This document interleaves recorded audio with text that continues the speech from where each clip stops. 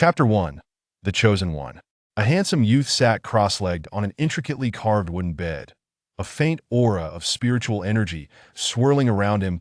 The boy possessed exquisite features, his skin pale, with a high-bridged nose and gently curved long eyelashes. Presenting an undeniably beautiful visage, his lustrous black hair was tied back with a white headband, with a few strands gracefully cascading down the sides of his face, embodying youthful exuberance. His rosy lips slightly parted.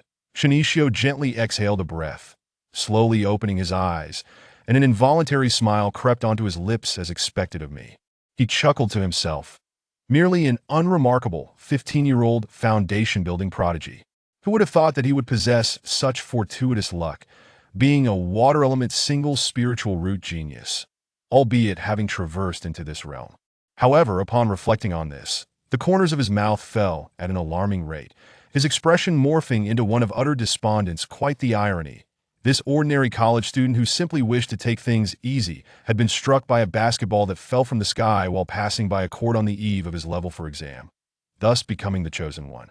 Who would have imagined that a basketball could be so fierce, knocking him out of existence? What enmity could possibly warrant such a fate? With a blank expression, Shinichio cursed inwardly. If he ever returned home, he would certainly confront that scoundrel on the basketball court. Rising to his feet, he adjusted his blue and white disciple robe and cast a cleansing spell upon himself. Just as he was about to step out, he collided head-on with his little junior sister, who came rushing towards him, nearly causing him to spit blood in surprise. Clearing his throat, Shinichio looked down at the 10-year-old girl clinging to him, bending down gently to inquire, "Junior sister, what is the matter? Why are you in such a flurry?" The little girl, with her twin buns, looked up at him, on the verge of tears. "Brother, you must hurry to the martial arts arena. Yan Shixiang is fighting again." Shinichio was taken aback. What? This mischievous child? He had just begun his foundation building, and his realm was still unstable. Could he not have 2 days of peace? He knelt down to pat the little girl's head, reassuringly. "Be good, junior sister, I will go now. Your brother, Yin, will surely be fine, so do not cry. I shall return promptly." Without delay, the youth soared through the air on his sword, racing towards the scene of the incident, apprehending the culprits in the act.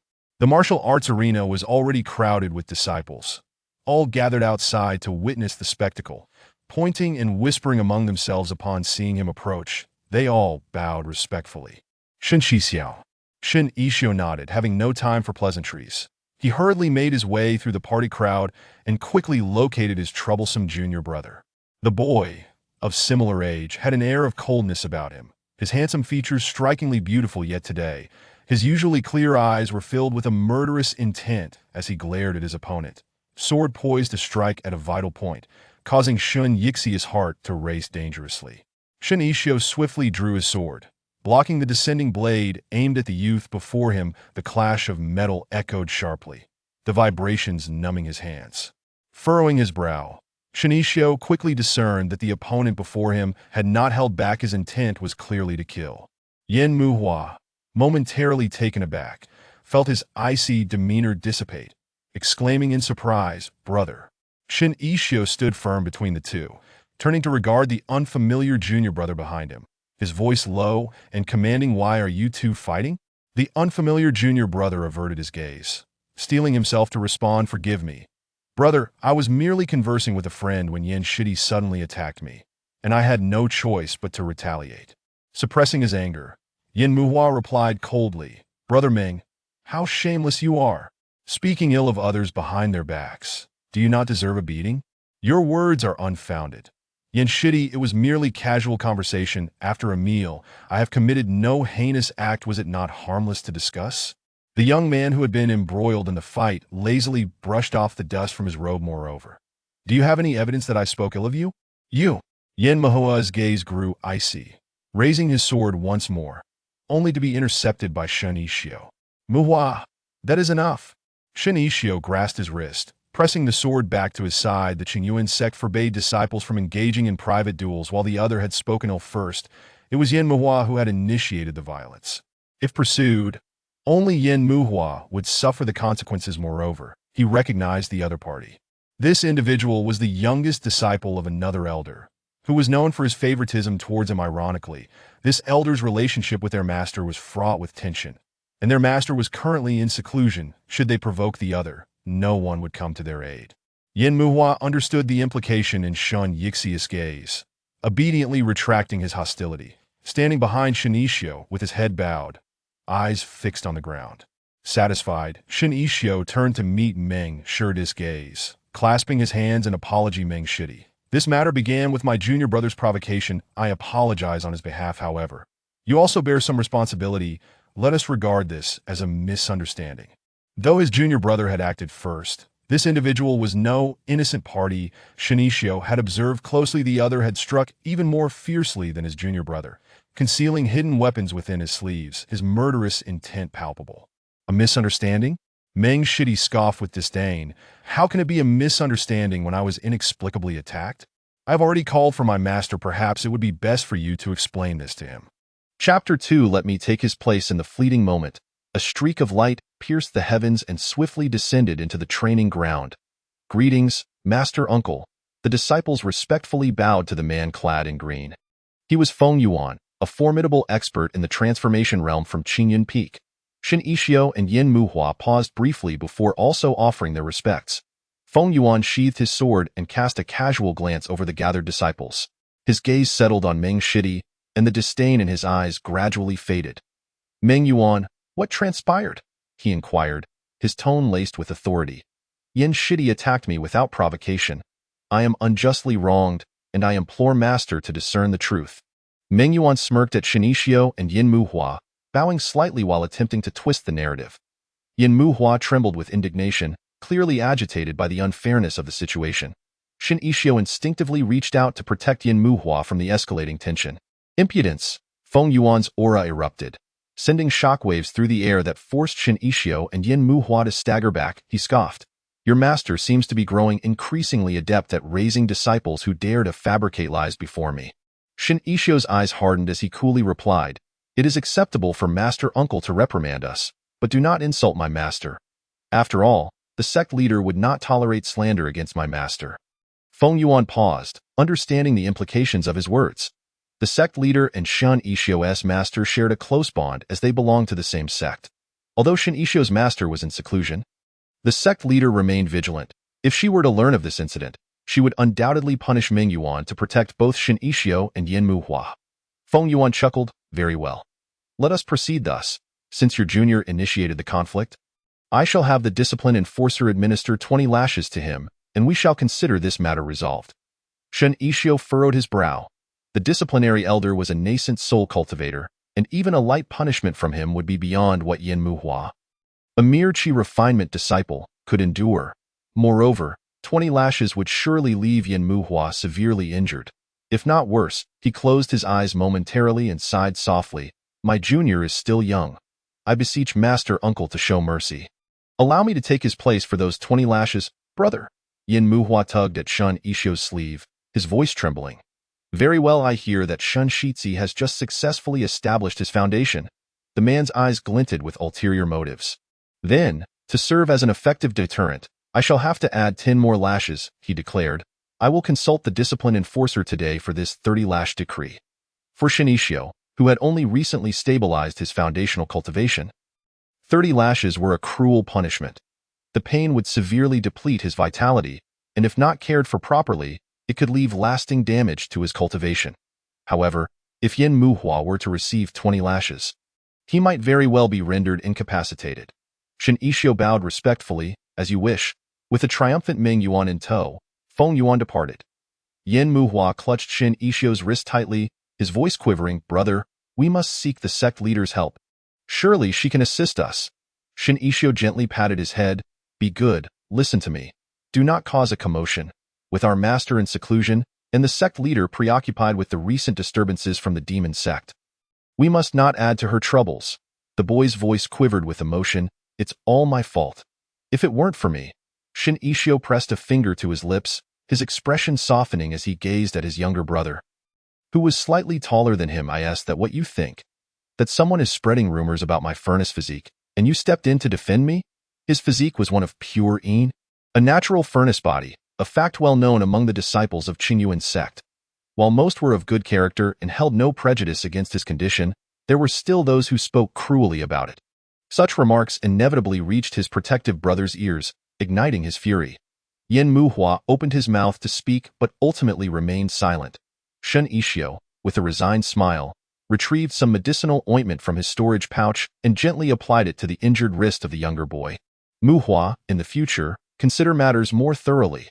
There will be times when your brother is not by your side, and you must learn to protect yourself.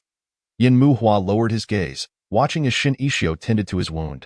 The young man's delicate features shone with a resolute elegance in his blue and white disciple robes, his presence striking and noble.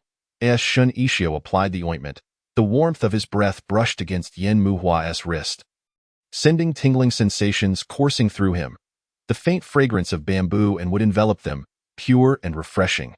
Just like Shin Ishio's character, as Yin Muhua's ears flushed a soft red, he felt a wave of unease wash over him. Once Shin Ishio finished applying the ointment, Yin Muhua finally responded, "All right." Despite their reluctance, the two brothers ultimately made their way to the discipline hall.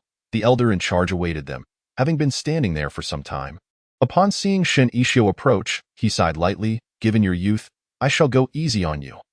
Most disciples of talent were well known, and Shin Ishio was undoubtedly among them, a figure much sought after within the sect.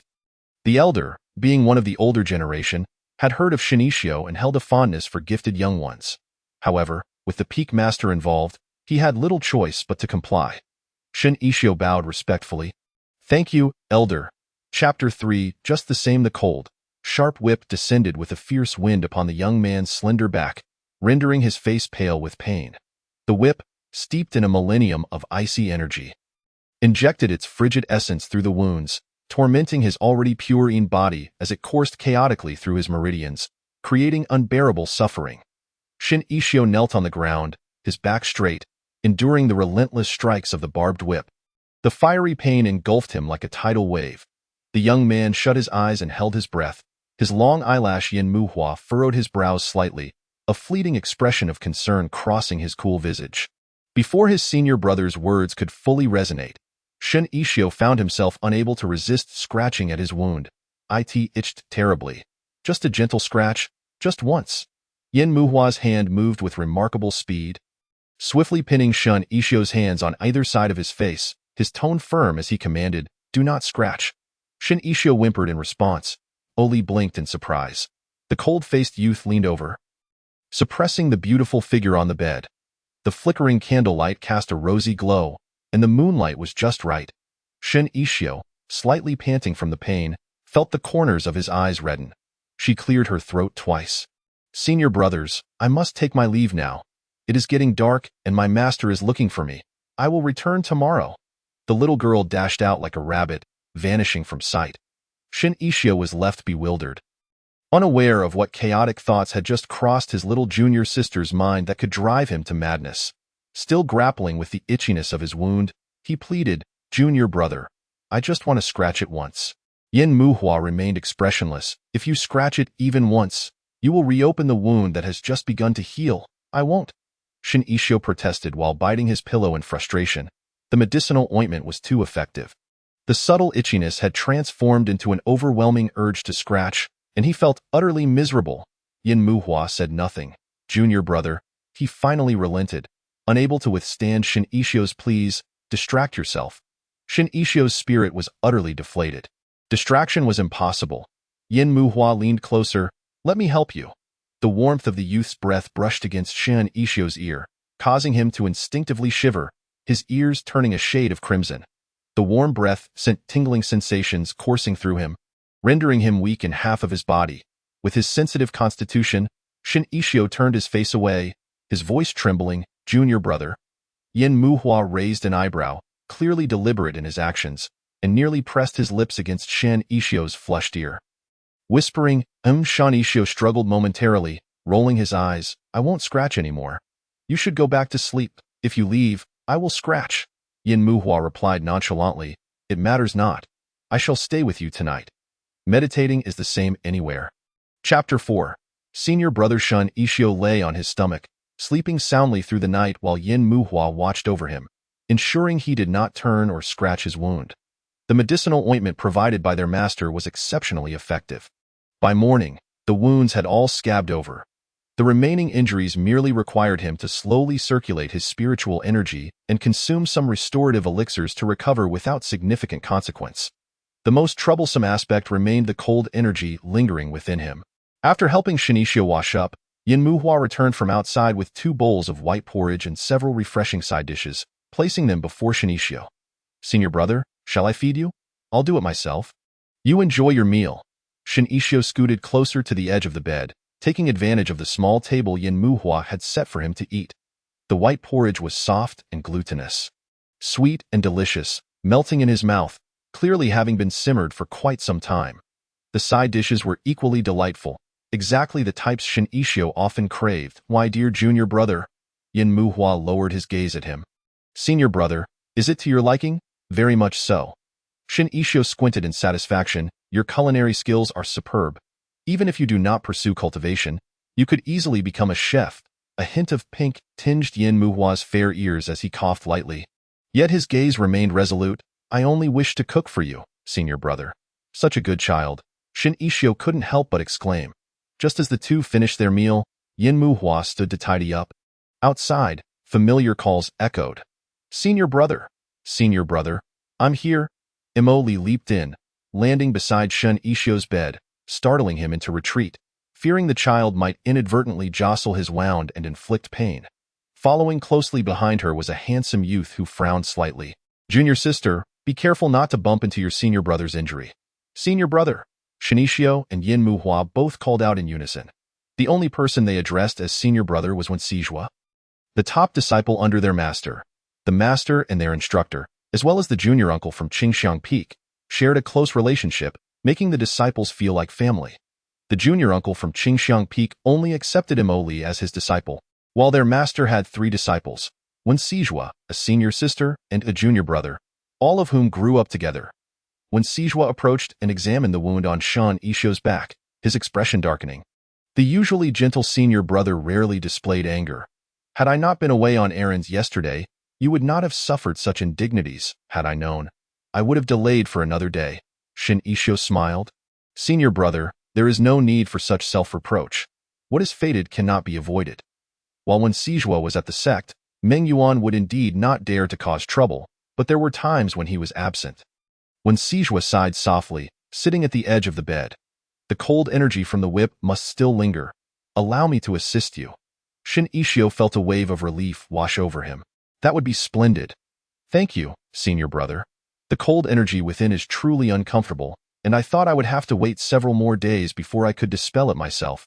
As he attempted to rise, the movement tugged at his waist wound, causing him to gasp and nearly tumble under the bed, but Wencijua caught him effortlessly.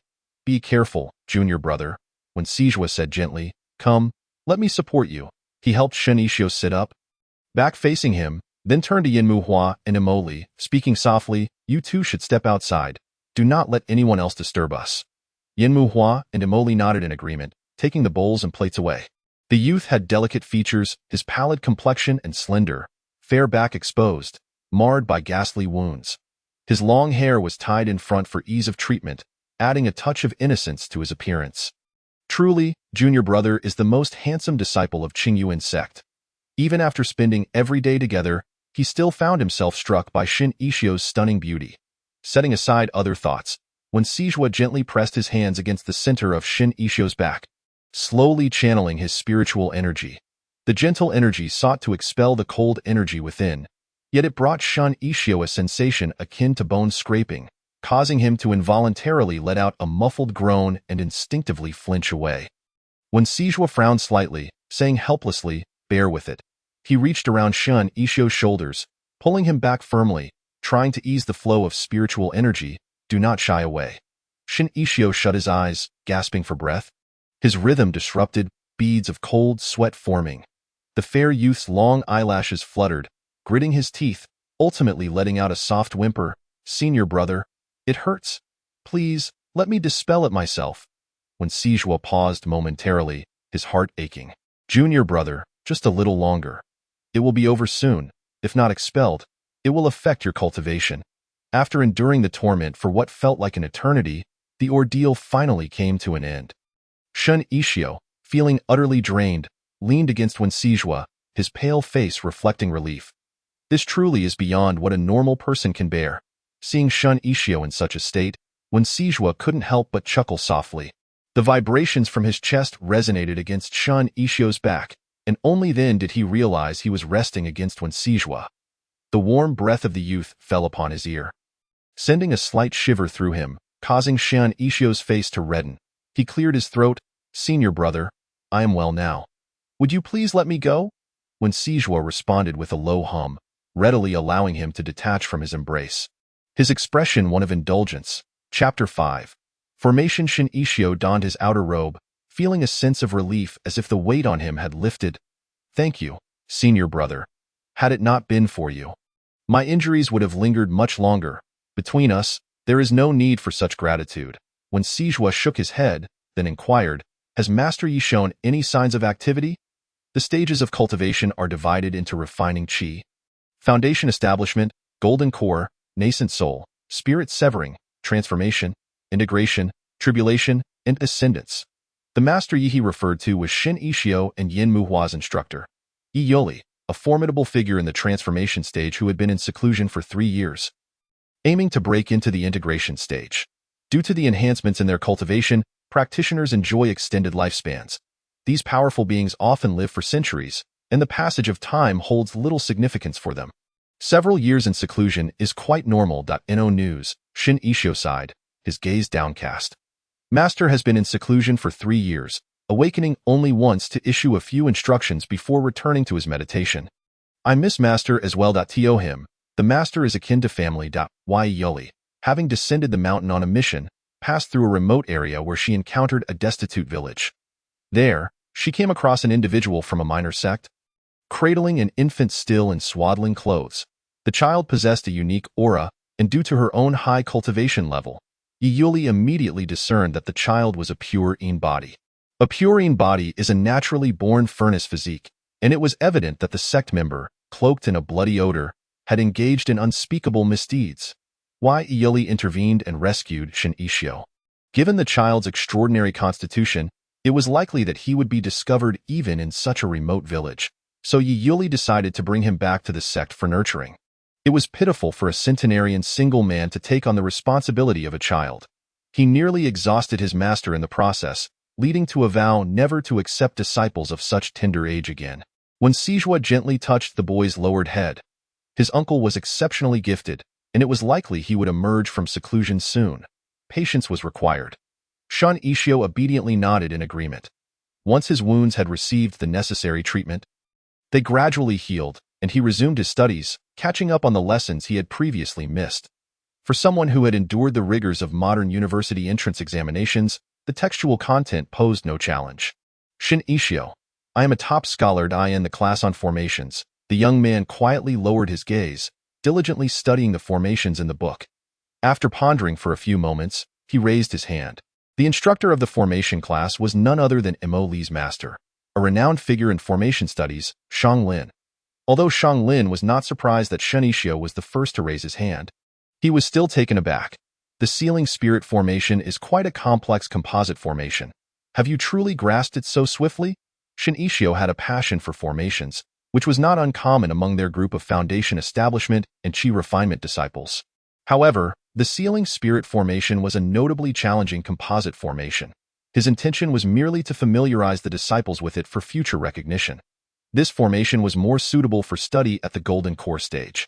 Shun Ishio bowed respectfully, a smile gracing his lips, indicating it was worth a try.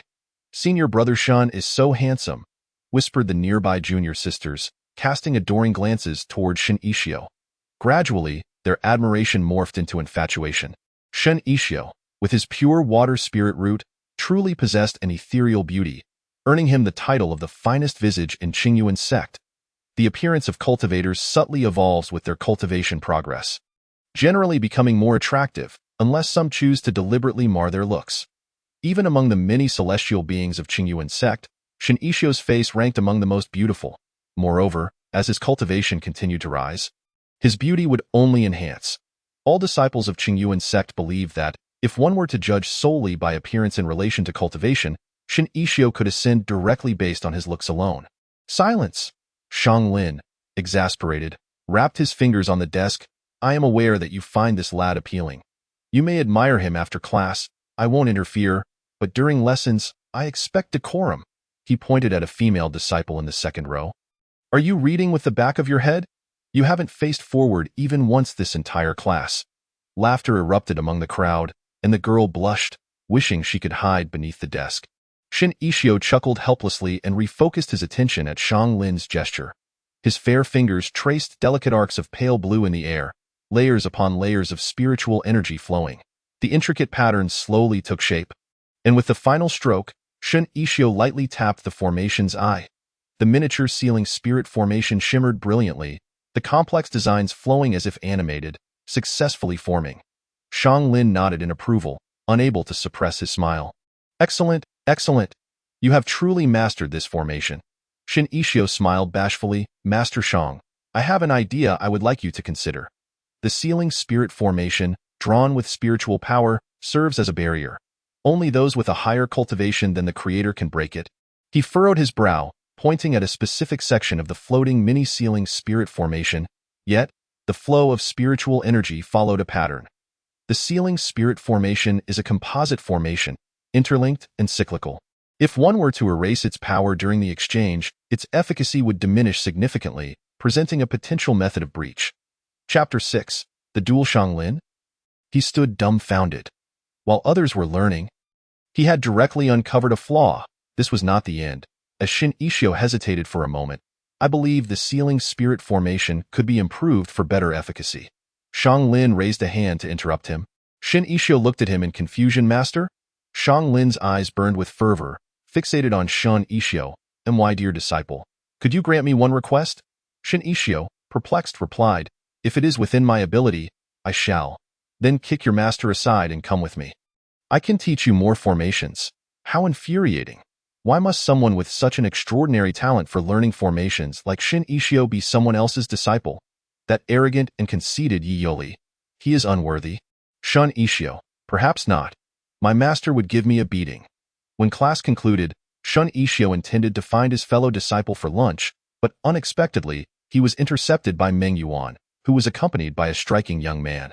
The young man bore an arrogant demeanor, seemingly dismissive of Shin Ishio. You are Shin Ishio? Shin Ishio replied coolly, Indeed. What is it? Do you wish to fight? The handsome young man was initially taken aback by Shin Ishio's appearance. His expression subtly shifting, and his tone softened, no longer as brash. Little beauty, why would I want to fight? I am merely curious about you and wish to spar. Undoubtedly, as a purine body, his looks were astonishing. Shin Ishio recognized the teasing undertone in his words and frowned, his expression turning frigid. If his memory served him correctly, this individual was the senior disciple of Fengyuan's sect and Meng Yuan's senior brother. Yin Rue. With dual fire and gold roots, he was 23 years old, had broken through to the foundation establishment stage 2 years prior, and was just now reaching the threshold of the mid-foundation establishment stage. How about now? Yin Rue stepped forward, mockingly scrutinizing Shin Ishio's delicate face, unable to resist reaching out to touch him. Junior brother Shin, your face is truly exquisite, befitting a furnace body. Before Shin Ishio could react, a handsome young man rushed over and swatted Yin Rue's hand away, his voice icy with fury. If you dare lay a hand on my brother, I will take your life. Humph, Yin Rue scoffed. His gaze fixed intently on Shin Ishio. Isn't a purine body merely a naturally born furnace physique? Shin Junior brother, why not become my Dao partner? It would spare you from today's ordeal. Meng Yuan. He forgets that Yin Rue is lecherous. Yin Muhua, incensed, nearly lunged at Yin Rue, only to be restrained by Shin Ishio's hand on his head, instantly looking pitiful. Brother. Shin Ishio patted his head, signaling him to remain calm, and then turned to face the two before him with a dispassionate gaze. I may be a purine body, but I am not a furnace and have no desire to become anyone's furnace. I implore you to maintain your self-respect. Yin Rue laughed dismissively, disregarding his words. A naturally born furnace body. Even if he is unwilling now, can he truly resist the allure of rapid cultivation advancement later? Furthermore, should other sects' powerful beings learn of his purine body, Who can guarantee that all powerful beings are virtuous? If someone seeks to capture him as a furnace, what then? Shin Ishio glanced at the surrounding disciples who had gathered to watch, leading his junior brother toward the martial arts arena outside the hall. Did you not wish to fight? Then let us proceed. Fight quickly. Do not delay my lunch with my junior brother. As they stepped onto the arena, a circle of onlookers had already gathered, most drawn by Shin Ishio's appearance, while others had come to witness the duel. Go, junior brother Shun. Several beautiful senior sisters cheered for him from below, their smiles radiant. Shin Ishio was momentarily taken aback, his ears flushed crimson. He cleared his throat and met Inrue's gaze. Come. Inrue cast a glance at the cheering senior sisters, a hint of jealousy flickering within him. He sneered, drawing his sword. The clash of blades rang out as metal met metal, the ear-piercing sound of their swords colliding reverberating through the air, waves of spiritual energy radiating from the point of contact. The sharpness palpable. The boy's tousled hair danced in the air, and he narrowed his eyes, deftly deflecting Inrue's sword, executing a beautiful flourish with remarkable speed. The tip of his sword aimed directly at Inrue's throat. Inrue stumbled back a few steps, a glint of shock flashing in his eyes. Is this person really that fast? He furrowed his brow, advancing with his sword to block and retaliate once more. Shin Ishio's figure danced upon the stage, seamlessly exchanging blows with his opponent, his robes billowing dramatically, resembling a magnificent white lotus in full bloom, each movement executed with utmost precision and grace. Yen Muhua initially harbored some concern for her senior brother. But as she watched, her worries dissipated, her attention captivated by the textbook-like postures of the young warrior. In a moment of defensive respite, Shin Ishio discerned a flaw in Inrue's technique, deftly sidestepping the thrust aimed at him, and striking the wrist of Inrue with the flat of his blade. Inrue cried out in pain, his grip faltering, causing his sword to clatter to the ground. Before he could retrieve it, the tip of Shin Ishio's sword pressed against his vulnerable neck. Shin Ishio cast a cold glance down at him and declared, Senior brother In, you have lost. Chapter 7. An unexpected find crouching on the ground. Inrue was momentarily taken aback. Shin Ishio glanced at him and then at Ming Yuan beside him, indicating that this matter was concluded. If you trouble me again, I shall show no mercy. Without a second glance at the two, he placed an arm around Yen Muhua's shoulder and said, Junior brother, let us depart. The other disciples parted to make way for them, their awe palpable in murmurs of admiration. Junior brother looks so handsome. Shin's senior brother is quite impressive, but senior brother In is in the mid-stage of foundation building. As Shin Ishio listened to the accolades that surrounded him, the tips of his pale ears flushed a shade of crimson once more. He averted his gaze, unable to meet the eyes of the sister beside him, and quickened his pace, prompting laughter from the sisters behind them. Don't be shy, junior brother. Why are you running so fast? Yen junior brother is quite adorable too. Come, let me pinch your cheeks. Yen Muhua, hearing this, could only feel a sense of helplessness as he hurriedly followed his senior brother out of the crowd. All right, enough of that. Both junior brothers are blushing. Another sister playfully scolded, giving her companion a light tap on the head. Finally escaping the throng, Shin Ishio and Yen Muhua sighed in relief. The enthusiasm of their senior and junior sisters was truly overwhelming. They had nearly been unable to extricate themselves. Brother, you are so formidable. Yen Muhua's eyes sparkled with admiration as he gazed at him. Theo defeats someone in the mid-stage of foundation building at such an early stage. Shin Ishio was quite pleased with the adoration reflected in his gaze, his mood lifting considerably. Nevertheless, he gently ruffled his junior brother's hair, reminding him, the foundation building stage is not particularly high. The differences among cultivators are not vast. Practical combat skills can bridge the gap. As your cultivation progresses, crossing realms will become increasingly challenging. With more practice, you too can become quite powerful. Yen Muhua nodded earnestly, yes. The 14-year-old boy, with his fair and charming visage, still bore the traces of youth. Shin Ishio could not resist the urge to affectionately tousle his hair, sighing contentedly, a child raised with care is truly obedient. Why Yoli had raised Shin Ishio, resolutely refusing to take on younger disciples thereafter. However, fate intervened. During one outing with Shin Ishio, they stumbled upon a small village engulfed in flames. A small child sat outside a home, filthy and crying pitifully. Shin Ishio pleaded with his master to save the child. and they brought Yin Muhua back to Qingyuan sect. Yet, Yi Yili was adamant about not taking him as a disciple, just 5 years old. Yin Muhua was far too young, and Shin Yixio was a handful in himself. He had no intention of taking on another little one. Considering Yin Muhua's tender age and the sect's reluctance to accept such young children, Shin Yixio resolutely vowed to his master that he would look after Yin Muhua, which finally persuaded Yi Yili to reluctantly accept him. Why does it seem like a buy one, get one free deal? Shin Yixio indeed did not trouble Yi Yili much. Both little ones managed well on their own, even helping with chores and errands, thus easing Yi Yili's burden.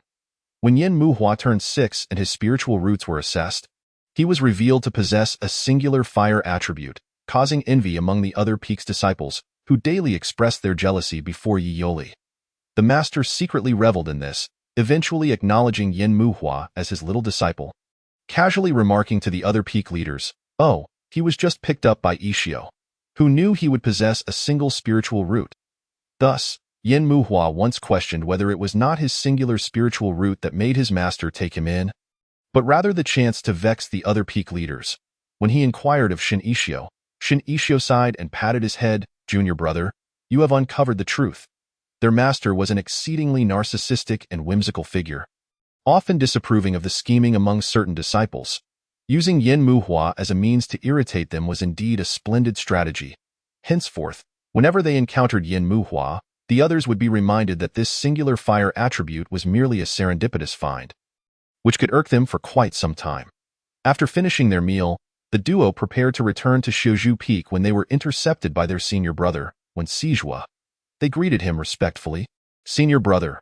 Wen Sijua responded warmly, "Come sit with me for a moment. I have something to discuss." "What is it?"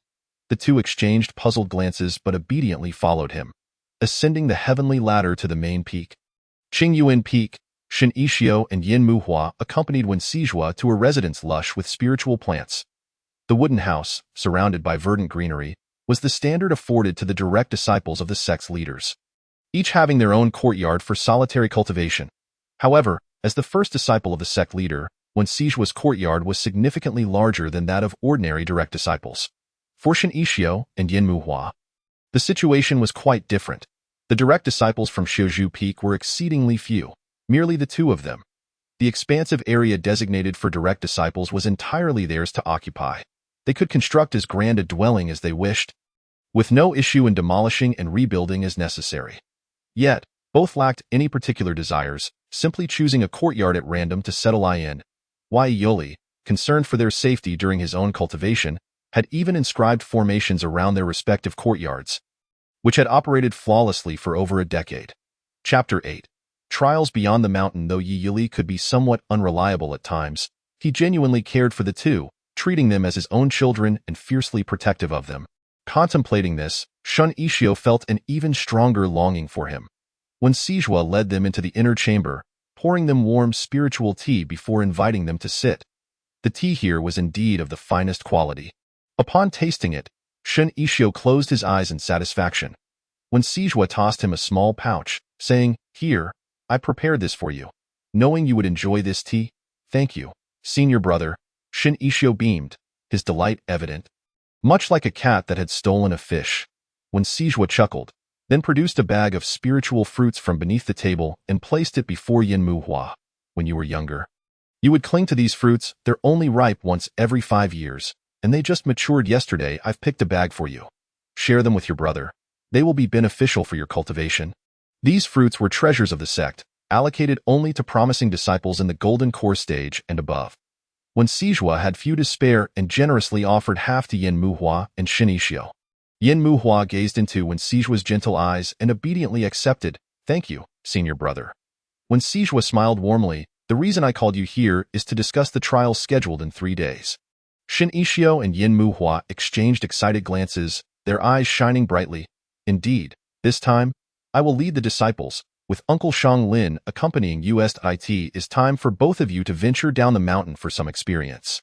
When Sijua refilled their tea, "This trip will not entail many tasks. The group will consist primarily of disciples in the qi refining and foundation building stages. Just stick close to me." "Understood," they nodded in unison. 3 days later, when Sijua stood at the foot of the sect's heavenly ladder, a smile gracing his lips as he spotted Shin Ishio and Yin Muhua approaching. "Come here. I have some introductions to make." Alongside Wen Sijua and Uncle Shang Lin were three others, a boy and two girls, all appearing quite youthful. To their surprise, Emoli, the younger disciple, was among them, one of the two girls. Wen Sijua affectionately patted Emoli's head. "Little junior sister, you all know her. She is at the 7th level of Qi refining." Oli rushed forward to embrace Shin Ishio's waist, calling out affectionately, "Senior brother." Shin Ishio chuckled softly, replying, "Mm." Beside them, Yin Muhua's expression shifted slightly, his gaze lowering to conceal the envy in his eyes. He too wished to embrace his senior brother, but now that he was older, 13 years, he found no reason to do so. When Sijua then patted the shoulder of the boy. Yue, at the 9th level of Qi refining, is 5 years older than Ishio, but he entered the sect later than Muhua, making him your junior brother. Yue smiled shyly at them. "Hello, senior brothers." The fact that a junior younger than them called them senior brothers made Shin Ishio and Yin Muhua feel somewhat awkward, prompting them to insist he simply call them by their names. "This young lady is your senior sister, Hong Ling, in the early stage of foundation building." When Sijua smiled at the girl, Hong Ling, spirited and lively, greeted Shin Ishio and Yin Muhua enthusiastically, her eyes sparkling. "Shin junior brother, you truly are the beauty of Qingyuan sect. May I have the fortune to touch your face?" Shin Ishio, senior sister. "Oh, I was just teasing." The girl's laughter chimed like silver bells. "Don't worry, junior brothers. I will protect you when we descend the mountain." A few individuals found themselves in a predicament. Shin Ishio, accompanied by Yin Muhua, exchanged greetings with Master Shang Lin, and the group proceeded to descend the mountain towards Qing City, all the while engaging in cheerful conversation and laughter.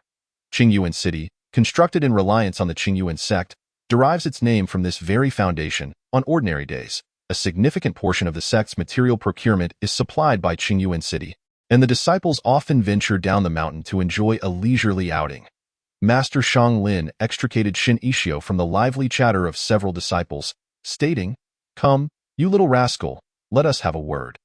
Shin Ishio instinctively replied, "I won't switch masters." Shang Lin, amused yet irritated, playfully rapped Shin Ishio on the head, causing him to yelp in pain. "You little brat." Initially, he had intended to discuss the intricacies of formation studies with the young lad.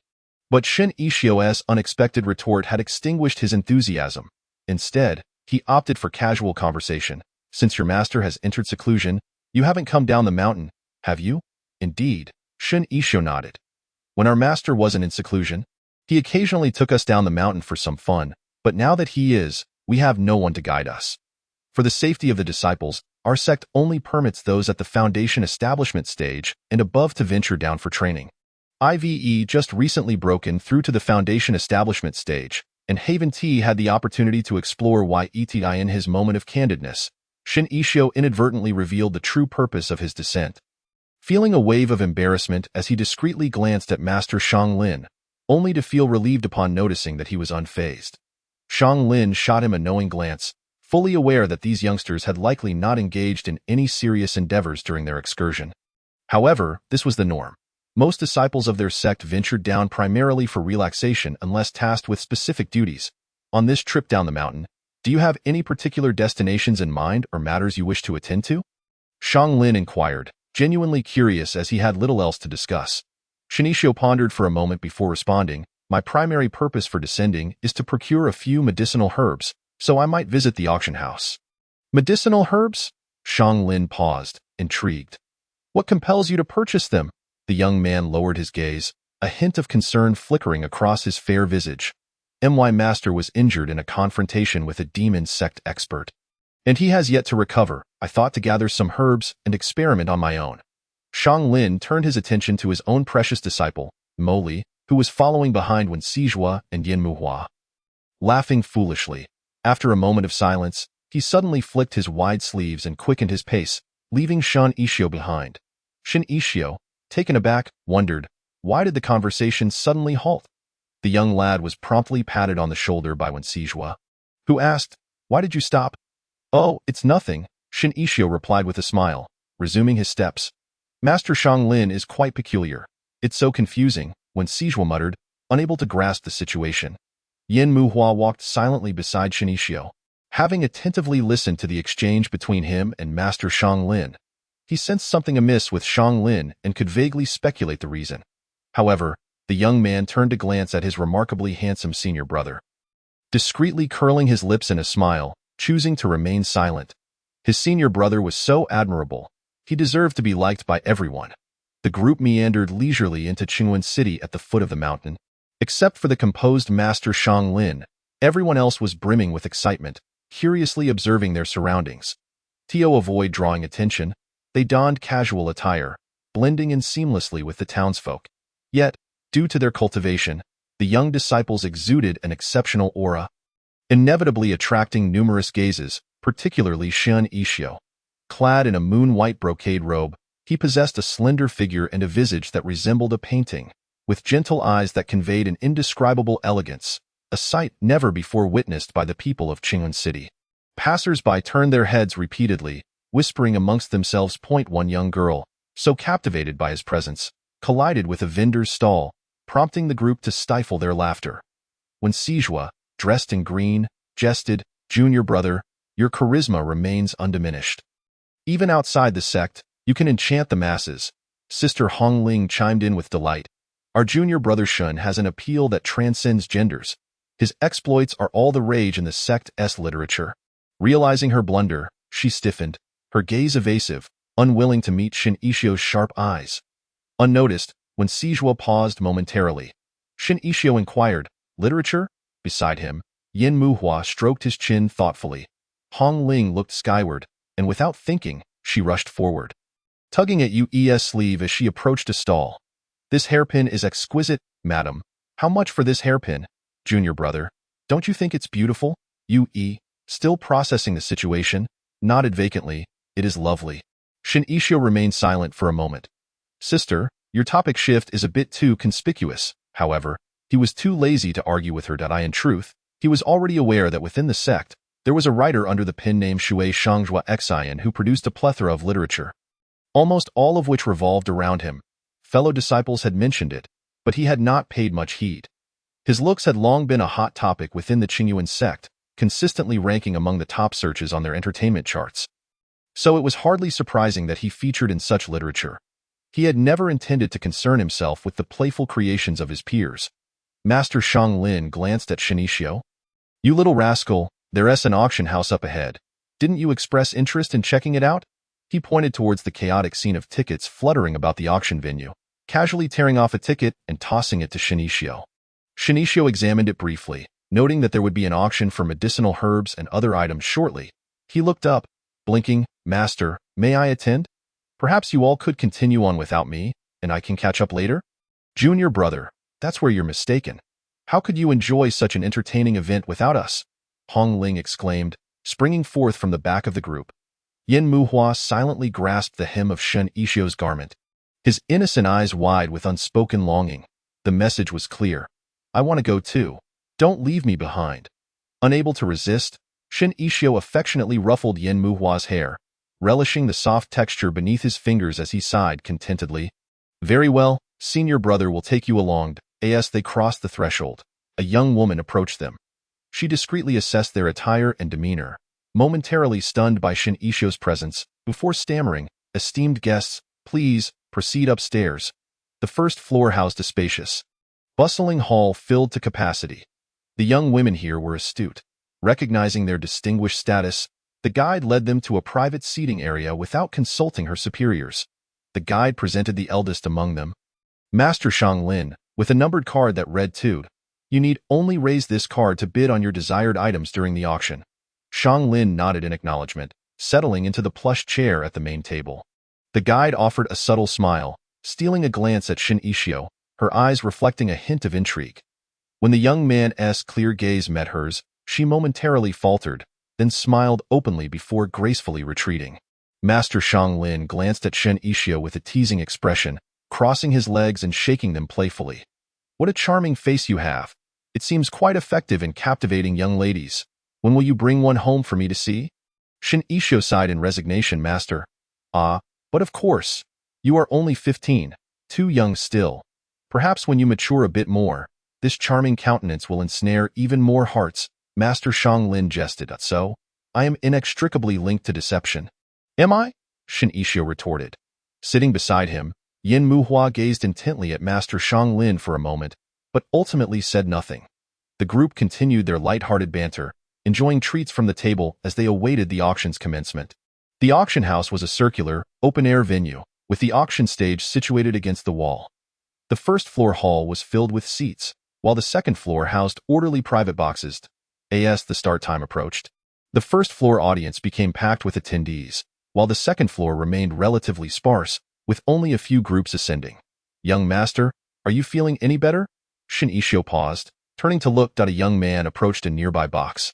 His aura unstable, and the fluctuations of his spiritual energy chaotic, indicating that he was unwell. The curtain of the box was only half drawn, and the youth, adorned with a tightly wrapped sword at his waist, was accompanied by a concerned attendant. Sensing something amiss, the young man cast a fleeting glance at the curtain and replied, I'm fine, as if fate had conspired against him. Just as he spoke, he suddenly felt the poison within him flare up again, causing a tumultuous upheaval of spiritual energy within. A wave of excruciating pain washed over him, and he collapsed before the crowd. Young master, the attendant exclaimed, dropping to his knees to assess his master's condition. The cool, composed youth gasped for breath, managing to utter, medicine. The attendant hastily reached out, retrieving a pill bottle, and upon opening it, his countenance fell. Tears brimming in his eyes as he lamented, Young master, the medicine is gone. The commotion from outside the curtain permeated into the private room, causing Shin Ishio to hesitate momentarily before locking eyes with Lin, who nodded in affirmation. Without further delay, Shin Ishio lifted the curtain and stepped outside. The youth sprawled on the ground bore an exquisite visage, adorned with a blue rune upon his forehead. His brows knitted in agony. His eyes tightly shut, he trembled incessantly. The young master's attendant was on the verge of tears.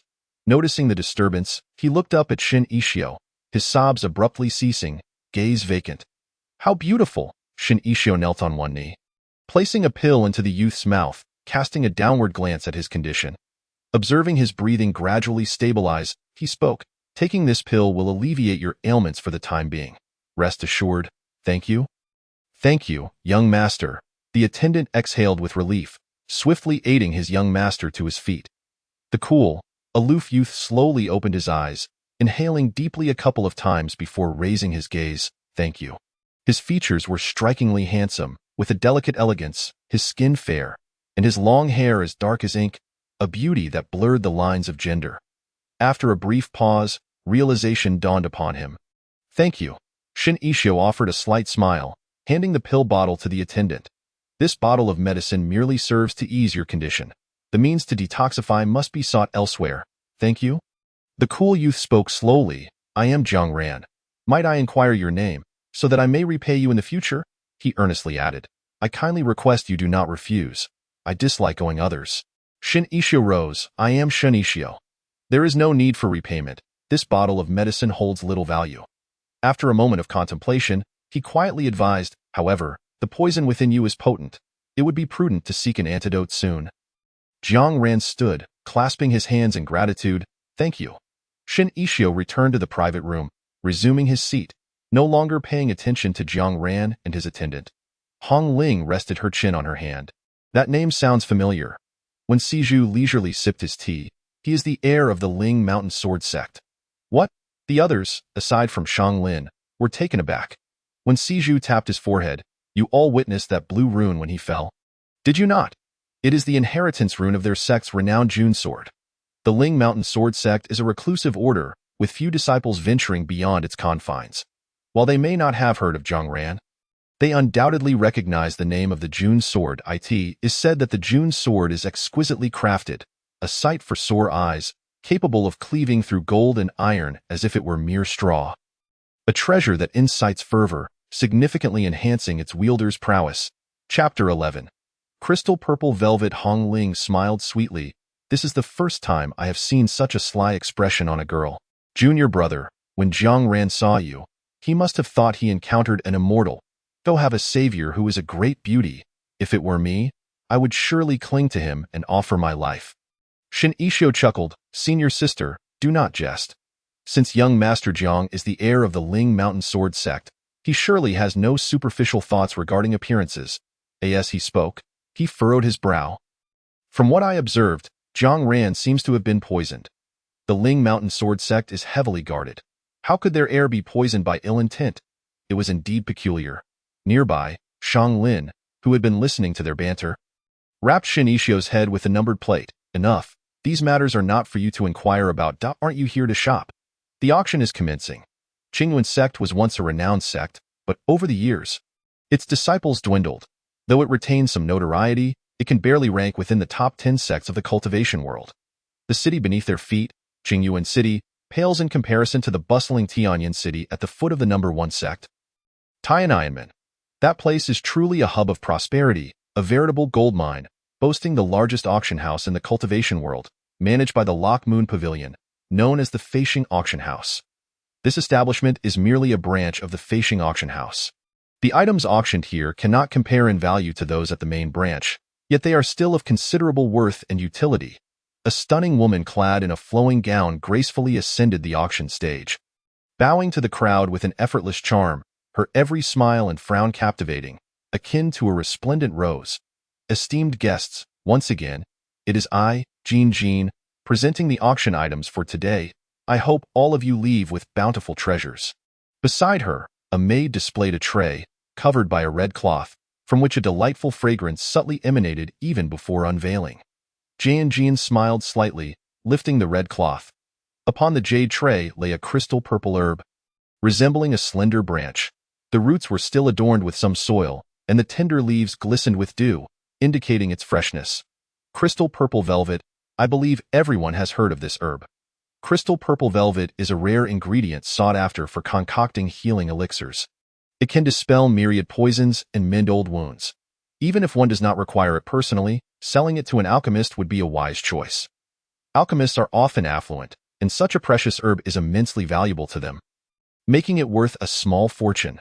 Selling it to them or leveraging it for favors is an excellent avenue. Shin Ishio's eyes widened, brimming with desire, sparkling as if illuminated. Isn't this the exact herb my master requires for healing? What a fortunate encounter! Jean smiled. The starting bid is 1,000 crystal coins. A mere 3 crystal coins equate to the price of a candied hawthorn, so 1,000 crystal coins is not excessive. However, this is merely the opening bid. 30,000 crystal coins, 50,000 crystal coins. As the bids escalated, the price soared to 300,000. Shin Ishio calculated his modest savings, estimating he possessed around 700,000. This was the allowance his master had bestowed upon him and his junior brother. Wei Yuli, a highly skilled practitioner and the master of a peak, had been generous with the resources allocated to him.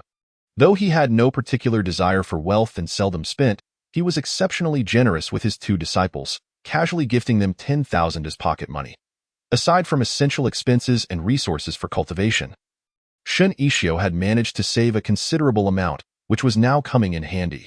After a moment's contemplation, he raised his bidding plate. 400,000 crystal coins. The private room erupted into astonishment. Junior brother, you are quite the hidden gem, Hong Ling exclaimed, her eyes nearly popping out in shock.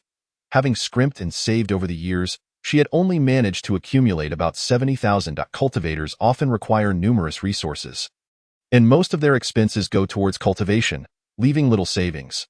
Wen Siju was equally astonished. As the eldest disciple of the sect leader, he too had received generous support, yet his total savings barely reached 500,000. Shang Lin raised an eyebrow. Your master treats you well. Shin Ishio chuckled softly. Indeed, master is exceedingly kind to us. You are well aware of his nature. Aside from purchasing necessities, he hardly spends. He lifted his gaze, a playful smile gracing his fair face. Moreover, have you all forgotten my other identity? The others were perplexed, but when Siju suddenly recalled something, hesitating briefly, are you? Yin Muhua poured tea for Shin Ishio, calmly stating, an alchemist. Acquiring herbs for alchemy is typically a means for honing one's skills. When one produces too many elixirs that they and those around them cannot consume, they sell them, accumulating considerable wealth over time. Gradually, his little treasury began to swell. Younger brother, Yui exclaimed with brightened eyes, I often wish to buy elixirs but have difficulty accessing alchemists. If I require some, may I purchase them from you? Shin Isho nodded, certainly. You may also buy your foundation building pills from me at half the market price. Chapter 12. 1,000 gold is hard to buy a younger brother's smile. UE. What a stroke of good fortune. Thank you, Brother Shen. Hong Ling blinked, her fingers tapping together, looking pitiful. You wouldn't favor one over the other, would you, brother? Shin Isho chuckled softly. Of course not. Senior sister is included as well. Satisfied, Hong Ling replied, good. Senior sister will look out for you. Shang Lin paused subtly, expressionless as he wrapped Shin Isho's head with his fingers. How come I was unaware of this talent of yours? All these gifted disciples. Shin Isho winced, narrowing his eyes in pain, looking innocently at Shang Lin. Uncle, you never inquired. Before Shang Lin could continue his reprimand, Shin Isho's bid of 400,000 was surpassed. 450,000. Yin Muhua turned to the source of the voice from the adjacent private room, aware that Zhang Ran, the heir of the Ling Mountain Sword Sect, was seated there. Shin Isho pondered for a moment. Zhang Ran must need the crystal purple velvet for detoxification.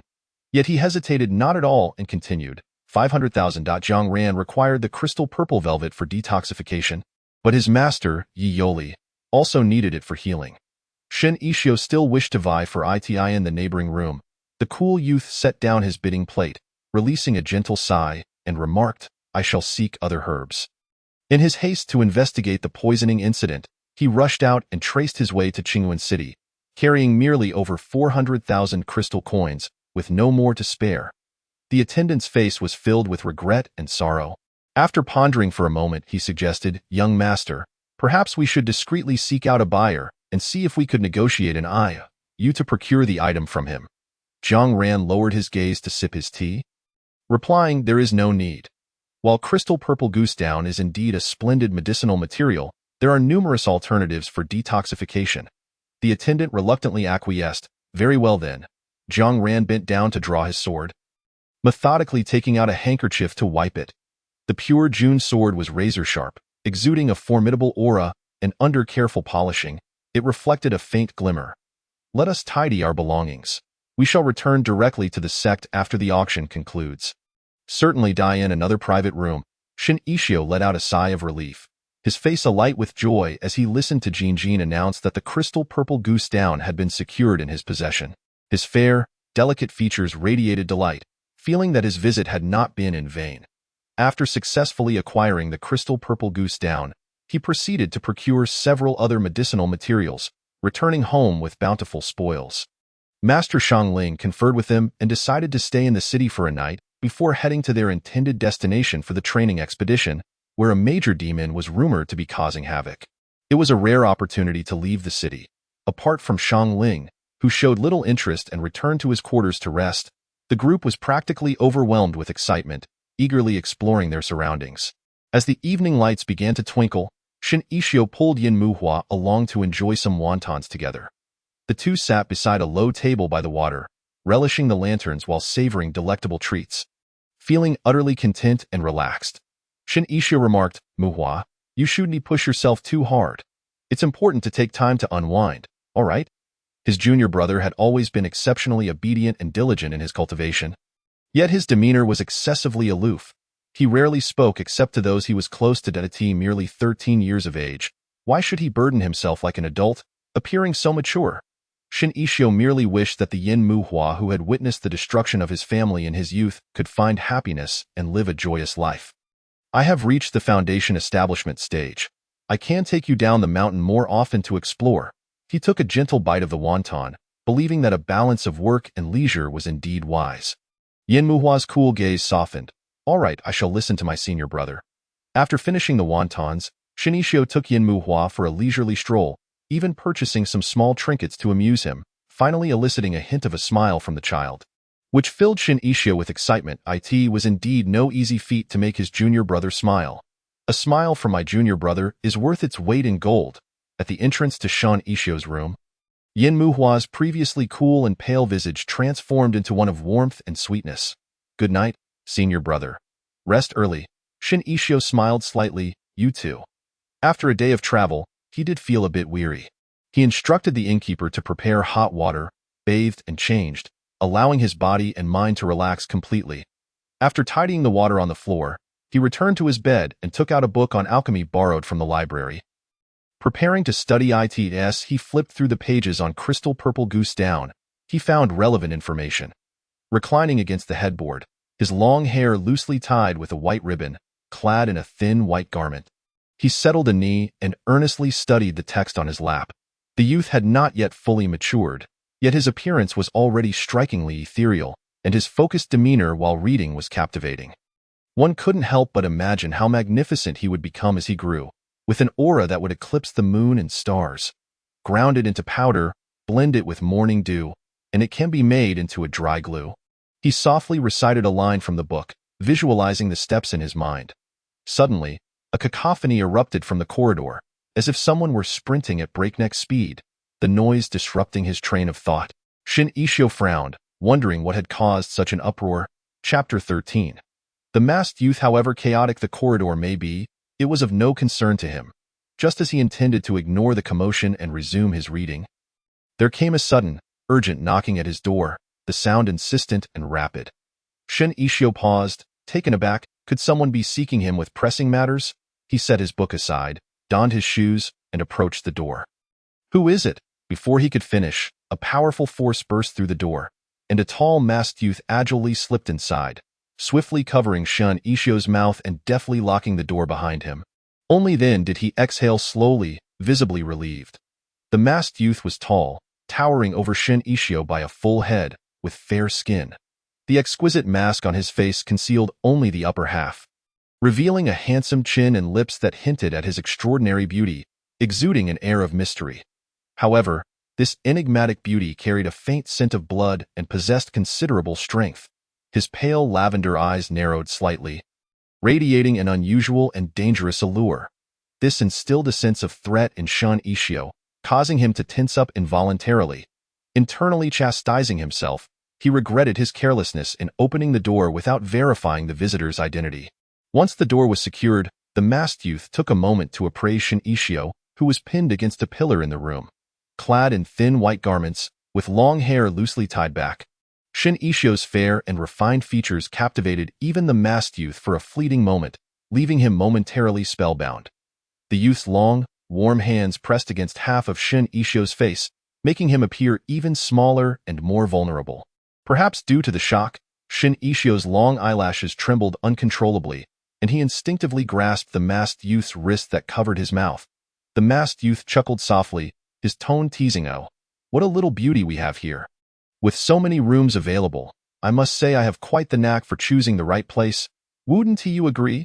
Shin Ishio furrowed his brow, coldly fixing his gaze on the masked youth, a murderous aura enveloping him. "Oh, I am by Qingjing. I apologize for the intrusion. I hope you can forgive me."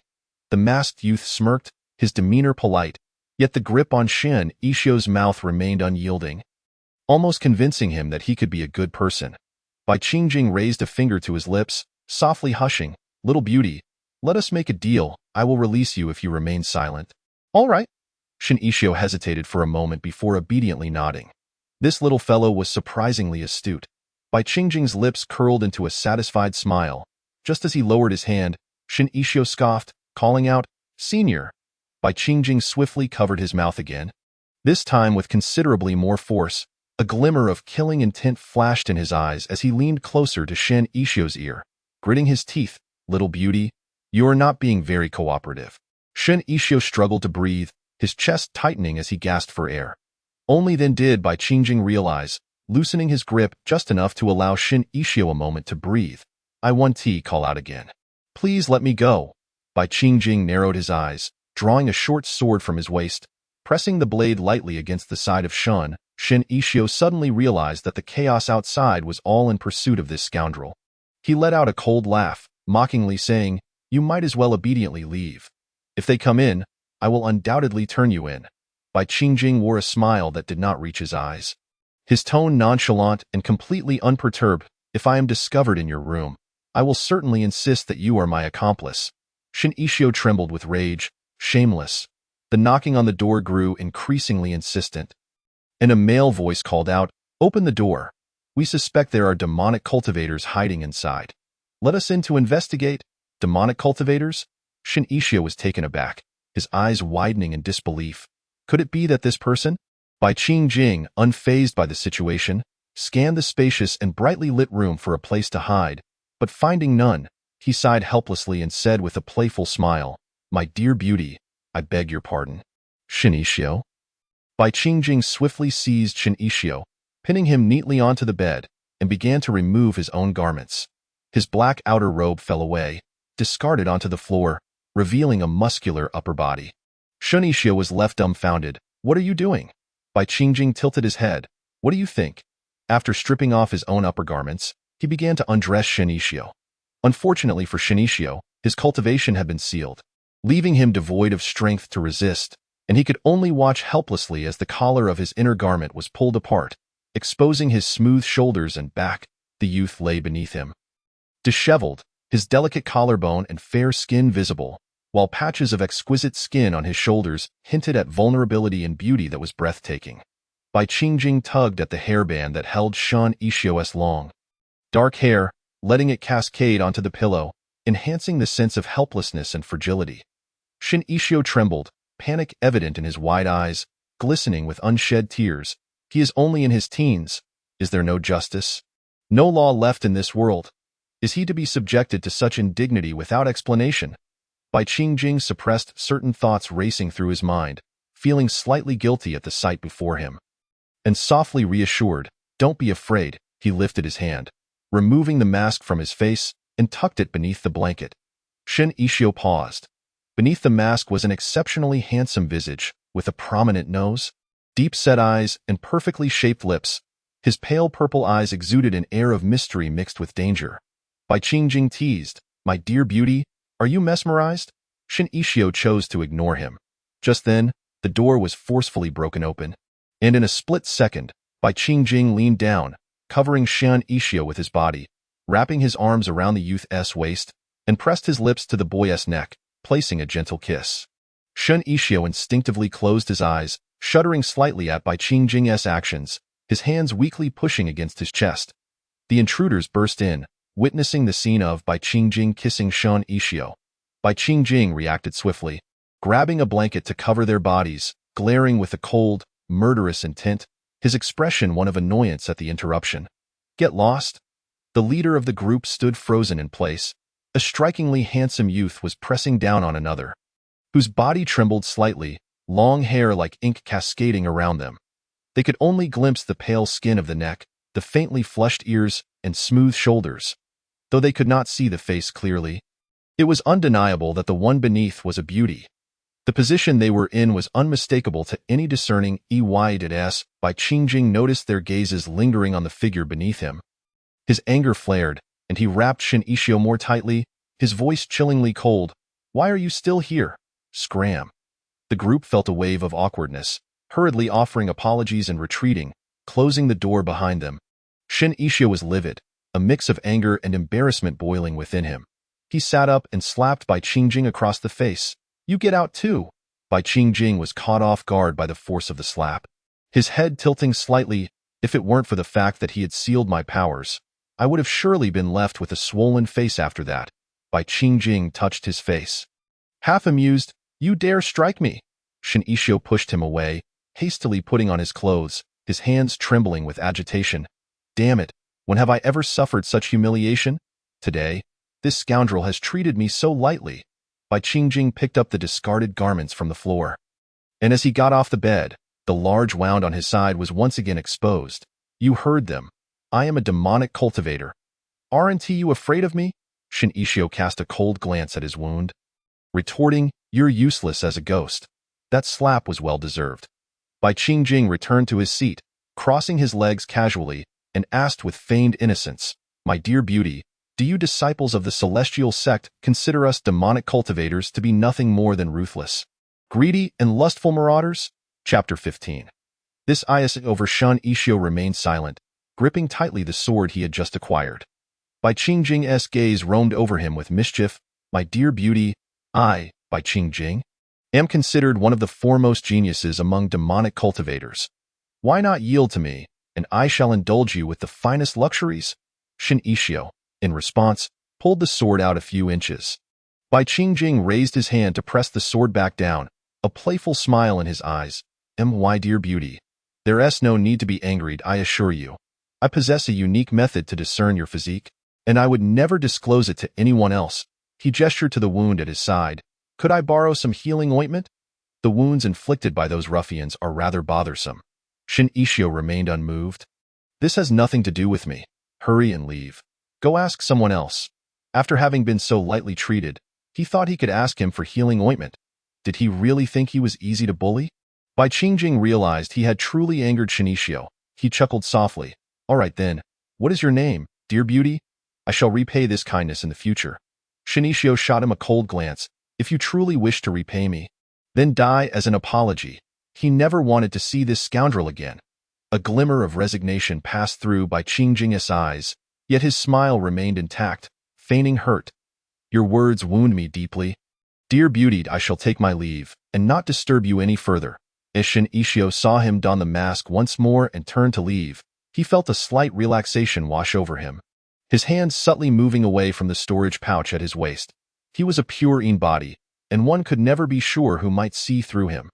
Thus, his storage pouch contained many life-saving items provided by Yi Yuli, as well as various lethal weapons. If Bai Qingjing truly intended to harm him, he would surely ensure that the scoundrel would not leave alive. Just as he shifted his hand away, Bai Qingjing swiftly turned and seized both of Shun Ishio's wrists, pinning him back onto the bed with a force that was both strong and unyielding, causing Shun Ishio to wince in pain. He let out a soft grunt, his body tensing. Let go. He was shocked. When had Bai Qingjing discovered his intentions? Bai Qingjing lazily looked down at him. Dear beauty, you slapped me. Shouldn't I take something in return? He leisurely scanned Shin Ishio's entire body, finally fixating his gaze on the youth's long, fair neck.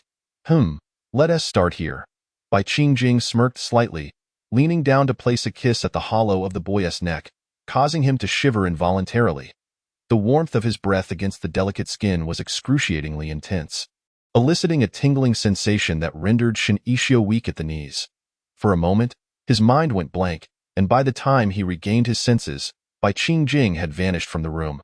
Slipping away through the window, upon the bed lay several elixir vials that had fallen from his storage pouch, with one vial of healing medicine noticeably missing, indicating that the scoundrel had rifled through his belongings and made off with his elixirs, while leaving the other items untouched. Shin Ishio gritted his teeth in fury. Bai Qingjing, I will remember this, you absolute scoundrel. This is far from over. The next day, when Siju furrowed his brow, quietly asking Yin Muhua, Muhua, what on earth is wrong with your senior brother today? Yin Muhua shook his head gently. I don't know either. He took a sip of tea. Since this morning when he left, he hasn't said much, and his expression is particularly grim. The two subtly glanced over. Shin Ishio sat silently, sipping tea, his demeanor icy, his eyes slightly red. As if he had been wronged, he lifted a hand to touch the places on his neck that had been kissed twice the previous night, the lingering warmth making his expression even more displeased. Bai Qingjing, may I never encounter this scoundrel again. The group gathered their belongings and made their way towards a village outside the city. When Siju tapped Shin Ishio on the head, Junior brother, what's bothering you today? You seem rather downcast. He hadn't seen Shin Ishio smile all morning. Shin Ishio replied in a muffled tone, It's nothing. Speaking of it would be futile. Could he confess to his senior brother that he had been lightly treated by a demonic cultivator? Could he? Yin Muhua frowned with concern, raising his gaze to him. Senior brother, you shouldn't bottle up your worries. Shin Ishio paused, reaching out to pat Yin Muhua's head, and sighed softly. All right. The youth's cool cheeks flushed with a faint hue. Senior brother, I'm already 13. Please stop patting my head. I want to grow any taller. If his senior brother kept patting his head every day, what if he never grew taller? Shin Ishio chuckled. You little rascal, what are you going to do if I touch you? Yin Muhua turned his face away, muttering, What else can be done? Of course, I can only endure it. In truth, he rather enjoyed his senior brother's affectionate pat on the head. Yet he yearned to grow up quickly and did not wish to be seen as a child by his brother. He desired to stand side by side with his senior, rather than always being protected from behind. Shang Ling walked ahead, glancing back at them with a nonchalant expression. We've arrived at Yushui Town. Chapter 16. Water Demon Yushui Town is a village nestled around Qingyuan City, within the territory of the Qingyuan sect. Towns within the Qingyuan sect's domain typically send word to the sect for assistance when faced with powerful demons or natural disasters, making it a significant source of daily tasks for the sect. However, this time, the letter indicated that the demon in question was a water demon of unknown strength, which had claimed many lives. This water demon was considerably stronger than the usual mischievous minor demons. Thus, it was included in a training mission led by Uncle Xiangling. Though labeled as training, the bulk of the task still fell on Xiangling's shoulders. While the disciples were primarily there to lend a hand and broaden their horizons, in truth, a water demon should not necessitate the involvement of a distraction phase expert like Uncle Xiangling. His presence was more to protect this group of disciples. Uncle Xiang, why is there no one on the streets? When Siju furrowed his brow and asked in a hushed tone.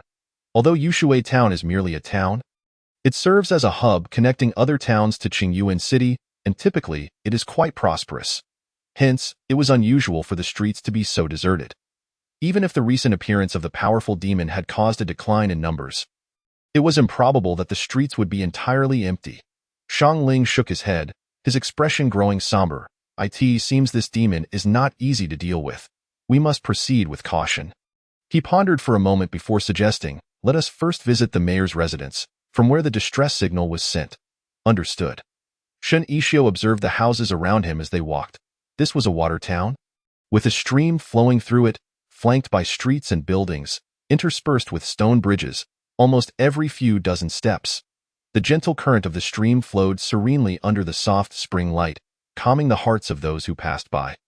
If it weren't for the knowledge of a powerful demon lurking nearby, they would undoubtedly consider it a delightful place. Oli, the junior sister, looked around curiously and moved closer to Xiangling, tightly gripping his sleeve. Master, she called. Xiangling's expression softened as he raised his hand to ruffle the little girl's hair. Don't be afraid. I am here. A few of them were touched by the bond between Uncle Xiangling and the junior sister when suddenly, Uncle Xiang glanced back casually, his tone indifferent. Your brothers are all here. If the demon arrives, just toss those three over, and we will make a hasty retreat.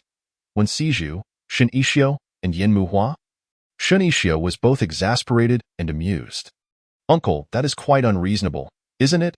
Is this how a master is supposed to act? You are just going to feed those three to the demon. Xiangling strolled leisurely, hands behind his back. They're not my disciples. I don't feel any concern. He glanced back at Shen Yixio, his eyes glinting with a blatant suggestion. Or perhaps you should consider switching sides. Ditch Yuli and take me as your master. Then I can throw those two away first. When Siju, Yin Muhua, hey, that is not how you play. Shen Yixio was at a loss whether to laugh or cry. Uncle, please stop joking. Xiangling instantly masked his smile, casting a lingering gaze at Shen Yixio before turning his head back silently. Yin Muhua, TSK, he felt that Uncle Xiang was not joking at all. He was genuinely vying for Shen Yixio against Yuli. Hong Ling, nearby, laughed incessantly, struggling to contain herself. The entire Qingyuan sect knew of Uncle Xiang's infatuation with Yuli's top disciple, Shen Yixio, enduring repeated defeats yet never giving up. Although they believed that with Shen Yixio's talent for array learning, following array master Xiangling would surely yield better prospects, Shen Yixio himself was unwilling, leaving Xiangling with no recourse despite his envy. Although Yuli was unreliable, he was genuinely devoted to Shen Yixio and Yin Muhua. And his innate talent for cultivation was exceptional, making him more than adequate as Shen Yixio's master. Moreover, even if Shen Yixio was not Uncle Xiang's direct disciple, Xiangling and Yuli were still of the same lineage, akin to blood brothers, and would naturally not withhold guidance. Oli shuffled beside Shen Yixio, tugging at his sleeve playfully, her adorable round face charming. Brother, I also want to be your beloved junior sister. So, why not switch sides? Shen Yixio sighed softly, bending down to pat her head. Junior sister, regardless of who my master is, I will always be your beloved brother. The senior brother and Muhua feel the same way. Emoli beamed. Okay. Xiangling did not turn back, but a smile graced his face. The bond among these children brought joy to him, and the sect leader and junior brother Yuli would surely be pleased as well. Suddenly, a shadow darted swiftly through the waterway to their left, sending a towering column of water splashing higher than the nearby houses, wrapping around the shadow as it surged towards them. Without hesitation, the shadow reached out for Emoli's arm, clearly having chosen its target in advance. Junior sister, Shen Yixio, closest to Emoli, reacted swiftly, pulling her into Yin Muhua's embrace while drawing his sword to counter the grasp, only to be jolted by the sudden surge of force that left him reeling. The young man lifted his gaze to the shadow, his expression grave. A water demon. Chapter 17. Heavenly materials and earthly treasures. The shadow, having failed to seize its target, vanished back into the water, creating a significant splash. Shang Ling's expression changed abruptly. He quickly positioned himself in front of Shin Ishio, retreating towards the houses to distance themselves from the water's edge. He focused intently on the shadow beneath the surface, his brow slightly furrowed. A black water demon. Black water demons are the most common creatures found in rivers and lakes, so encountering one in Yushui Town, a water town in the south, is not unusual. Typically, ordinary black water demons possess attack capabilities equivalent to those of the Qi refining or foundation establishment stages. However, when the black water demon revealed itself, the fluctuations of its demonic energy were alarmingly high, suggesting it was on par with the golden core stage. Fortunately, black water demons are generally unintelligent, capricious in nature, and inclined to drag people underwater, yet they do not possess a murderous intent, which spared Shinichio from serious harm. So it was a black water demon, when Siju realized, positioning himself protectively in front of Yin Muhua and Emoli. He turned to Shinichio. Junior brother, are you all right? Shinichio smiled faintly. Don't worry. Black water demons do not harm people. He tilted his head helplessly. Fortunately, this black water demon does not have a lair. Otherwise, dragging the townsfolk into the water to play with him would surely vex the residents. However, he pondered, the townsfolk should not be confined to their homes due to the presence of black water demons. Just as he felt puzzled, he noticed Yin Muhua tugging at his sleeve. He turned his gaze. Muhua? Yin Muhua remained silent for a moment before pointing towards the water. Brother, didn't you say black water demons do not have a lair? Shin Ishio looked up in confusion, eyeing the water. Large groups of black toads leaped joyfully, splashing up vast quantities of water, drenching everyone except Uncle Shang Ling. Water dripped from their clothing and hair, quickly soaking the stone bricks beneath their feet. Shinichio. Shinichio? How could there be so many? Shang Ling furrowed his brow, contemplating for a couple of seconds before raising his hand to dry off the group with a spell. Despite the overwhelming presence of troublesome black water demons, his expression was somewhat complex. Indeed, black water demons do not typically congregate, but the sudden appearance of so many at once might indicate other factors at play. Shin Ishio blinked, his eyes lighting up. Are you suggesting that while black water demons do not normally gather, their presence here implies something unusual? Exactly, Shang Ling replied, sweeping his gaze over the desolate street. Since the townsfolk are safely indoors and these black water demons cannot harm them, we might as well pursue this group of black water demons to uncover what they are guarding. Yushui Town, built along the water, features numerous winding streams, but as they moved along the banks, the large black toads all seemed to be converging towards a lake at the foot of the mountain. This area lay beyond Yushui Town, serving as the upstream source of its rivers. The surrounding woods were lush, filled with spiritual plants, and the air was alive with the sounds of birds and insects. Coupled with an intoxicating floral fragrance, the air brimmed with abundant spiritual energy, perhaps imperceptible to ordinary people, yet for cultivators, it was indeed a place of serene delight, perfect for training. What abundant spiritual energy! Yui couldn't help but exclaim. Training here would surely yield exceptional results. The level of spiritual energy here rivals that of designated training grounds for inner disciples. They advanced through the dense underbrush, swords drawn, until they arrived at the entrance of a concealed cave. The cave entrance stood 3 men high and 2 zhang wide, appearing quite deep. Shang Ling nodded towards the group. This is the place. You all stay here. The situation inside is unknown, so I'll go in alone. Understood. The crowd stood obediently in place, heeding the command. The cave was cold and eerie, with a chill seeping out, causing several individuals to instinctively tighten their clothing. Shun Ishio stood quietly, his figure tall and elegant in his azure attire, his features as captivating as a painting. As silence enveloped the group, they could not help but steal glances at him. Satisfying and delightful to the eyes, after a while, Shin Ishio lifted his gaze with a smile, addressing them, if you wish to look, do so openly. I shan't scold you.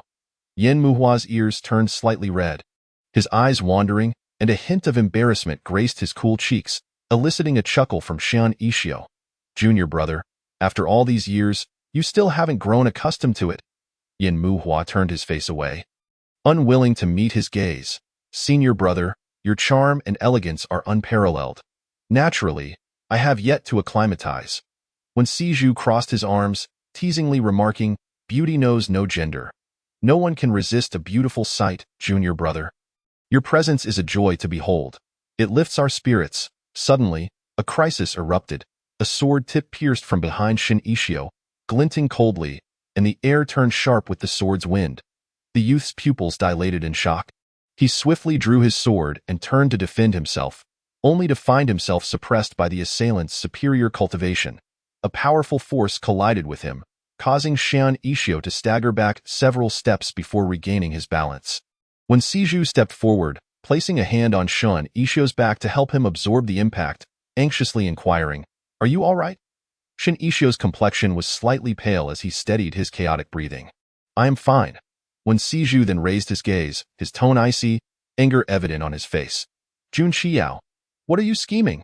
A group of young individuals clad in white disciple garments approached from the path they had just traversed. Leading them was the strikingly handsome and proud Jun Xiao, the foremost disciple of the Grand Sect, Tiananmen. Chapter 18. A feast of delights. Jun Xiao snapped open his folding fan with a flourish, lazily fanning himself. "I apologize. The treasures within our information we obtained first, though we arrived a tad late." When Siju was so enraged he laughed. "So just because you knew, it belongs to you? How shameless. If you wish to rob, at least have the courage to admit it. Those absurd excuses you fabricate are simply ludicrous." Jun Xiao sighed in resignation, finally diverting his gaze from his fan to meet Shin Ishio's eyes unexpectedly. Jun Xiao's pupils widened slightly, his gaze fixated, even forgetting to fan himself. The youth before him was tall and handsome, his features breathtaking, embodying the elegance of the moonlight. His long black hair framed a face that was both refined and youthful, already exuding an enchanting aura. This visage was nothing short of a vision that pierced Jun Xiao's heart. Yin Muhua furrowed his brow slightly, stepping in front of Shin Ishio to block Jun Xiao's gaze. "I implore you, esteemed friend, maintain your decorum and refrain from such unruly behavior." Jun Xiao appeared momentarily dazed, jolted back to reality when someone tugged at his sleeve. Upon hearing this, he chuckled heartily. "Dear friend Wen, the treasures within the cave are the coveted Bixinzu, known for its ability to cleanse the marrow. Such a rarity, however." He took a couple of steps forward, only to halt at Yin Muhua's action of drawing his sword, forcing a bright smile while his eyes remained fixed on Shin Ishio. "If you could introduce me to this lovely young beauty, I would be more than willing to part with the treasures." When Siju's expression turned icy, suppressing his anger as he shielded Shin Ishio and Yin Muhua. "Jun Xiao, do not force my hand." He nearly forgot that Jun Xiao was notoriously fond of beautiful individuals, relentlessly pursuing those who caught his eye, which had earned him a place at the top of the blacklist among disciples of various sections. Coincidentally, when Siju himself had been a victim of such harassment. Additionally, the recently rescued Zhang Ran was, if he recalled correctly, also one of Jun Xiao's targets. "Senior brother, why waste words with them? Just seize it." One of Jun Xiao's companions, a lanky fellow and another with a pockmarked face, uttered this audacious remark. Shin Ishio suspected that Jun Xiao had brought these two along merely to serve as a backdrop for himself. In truth, he was not mistaken. Jun Xiao was exceedingly narcissistic, accustomed to being the center of attention.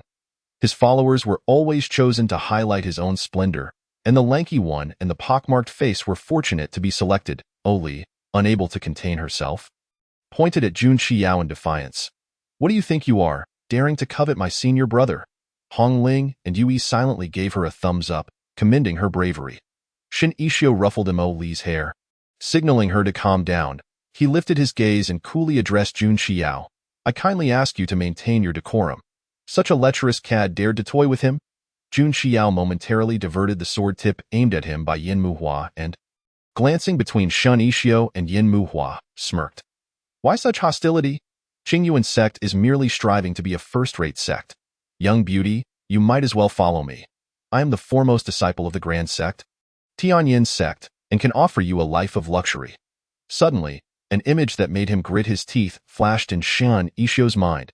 He sat on the edge of a bed, by Qingjing teasingly saying, "Little beauty, if you don't submit to me, I'll treat you to a life of indulgence. He fell silent for a few seconds, exploded. Were these people insane? They spoke so freely about seduction. It was truly unbearable. Yet, he had to maintain his composure and avoid conflict with this rogue. When Siju, being younger and only at the late stage of foundation establishment, while Jun Xiao was at the early stage of golden core, would ultimately suffer should a confrontation arise. Shin Isho's expression remained unchanged, revealing no trace of anger.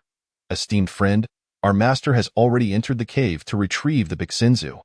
Perhaps we could discuss your forthcoming meeting with Master Shanglin? Jun Xiao paused, a flicker of intrigue in his eyes, before breaking into a smile. Your esteemed elder is here as well. How wonderfully coincidental. Chapter 19. He shouldn't be so idle. Emoli, serious in demeanor, huffed.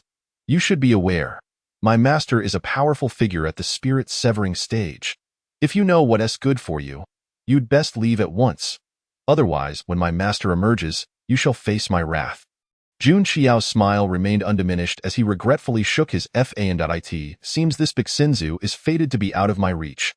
However, he glanced at Shen Ishio, his tone shifting today. I am not leaving empty-handed. Knowing that your sect possesses such an enchanting beauty, why not foster a closer relationship between our sects? I would be willing to present the Bixinzu as a token of goodwill to this lovely beauty. Shen Ishio, the lanky one and the pockmarked face exchanged glances, simultaneously facepalming. This was disastrous. The senior brother was at it again. Before they could tell him to leave, Jun Xiao snapped his folding fan shut with a flourish, turning dramatically to Shen Ishio. Lovely beauty, I shall take my leave now. Until we meet again. As soon as he finished speaking, the trio vanished back into the thicket they had come from, leaving behind the parting remark. Don't miss me too much. Shin Ishio felt a mix of amusement and irritation. Was this truly the esteemed first disciple of the Grand Sect? When Siju was furious, unable to restrain his sarcasm. This fellow, although mischievous and frivolous, is undeniably talented. He possesses an earth spirit root, and in a realm where cultivators often live for centuries, a 43-year-old at the golden core stage is nothing short of extraordinary. No wonder he was indulged to such an extent. 43? Shinichio was taken aback. When Siju raised an eyebrow. What? I'm also 37, Shinichio. Goodness. One cannot judge the age of cultivators by modern standards. When Siju appeared no older than 18 or 19, yet he was indeed 37. Hong Ling's eyes sparkled with deeper meaning as she gazed at Wen Siju. If I recall correctly, this Jun Xiao, when Siju's expression shifted slightly. Senior sister, let the past remain unspoken. A few others glanced back and forth between the two, their confusion giving way to sudden realization. When Sijua, with a visage as refined as jade, exuded a gentle and handsome charm, embodying the essence of a graceful young gentleman. He was also among the most aesthetically pleasing disciples on the beauty rankings of Qingyuan sect, so it was hardly surprising that he caught the eye of Jun Qiao. When Sijua discerned the suppressed laughter among his companions and shot them a warning glare, but his expression quickly softened. After today, the disciples from various sects would likely feel immense gratitude towards junior brother Shun. Why? Emoli tilted her head in confusion, her two small hair buns resembling cat ears, adorably cute. When Sijua reached out to ruffle her hair, leisurely explaining, we ought to thank junior brother Shun for diverting the attention of the notoriously notorious Jun Xiao, who has a penchant for harassing beautiful individuals. Senior brother, Shin Ishio exclaimed, indignantly punching Wen Sijua's shoulder. When Sijua chuckled, shielding the spot that had been struck, fear not. Even Jun Xiao would find it challenging to intrude upon Qingyuan sect and trouble you. Moreover, given that the disciples of Qingyuan sect were already eyeing Shun Ishio with envy, they would never allow an outsider to lay claim to their prized possession. Otherwise, with Shin Ishio's striking appearance, he would have been seized by Jun Xiao long ago. It was thanks to the unwavering discretion of Qingyuan sect that Shun Ishio had enjoyed years of tranquility. During the times when Sijua himself was pursued by that man, he had declared he was in seclusion for an entire year to avoid encounters. Fortunately, the realm of cultivation boasted countless beauties, and upon noticing Wen Sijua's steadfastness, Jun Xiao's attention had shifted to other charming figures, allowing Wen Sijua to escape unscathed. When Sijua cast a contemplative glance at the slightly shorter Yen Muhua, who was still quite young, around 13 or 14 years old. Surely, Jun Xiao would not stoop so low as to target such a child. So for now, she remained safe. But dear junior brother Shin, do take care of yourself. Shin Ishio felt an inexplicable sense of frustration. After all, Jun Shiyao was the chief disciple of Tianyin's sect and thus unlikely to be idle. The others nodded in understanding, acknowledging his sentiment. However, their thoughts were soon contradicted. After Uncle Shang Ling procured the Bishin plant, he led them in casting spells, teaching them how to capture demons, and successfully dealt with the black water demon of Yushui town before bringing them back to their sect. Just as they returned, a disciple arrived with news, summoning them to see the sect leader. According to the messenger, Jun Shiyao, the chief disciple of Tianyin's sect, had voluntarily offered to represent his sect in a cultural exchange with Qingyuan sect. Claiming it would showcase the camaraderie between the two sections, the sect leader and elders considered this and deemed it an excellent opportunity to encourage the disciples to cultivate diligently, agreeing without hesitation. Chapter 20. He is that idle Uncle Shang Ling was heading to report to the sect leader, who had only called for Wen Sijua and his 3 companions.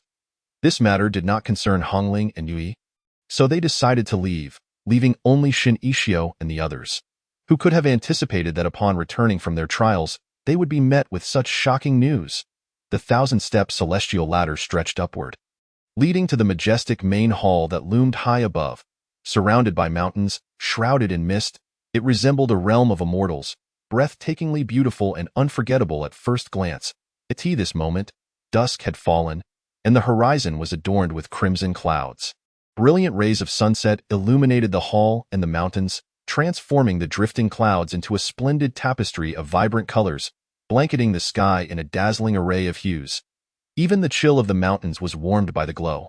The scenery of Feixiao Mountain was renowned as a marvel in the realm of cultivation, which only added to Qingyuan sect's reputation as the most beautiful sect among various factions. The 4 of them ascended the steps, admiring the view as they walked, and soon arrived at the entrance of the grand hall. The attendant led them inside, announcing their arrival and inviting them in, stating that the sect leader had been waiting for them. Thank you, Wen Sijua nodded in acknowledgement, stepping forward with Shun Ishio and the others. A stunningly beautiful woman clad in red languidly reclined in a high seat, her radiant presence nearly too dazzling to behold. Indeed, she was a great beauty. The instigator of this situation, Jun Shiyao, sat beside her, rising with a smile to greet them, his gaze subtly meeting Shun Ishio's. Shin Ishio hesitated for a moment, casting his eyes down to the floor. Unwilling to meet his gaze, Lu Jimo, upon their entrance, instantly brightened. Beloved disciple, come here. I've missed you dearly. Lu Jimo, the sect leader of Qingyuan sect and a powerful figure in the transformation stage, was also Wen Sijua's cherished master. Wen Sijua felt a twinge of embarrassment. He cleared his throat lightly, signaling that there were many attendants around and that Jun Shiyao, an outsider, was present. Master. The woman blinked, waving her hand dismissively. You may all leave for now. Understood. The attendants departed in succession, and Wen Sijua sighed helplessly, Master, you are the sect leader of Qingyuan sect. We ought to maintain some decorum in front of others. He cast a sidelong glance at Jun Shiyao. The implication unmistakable. His master was indeed a character. With such a capricious nature and unreliable disposition, he wondered what his ancestor had been thinking when appointing Lu Jimo as the sect leader. Nevertheless, he pondered for a moment in silence. Uncle Shang Ling was perpetually engrossed in array studies, lacking in common sense, while Uncle Yuli was consumed with leisurely pursuits. Seemingly only Lu Jimo was somewhat reliable. At least she wouldn't nearly blow herself up while researching arrays or bear grudges to the extent of crossing mountains to confront her enemies. Jun Xiao smiled, clasping his fists together. I must say, Master Lu, your temperament exemplifies a heroine among women, forthright and magnanimous, a paragon for our generation. Lu Jimo nodded in satisfaction. Your words hold merit, Jun Shidi. She cast a proud glance at Wen Sijua. Sijua, observe the awareness of others. Wen Sijua inhaled deeply and fell silent. How brazen, to shift allegiances so casually. Did you not realize that Jun Qiao had ulterior motives? Moreover, he had previously harassed your beloved disciple. A reputation cannot be consumed. Lu Jimo, unfazed, tapped her nails idly, her smile flickering over the other 3, teasing, Ishio, you are growing increasingly handsome. What a pity. If I were a few hundred years younger, I would master. When Sijua interjected, Lu Jimo fell silent, casting a reproachful glance at him before turning her warm gaze back to Shin Ishio. Come here, dear disciple. Allow me to introduce you. She gestured to Jun Qiao beside her. This is Jun Qiao, the chief disciple of Tianyin's sect, who has long admired our sect and has come for an exchange. Jun Qiao, at your service. Jun Qiao greeted Shinishio, presenting himself with a demeanor as gentle as jade, entirely devoid of his usual frivolous arrogance. Had they not met before, one might have almost believed him. Shin Ishio returned the gesture, his tone indifferent. I am Shun Ishio, so your name is Shun Ishio? Jun Qiao's smile deepened. A splendid name. Shin Ishio nodded slightly. Thank you. Lu Jimo regarded the two with a tender, affectionate gaze, and once their initial exchanges were complete, she continued, Jun Shidi expressed admiration for an exceptionally talented disciple from Qingyuan sect upon his arrival, wishing to befriend him. Based on his description, we immediately recognized it was you. Given the tranquil and serene environment of Shouju Peak, where the population is sparse, it would be ideal for Jun Shidi to reside there, allowing for ample opportunities for interaction and learning. Shin Ishio listened quietly and respectfully replied, Master, it is unnecessary for Jun Daoist to reside and attend classes with our Qi refining and foundation establishment disciples. As he is already at the Golden Core stage, it would be better for him to stay with the Golden Core senior brothers and sisters. Yin Muhua chimed in, well said, senior brother, let us get him out of here. Chapter 21. Sparring. Jun Qiao calmly interjected, smiling, I find Shouju Peak to be a picturesque location, ideal for self-cultivation. Attending classes with Shan Daoist would also facilitate better communication and exploration of different cultivation methods. The two engaged in a subtle battle of wits, their words laden with veiled competition. Lu Jimo, caught in the crossfire of their verbal sparring, seemed torn. Sensing the tension, Jun Qiao swiftly turned to Lu Jimo. Bowing respectfully, Master Lu, I have not only brought the previously mentioned rare treasures, but I also carry a beauty lotus leaf, which is excellent for maintaining one's appearance. When would you prefer I present it to you? Lu Jimo exclaimed. No need for further discussion. Let it be decided that Jun Shidi shall stay at Shouju Peak. It is the most scenic of our 5 peaks and undoubtedly the best choice. Uncle Shin Ishio's voice was tinged with a tone of pleading. Lu Jimo ignored him, cheerfully accepting the jade box presented by Jun Qiao, waving her hand. It's settled then. Ishio, you and Muhua take Jun Shidi to explore Shouju Peak. Make the arrangements. Jun Shidi is in your care. Understood. Despite his lack of goodwill and his awareness of Jun Qiao's intentions, Shin Ishio acknowledged him as an esteemed guest. His tone remained subdued, albeit slightly awkward. Jun Daoist, please follow me, beside him, when Sijuan sympathetically patted Shin Ishio's shoulder, and in the next moment, he and the junior sister exchanged a knowing glance and stealthily slipped away, leaving Shin Ishio momentarily speechless.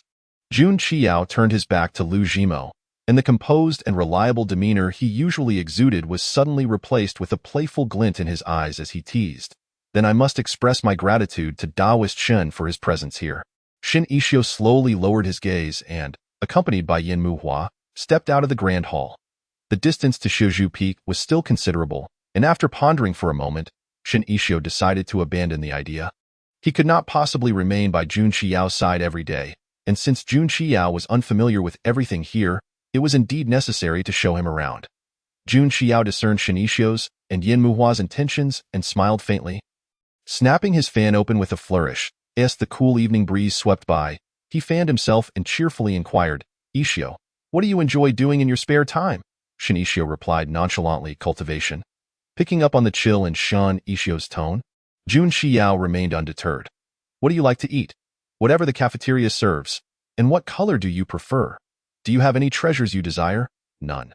Yin Muhua listened with a complex expression, feeling both pity for his senior brother and amusement at the situation. Jun Qiao was indeed an intriguing character.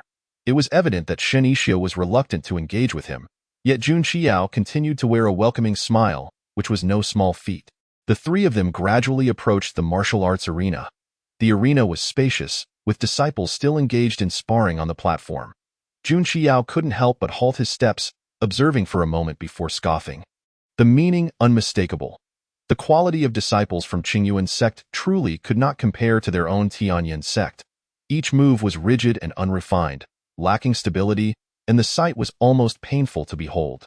Indeed, a lesser sect, compared to them, it was nothing more than a trivial affair. Suddenly, Shin Ishio stopped in his tracks and lifted his gaze to Jun Qiao. his voice chillingly cool. What are you laughing at? Yin Muhua also paused, casting a frosty glance in Jun Qiao's direction. Jun Qiao hesitated, offering a slight smile. Oh, it's nothing, just a moment of reflection. Shin Ishio turned to face him, his eyes shimmering with an icy brilliance. His flowing robe billowing like a celestial being, accentuating his exquisite features despite the frigid expression on his face.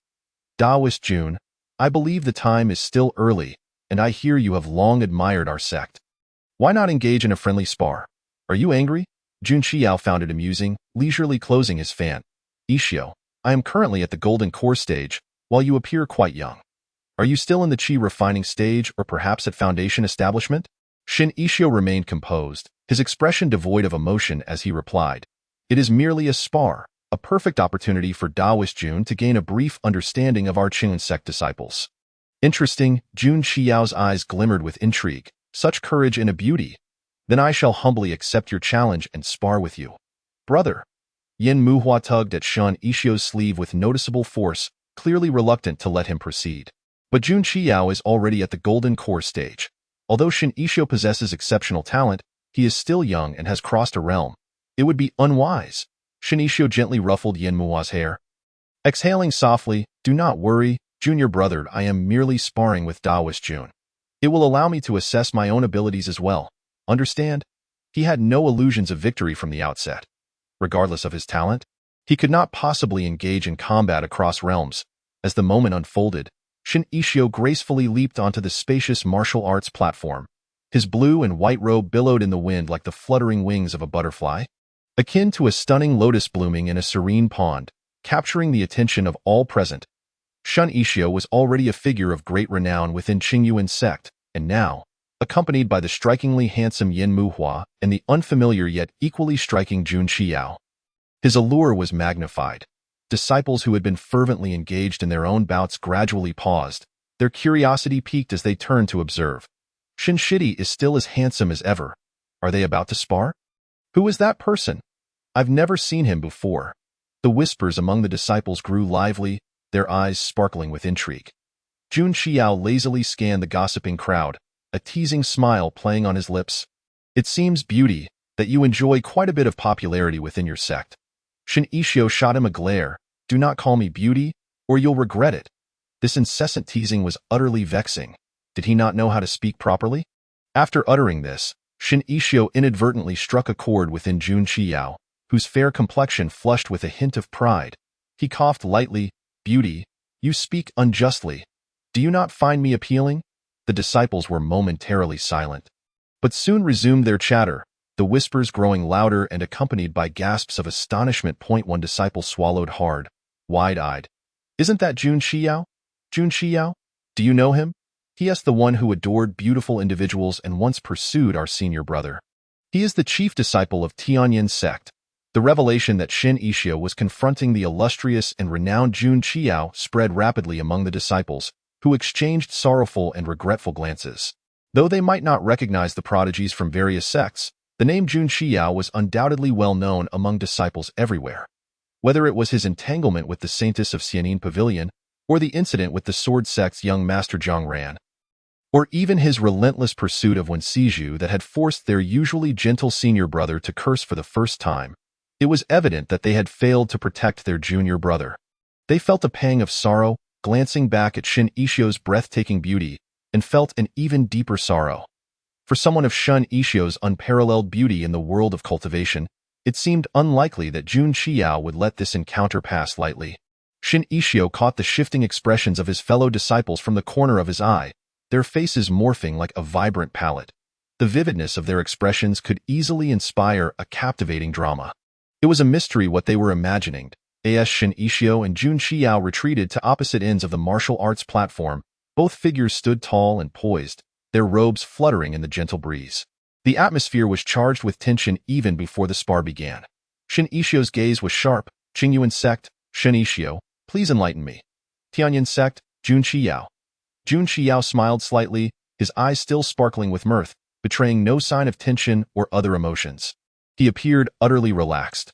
His youthful visage was strikingly handsome, skin fair and delicate, with stray locks of hair gently tousled by the wind, revealing his exquisite features, tall and captivating, almost too mesmerizing to behold. Such grace and charm, words cannot capture, Jun Qiao thought, a flicker of infatuation passing through his eyes. Truly, he was fortunate to have chosen such a beauty. Just as he was lost in thought, Shen Yixio made his move. The sword tip lunged forward, and Jun Qiao lifted his chin, his sword sheath already in hand, horizontally blocking the fierce thrust. The power of a golden core cultivator was simply unmatched by someone at the foundation establishment stage. No matter how much strength Shen Yixio exerted, his sword tip remained immovable. Furrowing his brow, Shen Yixio withdrew and quickly closed the distance once more. The cold blade met the sword sheath enveloped in spiritual energy, leaving no mark whatsoever. The speed of his swordplay quickened, and his techniques became increasingly intricate and unpredictable, compelling Jun Qiao to deflect them one after another. Observing Shen Yixio's elegant and precise swordsmanship, Jun Qiao's eyes sparkled with surprise and admiration. He stood still, his expression somewhat complex. Shen Yixio's spiritual energy was pure and gentle, akin to a soothing stream, yet it possessed an unyielding resilience. Jun Qiao, with his considerable innate talent, could easily discern that Shen Yixio was an exceptional prospect. The fundamental techniques he employed were executed with remarkable skill, clearly the result of diligent practice. The sharpness of Shen Yixio's swordplay forced Jun Qiao to sway back slightly, and he couldn't help but smile, the arrogance that had adorned his face fading away, replaced by a gleam of amusement in his enchanting eyes. Not bad at all. He initially believed that the disciples of Qingyun's sect were rather unimpressive, but it seems he had underestimated them. There were indeed some disciples worth mentioning among them. Shen Yixio let out a cold huff, his expression heavy with frost.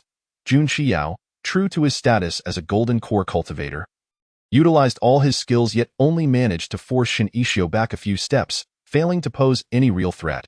The disparity in their cultivation levels was undeniably a chasm that could not be crossed.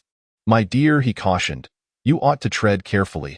Jun Qiao's peach blossom eyes narrowed slightly, his demeanor shifting from playful to earnest. His long, fair fingers gripped the hilt of his sword, drawing it steadily from its ornate sheath. The blade gleamed with sharpness, its hilt adorned with extravagant engravings and eye-catching gemstones, all reflecting Jun Qiao's flamboyant style, nearly causing Shen Yixio to falter in maintaining his serious facade. However, he soon had no time to ponder such distractions. The sword, propelled by overwhelming force and the profound spiritual energy characteristic of the golden core stage, sliced through the air, causing the young man's azure and white robes to flutter violently. Shen Yixio's pupils constricted. Instinctively, he raised his sword to defend himself. Upon impact, a numbing sensation shot through his palms. The incoming blade bore tremendous power, and within mere moments, Shen Yixio struggled to catch his breath. Gathering his strength, he managed to force Jun Qiao's sword aside, retreating 7 or 8 steps before stabilizing himself. Without hesitation, Jun Qiao leapt forward, executing a dazzling flourish with his sword aimed at Shen Yixio's neck. Each movement as ostentatious as his personality, he raised an eyebrow, smirking. "Shall we conclude this, my dear?" Shen Yixio, nearly depleted of spiritual energy, barely evaded the strike. Realizing he had little strength left, the young man's refined features paled slightly as he gasped for breath. Yet he met the advancing tip of the sword with unwavering resolve, refusing to retreat. Instead, he mirrored Jun Qiao's earlier gesture, lightly pressing the tip of his sword against the skin at the side of Jun Qiao's neck. Though he had the ability to inflict harm, Shen Yixio withdrew his sword. His intention was not to wound. Yet, Shen Yixio was not so fortunate.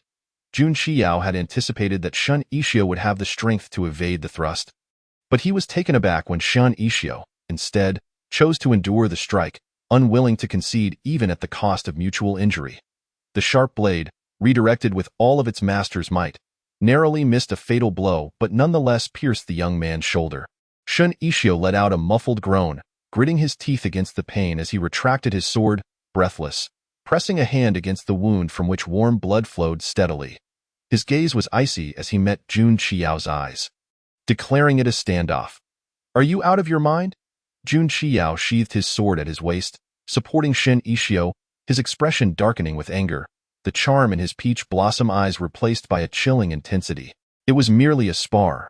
Must you resort to such self-destructive tactics?" The young man, in pain, closed his eyes momentarily, trembling yet defiantly staring back. The disciples of Qingyun's sect possess varying degrees of talent. Yet none have ever grown weary. Here, countless senior brothers and sisters surpass me. You, my friend, have merely scratched the surface, failing to grasp the depth of our sect. How can you presume that Qingyun's sect lacks capable individuals? Jun Qiao paused, realizing that Shen Yixio had discerned his prior thoughts. Frowning slightly, he recalled Shen Yixio's elegant techniques and the willingness to endure self-harm, ultimately sighing, "Indeed, I was mistaken. Shen, I apologize for my earlier disrespect towards your sect. My vision was short-sighted and my pride unwarranted." He hailed from the prestigious Tianyin sect, a paragon of excellence since childhood, often basking in the limelight. His master had frequently admonished his arrogance, yet he had never seen pride as a flaw, for he believed he had the merit to justify it. However, his perspective had shifted. During their exchange, he recognized Shen Yixio's exceptional talent, having first-hand experience of his intricate and proficient swordsmanship. In truth, when Jun Qiao was of Shen Yixio's age, he had not yet reached such heights, which stirred a sense of unease within him. This feeling was quite peculiar. For decades, until Shen Yixio, he had never encountered anyone who evoked such a sensation. Shen Yixio took a few shallow breaths, and upon hearing the apology, a smile graced his delicate, fair face, radiating a sense of relief akin to summer lotus blossoms breaking the water's surface, like flowers unfurling their petals. Captivatingly beautiful, Jun Qiao's heart skipped several beats. Chapter 24, Disbelief. The young man's tone softened, no longer frigid but warm and clear. "My friend, I know you are not a shallow person. Perhaps your visit to Qingyun's sect was merely for amusement, but it is unnecessary. You should return soon." Shen Yixio smiled gently, turning to leave. His junior brother, watching him suffer, was on the verge of panic. He needed to hurry and reassure him that he was unharmed. A firm hand wrapped around his waist, causing the young man to shiver slightly. He instinctively glanced back, confusion etched across his fair features. Jun Qiao lowered his gaze, as if trying to peer into the depths of Shen Yixio's eyes, or perhaps memorizing his visage. Moments later, he raised an eyebrow, chuckling lightly. "Who said I was leaving? Shen Yixio? So all my earnest advice has fallen on deaf ears. My dear, I've only just arrived at Qingyun's sect. I haven't stayed long enough, and you wish to send me away? That hardly reflects the hospitality of Qingyun's sect, does it?" Furthermore, Jun Qiao's gaze drifted downwards, his fair fingers lightly tapping the injury on Shen Yixio's shoulder. "This injury is my doing. I must remain to make amends." Shen Yixio frowned slightly, insisting, "You need not trouble yourself." Jun Qiao lifted him effortlessly, declaring, "Come, I shall take you back to tend to your wound. Do not be overly moved." Shen Yixio trembled with anger, exclaiming, "Are you blind? It is my arm that is injured, not my leg." Jun Qiao lazily replied with a dismissive, "Oh, Shen Yixio, damn it, such a trivial injury, and I must rely on others to carry me. How humiliating."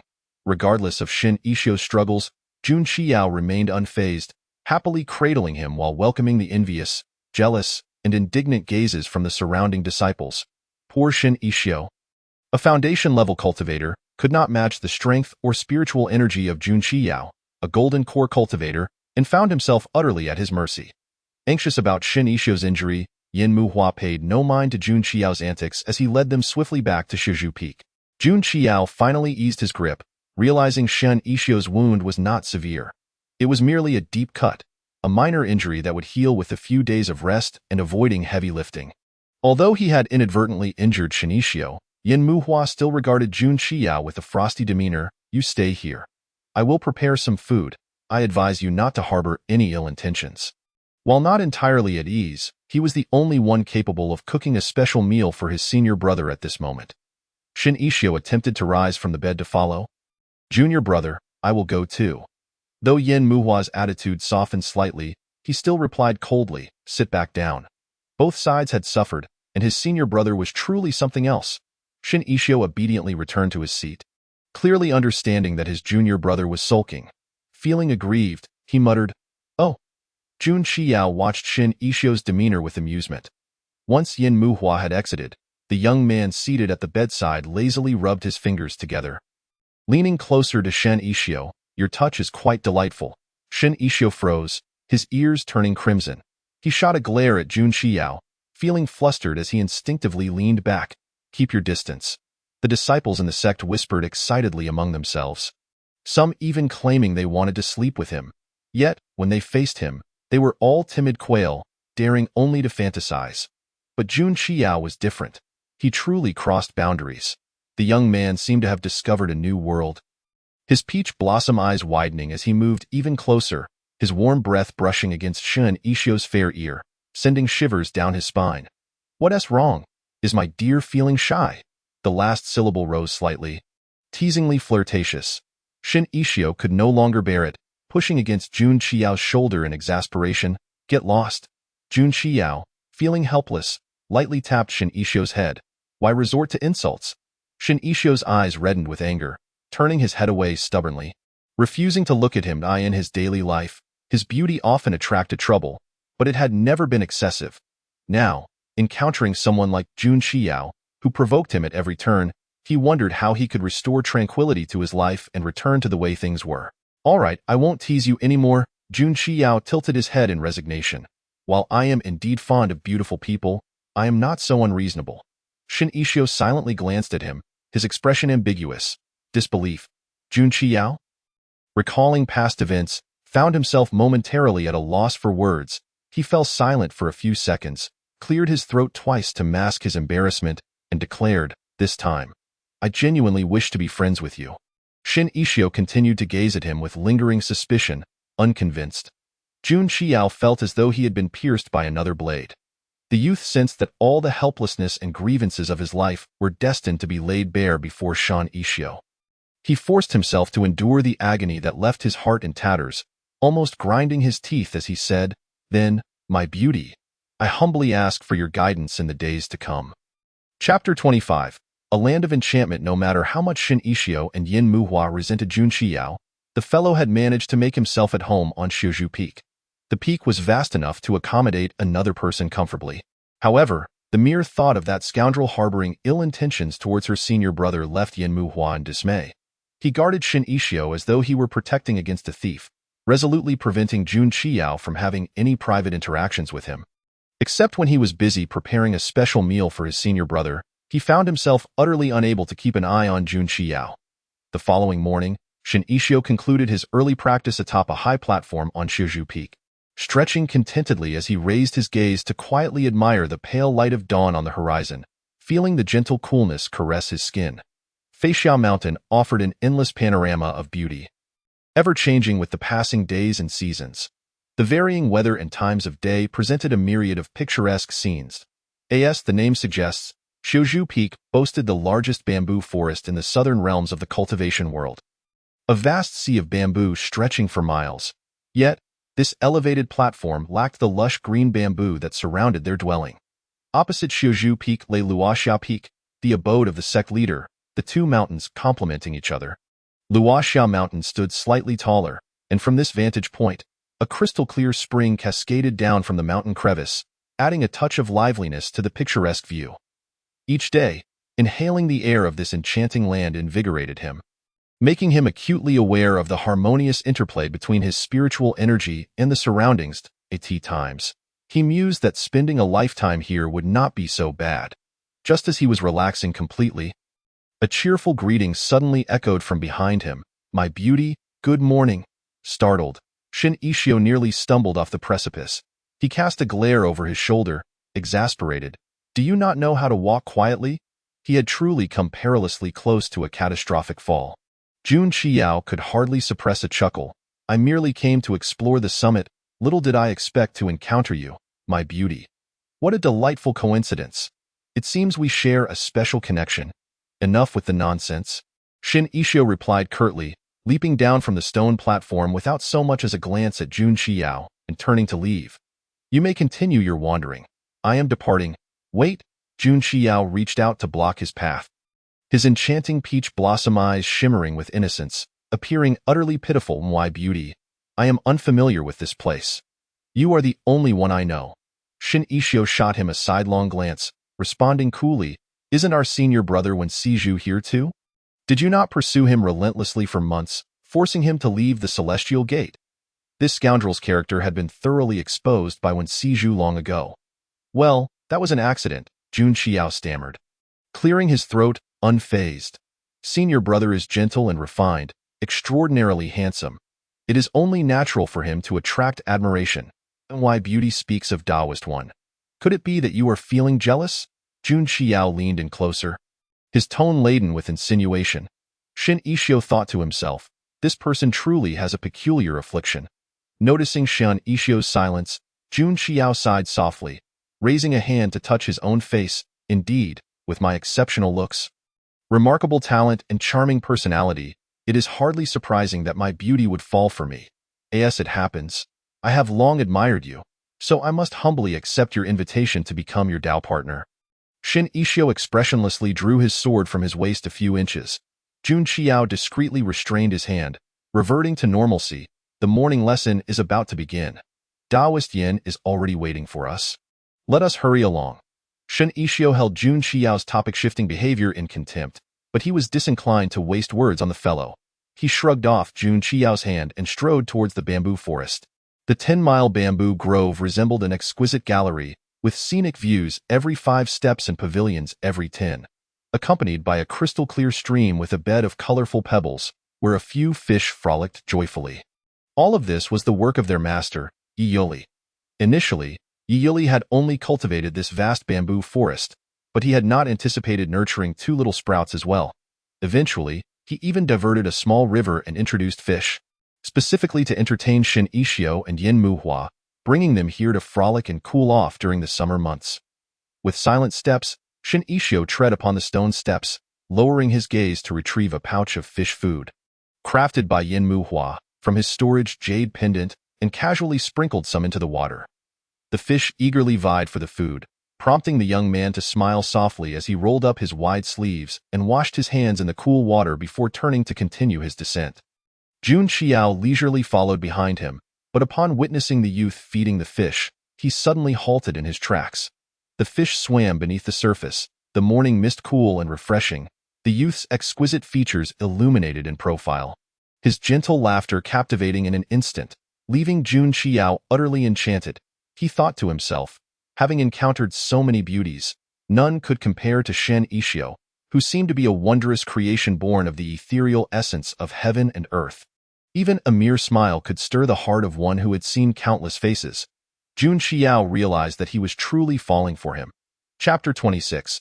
The Art of Indifference. The 3 companions made their way to the dining hall for breakfast before proceeding to the classroom where the disciples studied. In Qingyuan sect, both Qi refinement and foundation establishment disciples were considered mid to low tier and required to attend classes. They learned the fundamentals of the cultivation world, including history, medicinal herbs, and treasures, as well as subjects of personal interest such as Shin Ishio's fondness for formations, Yin Muhua's passion for talismans, and the highly demanding practice of alchemy.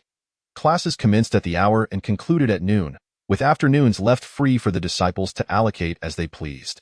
They followed a 5-day cycle, with 2 days off and a major break every quarter, allowing for ample leisure time. Once a disciple achieved the golden core stage, or when instructors deemed them proficient through assessments, attendance was no longer required.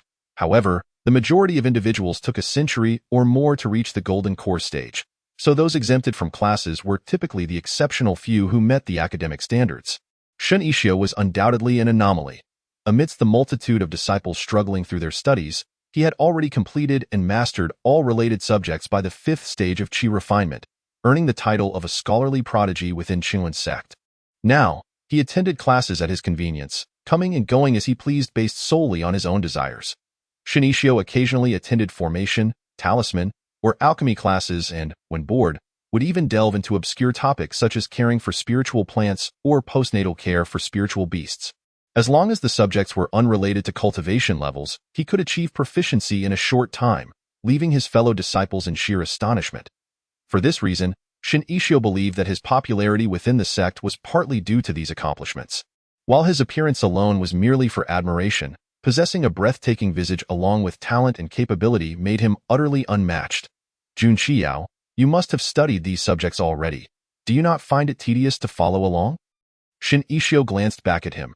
Jun Xiao, clad in spring attire despite the lingering chill of early spring, fanned himself with a handkerchief, prioritizing style over warmth, nearly rivaling the sect's sisters who wore light silk dresses during winter. The youth leaned in closer, his peach blossom eyes shimmering with mirth. As long as I am with my beauty, nothing is dull. If you truly cared for me, why not? Hearing this, Shin Ishio tugged on Yin Muhua and quickened his pace, leaving Jun Xiao behind.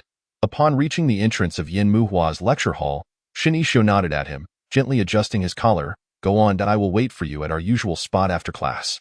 This was the space designated for Qi refinement disciples, and many were trickling in. Noticing Shin Ishio and Yin Muhua, the disciples greeted them with enthusiasm. Good day, senior brother. Greetings, junior brother Yin. Shin Ishio smiled and nodded at each of them. Muhua, go ahead. His little junior brother was irresistibly charming. Although Yin Muhua was aloof in manner, he was still only 13 years old. Despite his cool demeanor, the expression on his youthful round face could only evoke affection. Never fear. Yin Muhua was not only handsome but also diligent in his cultivation, and his cold exterior concealed a warm heart, making him well-liked among his peers. Watching Yin Muhua glance back 3 times as he entered, Shin Ishio couldn't help but chuckle. Why does this child still behave like he is 5 or 6? When Yin Muhua first arrived at Qingyuan sect, he had been just 5 years old. The youngest among his peers. Due to previous nutritional deficiencies, he had not grown much, and his cold nature only exacerbated his vulnerability. Initially, Shin Ishio had been overly protective, fearing he would be bullied, but Yin Muhua insisted on attending classes with the other disciples. In the years since, 8 had passed, and Yin Muhua had grown impressively, now standing at the same height as Shin Ishio, despite being 2 years younger. Waving a hand in front of him, Shin Ishio snapped back to reality, shooting Jun Xiao an exasperated glare. What now? Jun Xiao gently touched his nose, merely inquiring where the beauty planned to go next. Those heading towards another academy were likely disciples in the foundation establishment stage, each clutching a book. Today, he had not seen Shin Ishio bring a book to class. Shin Ishio turned to leave, stating, "We are heading to the alchemy room for class." He had completed all the theoretical courses, and the alchemy lessons he was studying were to be conducted in the alchemy room located on the northern side of Qingyuan Peak. The disciples of the 5 major peaks of Qingyuan sect each had their unique focus. The main peak, Feixia Peak, hosted disciples under the tutelage of Uncle Mu Ji, and Qingyuan Peak was home to disciples of Uncle Feng Yuan, both primarily practicing the mainstream sword techniques of the cultivation world, making them the 2 largest peaks of the sect. Qingxiang Peak, under the guidance of junior Uncle Shang Lin, emphasized formations, while Yinluo Peak, led by the female Uncle Yurong, primarily focused on musical cultivation. Then came their own Zhu Peak. What did they primarily study? Shin Ishio's mind felt blank, recalling Yi Yili's demeanor before her seclusion. Daily divinations, making decisions based on omens before stepping outside, constantly reminding them to enjoy life and not to toil unnecessarily in their cultivation. She even advised them to look into a mirror 800 times a day and kept a little notebook for grudges, earnestly instructing them to deal with annoying individuals promptly. Perhaps Zhu Peak should be dubbed the Do-Nothing sect. Chapter 27. Alchemist Yi Yili never interfered with the cultivation paths of the 2 of them. Shin Ishio enjoyed formations, and Yi Yili would scour for books related to formations. Yin Muhua had a penchant for talisman drawing, and Yi Yili would procure the finest talisman paper for him. Zhu Peak had only these 2 personal disciples, and Yi Yili bestowed upon them the utmost respect, tailoring their cultivation methods to suit their individual circumstances. Qingyuan sect did not have a dedicated peak for alchemy. The highest-ranking alchemist within the sect was a nascent soul cultivator, barely able to concoct some earth-grade elixirs. His current instructor was indeed a disciple of that alchemist. In the cultivation world, alchemists were a rare find, typically cultivated through wealth, with promising talents monopolized by major sects from the outset. Qingyuan sect, neither here nor there, had only this one earth-grade alchemist. The existence of a heavenly-grade alchemist amid the myriad of realms was a mere fantasy. If Shin Ishio recalled correctly, the only heavenly-grade alchemist in the cultivation world should be found within Tianyan sect. Jun Xiao evidently reached a similar conclusion, subtly drawing closer. "Beauty, can you concoct elixirs?" Shin Ishio replied in a nonchalant tone. "A little." "How splendid! You are indeed multi-talented. Our Tianyan sect boasts a heavenly-grade alchemist. If you could visit us, he would surely know this fellow intends to ingratiate himself further." Shin Ishio flicked his sleeves. "Not going to. I've told you countless times not to call me that." Shin Ishio was truly exasperated by this person's antics. Jun Xiao's eyes twinkled as he grinned. Ah Xiao. The handsome youth visibly stiffened, opening his mouth yet ultimately saying nothing, swallowing back his words. At the very least, this was a far better address than beauty, which sounded rather flirtatious. Jun Xiao found immense amusement in his reaction. For the past few days, Shin Ishio had been rebuffing him incessantly, and he had never witnessed Shin Ishio in such a flustered state. Ashio? Why are you silent? Shin Ishio pursed his lips, turning his face away, though his ears subtly reddened. How could such a seemingly normal address, when uttered from this person's lips, feel so utterly off? He inwardly lamented, quickening his pace and directly stepping into the alchemy room. Jun Xiao silently curved his lips, but when he inadvertently glanced up at the plaque inscribed with alchemy room, his expression momentarily stiffened, laughter escaping him entirely. He had never confided to anyone that his greatest fear was alchemy. As a prodigy, though not a polymath, he had read extensively and understood formations and talismans to some extent. However, alchemy had truly buried his pride. Whether it was exploding an alchemy furnace or misidentifying herbs, whether intensifying the flow of spiritual energy to the point that precious materials turned to ash or misreading a recipe and producing astonishing dregs, everyone in Tianyan's sect unanimously believed their senior brother should study poison rather than alchemy. Jun Xiao observed Shin Ishio, who had already greeted the instructor and settled in front of an alchemy furnace, gritting his teeth and following him inside. The alchemy room was exquisitely designed, spacious and bright, housing dozens of towering alchemy furnaces. The furnaces, adorned in gold, were crafted from special metals capable of withstanding the scorching flames of intense spiritual fire. The seats before the furnaces were not filled to capacity. Alchemy required immense talent and comprehension. Although many envied this profession, not everyone could master the delicate balance of flame and herbal refinement. With cultivators numbering in the multitude, the chances of finding an alchemist were slim. Even 1 in 10,000 would be considered plentiful. Among them, most alchemists remained at the basic level, concocting ordinary elixirs for physical enhancement and longevity for regular folk, or stamina recovery for cultivators. Failing to reach even the yellow-grade alchemist level, few were permitted to enter the alchemy room, and the 15 alchemy furnaces were not fully occupied. Their instructor was a young woman, though she had surpassed 3 centuries in age. A nascent soul cultivator, she lifted her gaze towards Jun Xiao, asking, "You are Jun Xiao?" He replied, bowing slightly, "I am Jun Xiao." The instructor nodded, realization dawning, "Welcome, please choose a seat." She taught foundational alchemy techniques, nothing too concealed. Although alchemists could not freely enter and exit, she often turned a blind eye when curious other disciples came to eavesdrop, never truly driving them away. Seeing the chief disciple from Tianyan's sect come to engage, she welcomed it, disregarding whether he had the qualifications to enter the alchemy room. After all, without qualifications, even if one entered, they could not grasp the nuances of alchemy. Chapter 28. The alchemy room explodes. Jun Xiao nodded and chose a seat next to Shin Ishio at the alchemy furnace. Shin Ishio glanced at him, lowering his gaze to examine the herbs before him. These were basic materials, a benefit provided by the sect for aspiring alchemists. They only needed to spare time each month to concoct a few elixirs for the sect to gain free access to the herbs and furnaces. Solely for practice, not for sale. The instructor spoke in a calm voice. "We have previously learned the methods of controlling spiritual fire and processing herbs, as well as the basic procedures for refining elixirs. In the last class on foundation establishment pills, 4 disciples passed the test, becoming yellow-grade alchemists, but most disciples have yet to complete it. This class will be dedicated to familiarizing yourselves with the alchemical process. The 4 disciples who passed were still somewhat struggling, so you will continue refining foundation establishment pills, and I will inspect your work after class." The disciples responded in unison, "Yes." Shin Ishio pondered for a moment, mentally reviewing the process for refining foundation establishment pills, and began to process the herbs. He trimmed excess parts, peeled the skins, cleaned them, dried them with spiritual energy, and ground them. The youth's technique was remarkably adept. The process of handling the herbs executed with fluidity, capturing the attention of numerous disciples. Half were watching his technique, while the other half were captivated by his appearance. The instructor furrowed her brow. "Focus, do not look around." The disciples hurriedly withdrew their gazes, feeling guilty as they returned to their tasks. Shin Shidi was simply too handsome. They couldn't help it. Jun Xiao remained unperturbed, turning to face him directly. His expression was filled with admiration, a smile gracing his features, appearing particularly delighted, his eyes brimming with meaning. Initially, he had been attracted by appearance alone, but as he learned more about Shun Ishio, he found the allure of this little fellow growing ever stronger.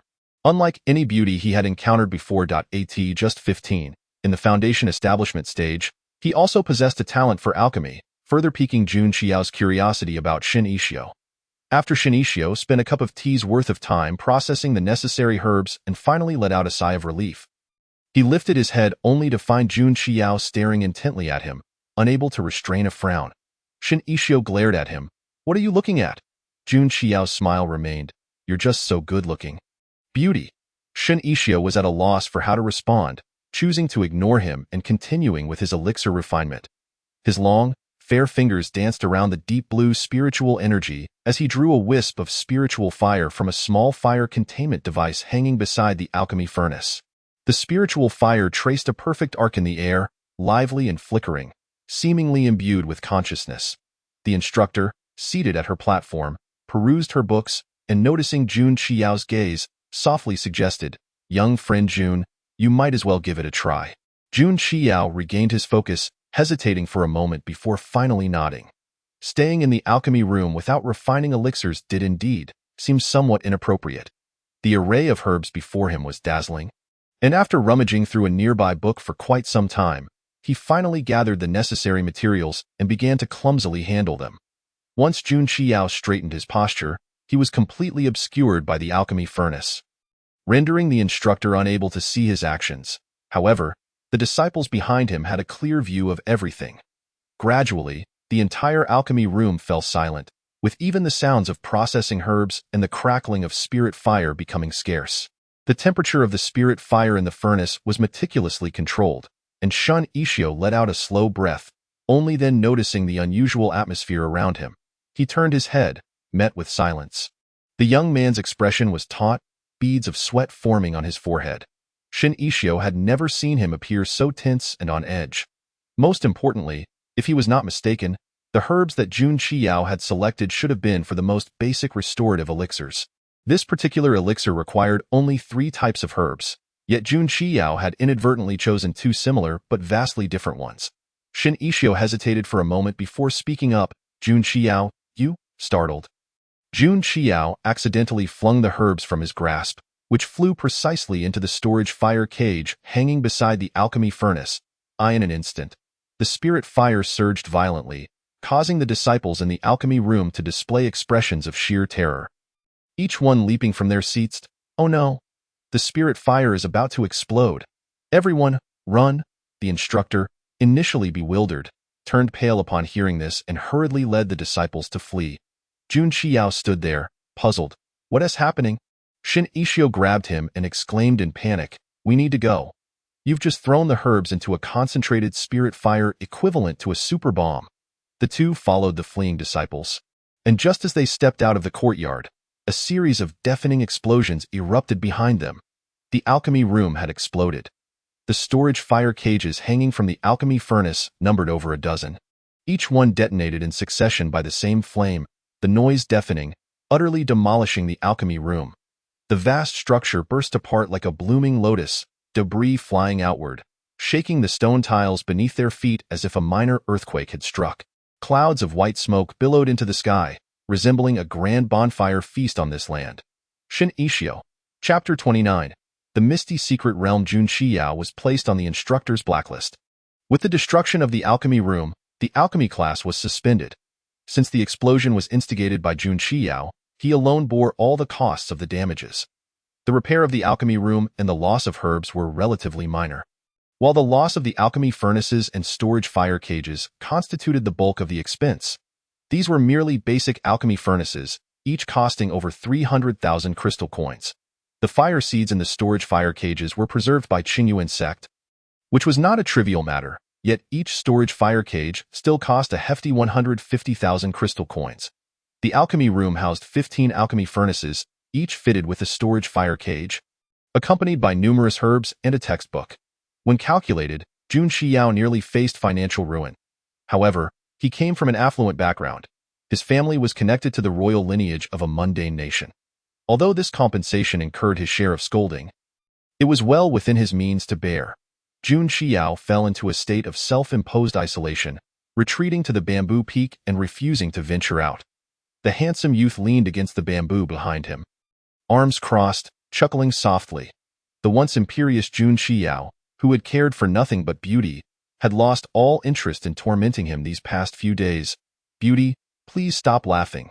You've been mocking me for days now.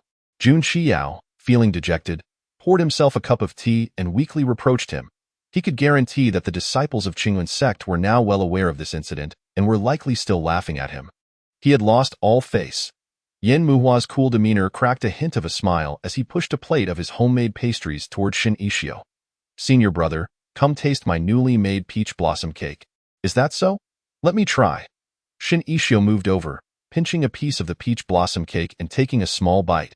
The cake's surface was icy, soft, and glutinous, melting in the mouth, sweet yet not cloying. With peach blossom essence inside, fragrant and sweet, wafting a fresh, delightful aroma. Shin Ishio squinted his eyes in satisfaction. Delicious. Junior brother's skills have improved remarkably. Yen Muhua felt a sense of pride, clearing his throat with an air of modesty. It's just passable. Jun Xiao glanced left and right, then looked down at the plate of peach blossom cake, reaching out to grab a piece and pop it into his mouth. Yen Muhua shot him a sidelong glance. Considering how miserable you are, I suppose I can let you have a taste. How is it? Shin Ishio took a sip of tea, leisurely setting down his cup and propping his chin up with one hand as he inquired. Jun Xiao nodded slightly, his expression finally softening a bit. Not bad. The flavor is excellent. Shin Ishio tapped his fingers on the table, smiling as he said, all right, don't dwell on it too much. This evening, I'll take you both down the mountain to Qingyuan City for a stroll and some relaxation. Jun Xiao leaned back against the stone pillar of the pavilion, nodding listlessly, though there was a glimmer of deeper meaning in his eyes. While this incident had caused him great embarrassment, it had also softened the previously distant attitudes of Shin Ishio and Yen Muhua, who now treated him with much more warmth, subtly regarding him as a friend. One could say this was a blessing in disguise. At Tianyan sect, he was the chief disciple, commanding respect and fear from all the other disciples. Although he had some good relationships, the initial closeness was often for the sake of personal gain. Despite his relentless pursuit, he had not anticipated forming genuine friendships. He had regarded all beauties equally, judging only by appearances. Yet, now he had come to understand Shin Ishio and Yen Muhua on a deeper level, no longer merely evaluating them based on their looks. Jun Xiao closed his eyes, a smile curling at the corners of his lips. This feeling was quite pleasant. As evening fell, Qingyuan City was ablaze with lights, the night market bustling with activity.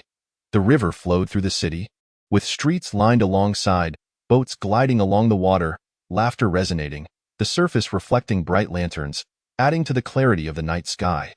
The trio found a quaint tea house, seated on the second floor by the window, ordering several signature dishes while enjoying the view and their meal.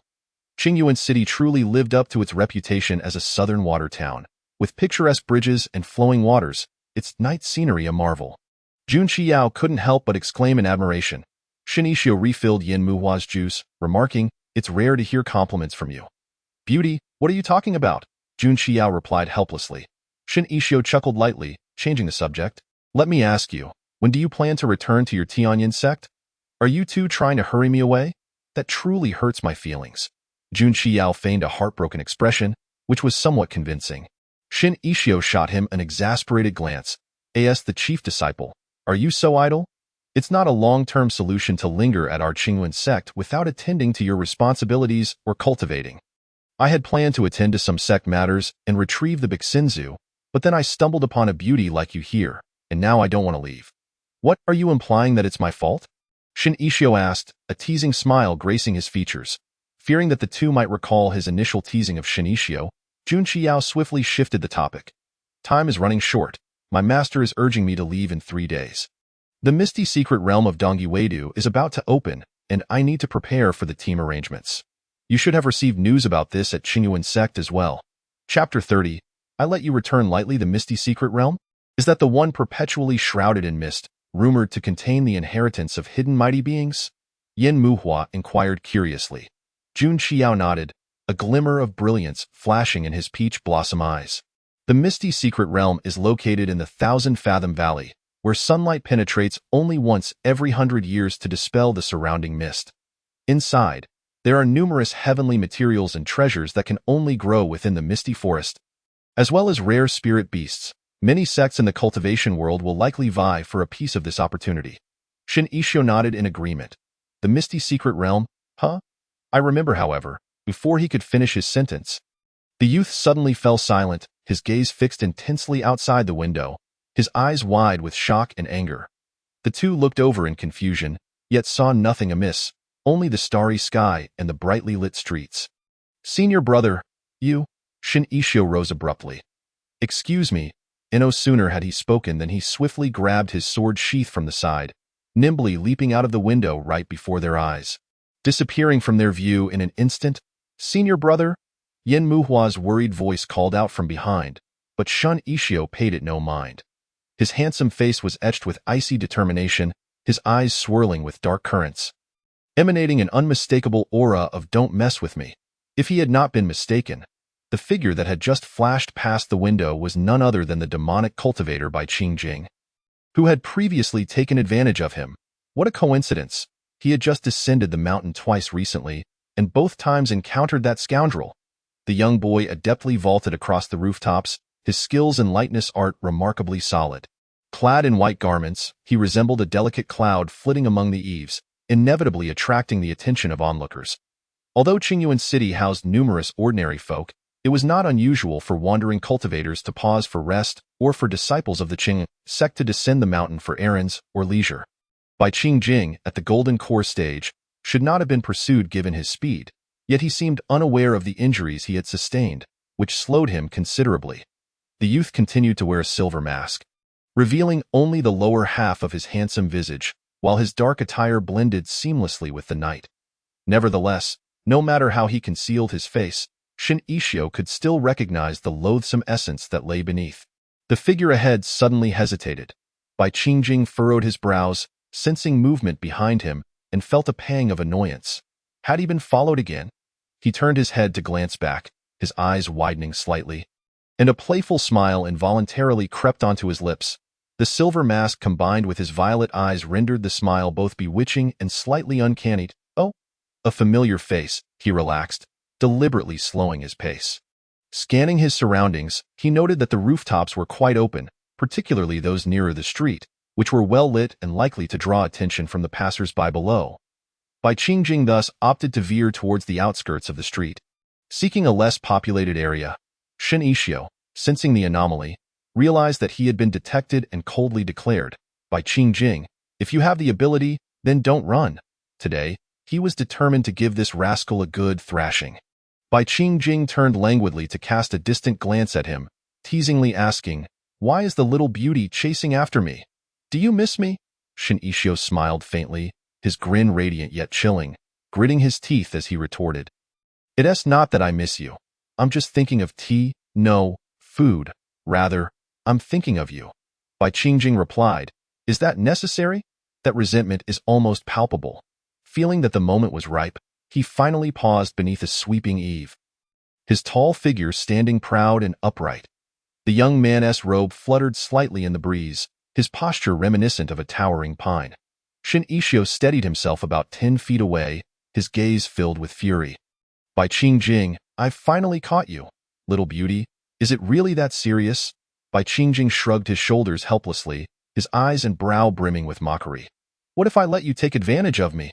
He lazily raised his right hand, unhurriedly loosening his collar to reveal his fair and alluring collarbone, adopting a demeanor of indulgence. "You can do as you please. I shall not refuse." He raised an eyebrow, inquiring, "How about it?" Shin Ishio was infuriated. Was this person a dog turned into a spirit? How could his words be so dog-like, so devoid of humanity? He mentally sifted through all the insults he had learned in both this life and the last, gritting his teeth in anger, finally managing to exclaim, "Bai Qingjing, I want your life." The blade, gleaming with a sharp radiance, was drawn, swift and graceful, like a startled swan or a gliding dragon, deft yet perilous, aimed at Bai Qingjing from a tricky angle. The chilling wind from the sword sent Bai Qingjing's long hair, which was tied behind him, swirling back, his robe rustling fiercely, showing no mercy whatsoever. This child, Bai Qingjing found both amusement and irritation in the situation. With quick reflexes, he channeled his golden core power, deftly pinching the blade between his elongated fingers, slightly tilting his body. Hey, little beauty, I'm still quite injured here. You really show no compassion at all. Chapter 31. Is it not about enjoying kisses?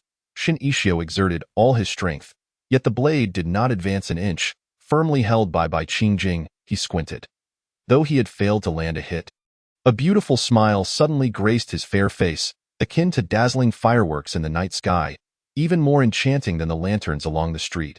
Bai Qingjing was momentarily taken aback. He thought to himself, this child truly is a beauty. Of course, it would be better if he weren't intent on beating him up. What he never anticipated was that Shun Ishio, disregarding the principle of cultivators not loosening their weapons during a fight, simply released the sword hilt, slapping a talisman onto him with a resounding pop. The young man's expression stiffened, and as he attempted to move, he realized he was immobilized. Bai Qingjing? He furrowed his brows, a flicker of displeasure crossing his eyes. Fortunately, the immobilization talisman was rather low-grade, clearly crafted by someone of lesser cultivation. He summoned his full power, breaking the seal in a mere breath. However, Shun Ishio had achieved his goal within that fleeting moment. A water-blue formation shimmered vibrantly around Bai Qingjing, with little blue orbs resembling adorable fireflies swirling about, tracing the faint azure lines of the formation drawn by spiritual energy.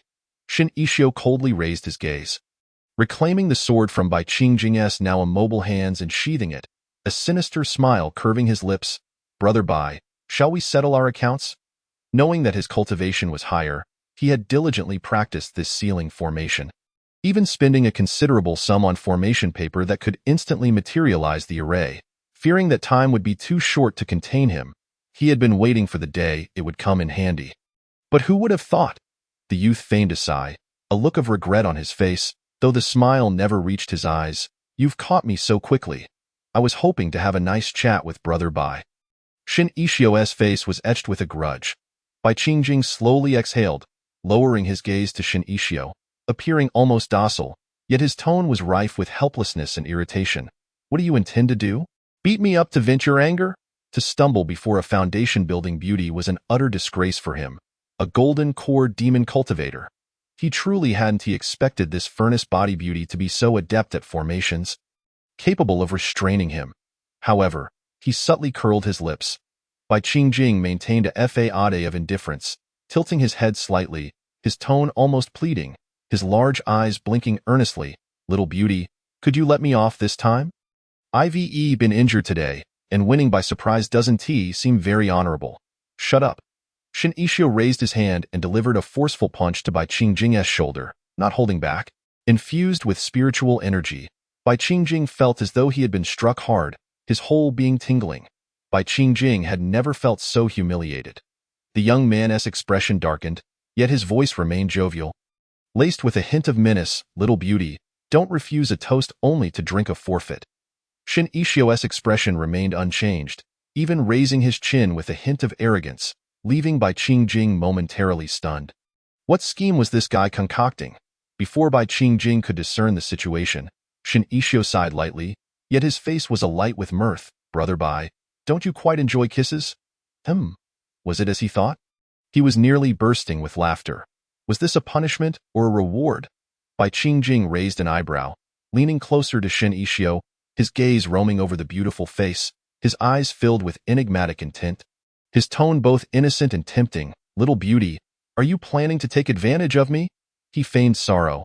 If you insist on punishing me this way, I'll just have to. The emotions displayed by the young man were decidedly reluctant, and his movements were swift. He even leaned forward slightly, making it easier for Shin Ishio to come closer. Shin Ishio, expressionless, replied, You brought this upon yourself. I in the blink of an eye. A large black toad obscured Bai Qingjing's handsome features. Bai Qingjing's long, fair fingers gripped the toad by the scruff of its neck. The creature was quite lively, croaking incessantly. In summary, it was as black as night and hideous to behold. This was one of the black water demons captured during his earlier descent for training, led by Master Shangling. After demonstrating the capture, Master Shang had allowed them to try it themselves. And naturally, Shin Ishio had caught a few.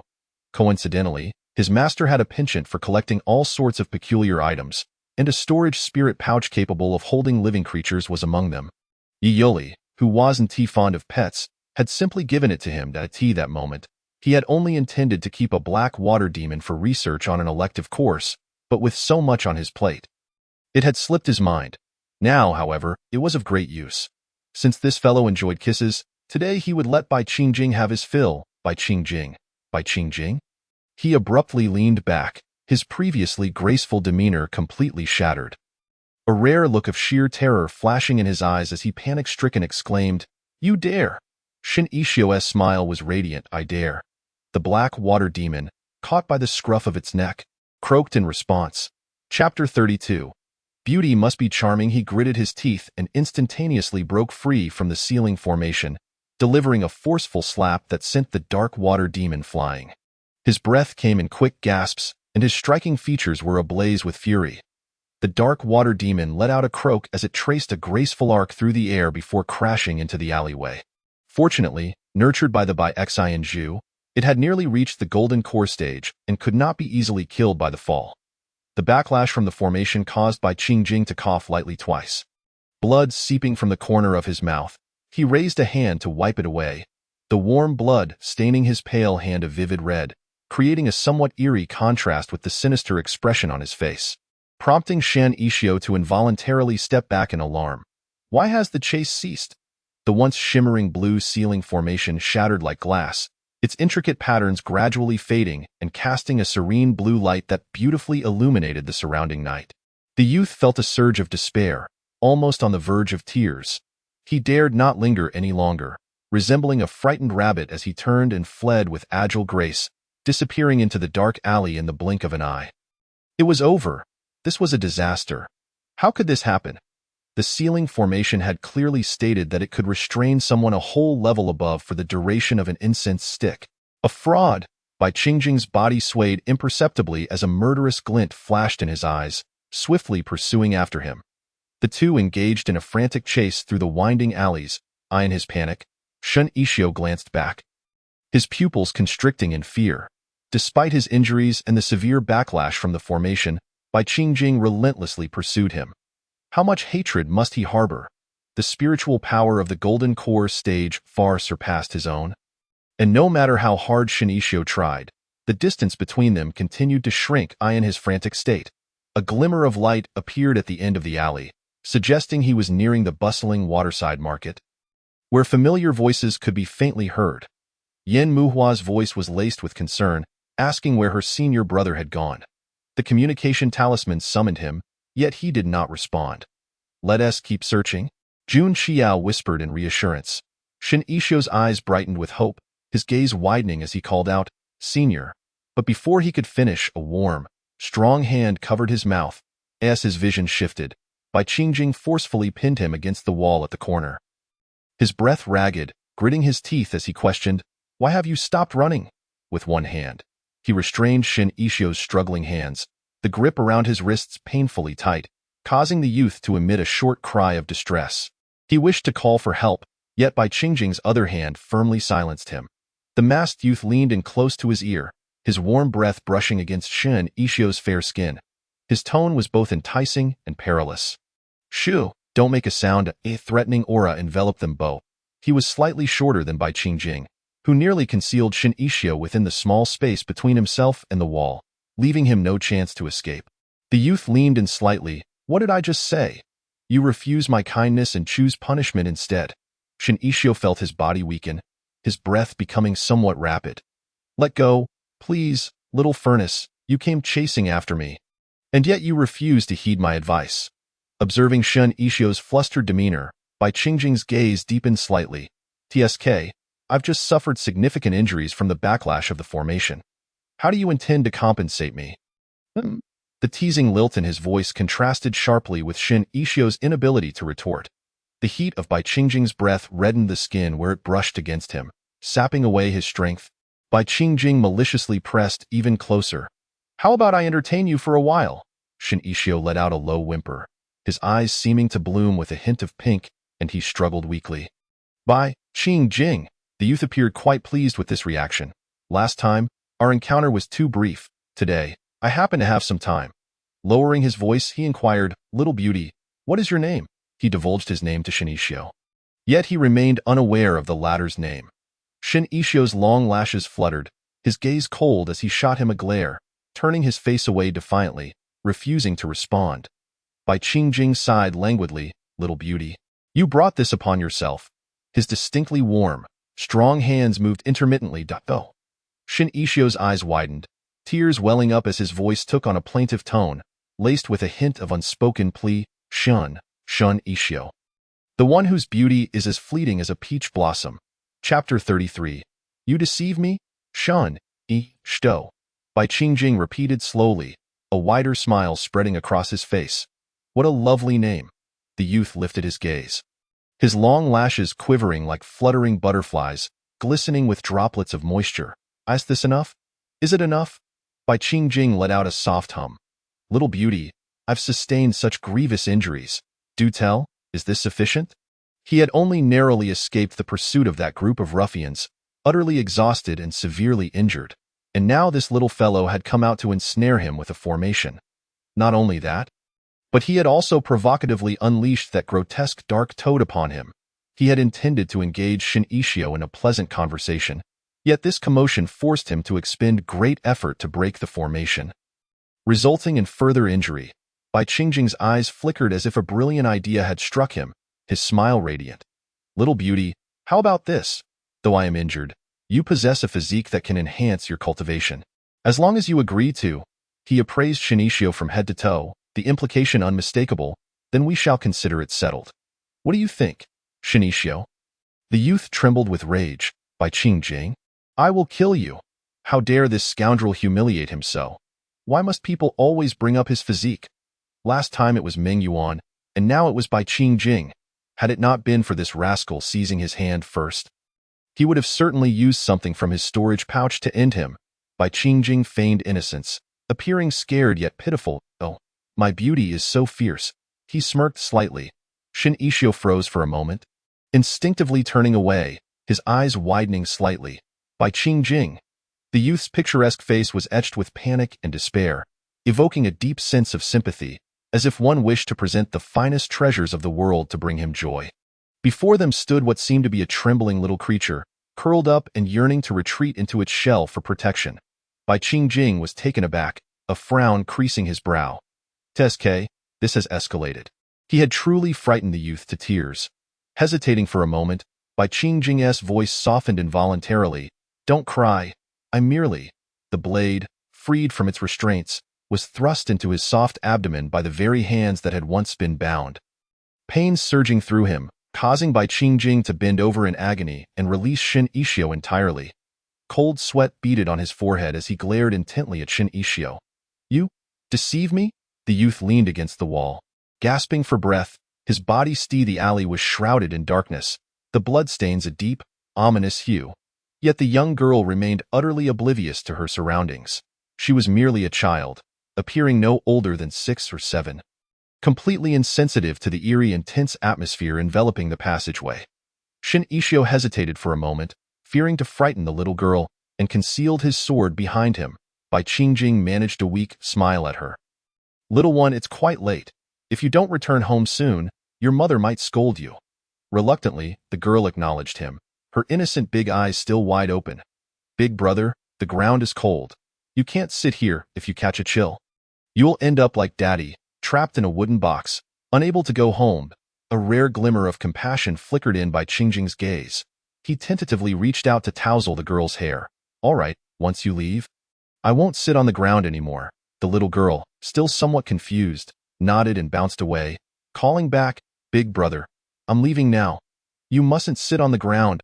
All right, Bai Qingjing replied indulgently, tilting his head with a smile as he watched her sprint back home. Ouch, he muttered softly, a light cough escaping his lips as blood trickled forth, his pupils beginning to cloud. After a moment of recuperation, when he regained his senses, he found that the ethereal youth had vanished without a trace. Exhausted, Bai Qingjing closed his eyes. He pondered how he had claimed to have killed so many, yet Shinichio had chosen not to end his life.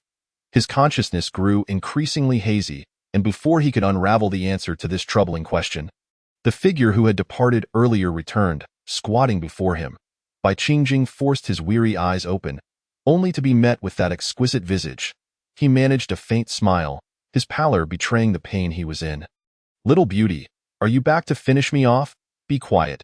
Shen Yixio dismissed him curtly, examining Bai Qingjing's wounds with a solemn expression. After a brief contemplation, he retrieved the most suitable healing elixir from his storage pouch, roughly grasped the young man's chin, and forced the medicine into his mouth, causing him to cough several times.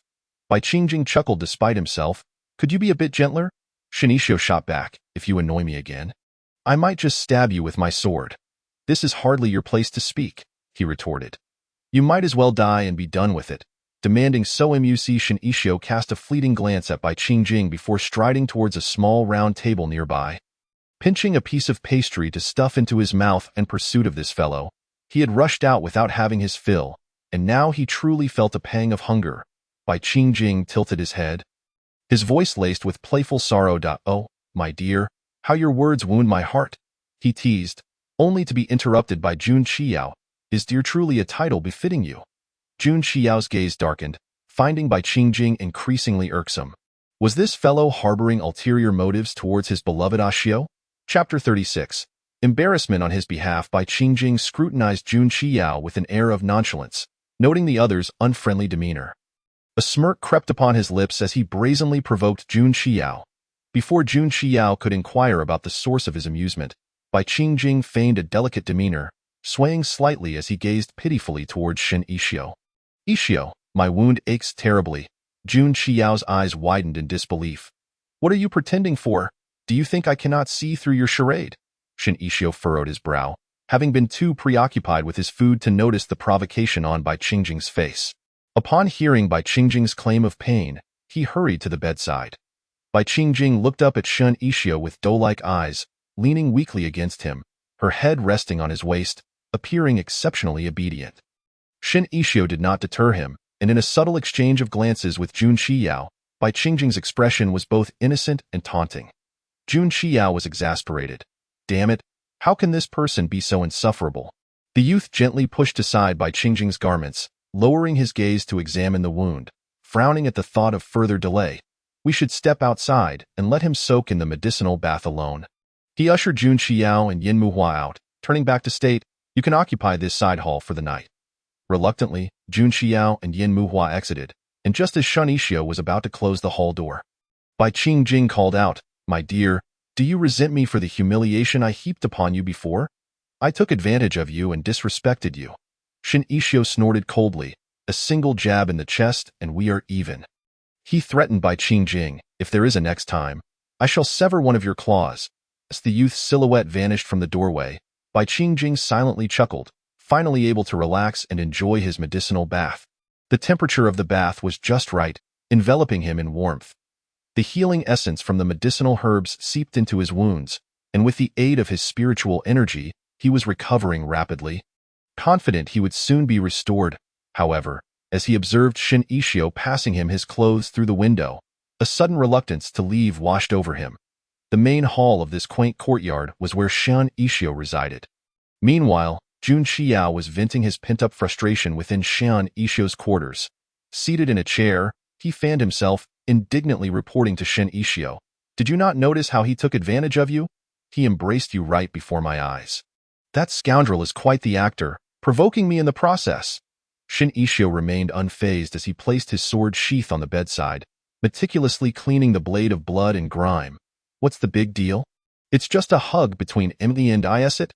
Jun Qiao's expression transformed dramatically. The youth possessed long, delicate eyelashes, and his visage was akin to a painting. His garments clung to his form, drenched from the rain, accentuating his slender waist and elongated legs, presenting a breathtaking silhouette. The ends of his hair were slightly damp, rendering him reminiscent of a white lotus, gracefully soaked by rain, embodying purity like a hibiscus emerging from clear waters. Bai Qingjing's gaze never wavered from the youth's retreating figure. The droplets cascading from the hem of the youth's attire dampened the cobblestones below, yet they seemed to fall upon the heart, stirring a delightful tingling sensation within. Only when Shan Yixio departed did he retract his appreciative gaze, involuntarily exclaiming, "What a stunning beauty!" This lad was merely 15 or 16, his features still bearing a hint of boyish innocence. One could only imagine how captivating he would become with age. After escorting Yin Muhua to the academy, Shan Yixio intended to continue his studies in the alchemy chamber. This time, Jun Xiao dared not cling to him. Retreating with a look of reverence towards the art of alchemy, Bai Qingjing, however, was different. Having never stepped into such a reputable sect, he was filled with curiosity and fervently expressed his desire to accompany Shan Yixio. Fearing a quarrel between Bai Qingjing and Jun Xiao, Shan Yixio decided to take Bai Qingjing with him, leaving Jun Xiao to his own devices, which elicited a vehement dissatisfaction from Jun Xiao. "Why should he accompany you? He knows nothing. He is ignorant of alchemy, herbs, and the entire process. He would be utterly useless." Bai Qingjing, standing by, innocently touched his nose, exuding an air of innocence. Shan Yixio, feeling helpless, replied, "He won't touch the alchemical furnace. He will merely assist me by passing things. That won't do either. Listen to me, my beauty. Bai Qingjing is not a good person. You should send him away as soon as possible." Shan Yixio, feeling a headache coming on, retorted, "Enough of this nonsense. You are biased towards him." Shan Yixio maintained a stoic expression, warning, "If you continue this, both of you will be expelled from Qingyun sect." Jun Xiao whimpered. Chapter 38. Mei Kai'er du Shan Yixio stood rooted to the spot as he watched Jun Xiao, resembling a rain-drenched pear flower, slip into the building, utterly speechless. This was hardly the demeanor of the chief disciple of the foremost sect. Rather, it was akin to the world's most naive and sweet-hearted individual. He exhibited none of the poise expected from a favored child of destiny, appearing rather foolish, causing Shan Yixio to worry for the future of Tianyin's sect. He turned to glance at Bai Qingjing, who had emerged without a mask, his handsome face exposed to the world. His light purple eyes held a mysterious and dangerous allure, drawing attention effortlessly.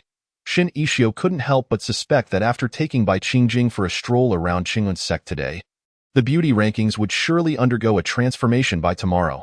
Noticing Shan Yixio's contemplative gaze upon his face, Bai Qingjing smiled with delight, raising a hand to stroke his chin. "Indeed, my visage possesses a certain allure for beauties. I find great solace in this." Shan Yixio rolled his eyes, disregarding appearances, and hastily entered the newly constructed alchemy chamber.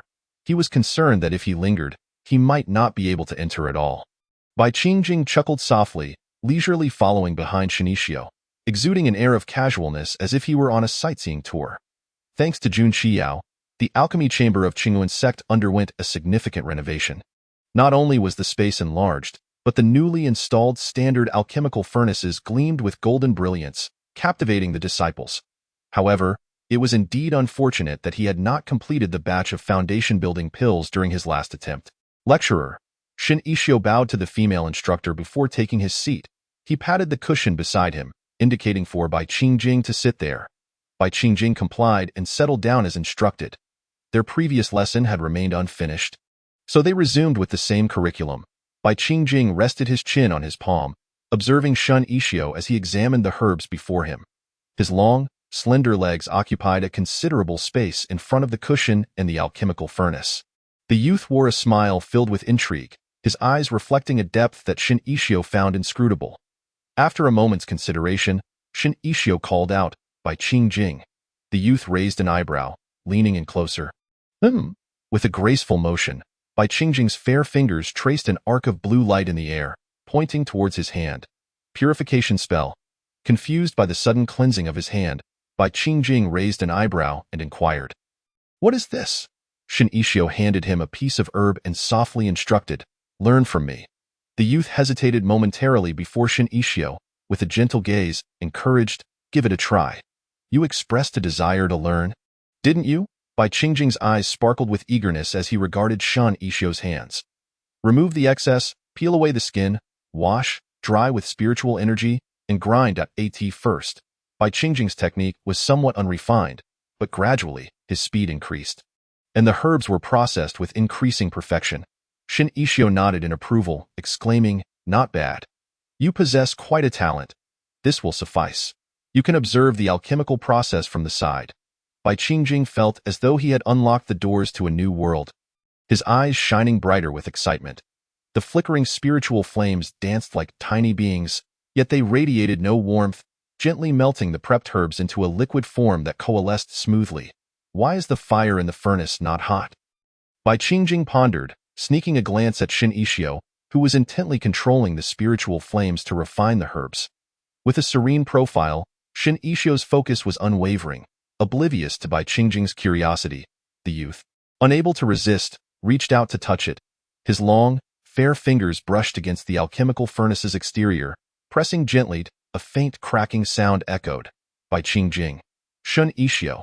The youth quickly withdrew his hand, embarrassed, avoiding the penetrating gaze of Shin Ishio that seemed to demand accountability. I merely touched it lightly. Shin Ishio's expression darkened as he sealed the palm-sized crack with spiritual energy, determined to finish the batch of foundation-building pills. When the class concluded, the other disciples departed, leaving Shin Ishio with an impassive stare directed at Bai Qingjing. You owe me 30,000. The furnace's outer wall was crafted from solid ore. Even a small imperfection could not withstand the scorching of spiritual flames, leading to a leak. Although Bai Qingjing had only chipped away a piece, the entire furnace wall would need replacing, rendering the entire furnace nearly useless. Bai Qingjing fell silent for a moment, pondering, as a carefree demon cultivator. Where could he possibly procure 30,000? Truth be told, he was so impoverished that even 300 was beyond his reach. Shin Ishio's gaze sharpened. What, do you expect me to cover the cost? The two glared at each other for a moment. Bai Qingjing sighed. Very well, it seems I have no choice. Shin Ishio's expression softened, just as he prepared to suggest he could cover a portion of the debt.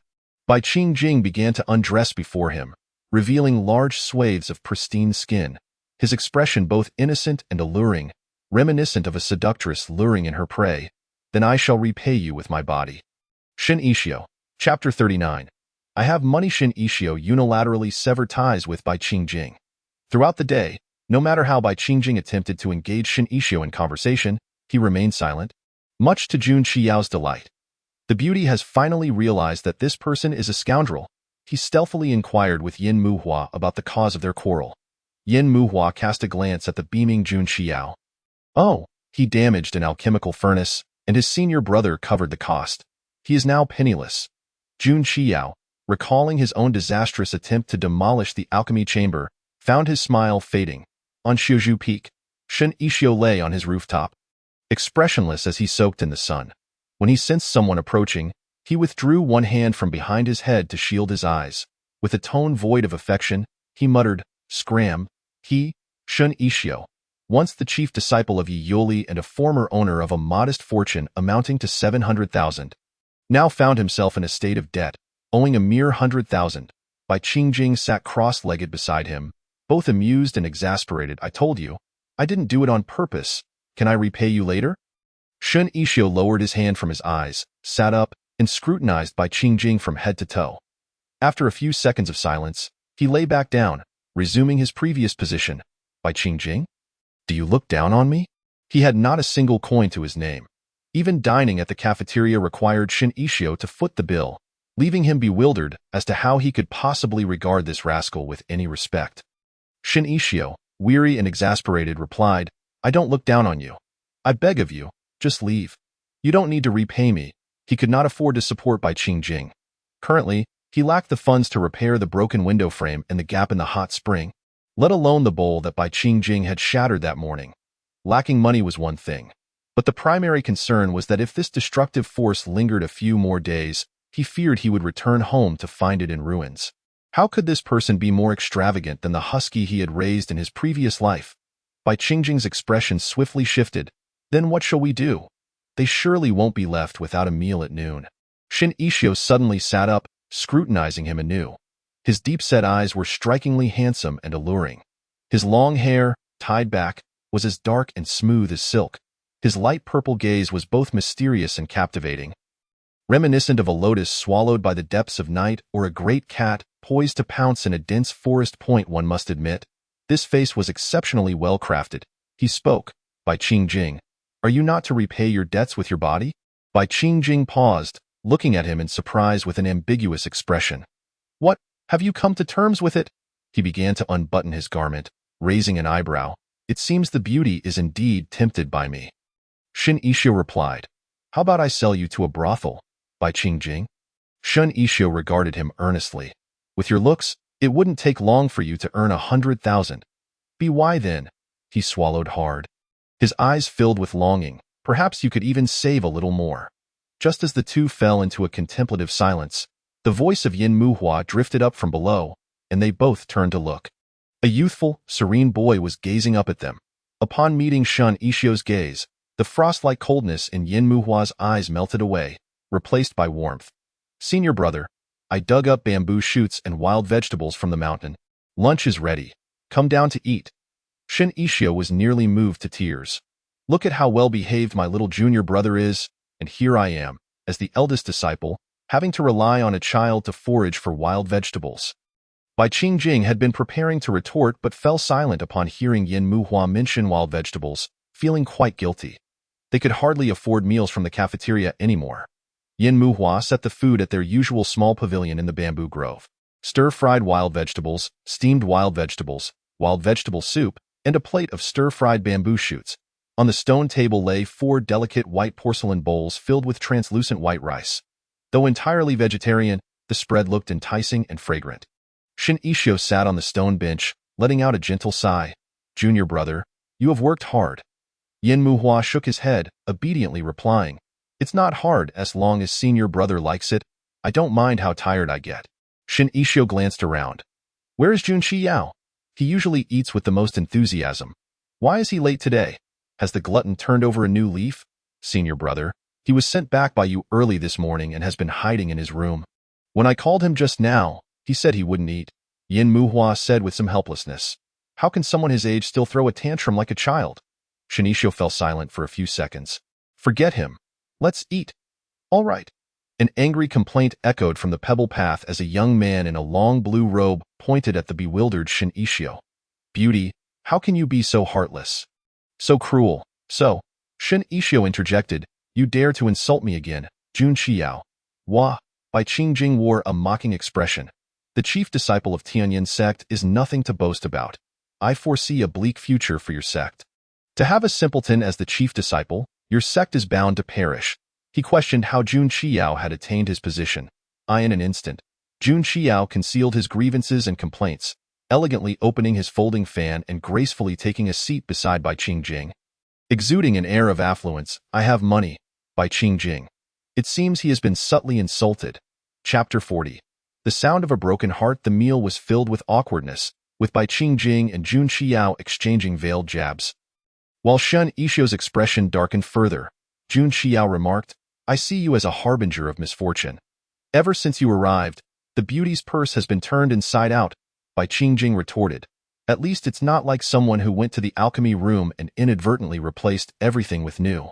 He raised his gaze, lazily propping his chin up to observe Jun Xiao. By the way, when will you visit the formation practice room? I see Isho quite likes it. It would be perfect for you to go in exchange for something new. Jun Xiao. Shin Isho forced himself to finish a bowl of rice. Expressionless, he placed his utensils down, looking at Yin Muhua, who had been quietly waiting for him to finish. Junior brother, let's go. Let them clean up after themselves. The serene young boy obediently replied, all right. Just as they prepared to leave the two behind, a sudden crack echoed from behind them. Shin Isho, Yin Muhua. A smile accompanied this sound they had just heard that morning. Was that the sound of a bowl breaking? No, it was the sound of Shun Isho's heart shattering. Bai Qingjing, the young man, holding the fragments in hand, trembled all over. Shin Isho's eyes turned red with anger as he turned around and slammed his palm onto the stone table before Bai Qingjing, causing the plates and bowls on it to jump in alarm, as if startled. This set of porcelain bowls, 6 in total, crafted from white jade porcelain, wasn't particularly valuable, but they were a gift from his master, Yi Yoli, who had made them by hand for him. Today alone, Bai Qingjing had shattered 2 of them. Bai Qingjing opened his mouth. I truly didn't mean to. He paused. That phrase sounds familiar. Bai Qingjing fell silent. Jun Xiao was on the verge of laughter but dared not, seeing Shun Isho's expression, and could only cover his face with his folding fan. However, it was of little use as he trembled like a sieve. Clearly visible, Shin Isho became even more furious. Senior brother, don't be angry. Your hand is turning red. Yin Muhua frowned, concern etched across his face. Who has bullied my junior brother? A familiar gentle voice drifted over. And Shun Ishio turned to look. The young man, as warm as jade, donned a blue and white disciple robe, his long hair bound with a white ribbon, exuding a refreshing clarity. His face was strikingly handsome and fair, with gentle eyes, long lashes, and perfectly shaped lips, embodying the grace of a refined gentleman. Senior brother, Shin Ishio, momentarily forgetting the shattered porcelain, looked at him with bright eyes. What brings you here? When Siju reached out to pat him and Yin Muhua on the head. Upon seeing Bai Qingjing, he displayed a momentary surprise, then his gaze shifted to Jun Qiao. Gradually, a gentle smile curled at the corners of his mouth. I came to see how you all get along with Taoist Jun. Jun Qiao cleared his throat, standing up. Long time no see, Taoist one. When Siju, Jun Qiao's gaze wandered. Years ago, during When Siju's journey to hone his skills, it just so happened that he encountered Jun Qiao wandering outside. The gentle and beautiful When Siju had instantly captivated Jun Qiao's admiration for beauty. This led to a chase where Jun Qiao fled, and When Siju pursued, ultimately cornering him on the mountain for a whole year. Looking back, it seemed the victim still hadn't escaped the shadows of that time. Most troubling was that he had come to them now. When Siju smiled, long time no see.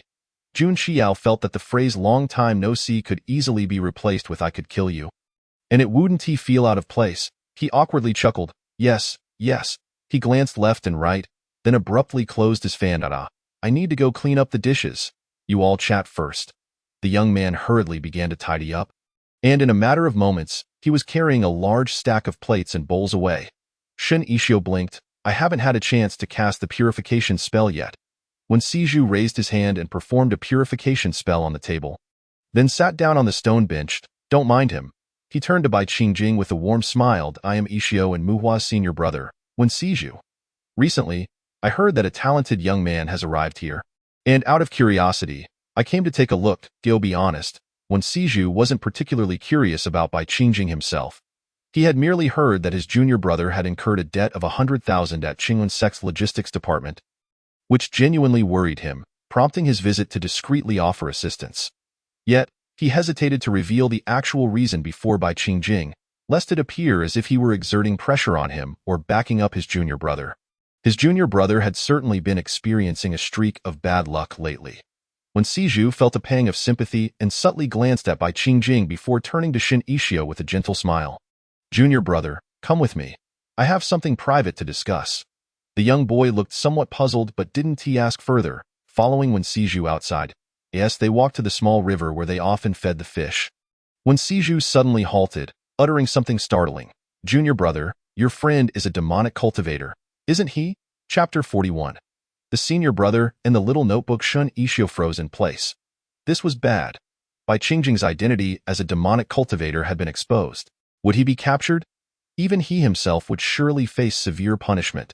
Seeing his expression, When Siju couldn't help but chuckle, his demeanor as gentle as a spring breeze. Fear not.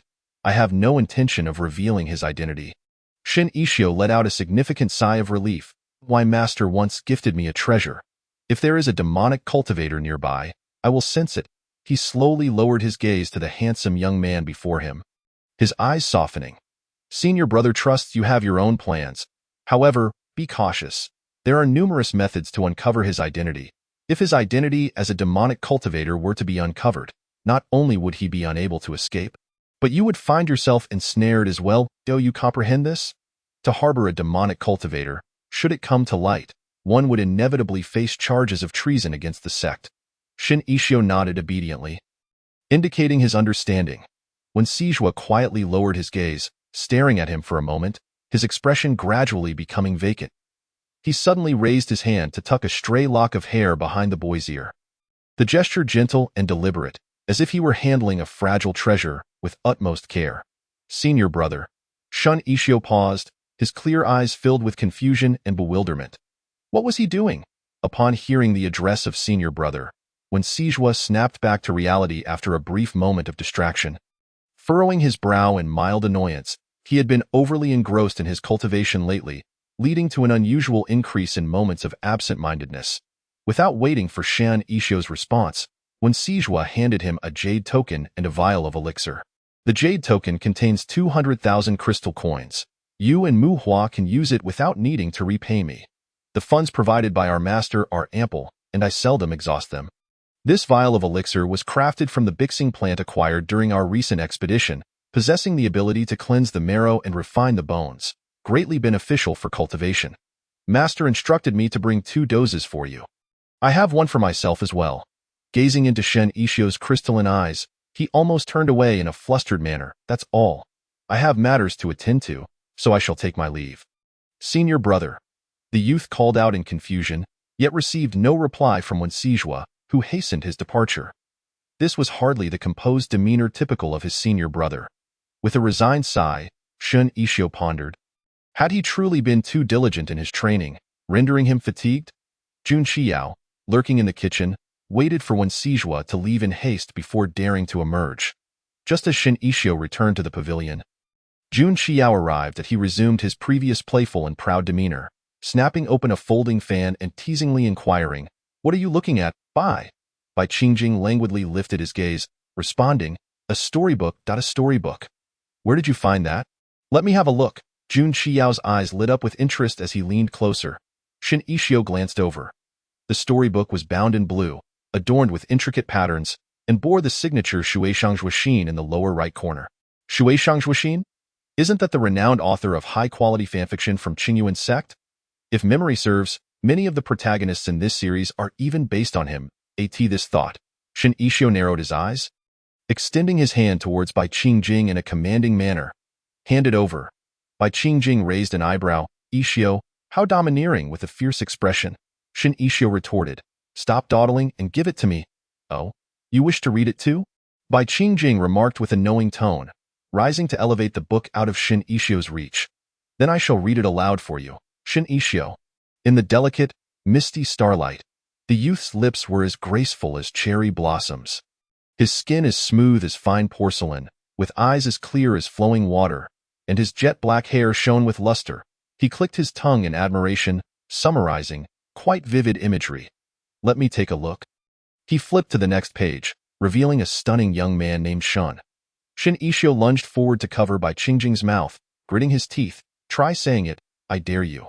Bai Qingjing looked at him innocently, yet his eyes sparkled with mirth and contemplation. When Sijua appeared gentle and reliable, yet he too indulged in reading storybooks? Or perhaps it was the fanfiction of his beloved junior disciple? Yin Muhua hesitated, realizing it must have slipped from the sleeve of the senior brother. Shen Ishio froze. Huh? He and Yin Muhua exchanged incredulous glances, unable to fathom this revelation. After a prolonged silence, Shen Ishio reflected, "Indeed, my understanding of senior brother is woefully inadequate." Having spent over a decade in the company of their senior brother, they were utterly oblivious to his penchant for storybooks. The shock was overwhelming, leaving both Shen Ishio and Yin Muhua momentarily dumbfounded. Causing Shen Ishio to forget about seizing the book, Bai Qingjing leaned against a stone pillar, tall and elegant, his figure exceptionally striking. With long legs that were straight and slender, he closed the book to glance at the title before flipping through the pages. Unable to suppress a laugh, "Why gorgeous junior disciple has fallen for me." The title was rather down-to-earth. After flipping through a few more pages, he seemed to encounter something surprising, his expression registering astonishment. Akin to witnessing a pig climb a tree or a rooster lay an egg. He fell silent for a few seconds, running his fingers over the pages, examining the smudge on his hand. Revealing a knowing expression, "I see." Chapter 42. Farewell. A day passed in a whirlwind, and Jun Xiao reluctantly prepared to return to his own sect. At the gate of Qingyuan sect, the young man lowered his brow. His eyes filled with reluctance. "Fair maiden, I am departing." Yin Muhua had an early class, so only Shen Ishio and Bai Qingjing came to see him off. The youth stood on a slightly elevated step. Clad in white as snow, his beauty striking, with his dark hair tied up in a high ponytail, exuding youthful exuberance, he appeared like an ethereal sprite from the mountains, or a white rabbit frolicking in the snow. Captivating the attention of those around him, passers-by halted in their tracks, believing they had witnessed a celestial being descend upon Qingyuan sect, or the legendary ancestor of the sect. The languid young man stood with his arms crossed, glancing helplessly at the disciple sweeping the stone steps beside him. "Brother, It seems my shoes do not require sweeping. The disciple snapped back to reality, looking down to discover he had inadvertently placed the broom on by Qingjing's shoes, covering the pristine white with dust and fallen leaves. My sincerest apologies. His ears flushed crimson with embarrassment as he discreetly stole a glance at Shin Ishio before hastily retreating to continue his cleaning. All the while stealing glances at Shin Ishio by Qingjing. Strangely, he felt a twinge of displeasure. Shower, you are too beautiful. So many people are staring at you. By Qingjing leaned in closer, deliberately whispering near the boy's ear. As expected, the warmth of his breath caused the skin to flush instantly. By Qingjing nodded in satisfaction, his mood considerably lifted. Upon seeing Jun Qiao preparing to leave, his spirits soared even higher. Shin Ishio, flustered by the teasing, felt his long lashes tremble and his ears grow warm. He raised his hand to push Bai Qingjing away, insisting, "Don't get so close when you speak." Jun Qiao, expressionless, observed the playful exchange between the two. Feeling an internal explosion as he mentally replayed scenarios of having beaten Bai Qingjing several hundred times, he cleared his throat. "Fair maiden, I am departing. Shin Ishio replied. "Just a mere Shin Ishio hesitated. Okay." Jun Qiao, suppressing his heartbreak, extended his arms. "At the very least, grant me a loving embrace." Shin Ishio pursed his lips, somewhat reluctant, his eyes darting before he abruptly pulled Bai Qingjing into the fold. "You do it for me." Bai Qingjing, Jun Qiao. The two exchanged silent glances.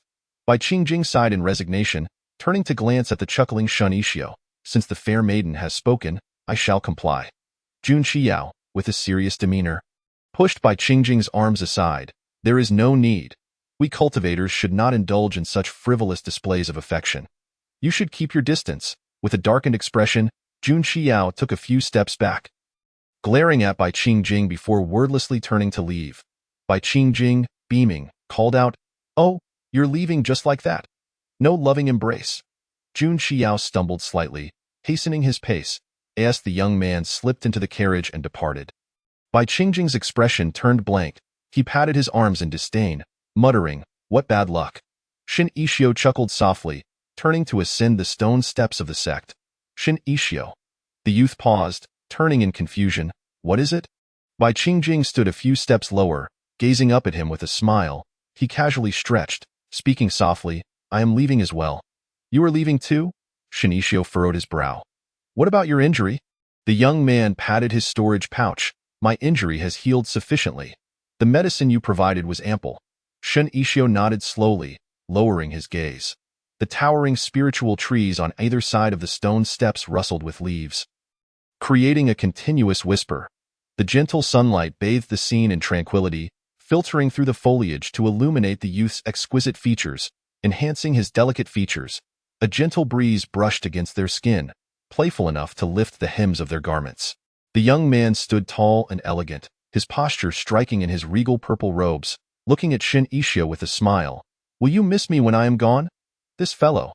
Shin Ishio chuckled softly, extending a spirit token towards him. "Here, take this. It contains some money for you to use." He turned and continued up the steps, his blue and white disciple robes billowing in the wind like a blooming lotus. Bai Qingjing's eyes sparkled with mirth as he called out, "I'm off." The youth on the mountain steps did not look back as he waved his hand. Suddenly, the wind picked up, causing the leaves to fall in a flurry, blanketing the freshly tidied steps as if bidding him farewell. He understood that Bai Qingjing harbored many secrets and had significant matters to attend to. Perhaps he simply did not wish to linger indefinitely as a demonic cultivator within the Qingyan sect, fearing it might lead to complications. Alternatively, he might yearn to traverse the lands, continuing his leisurely existence as a wandering demonic cultivator. Their paths had crossed momentarily. Both were but transient souls. The world is vast yet intimate. If fate allows, they shall surely meet again. Chapter 43.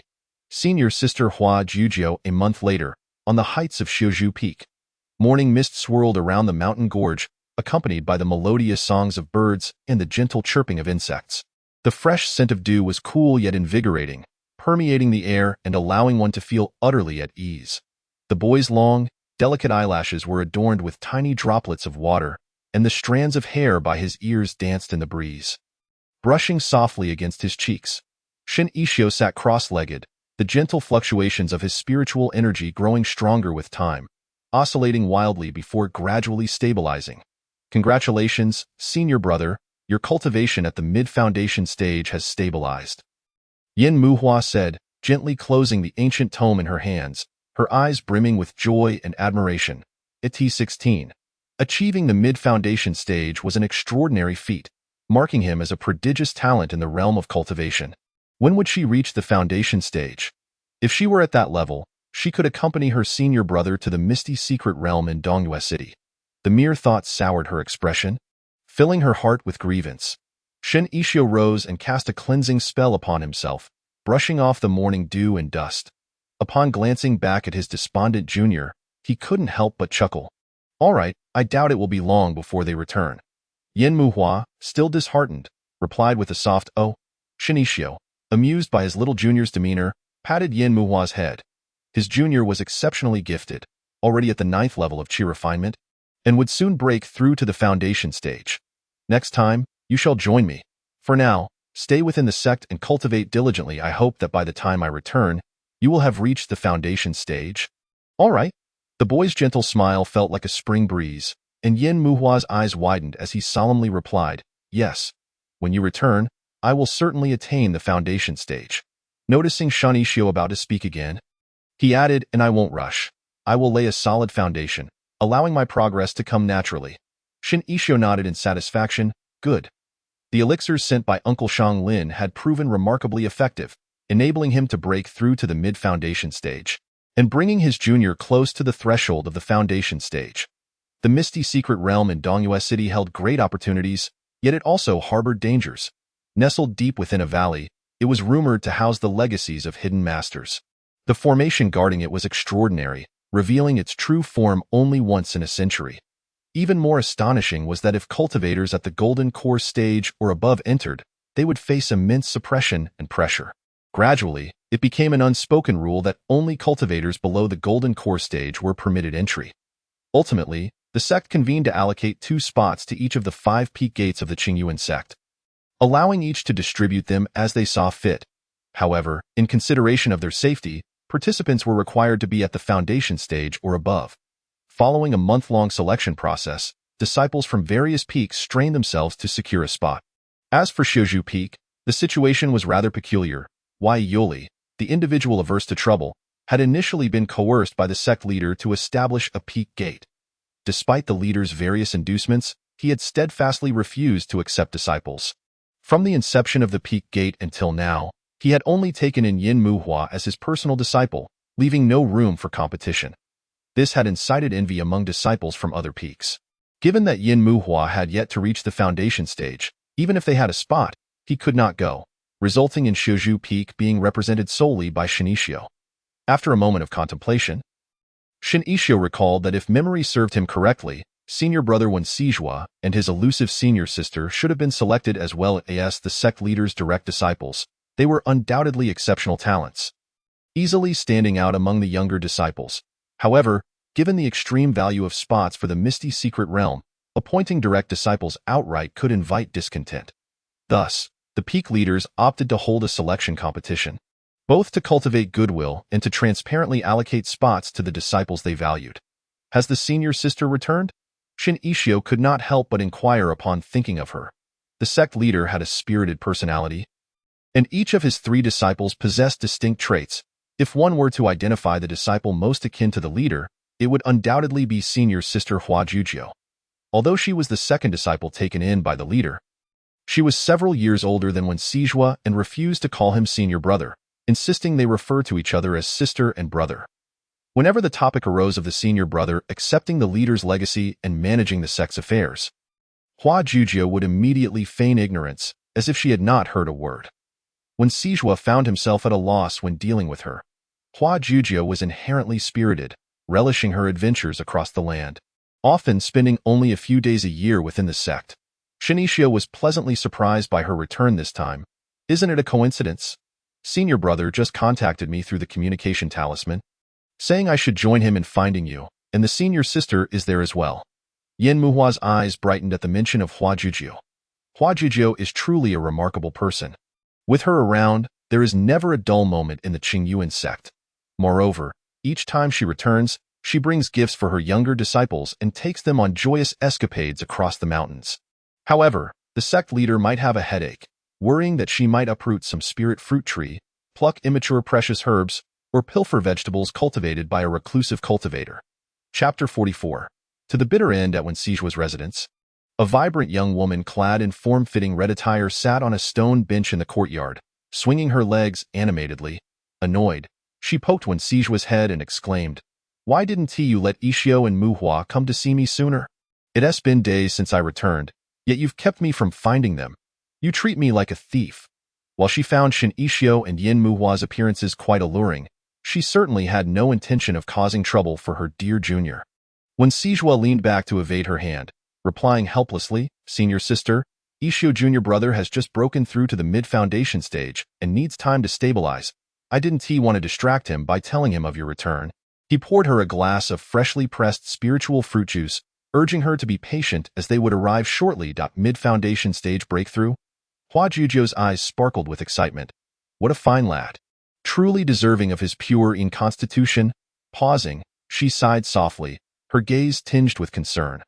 Shin Ishio had been taken in by Yi Yili years ago, and fearing that his unique constitution might be discovered by those of higher cultivation. Yi Yili had informed several peak leaders of his pure in body to prepare them mentally. After all, with the cultivation levels of these leaders, Shin Ishio's unique constitution could not remain hidden for long. It was better to reveal it. This served as a warning to some that despite being a pure in body, Shin Ishio was still Yi Yuli's disciple, under his protection, and no one should dare to threaten him. Yet, unbeknownst to them, this information had somehow leaked from one of the peaks. The existence of a pure in body, an exceptional furnace constitution, inevitably stirred tumult within the Qingyuan sect. Shin Ishio's extraordinary talent, combined with his singular water essence root, made him an even more enticing target for those with ulterior motives. Envy brewed among the disciples, and they whispered malicious gossip, of which Shin Ishio was vaguely aware. It was no wonder that even the usually composed Yin Muhua disregarded his own status as a mere qi refinement cultivator to confront others, ending up battered and bruised that time. Yi Yuli was on the cusp of reaching the integration stage. The higher one's cultivation, the more formidable the inner demons encountered during cultivation, making it easier to be distracted and potentially succumb to madness. Shin Ishio, wishing to spare his master worry, had requested their secrecy. However, this gossip eventually reached Yi Yuli's ears. They had never witnessed the usually carefree and easygoing Yi Yuli in such a furious state. Compelling the helpless sect leader, Lu Ziman, to convene a sect meeting. Disciples from both the inner and outer sects, as well as leaders of various sect-affiliated enterprises, were summoned without exception. Standing on the high platform during the sect meeting, Yi Yuli's eyes were red with fury. His killing intent palpable, he unleashed a formidable sword strike that cleaved the largest area of the Qingyuan sect, nearly shearing off the mountain peak, instilling fear in every disciple present. Shin Ishio is my disciple.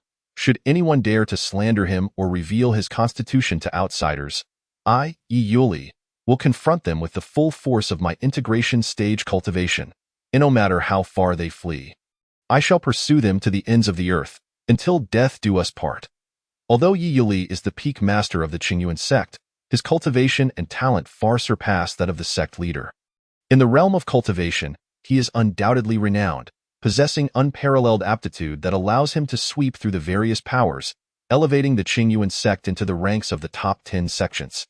Yi Yuli is still considered a prodigy of the younger generation, youthful yet possessing extraordinary cultivation and an astonishingly rapid advancement in his training. Who would dare to oppose him? Thus, the rumors regarding Shin Ishio's physique were quelled, as news of his furnace body was ultimately stifled within the Qingyuan sect. Otherwise, given the vastness of the cultivation world, while there are countless individuals of high cultivation does not equate to good character, and the consequences of leaking such information would be dire. Although we could all surmise who was behind the leak concerning our junior brother's physique, we could not reveal it, and it was truly distressing to keep it bottled up. Hua Juzhou, in her frustration, downed a glass of juice, making it appear as though she were drinking wine. The only one who dared to stand against Yi Yuli was Feng Yuan of Qingyuan Peak. However, Feng Yuan is a formidable being at the transformation stage. Our master, being the sect leader, must consider the sect's welfare and could not afford to confront a powerful transformation stage expert, thus having to apologize to both Yi Yuli and Shinishio. Burying the matter. Although Yi Yuli was reluctant, he understood the difficulties faced by Lu Jimu as the sect leader and had no choice but to swallow his resentment. The three peak masters, all of whom share a lineage, cherished Shinishio, who was not only handsome and gifted but also of kind disposition, and this incident only deepened their affection for him, treating him as if he were their own child. Lu Jimu even sought a treasure, the muddled pearl, to conceal the furnace body trait, crafting it into a pendant that was embedded in the jade pendant at Shin Ishio's waist. This was both a gesture of affection and perhaps tinged with guilt. Chapter 45. The Plum Blossom Tree. The Plum Blossom Spirit Senior Brother, Senior Sister. A youthful figure, as picturesque as a painting, leapt down from his sword, joyfully rushing towards Hua Jujio, leaving the sword behind. Hua Jujio beamed, delightfully embracing both Shin Ishio and Yin Muhua, one in each arm, and expressed her satisfaction. Why junior brothers are truly obedient. She cast a glance at Wen Sijua beside her, unlike a certain someone with the surname Wan, whose first reaction upon seeing her was to bow, which saddened her greatly. Wen Sijua silently touched his nose. He had seen Hua Jujio in the company of other peak masters. It was unbecoming to rush over and embrace her. Moreover, he was no longer a child. Hua Jujio paid little mind to such formalities. She promptly seated Shin Ishio and Yin Muhua on a stone bench and began rummaging through her belongings. High-quality elixirs, practical spirit tools, exquisite spirit jade, and an assortment of peculiar trinkets she had purchased during her travels spilled forth. Hua Jujio emptied her storage bag for quite some time, and only halted when Wen Sijua raised a hand to prevent her from overwhelming the table. She waved her hand exuberantly. Choose whatever you like. Pick whichever you fancy. Shin Ishio and Yin Muhua were left dumbfounded. Senior sister, this is far too much. Seeing her junior brothers in such a state of astonishment, Hua Juju gently patted Shin Ishio's shoulder, sighing, you're still too young. You ought to venture out more and experience the world. She always felt as though she indulged herself while neglecting her own little ones. After selecting a few suitable items, she handed them to Shin Ishio and Yin Muhua. After a moment's thought, Hua Juju pressed a piece of fiery red, translucent jade resembling bloodstone into Shin Ishio's palm. This is a warm jade I brought back from a volcanic secret realm. The moment the warm jade touched his palm, a wave of soothing warmth spread throughout his body, warming the chilly spring breeze around him. Hua Juju reached up to ruffle Shin Ishio's hair. You possess a purine body and a water spirit root, making you sensitive to cold. I specifically brought this warm jade for you. Keep it with you, and you need not fear the cold. The boy obediently nodded, cradling the warm jade in his hand. Thank you, senior sister. He rummaged through his storage bag, eventually producing a small celadone jar. Senior sister, this is fertilizer I made from some spiritual materials. It will help spiritual plants grow better. I noticed you have been taking great care of the plum blossom tree in the courtyard. Although I sought Uncle Shi Shanglin to set up a formation suitable for its growth, its branches and leaves still appear slightly wilted. Perhaps this fertilizer will be of use. Upon mentioning the plum blossom tree in her courtyard, Hua Jujio momentarily lost her composure. A fleeting shadow of sorrow crossed her eyes as she accepted the small jar, holding it with great affection. Thank you, junior brother. I truly need this. She playfully lifted the boy's chin. Smiling gently, our junior brother is so thoughtful. Shin Ishio's ears turned slightly red from her teasing. Senior sister. All right, enough of our chatter. Hua Jujio stood, clutching the small jar, and lightly tapped each of her three junior brothers on the head. You all take your time to chat. Let Sijua share the details of the upcoming training with you. With that, she turned and gracefully leaped back onto her sword, eager to test whether the small jar was indeed useful. Dressed in flowing red, she appeared even more radiant, her tall figure exuding a striking elegance, akin to a solitary red plum blossom in a snowy field, unyielding against the frost. Yin Muhua curiously observed Hua Jujio's hurried retreat. Senior brother, what is the story behind that plum blossom tree in senior sister's courtyard? Why does she cherish it so? The plum blossom tree. When Sijua's expression darkened, a hint of sadness appearing on his face. That plum blossom tree was originally a plum blossom spirit. A spirit? The two stared in astonishment.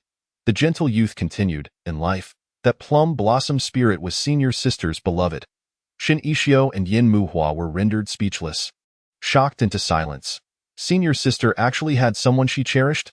Moreover, Shin Ishio noted the term in life that when Sijua had used and quietly inquired, "That plum blossom spirit has already?" The young man nodded gently. "He has departed, leaving only this spiritual plant behind. It is far more challenging for spirits to cultivate than for humans. Senior sister may never see that plum blossom spirit again in her lifetime. Furthermore, even if one day this plum blossom tree were to cultivate back into human form, would he still remember senior sister, given that his soul might have already dispersed?" When Sijua reminisced, "When I was as young as Muhua." Senior sister would linger in the sect, even after reaching the foundation establishment stage. Despite being pressured by our master, she was reluctant to descend the mountain for training. Yet, having reached the foundation establishment stage, how could she avoid descending? Merely cultivating spiritual energy was insufficient to sustain the continuous enhancement of one's cultivation. Liu Jimu did not agree, and Hua Juzhou herself naturally did not wish to remain stagnant at the foundation establishment stage. Thus she had no choice but to lower herself and descend the mountain. However, this urging for Hua Juzhou to descend has since become a source of regret for Liu Jimu. It also became an enduring pain that Hua Juzhou could never reconcile within her heart. Chapter 46. Plum blossoms shadow. The residual snow darkly drips like ice shoots as spring stealthily returns to the willow tips. Just as spring has only just arrived, and the snow has yet to fully melt. The famed snowy landscape of Meishan's 10-mile gallery in the cultivation world draws in flower-loving maidens. The innocent and carefree girl, Juzhou, clad in a peach-pink garment, hops about, her attire swaying lightly, more vibrant than the red plums amidst the snow. She stomped her feet in the snow, looking up with discontent, her every movement brimming with youthful charm. "What's wrong with being lazy? I simply don't want to descend the mountain. Master loves to lecture me and paints grand visions. Just because I've barely reached the foundation establishment stage, he cruelly sent me down to train. I want tea like master anymore. But the plum blossom grove is truly beautiful. Hee hee." She twirled joyfully amidst the fluttering snowflakes and red plums, her attire swirling like blooming peach blossoms in the snow. Growing weary, she sat down on the ground, shivering from the cold, yet unable to suppress her laughter. "Who's there?" A cold and wary voice broke through, startling Juzhou as she looked up in confusion. A boy clad in white and red stood beneath the largest plum tree, holding a red oiled paper umbrella. As the umbrella was raised, she was captivated at first glance. The boy's features were like an ink painting, his eyes reflecting the chill of spring snow. When his eyes narrowed slightly, the depths revealed ripples like cold water. Sharp and striking, yet making his features even more striking, a plum blossom mark rested between his brows, enhancing his snow-like complexion, akin to exquisite jade. Juzhou was momentarily entranced, and when the boy frowned in impatience, she exclaimed in surprise, "You're so handsome, it's like the plum blossom has come to life." Plum blossom shadow. He opened his mouth, fell silent for a few seconds, then merely pursed his lips and turned to leave. Juzhou sprang up from the ground. "Wait for me.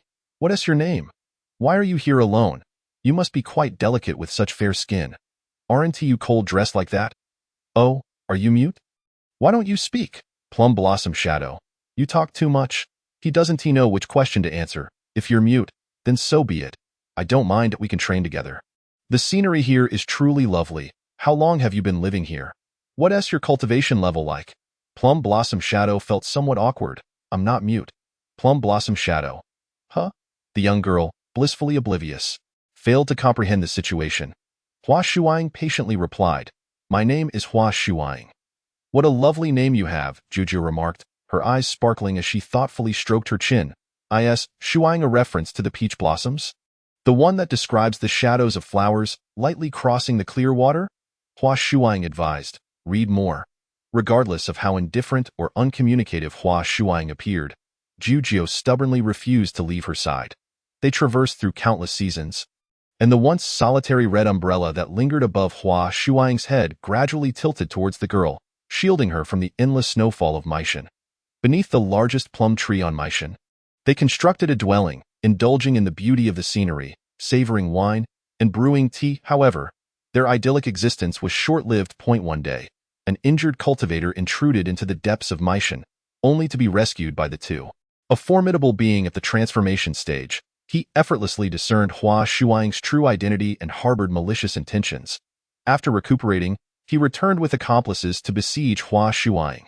The inner core of a 1,000-year-old demon was an exceptional elixir, capable of propelling him beyond the threshold of the integration stage.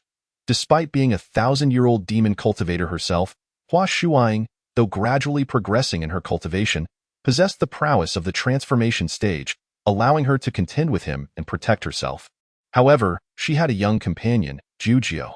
With extraordinary talent, Jujio might one day reach similar heights, but time was not on their side. Even as he engaged in battle, he could not completely shield Jujio.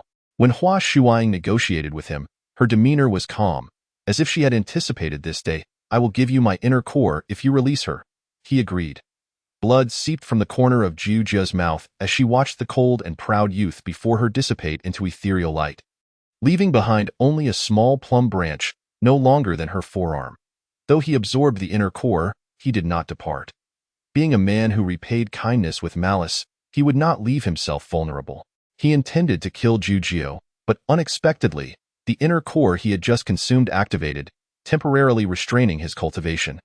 Jujio seized the opportunity, clutching the plum branch to her chest and fleeing. Chapter 48.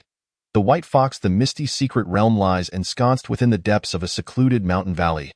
Its treacherous terrain rendered even more inscrutable by the thick, enveloping fog that permeates the area, fraught with hidden dangers. Although the misty secret realm experiences its rarest period of thin fog only once every century, it is not uncommon for solitary cultivators to venture into its fringes in search of treasures. Gradually, a small market town has emerged here, offering various items that might be useful for those daring to enter this enigmatic domain. "Junior brother, come here," called Hua Jujio cheerfully, standing before a stall. This place is am-lang of people. Due to the youthful appearance of Wen Sijua, he was given a veil to conceal his face. Though he felt a sense of resignation, he understood it was for his own good and complied, donning the veil that helped avert any further disruptions or traffic mishaps. "Shiji," called Shin Ishio as he approached. Hua Jujio selected a tassel from the stall, tying it to the hilt of his sword, nodding in satisfaction. "It looks splendid. Keep it." Shun Ishio playfully adjusted the beautifully crafted tassel, grinning as he said, "Thank you, Shiji." When Sijua lightly patted Shin Ishio's head, his expression somewhat melancholic. "How come you don't thank me for choosing the color for you?" Shin Ishio readily replied, "Thank you, Shixiao." Only then did Wen Sijua appear satisfied. The youth secretly sighed in exasperation. Throughout their journey, gratitude seemed to be expected in double portions, head pats were to be reciprocated in kind, and even purchasing snacks required equal shares. These two were truly intent on making him a master of servitude. "We must wait another day for the misty secret realm to open. Let us first find a place to rest and recuperate," Wen Sijua suggested, gently patting Shin Ishio on the shoulder. He turned to the other disciples. "Speaking kindly, there is an inn not far ahead. Let us rest there."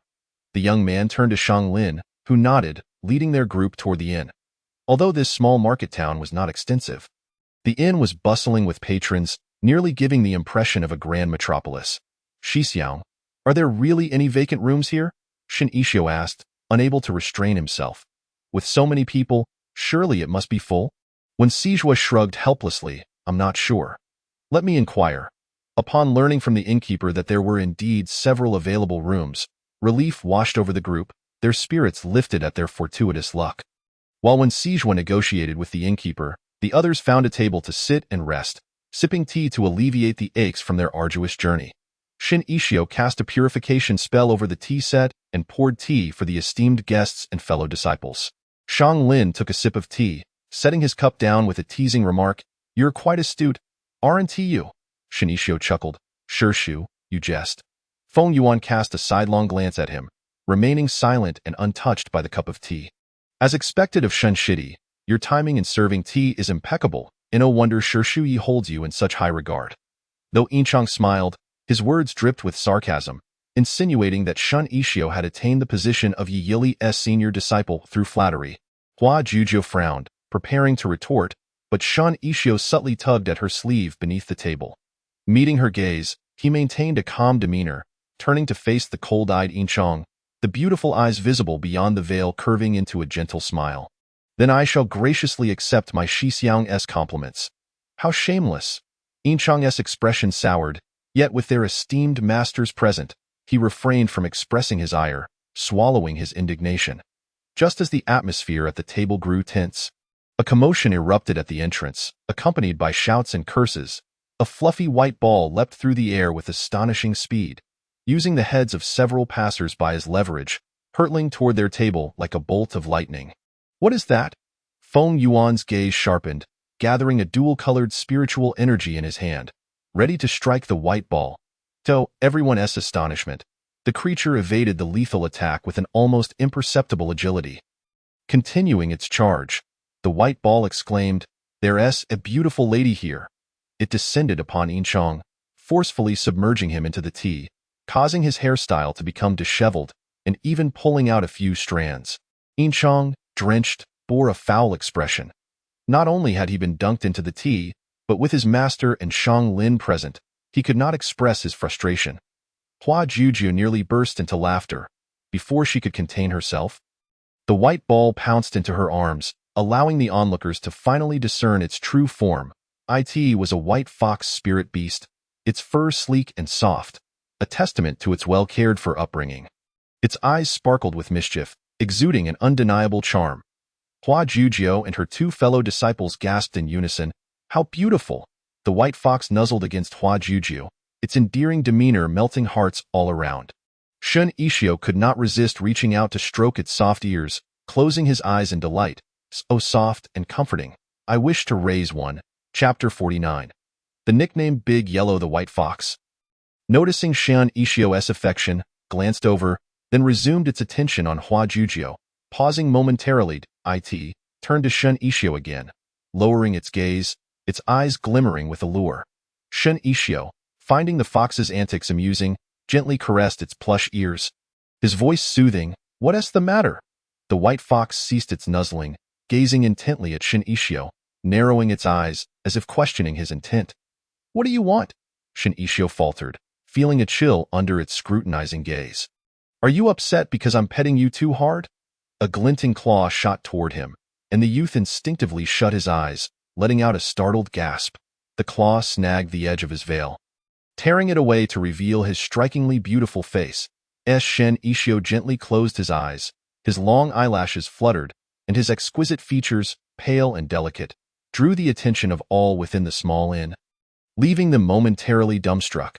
The white fox's eyes widened, a suspicious droplet forming at the corner of its mouth, before it leapt into Shun Ishio's embrace. "Oh my, what a stunning beauty! I want to let you go." Shun Ishio had anticipated a painful scratch, only to find himself cradling this delightful creature instead. Though initially pleased to continue petting the fox, Shun Ishio soon found himself wishing to set it down, especially as the little creature relentlessly clawed at his clothing. If this continued, his attire would surely be in tatters. With its claws tugging at his collar, the white fox clung stubbornly to his shoulder. Nuzzling against his neck, its soft fur brushed against his skin, tickling him, and Shun Ishio, feeling both amused and exasperated, sighed, "Shiji, please help me." Hua Jujiu trembled with laughter. "Junior brother, it seems this little one has taken quite a liking to you. Just let it be." Shun Ishio desperately grasped at the fox's tail, trying to prevent it from burrowing into his collar, his voice laced with urgency. "Shiji, if you don't lend a hand, I might be stripped bare." Hua Jujiu reached out to grasp the little fox, chuckling. "This little fellow appears quite flirtatious. Such a lecherous fox." Never before had Shun Ishio encountered such mischievousness from an animal, leaving him at a loss for whether to laugh or cry. Hua Jujiu tugged at the fox but was unsuccessful, inadvertently allowing its claws to tear through Shun Ishio's garment. She gasped softly, staring at the exposed shoulder of the now equally stunned Shun Ishio. "What should we do?" "It won't let go." The white fox shot her a defiant glance, its eyes sparkling with determination. "I want to leave. I want to stay with the beautiful one forever." Shun Ishio, perplexed, felt as though he understood its intent. Just as the group exchanged bewildered glances, the previously calm entrance erupted once more with noise. A melodious voice rang out, "Big Yellow, let go." "Big Yellow?" Shun Ishio's eyes widened as he blinked in disbelief. "You named the fox Big Yellow, but it's not even yellow." he suddenly came to a realization. Furrowing his brow, it seems there's a bit of truth to it. The little white fox, upon hearing this voice, briefly stiffened, yet stubbornly refused to release its grip, turning its head to cast a glance at the leader of the group that had entered. The man standing at the forefront by the door was tall and strikingly handsome, adorned with a star-shaped hairpin from which hung tassels of the same hue. His ears were embellished with a pair of amethyst ear studs, and he donned a luxurious purple robe that drew attention. However, the most captivating feature was undoubtedly his eyes. Those alluring fox-like eyes sparkled with a cunning and lively glint. The languid yet suave aura that emanated from him made him appear even more fox-like. Revealing that he was not someone to be trifled with, Yu Xingwan curled his lips into a smile, effortlessly easing the tension among those present. He bowed gracefully to the crowd, apologizing for the mischief caused by his little fox at home. Raising his gaze to fixate on the little white fox, he flashed a bright smile. Big Huang. Each word was pronounced deliberately, laden with implicit threat. Reluctantly, the little white fox released its claws, licking a generous swath across Shan Ishio's fair and delicate face before bounding to the ground. Dejectedly drooping its ears as it walked away, halfway through, it turned back to glance at Shin Ishio, its large eyes glistening with moisture, full of reluctance. Shin Ishio's heart melted. He stepped forward to scoop up the white fox from the ground, offering it a spirit fruit that Yin Muhua had previously given him. The little fox clutched the spirit fruit with its paws and began to gnaw at it voraciously, not even bothering to spit out the pit. Swallowing it whole and burping, its paws drenched in juice, devouring it with a gluttonous fervor. Shin Ishio furrowed his brow and looked up. Doesn't its owner bring it food? Yu Xingwan sighed. I have never treated it poorly. It's just that this spirit fruit was given by you, young master. This little rascal simply enjoys it more. At this point, he felt both amused and exasperated. Initially, it was the fox's good looks that compelled him to take it along, and now its regretful demeanor was merely for show. Yu Xingwan scoffed lightly. This little rascal's nickname is Big Huang, while its full name is Yin Jiou. Simply cannot move past anyone who possesses good looks. Chapter 50. The highest bidder wins? Shin Ishio handed the white fox back to Yu Xingwan, gently patting its small head. He smiled and turned to seek out his senior brother. How has it been so long without him arriving? Yu Xingwan seized his wrist with a bright smile. Young master, please hold on. Shin Ishio paused. Is there something else? The young man grasped his wrist with considerable strength, causing Shan Ishio's bones to ache. After a few seconds, Yu Xingwan released him, a glimmer of depth passing through his eyes as he lowered his gaze to the frowning Shin Ishio. My apologies, I merely wished to inquire about young master's name. The boy nodded slightly. Shin Ishio. Yu Xingwan raised a hand to stroke the white fox nestled in his embrace, bowing elegantly. I am Yu Xingwan. I beg your pardon for any offense caused. I hope for your understanding. Yu Xingwan, the dawn star emerging from the twilight, illuminating the day. Shin Ishio clasped his fists and slightly bowed, choosing not to linger on Yu Xingwan, and turned to find his senior brother. When Sijua had just concluded negotiations with the innkeeper when a commotion erupted at the entrance. Hua Jujiu and her table exclaimed, Is this not over yet? We want all the remaining rooms. Yu Xingwan had not yet departed. He had settled into a secluded corner to pet the fox when he heard this and looked up with keen interest. Standing at the door were about a dozen individuals clad in white disciple robes, clearly from the same sect. The innkeeper hurried to greet them, apologizing. Esteemed guests, my rooms are fully booked. I must kindly ask you to seek accommodations elsewhere. The young man who had spoken earlier appeared delicate, with soft facial features somewhat reminiscent of a woman, and a beauty mark at the corner of his eye. Upon hearing the innkeeper's words, he raised his head. I thought I recognized a familiar face.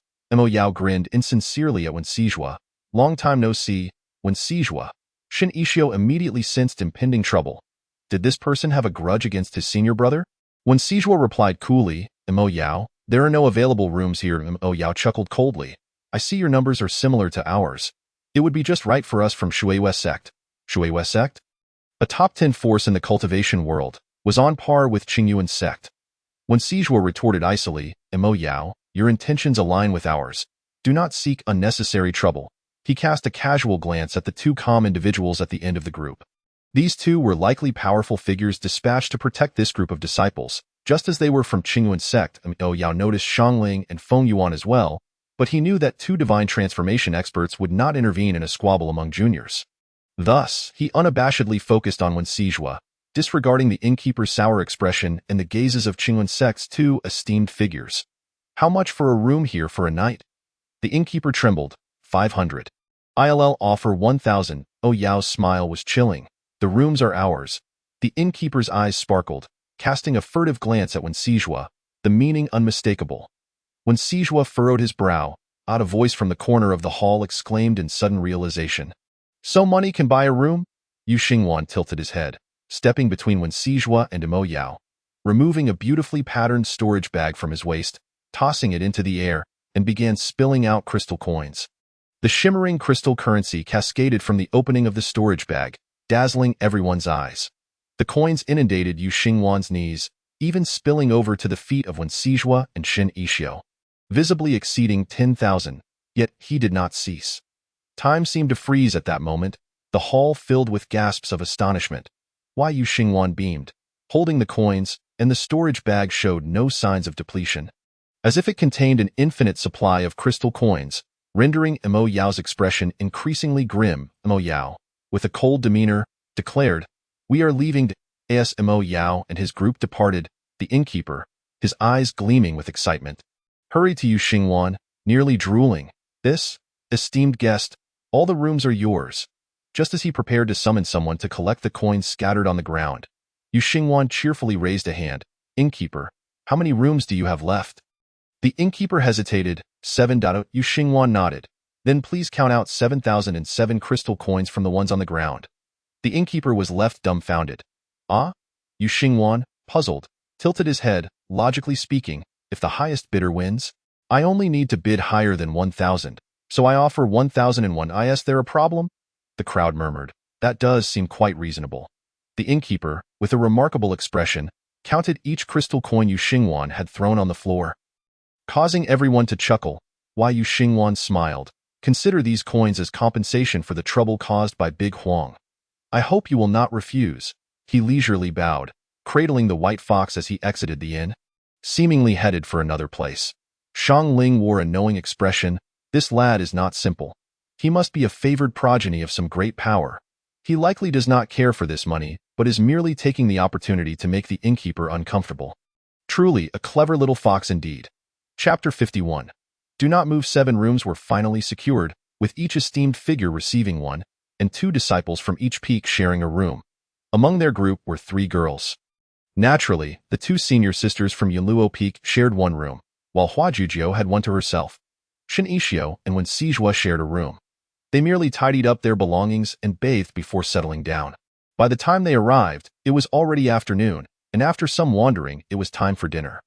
Shang Ling understood that the younger generation would feel constrained in his and Feng Yuan's company, so he let them dine independently. Consequently, Hua Jujio eagerly pulled Shin Yixio and Wen Sijua along to the restaurant they had just passed, where the 3 of them settled into a corner and ordered a lavish spread. Hua Jujio held her head high, brimming with enthusiasm. "Junior brother, order whatever you like. Senior sister is treating, so don't hold back."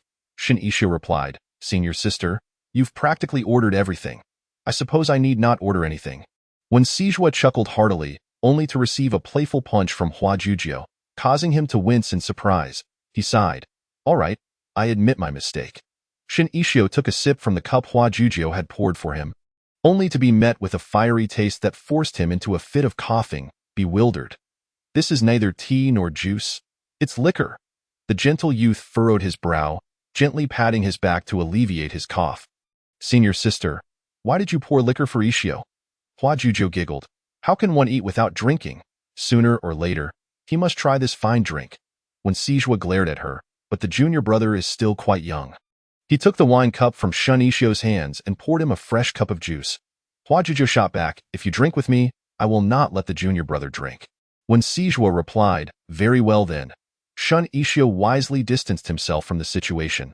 He truly did not expect that the senior sister, a resplendent beauty, would drink so heartily, downing can after can, leaving him utterly astounded. Hua Jujio glared discontentedly at Wen Sijua, who sat motionless before her, narrowed her eyes and threatened, "Will you drink or not?" Wen Sijua replied, "I will." Shin Yixio sat obediently to the side, sipping juice and nibbling on vegetables. Watching the ever-growing stack of empty liquor cans beside him, his brow furrowing slightly. Senior brothers and sisters, please don't drink anymore. Oh, don't worry, junior brother, it's nothing, Hua Jujio reassured him, her youthful complexion already flushed with a rosy hue, making Shan Ishio question the truth of her words. The trio lingered until the hour of the dog before making their way back to the inn. The air was laden with moisture, and dark clouds gathered ominously in the night sky, hinting at impending rain. Remarkably, the lavish feast ordered by Hua Jujio was entirely consumed by the three of them, with the two of them each downing 7 cans of alcohol. Shin Ishio found himself doubting whether their stomachs could truly endure such excess. The outcome, however, was evident. They had indeed held their ground. After much effort, he managed to carry the 2 drunken individuals back to the inn, requesting 2 bowls of sobering soup from the innkeeper. He escorted Hua Jujio to her room, advising her to lock the door after receiving the soup, before leading Wensijua back to their shared quarters. Hua Jujio remained relatively sober, while Wensijua was so inebriated that he stumbled with his eyes closed, leaving Shin Ishio both amused and exasperated. Senior brother, we've arrived. He had never witnessed his usually gentle and composed senior brother in such a state. Yet, he found it somewhat endearing. Wensijua grimaced in discomfort, murmuring a low attempting to muster the strength to rise from Shan Ishio's side, only to sway precariously, prompting Shun Ishio to quickly pull him back. Slow down, senior brother. Come this way. He guided him to sit on the edge of the bed, locked the door after receiving the sobering soup, and hurried to the bedside, saying, Senior brother, the sobering soup is here. The young man's handsome, fair face bore a slight flush, though it was not overly pronounced. He removed his boots, propping one leg on the bed, and, feeling overheated, tugged at his collar, revealing a long neck and delicate, fair skin that seemed somewhat enticing rather than his usual dignified self. He lounged against the headboard, casting a languid glance at the sobering soup Shin Ishio offered, but made no move to drink it, setting it aside instead. Shin Ishio blinked in confusion. Senior brother? The young man fixed his gaze upon him for a moment before tugging at his arm, pulling him entirely into his embrace. Shin Ishio, taken by surprise, gasped as he landed against Wensijua's chest. With one arm firmly wrapped around Shan Ishio's waist, Wensijua rested his chin on his shoulder, his warm breath brushing against Shin Ishio's ear and neck, sending a tingling sensation coursing through him. Shin Ishio found it hard to bear, furrowing his brow in a mix of disbelief and amusement. Senior brother, you need to let me go. Are you really this drunk?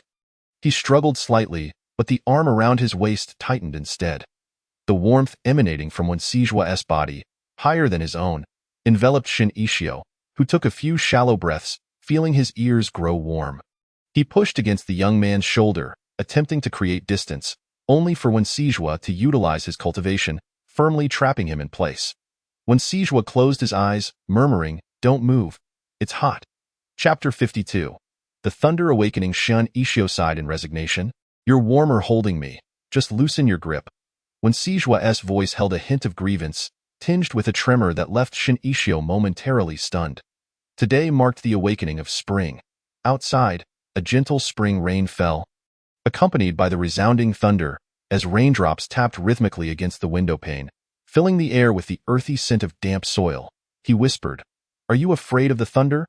10 years prior, when Wensijua was 27, and Shun Ishio was just 6 in the realm of cultivation, one's appearance does not significantly age after reaching the foundation establishment stage, remaining akin to that of a 17 or 18-year-old until all cultivation dissipates. At this time, Wensijua appeared much like he did now, but with a youthful visage. Aside from Lu Jimu's youngest disciple and Emoli from the Shang family, it seemed that the rest of their group had not been particularly fortunate. Wensijua had been abandoned as a child on a stormy day in a mass graveyard. He had been burning with fever, his consciousness hazy, unaware of his origins or destination, remembering only his name. He had been 8 years old when Lu Jimu discovered him. He was alone among the countless corpses, surrounded by the cold remains and foul insects. He huddled beneath a dead tree, trembling, terrified by the booming thunder and jagged flashes of lightning, wanting to cry but too afraid to do so. Fortunately, Lu Jimu took him back to Qingyuan's sect, and upon discovering his innate wood element affinity, took him as his eldest disciple, saving him from a lonely demise in the wilderness. He grew up, yet his fear of thunder persisted. Each time it rained and thunder roared, he would curl up in a corner, shivering, allowing fear to envelop him entirely. Lu Jimu's eldest disciple and the top disciple of Qing's sect. How could he still be afraid of thunder at his age? Wouldn't that be a source of ridicule for his master and the sect? He dared not share this weakness with anyone, striving to overcome it, yet on stormy nights, he would lie awake in terror. Until one fateful stormy night, a delicate figure resembling carved jade sought refuge in his room. Shin Ishio was still small then, barely reaching his waist, exquisitely charming. He sat beside the trembling Wen Sijua in the corner, his large, dark eyes wide open. "Senior brother, I'm here with you. Don't be afraid." Wen Sijua forced a self-deprecating smile, bitterly admitting, "Isn't it pathetic for a senior brother to be afraid of thunder at this age? If anyone hears of this, I'll be the laughingstock." Shin Ishio shook his head vigorously, his eyes brimming with disapproval. "I think senior brother is amazing. You train diligently, far more than others with the same talent, and you always complete the tasks assigned by master and uncle master to the best of your ability. You are one of the people I admire most." He wrapped his arms around Wen Sijua's cool body, shivering at the chill, but did not let go. "Everyone has something they feared. I'm afraid of ghosts. It's okay for senior brother to be afraid of thunder." He pointed at the heavy rain outside, beaming up at him. "If you're afraid, I'll come to keep you company every time it rains and thunders. I'll sneak in without telling master or uncle master, and I won't let anyone know you're afraid of thunder. This will be our little secret." Shin Ishio took Wen Sijua's icy hand, warming it with his own, looking up at him with a mischievous smile. "Senior brother, do you know why it's thundering today?" Wen Sijua honestly shook his head. "I don't know." He was so terrified of the thunder that he had no awareness of the day's significance. "Today is the awakening of spring. The weather is warming up, and the spring thunder is here to awaken all the little bugs underground." "Isn't that fun?" he mused. "So, it doesn't seem so scary now, does it?" When Sijua wrapped his arms around the small, soft figure of his junior brother, softly chuckling. I'm not afraid anymore. With Ishio here, I won't fear the thunder." With the gentle patter of spring rain, and the thunder marking the arrival of spring, outside the window loomed a tempest, while inside, two souls found warmth in each other. The fresh scent of spring rain seeped through the cracks in the window, the rhythmic drumming of raindrops on the roof evoking a calming lullaby, soothing the heart. As the sky grew brighter, the rain ceased, and the earthy aroma mingled with floral fragrances. The awakening of spring had arrived. When Sijua, no longer afraid of thunder, found that the intoxication had unearthed memories of tumultuous times long past, shadowed by fears that had once confined him in darkness. Shin Ishio's gaze softened as he gently reassured, "There's nothing to fear. I'm here." When Sijua remained silent, tightening his embrace, when Sijua's breaths grew steadier and he slipped into slumber, Shin Ishio laid him down, stretching to alleviate the stiffness in his own body before settling beside him. The sound of spring rain persisted, its hypnotic cadence lulling him into a gentle sleep, his long eyelashes fluttering, a faint smile gracing his lips as he succumbed to slumber, just as he had in his youth. Chapter 53. The edge of the misty forest. The once sleeping youth behind Shin Ishio opened his eyes. He quietly held Shin Ishio's waist, savoring the fresh scent of bamboo leaves that clung to him, gauging his warmth. After a long while, he sighed softly. He was not actually drunk. Cultivators simply did not get intoxicated from ordinary alcohol. With a mere adjustment of their spiritual energy, any inebriation would dissipate entirely. Shin Ishio trusted him too much, too blindly, never considering whether Wen Sijua was deceiving him. When Sijua couldn't help but let out a bitter laugh, reflecting on his own failings as a senior brother. From the very beginning, his heart had been in turmoil. Shin Ishio was still so young, merely in his teenage years. He closed his eyes, cursing himself fiercely. When Sijua, you truly are a beast. Even his own junior cannot escape his grasp. With a slight lift of his finger, he hesitates momentarily before gently tucking a stray lock of hair behind the young man's ear. The youth seems to sense it, turning to face him. Shin Ishio's sleeping visage is serene, his breathing steady, resembling a figure from a painting, evoking an unwillingness to disturb him. When Sijua holds him close, letting out a soft sigh, reflecting on how young he is. In the realm of cultivation, 50 years is still considered tender youth, let alone the fact that his junior has only just turned 16. He can afford to wait for him to mature. In the misty hidden realm, at the edge of the foggy forest, are we all prepared? Shang Lin casts a glance at the disciples poised to enter. The group nods in unison. The surrounding area has gradually become more crowded. A mix of talent and experience, with the majority being in the Qi refinement and foundation establishment stages, and only a few scattered golden core stage cultivators whose spiritual energy fluctuations are neither pure nor powerful. This is the best passage into the valley of the lower valley, where all forces await. Slowly, the presence of formidable energies begins to swell around them. When Sijua pats Shin Ishio's shoulder, "Junior, look over there." Shin Ishio raises his gaze. Deep within the misty hidden realms valley, surrounded by elevated terrain, there are already dense woods nearby. A thick fog envelopes the valley, blocking even the sun's rays from penetrating.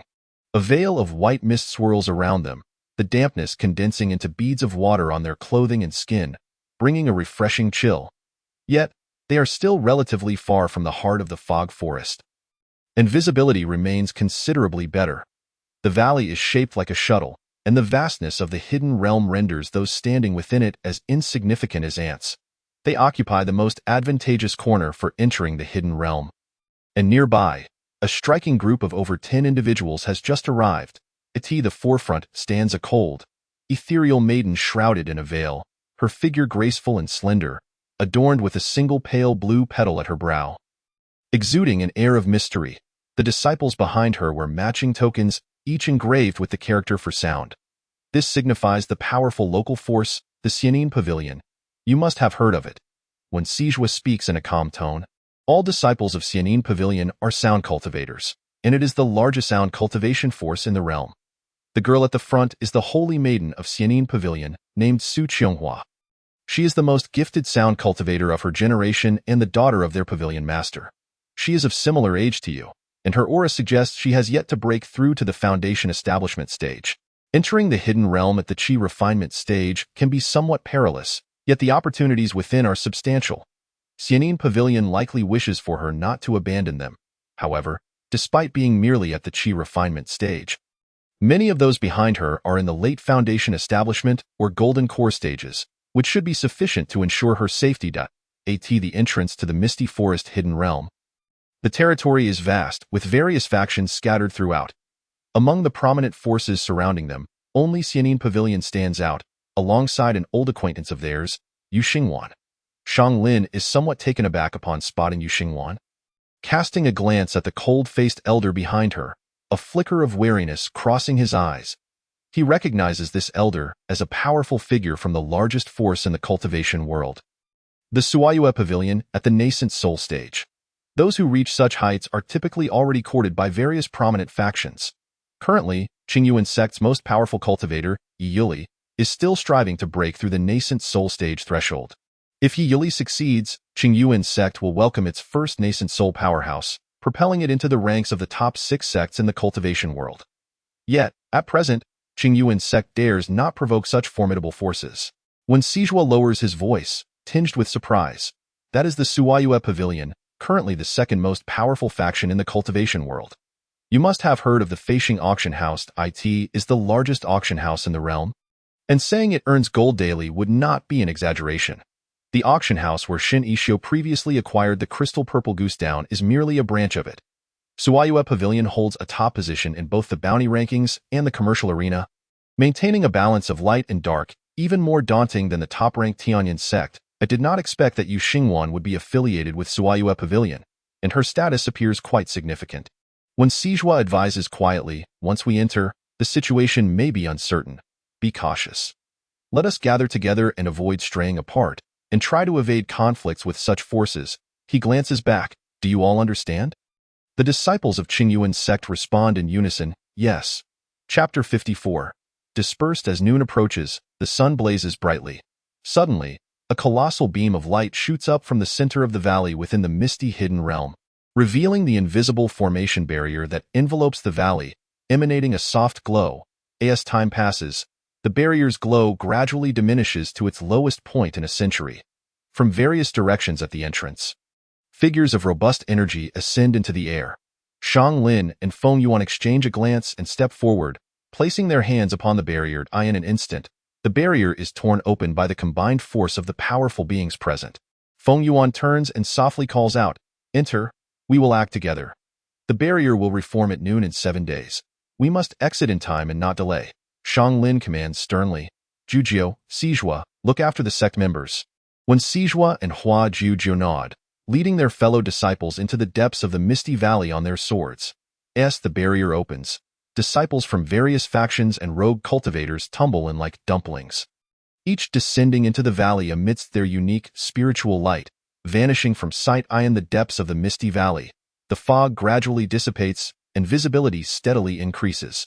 Judging by the trend, by the time they reach the bottom, the fog should have mostly cleared. They descend halfway, expecting to land safely, only to find the surrounding mist suddenly thickening once more. When Sijua furrows his brows, "Let us draw closer, ensuring we remain within each other's line of sight. And be ready to defend ourselves. Junior, stay close to me. We must be cautious when we land." The surrounding mist swells violently, a powerful surge of spiritual energy scattering their formation, leaving them disoriented. When Sijua grabs Shin Ishio's wrist, attempting to pull him close for protection, only to be confronted by a sharp flash of cold light rushing towards them, causing his pupils to constrict. Senior brother, seeing the oncoming cold light, Shin Ishio feels a chill run through him and instinctively pushes the youth away. The icy blade, imbued with destructive spiritual energy, pierces into his shoulder, causing the young man to sway unsteadily, nearly losing his balance and falling. Fortunately, the dense fog conceals their figures, and the assailant fails to locate them. Otherwise, the consequences would be dire. At this moment, the disciples of Qingyuan's sect have also become scattered. Shun Ishio grits his teeth, managing to control his sword and slowly descend while evading the fierce winds. After about half a stick of incense's time, he finally reaches the ground. The youth takes a shallow breath, pressing his hand against the bleeding wound on his shoulder, leaning against a nearby tree trunk. His brow furrowed. The pain causes him to gasp, and after swallowing a few healing pills, he regains enough composure to survey his surroundings. The misty Hidden Realms climate is humid, with lush, spiritual plants densely clustered. And visibility is gradually improving, revealing its vibrant true form. The immediate priority is to locate his senior brother and the others. Just as Shin Ishio prepares to leave, a sudden roar of a spiritual beast echoes nearby. He furrows his brow. This is bad. Run, hurry. The youth turns to flee in the opposite direction of the roar, but the sound of a familiar cry halts him in his tracks. Shin Ishio blinks in surprise. Turning to look, a small white fox emerges from the lush, spiritual vegetation, desperately sprinting, pursued by a wolf-like demon beast nearly 10 feet long. That is Yu Xingwan's white fox, Da Huang. Since Yu Xingwan is not here, it is likely that she got separated from Da Huang during the turbulent winds. The aura of the wolf demon is exceedingly powerful, even subtly stronger than his own. While the white fox possesses high intelligence, its strength pales in comparison to that of the wolf demon. If captured, it would surely meet its demise. Taking a deep breath, Shin Ishio calls out, "Da Huang, come here." The white fox halts, turning to see Shin Ishio, and joyfully leaps towards him. Cradling the soft white fox in his arms, Shin Ishio sprints away with all his might, soothing the trembling creature in his embrace, whispering, "Do not be afraid," as they distance themselves from the wolf demon. Both Shin Ishio and Da Huang exhale in relief. Just at that moment, an unexpected turn of events occurs. A leopard, treating this area as its territory, crouches low and swiftly lunges toward them, though merely an ordinary leopard. They are caught off guard, and the wolf demon follows closely behind. The leopard, unprepared for the presence of a wolf demon lured here by Da Huang, is torn to shreds before them, its entrails spilling onto the ground. A gruesome sight. The wolf demon sniffs the remains, showing little interest, and raises its head to gaze at them, its blood-red eyes filled with greed and ferocity. Shin Ishio grits his teeth, tossing the white fox behind him. "Run!" The wolf-shaped demon beast lunged forward, its sharp claws aiming directly at Shin Ishio's abdomen. The youth dodged, slashing his sword fiercely across the demon's neck, yet only a slender line of crimson was drawn, inciting the wolf demon's fury even further. Having just sustained an injury to his right shoulder from wielding the sword, and having expended a considerable amount of spiritual energy to evade the fierce winds.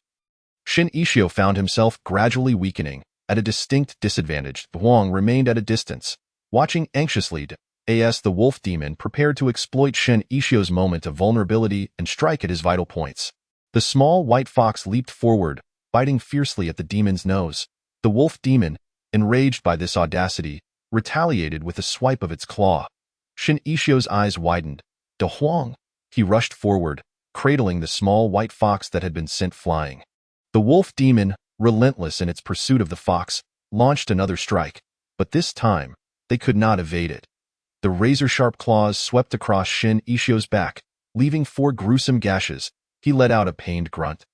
Throwing the small white fox down onto the grass while blood seeped from the corner of his mouth.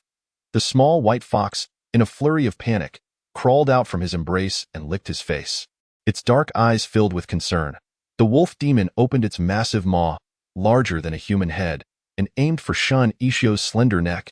Now or never. Shin Ishio was shoved by him on the face.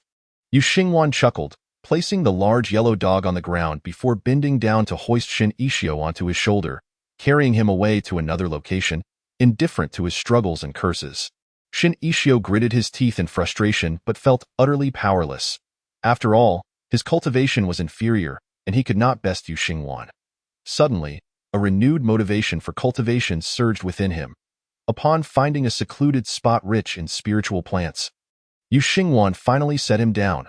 The young man sat against a tree, cross-legged on the ground, fiddling with several bottles and jars. He looked up and commanded, "Stop dawdling. Come here." Shin Ishio bit his lip, hesitating as he approached. Without warning, Yu Xingwan wrapped an arm around his neck and pulled him down. "Shin Ishio?" Just as he contemplated breaking free, a warm hand found the acupuncture point on his neck, gently pressing it, sapping his strength. "You needn't bother with me. I don't require your medicine," Shin Ishio protested, his energy drained, leaving him clutching Yu Xingwan's shoulder tightly, trembling slightly in panic like a helpless little creature, evoking immense sympathy. The fragrance of bamboo leaves wafted through the air, and as his warm body settled, the gentle rhythm of his breathing resembled that of a kitten, softly caressing Shin Ishio's ears. Yu Xingwan was finally satisfied. The young man was so incensed that the corners of his eyes reddened. He simply turned his head aside in resignation, ignoring him, while Yu Xingwan clicked his tongue, his gaze drifting over the young man's fair skin and his finely chiseled profile, murmuring in low admiration, "Quite handsome, indeed." Shin Ishio's voice trembled as he gritted his teeth. "You scoundrel. Just wait, Yu Xingwan. If I ever surpass you, I will." The wound on his back throbbed, the sting rendering him momentarily speechless. Yu Xingwan chuckled, teasing, "What else can you do?" Shin Ishio's grip tightened further, half due to pain and half due to anger. "What else can I do? Of course, I will wait until I am stronger than you and make you run naked down the street." Chapter 57. Xingwan Gij, the young man in his arms, had long eyelashes that trembled slightly, biting down hard to stifle any sounds of pain, quietly observing, appearing somewhat obedient. The proximity was too intimate, bordering on the suggestive. The warmth radiating from the other and the rhythm of his breath were palpable, causing the young man's ears to flush a deep crimson. Why, Yu Xingwan chuckled softly. Teasing him, why so shy? Shin Ishio huffed disdainfully, ignoring him. With one arm around Shin Ishio's waist, the young man skillfully applied medicine with the other hand, sprinkling the powder before channeling spiritual energy to heal him. Suddenly, he paused at a demonic cultivator. "You were injured by a demonic cultivator?" The devastation wreaked on Shin Ishio's shoulder was undoubtedly the result of demonic energy. Shin Ishio was taken aback. Could it be that the assailant was a demonic cultivator? Furrowing his brow, he mused, "It's possible. Our group was ambushed while passing through the Gale district. I sustained this injury then." Why, Yu Xingwan appeared contemplative, lowering his gaze as he continued tending to the wound. "Then it seems the misty hidden realm may not be very peaceful after all. I hadn't heard any mention of the Gale district in previous reports." He raised his hand to adjust Shin Ishio's clothing, lifting his chin with a malicious grin. "Behave, and soon you will accompany me back to the Lock Moon Pavilion." "Do you think you're teasing a cat?"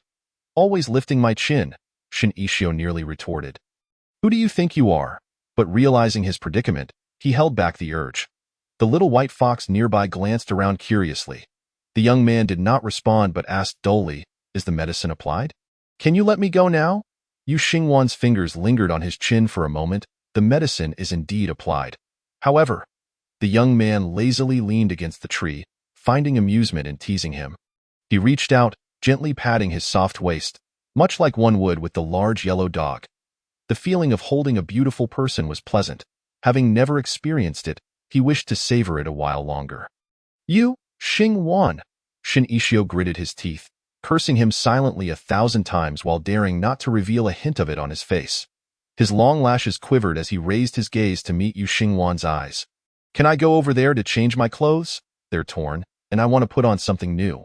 Trapped in Yu Xingwan's embrace, their proximity was so close that Yu Xingwan could see the long eyelashes and his own reflection in Shan Ishio's eyes. The warm breath softly brushed against his cheek, an intimate atmosphere lingering in the AI art. Why Yu Xingwan stared at him for a while. Shen Ishio, undeterred, met his gaze directly, his eyes brimming with pleading. Why Yu Xingwan slowly curled his lips into a smirk, his eyes glinting with mischief. "Change right here." Shin Ishio's ears flushed with embarrassment, shooting him a glare. Even though they were both men, why did conversing with him always feel like being flirted with?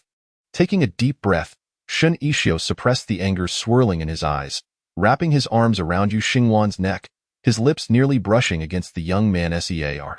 Why Yu Xingwan caught his soft plea. "Please let me go. I will be back soon."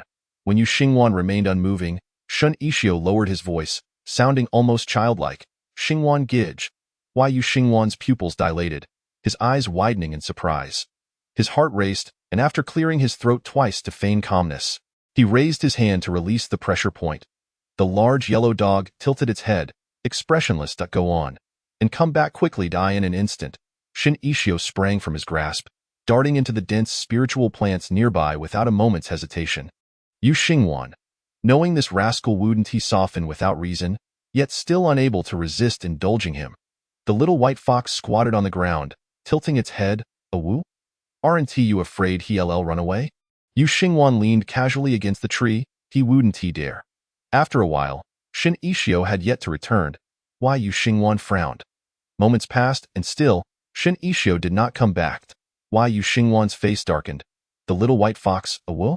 Yu Xingwan, damn it, this little rascal, he better not get caught. On the other side, Shin Ishio hastily changed his clothes and began sprinting in another direction, not forgetting to return to the wolf demon's corpse to retrieve his sword. Though he dared not waste time claiming the demon core, he had to admit that the medicinal powder and spiritual energy Yu Xingwan had provided were remarkably effective. He was now half recovered, and his strength had significantly returned. However, he still dared not linger, fleeing desperately in fear that Yu Xingwan might pursue him. The lush scenery fell behind him until he felt it was safe. Certain that Yu Xingwan would not catch up, and only then did Shin Ishio allow himself to relax. Leaning against a tree to catch his breath, he gritted his teeth. "Yu Xingwan, just you wait." Suddenly he paused.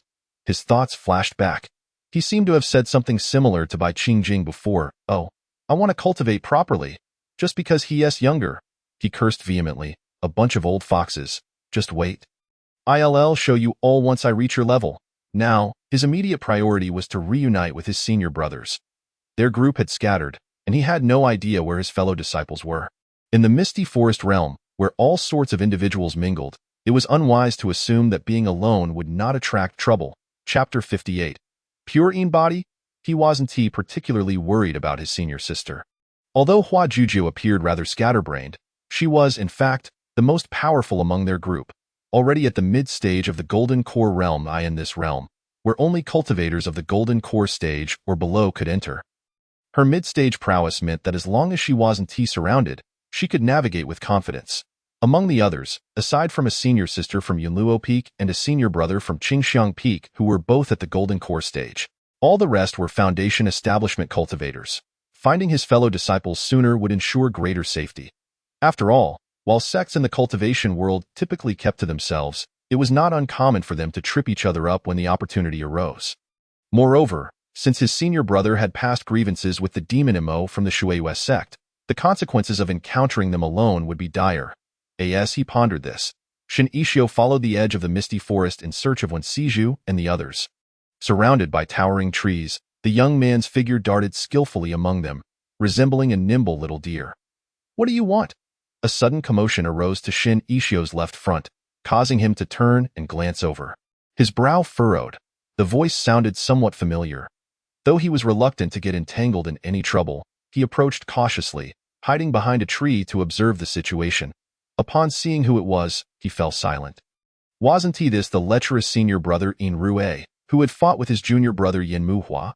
It truly was a case of enemies crossing paths. In Rue sat on the ground, inching back in fear, his sword having fallen to the side. "You have grievances with our senior brother. That has nothing to do with me. Go find him." Facing him was a group of Shueiyue sect disciples led by Imo Yao. After separating from his companions, Imo Yao had spent considerable time locating each of them, just finished gathering them. And now this unexpected surprise presented itself. Imo Yao pointed his sword at In Rue. Speaking coolly, "But you, like him, are a member of the Qingwen sect." He narrowed his eyes. "If you want to blame someone, blame him." As Shin Ishio witnessed Imo Yao's intent to slay In Rue with a single stroke of his sword. His eyes widened in disbelief. He had initially believed that when Sijua and Imo Yao merely shared a rivalry, he thought Imo Yao would only give In Rue a beating at most. Little did he know that their relationship had deteriorated to such an extent. Although In Rue and he had their differences, he was still his fellow disciple, and Shin Ishio could not stand idly by. Imo Yao was at the late stage of foundation establishment, and among the group behind him were 2 or 3 golden core cultivators. If he chose to save In Rue, he might not escape unscathed himself. Yet, time did not permit him to ponder such matters. Gritting his teeth, Shin Ishio dashed forward, deflecting Imo Yao's sword with his own, and swiftly scooped up the bewildered In Rue, urging him to flee. To his astonishment, he found himself still alive, and even more so, that Shin Ishio had come to his rescue. In Rue, in a daze, was dragged along as they sprinted away. Oh Yao's expression turned icy. He would pursue them. What ensued was a dramatic chase. In Rue, having recently engaged with members of the Shueiyue sect, bore injuries on his legs and could hardly run fast, causing their pace to gradually slow. The pursuers were quickly closing in. Shin Ishio turned his head, panting heavily, and asked, "Are you all right?" Furrowing his brow, he glanced down at the numerous cuts and wounds on In Rue's calf. "Should I carry you?" Imo Yao whispered softly. "Are you not looking forward to seeing his expression?" "Do not be afraid. I shall be gentle. Get down." A voice filled with immense fury and a palpable intent to kill pierced through the air. A fierce wind rushed by, causing Imo Yao's eyes to narrow as she quickly retreated to avoid it. When Sijua wrapped his arms around Shin Ishio's waist, lifting him protectively into his embrace. His face solemn as he draped a fresh outer robe over him, the surrounding murderous aura almost solidifying into a tangible force. The youth in his arms had tears brimming at the corners of his eyes, his gaze still reflecting despair and fear, evoking an overwhelming sense of pity. The bruises around his neck had yet to fade, while his shoulders bore wounds, and the tendons in his right leg had been severed. With scratches marring his arms, indeed, it would not be an exaggeration to say he was battered and bruised. Throughout his life, when Sijua had never witnessed Shin Ishio cry, this was the first time. His heart ached terribly, a pain so intense it felt as though it might explode, compelling him to bend over in an attempt to ease the torment. When Sijua's eyes grew red-rimmed, his voice trembled as he held Shin Ishio tightly. "Do not be afraid. Your senior brother is here. It is all right now." Shin Ishio did not wish to cry, but he found it impossible to refrain. Having endured countless rumors and lewd gazes due to his purine physique, he had been the target of malicious covetousness. If only he could forego his singular water spirit root and simply live as an ordinary person, free from fear and the burden of slander. This was the closest he had ever been to despair, and it was enough to shatter him. Severely injured and emotionally distraught, Shin Ishio could barely cope. Although when Sijua longed to eliminate Imo Yao immediately, he was acutely aware that the disciples of Shueiyue sect were nearby. If any commotion arose here, they would undoubtedly rush over without delay. Gritting his teeth, he forced himself to turn around, his tone laced with a chilling malice that sent shivers down one's spine. "Imo Yao, the next time we meet, I will definitely kill you." Watching when Sijua vanished with Shin Ishio, Imo Yao paused. a flicker of struggle crossing his eyes. He sighed softly and turned back to his fellow disciples at Shui sect. Senior brother, what about that furnace cauldron? I have probed using special methods. He is not a purine-bodied. I killed him directly. Is that so? Indeed, a purine physique is not something one encounters so easily. Shinichio, similarly possessing the furnace cauldron physique, this is the last insignificant thing I can do for you. When Sijua carried Shinichio for a long while before finally stopping, he silently fastened the buttons of Shinichio's robe, adjusting it carefully, gently wiping away the tears at the corners of his eyes, and tending to his wounds, channeling spiritual energy to heal him. Next came feeding him water and food, caring for him with meticulous attention. As when Sijua gazed at the silent Shinichio before him, he felt a twinge of timidity. Junior brother, I am sorry, if it were not for my past conflict with Imo Yao. Shinichio was genuinely frightened. Still haunted by the events that had just transpired, he remained silent for a moment. When Sijua's heart ached even more, taking a deep breath as if pleading, Ishio, it is all my fault. Please do not ignore me. Shinichio paused, then slowly leaned in to embrace him. Chapter 61. He is unwilling. Shinichio's voice was hoarse as he softly replied, This is not your fault, senior brother. When Sijua hesitated, Shinichio held him gently. Senior brother, you are kind and composed, and would never have sought enmity with Imo Yao without reason. This misfortune is simply due to my own bad luck. You are not to blame.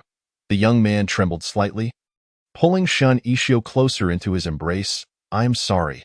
Had I arrived any later, I cannot even begin to fathom what might have occurred. If that had been the case, he would never forgive himself for the rest of his life. The youth patted his back, his voice muffled. Senior brother, I have encountered many people, yet I could not prevail against them. Upon my return, I must train harder than before. Would you be my sparring partner? The earlier self-doubt dissipated, replaced by a fervent desire to grow stronger. He was a purine body, yet he did not wish to be anyone's furnace cauldron, nor did he aspire to that role. The purine body itself possessed extraordinary cultivation talent, yet there were always those who coveted the furnace cauldron for their own gain. The fault lay not with his purine physique, but with those vile scoundrels harboring ill intentions. His sole course of action was to grow stronger, to make it clear to all that even if they recognized him as a purine body, they would dare not harbor covetous thoughts. When Sijua sighed softly, sensing his resolve, and replied gently, Very well, I will accompany you in becoming stronger. The leaves of the misty forest rustled in the breeze. The moist air of the fog-laden woods rendered this place exceptionally conducive to the growth of spiritual plants, with lush greens filling the view, and the fragrance of flowers wafting through the air. Refreshing and invigorating.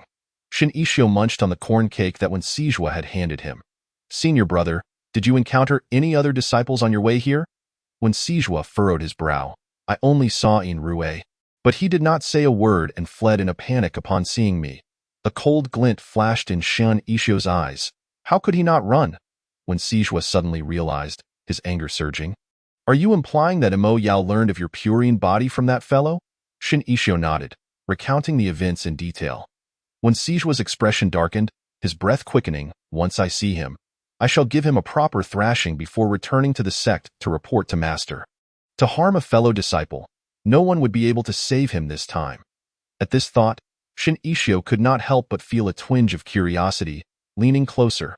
Senior brother, what exactly is the grudge between you and Imo Yao? Why does he harbor such hatred for you? Hatred so intense that he resorts to every possible means to deal with you. When Sijua sighed deeply, I did not expect it either. However, I must admit it is indeed my fault. There is a reason for his animosity towards me. Shinichio settled into a cross-legged position, obediently listening to the story. Imo Yao is a leading figure among the younger generation of Shui sect. Possessing extraordinary talent, Shui sect and Arqingyuan sect are evenly matched, so as the chief disciple, I inevitably had some friction with him. During the sect competition years ago, I emerged victorious against him. Upon hearing this, Shinichio tilted his head in confusion. Surely he could not harbor such hatred merely for losing to you. That would be too petty, of course not. When Sijua lowered his gaze, lost in reminiscence, on the contrary, he is actually a decent person. The young man's expression turned grave, his eyes filled with sorrow, but I did not know he was a furnace cauldron physique. What? Shinichio was taken aback. When Sijua raised his hand to wipe away the crumbs of corn cake at the corner of his mouth, Imo Yao possesses a physique suitable for being a furnace cauldron, yet his physique pales in comparison to that of a pure Yin body. Despite this, he was not spared. Though he was inferior, he would not willingly submit to being a furnace cauldron. However, a certain powerful figure within his sect would not relent, demanding that he prove his cultivation value exceeded the worth of being a furnace cauldron. Shin Ishio's eyes trembled slightly, so, during the sect competition, when Sijua spoke softly, in the early stages of the Foundation establishment competition, I took first place, and he lost to me at that time. I had no idea why Imo Yao fought so desperately to win. I even thought he was mad, refusing to lose even at the cost of mutual destruction. The image of a young Imo Yao, bloodied and frantically retaliating, remained vivid in Wen Sijua's memory. He trembled. Closing his eyes, I wronged him, if it were not for him. Shun Ishio furrowed his brow. Senior brother, this is not your fault. He pondered for a moment. You are pure of heart. If Imo Yao had revealed the truth to you, you would have certainly relinquished your pursuit of the top position. When Sijua's expression twisted in pain, then why would he not tell me? If, senior brother, Shin Ishio's long lashes fluttered. He is unwilling. When Sijua paused. He does not wish for you to deliberately lose to him. He desires to win you over fairly. The young man continued softly, but the cost of that desire is too great. Mo Yao could have sought another opportunity to compete with you. That ranking, which they both ostensibly disregarded, became a shackle for Imo Yao. Shin Ishio had already pieced together most of the events in his mind. He looked up earnestly, because he understands that even if he wins, the person who wishes to make him a furnace cauldron will not let him go. Therefore, he only desires, in the end, to compete with you as an independent soul, rather than as someone else's furnace cauldron. It seems he harbors hatred for you, yet in a way, he is also protecting you. Chapter 62. Silence. Imo Yao, already a leading figure among the younger generation of Shui West sect, losing to you, senior brother, will surely incite their wariness towards you. Shin Ishio gazed at the sorrowful young man before him, feeling an almost unbearable empathy. He hates you, yet in a certain sense, he is safeguarding you. He could almost envision the excuse Imo Yao would concoct. The pride of the heavens had been shattered, extinguishing his will to survive, leading him to embrace a death wish. Thus, to hate someone could very well become a means of survival. When Sijua's existence provided Imo Yao with a reason to persist, as well as a catalyst for his arduous cultivation to become a better furnace cauldron. Should Imo Yao perish, it was likely that Shui West sect would seek an opportunity to eliminate Wen Sijua. Yet, since Imo Yao still lived, Wen Sijua inadvertently played a role in facilitating that existence, and Shui West sect would rather see him remain. Shin Ishio, incensed, remarked, how could such a large sect as Shui Yue engage in such despicable acts? The existence of one with a furnace body is exceedingly arduous in this world. Perhaps if it were not for Yi Yuli's protection, he would find it challenging to escape such a fate. When Sijua lowered his gaze, recalling how his master had been troubled by the recent upheaval within the demon sect, which seemed to involve Shui West sect as well, this sect had already rotted from within. He longed to assist Imo Yao, yet felt utterly powerless. At the mere mention of the demon sect, Shin Ishio's expression darkened. You remind me, senior brother. The one who ambushed us earlier was indeed a demon cultivator. They must have infiltrated our ranks this time as well. We should hasten to find senior sister and the others. When Sijua's expression turned serious. Very well. He glanced down at Shun Ishio's injured ankle. Come, I shall carry you. Although a bit embarrassed at being carried by his senior brother at such an age, he understood the urgency of the situation and did not hesitate, obediently wrapping his arms around Wen Sijua's neck. The warmth of the youth's body pressed against his back, the tremors of his breath and the tickling sensation of his hair made Wen Sijua's ears flush red. He cleared his throat lightly. I've got you. They proceeded along the edge of the misty hidden realm for some time, encountering numerous cultivators from various factions, some solitary and others in groups, yet they found no sign of their fellow disciples. Shun Ishio stroked his chin thoughtfully. Could it be that everyone has ventured deeper inside? When Sijua sighed helplessly, if we cannot find anyone on the outskirts, we must delve deeper as they ventured further. The fog thickened, the air turning cool enough for beads of moisture to form upon their skin. Despite walking for a considerable while, when Sijua maintained a steady pace, he spoke softly, Junior brother, are you cold? Shin Ishio, being of pure constitution, was particularly sensitive to the cold, and this temperature was indeed quite low for him. With a hint of exasperation, he replied, "Senior brother, please stop treating me like a child. As a foundational level cultivator, I can easily ward off the cold with my spiritual energy. Besides, I still have the warm jade that senior sister gifted me. You need not worry." Shin Ishio teased, with such tenderness and thoughtfulness. "I wonder which young lady will fall for you." He did not wish for any young lady to capture his senior brother's heart. Rather, he hoped to attract the affections of a certain junior brother. However, he kept this thought to himself, knowing he could neither voice it nor dare to. When Sijua smiled gently, appearing casual while his heart was a tumult of nerves, he inquired nonchalantly, "What kind of partner does the junior brother prefer?" Shin Ishio paused for a moment, contemplating, "I haven't really thought about it. I just want to cultivate diligently enough to protect myself. Anything beyond that seems beyond my reach. As someone of purine, I can't even protect myself, let alone involve someone else in my troubles. That would be a grave sin." He spoke softly. "I might not seek a partner at all." When Sijua felt a pang in his heart as if it had shattered. He feigned strength, attempting to piece his heart back together. Wounded by Shin Ishio's words, he calmly replied, "You are still young. You may change your mind when you meet someone special." Shin Ishio shook his head. "I wouldn't that I could even swear to that right now." Silence. The youth blinked in surprise. He watched as when Sijua halted, taking a deep breath, his expression serious. "Do not make such rash vows, child." Before them, the lush greenery thickened, only to become sparse along a segment of their path. Dense fog enveloped the air, condensing into droplets on leaves and petals, while various-sized pebbles dotted the ground. Shin Ishio had been admiring the scenery when suddenly he sensed something amiss. "Senior brother," paused for a moment. When Sijua stopped, "What is it? Please set me down. Something feels off here." The young man was carefully lowered, with when Sijua supporting his weight to prevent pressure on his injured ankle. Shin Ishio crouched down, wary of aggravating his injury, and sat on the ground. He examined a fist-sized pebble, reaching out to grasp it, but it remained immovable. Hesitating, he traced 3 runes in the air above it, causing intricate patterns to emerge on the pebble's surface, glowing with a verdant light. His eyes widened in astonishment at a formation. Chapter 63. Formation Book? Junior brother, are you suggesting that there is a formation here? Shin Ishio nodded, his face alight with interest. "This formation is fascinating. Let me give it a try." The patterns and structure of this formation diverged significantly from conventional formations in the cultivation world, appearing more intricate and exquisite. Yet, the fundamental principles remained unchanged. After selecting the main lines of the formation, it resembled a sort of mechanism formation. The youth observed quietly for a while, pointing at a few scattered directions. A faint blue spiritual energy shifted several pebbles, aligning them with invisible trajectories. Once the last pebble returned to its rightful place, a sudden surge of spiritual energy rippled through the surroundings. The patterns on the stones became increasingly vivid and radiant, reaching a dazzling brilliance. Shin Ishio tilted his head in confusion. The formation has been unlocked, but where is the mechanism?" When Sijua glanced around, finding no visible mechanism.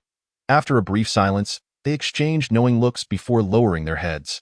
Suddenly, the ground beneath them turned as soft as quicksand, enveloping both of them as if a ferocious beast were swallowing them whole.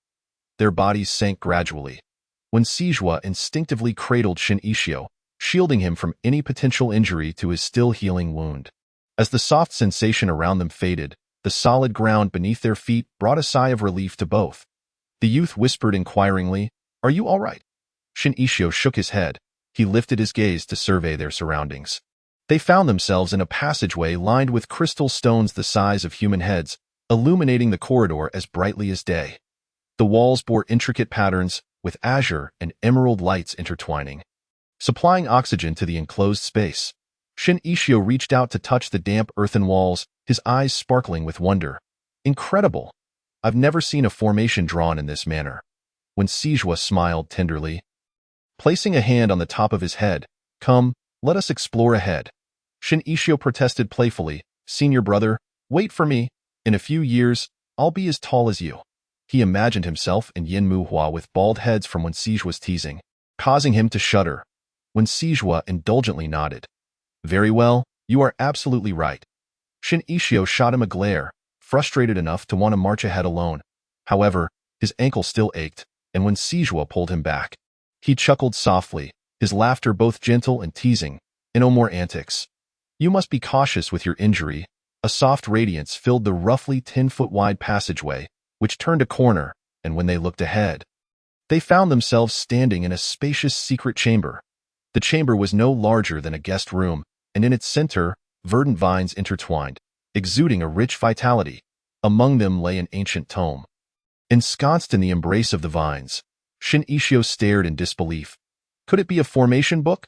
His eyes sparkled with desire as he gulped, reaching out to grasp the book. A soft light enveloped the tome, preventing his hand from making contact.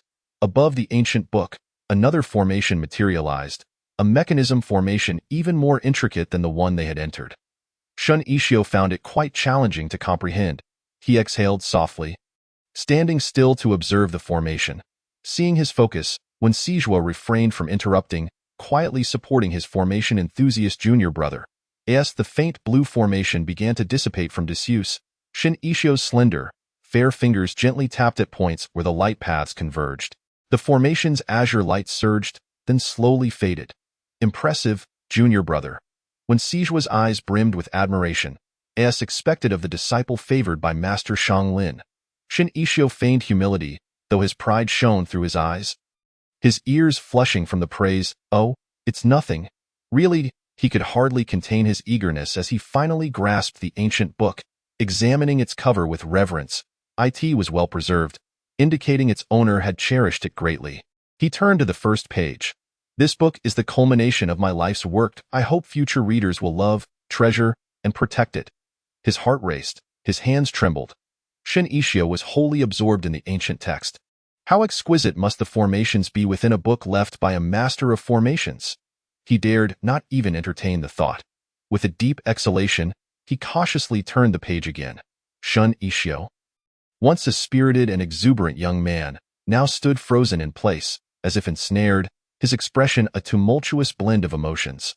When Sijua could not help but be taken aback, hesitantly, he leaned closer and took the ancient tome from Shun Ishio's hands.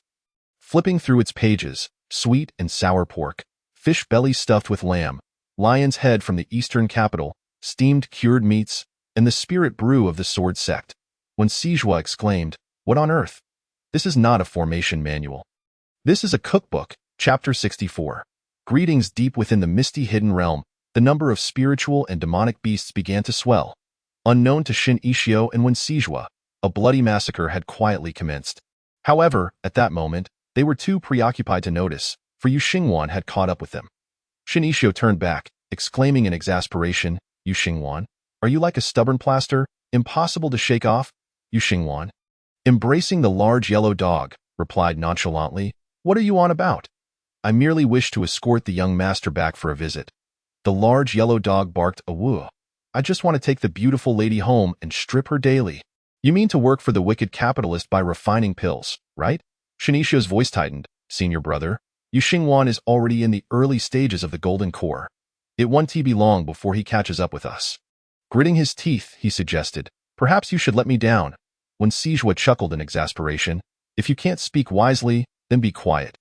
Only Shin Ishio could manage to exasperate him twice in a single day. Shin Ishio responded with a simple, "Oh, within the depths of the misty forest, there lay a river, approximately 3 zhang wide. Its flow gentle yet unceasing, known as Mist Creek. By the banks of Mist Creek, a cold and aloof young man dressed in white sat beneath a tree, clutching his arm, gasping for breath. His body bore numerous wounds of varying severity, his once pristine white attire now almost entirely stained crimson. His injuries grievous. "Young Master Jiang, it appears you are not unscathed." A mocking voice rang out before Jiang ran. He looked up, his gaze icy, filled with an intense murderous intent and fury. Not far from him stood a young man. Leisurely and self-satisfied, his handsome yet sinister features exuding a formidable presence.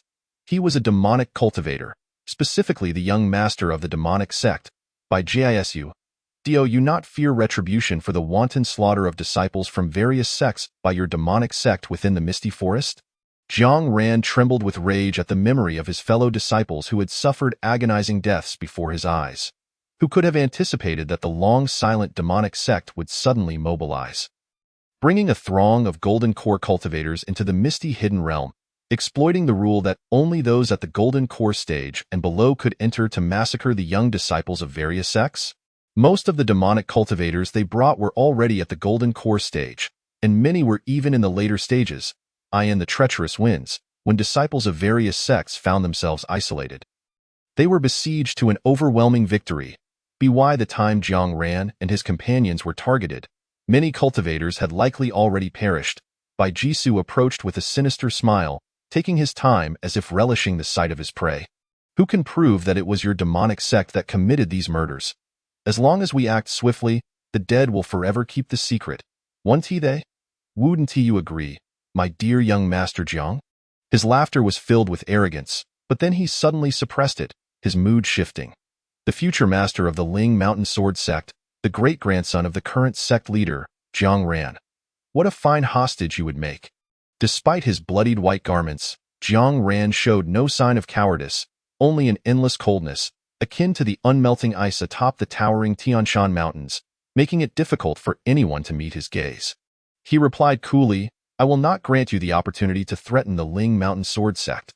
Though he was just over 20 years old, merely at the mid-foundation stage, and Bai Jisoo was already in the early stages of the Golden Core. Jiang Ran recognized he had nowhere to flee. Yet, he would not allow Bai Jisoo to leverage him against the Ling Mountain Sword Sect, as the young master of the Ling Mountain Sword Sect. Having failed to protect his fellow disciples was already a grave sin. Given the current circumstances, a flash of unwillingness crossed Jiang Ran's eyes. He was still young, yet to compete with the other prodigies of the world. And he had not yet traversed the landscapes beyond the Ling Mountain Sword Sect before he was to perish here. Despite his reluctance, he found himself without recourse. The young man sighed softly.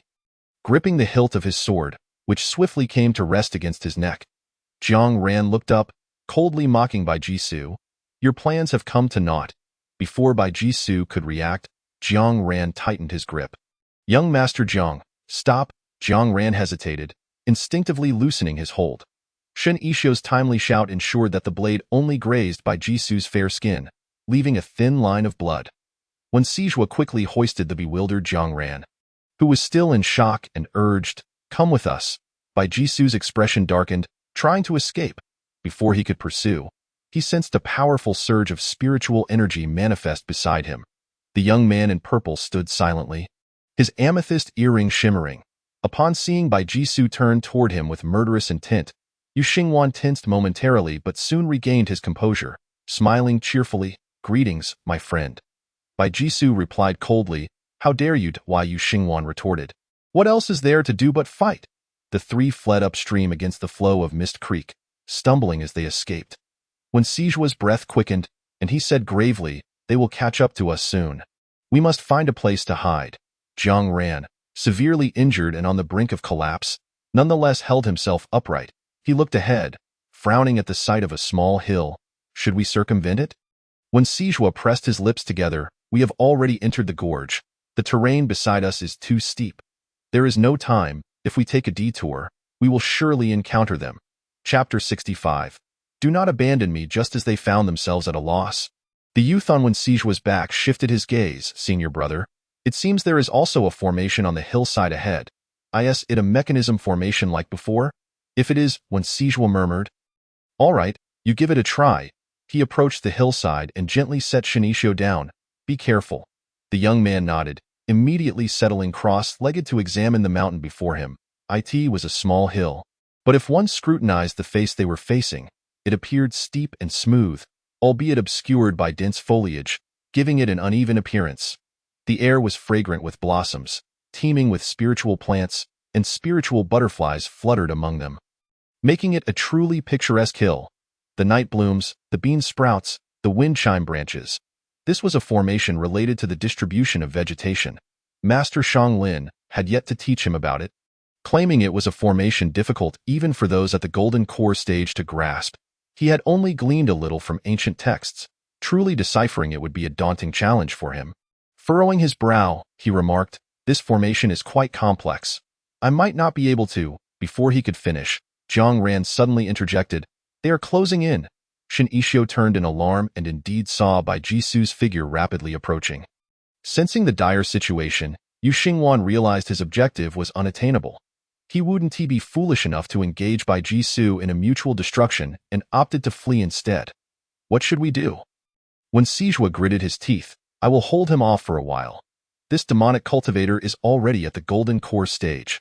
You may not be able to withstand him for long. Jiang Ran's expression grew grave, a hint of guilt surfacing on his cool visage. I have burdened you all. They had reached a dead end, forced into a desperate struggle, with little hope of escape. No one knew where this path would ultimately lead. When Sijua patted his shoulder, turning to Shen Ishio, his expression softening amidst the peril, he spoke gently, "Ishio, you?" He lowered his gaze, smiling tenderly, and retrieved his sword. Laying it beside Shen Ishio.it was a sword of pearly white, its fierce edge radiating a soft, watery glow. My sword, Luo Shu, has developed a spirit. I will have it take you and young Master Jiang to safety. All right. Lu Zhimo had searched for a suitable sword for him years ago, exerting considerable effort to find this one, which had cultivated a sword spirit. With his spiritual energy now dwindling and trapped in dire straits, he would strain his roots to ensure the two could escape. I want to leave. Shin Ishio's eyes were filled with panic as he stumbled to his feet, steadied by Jiang Ran's hand. Grasping the young man's sleeve, his voice trembled with a hint of tears. "Senior brother, don't abandon me." He and Yin Muhua regarded Wen Sijua as an elder brother, and he could not bear to witness his loved ones perish before his eyes. "Elder brother, if you leave now, leave me behind. I am of pure Yin. Enough nonsense." When Sijua firmly covered his mouth, his eyes widening in alarm, trembling with anger, he felt as if his younger brother might drive him to madness. "You are of pure Yin, and so what? Do you expect me to abandon you here? Have you considered the consequences of revealing your status as a pure Yin body to Bai Jisu? Buying them time? What would happen to you, senior brother?" When Sijua let out a deep breath, stepping forward to embrace Shin Ishio, his embrace warm and strong. "Junior brother, be good. I know you are talented. Promise to help me seek vengeance in the future." "All right." The youth's expression was one of profound sorrow. "Senior brother, please do not cast me aside," he sobbed. Warm, powerful fingers traced the delicate, pale curve of his neck, gently prodding, sapping the strength from his entire being. Shun Ishio felt his body weaken, unable to maintain his footing, and he stumbled, dropping to one knee, gazing up at Wen Sijua in shock. "You." Wen Sijua made no move to assist him, his gaze calmly directed towards Jiang Ran. "Young Master Jiang, I entrust my junior brother to your care." Jiang Ran spoke, "It would be better if you are gravely injured.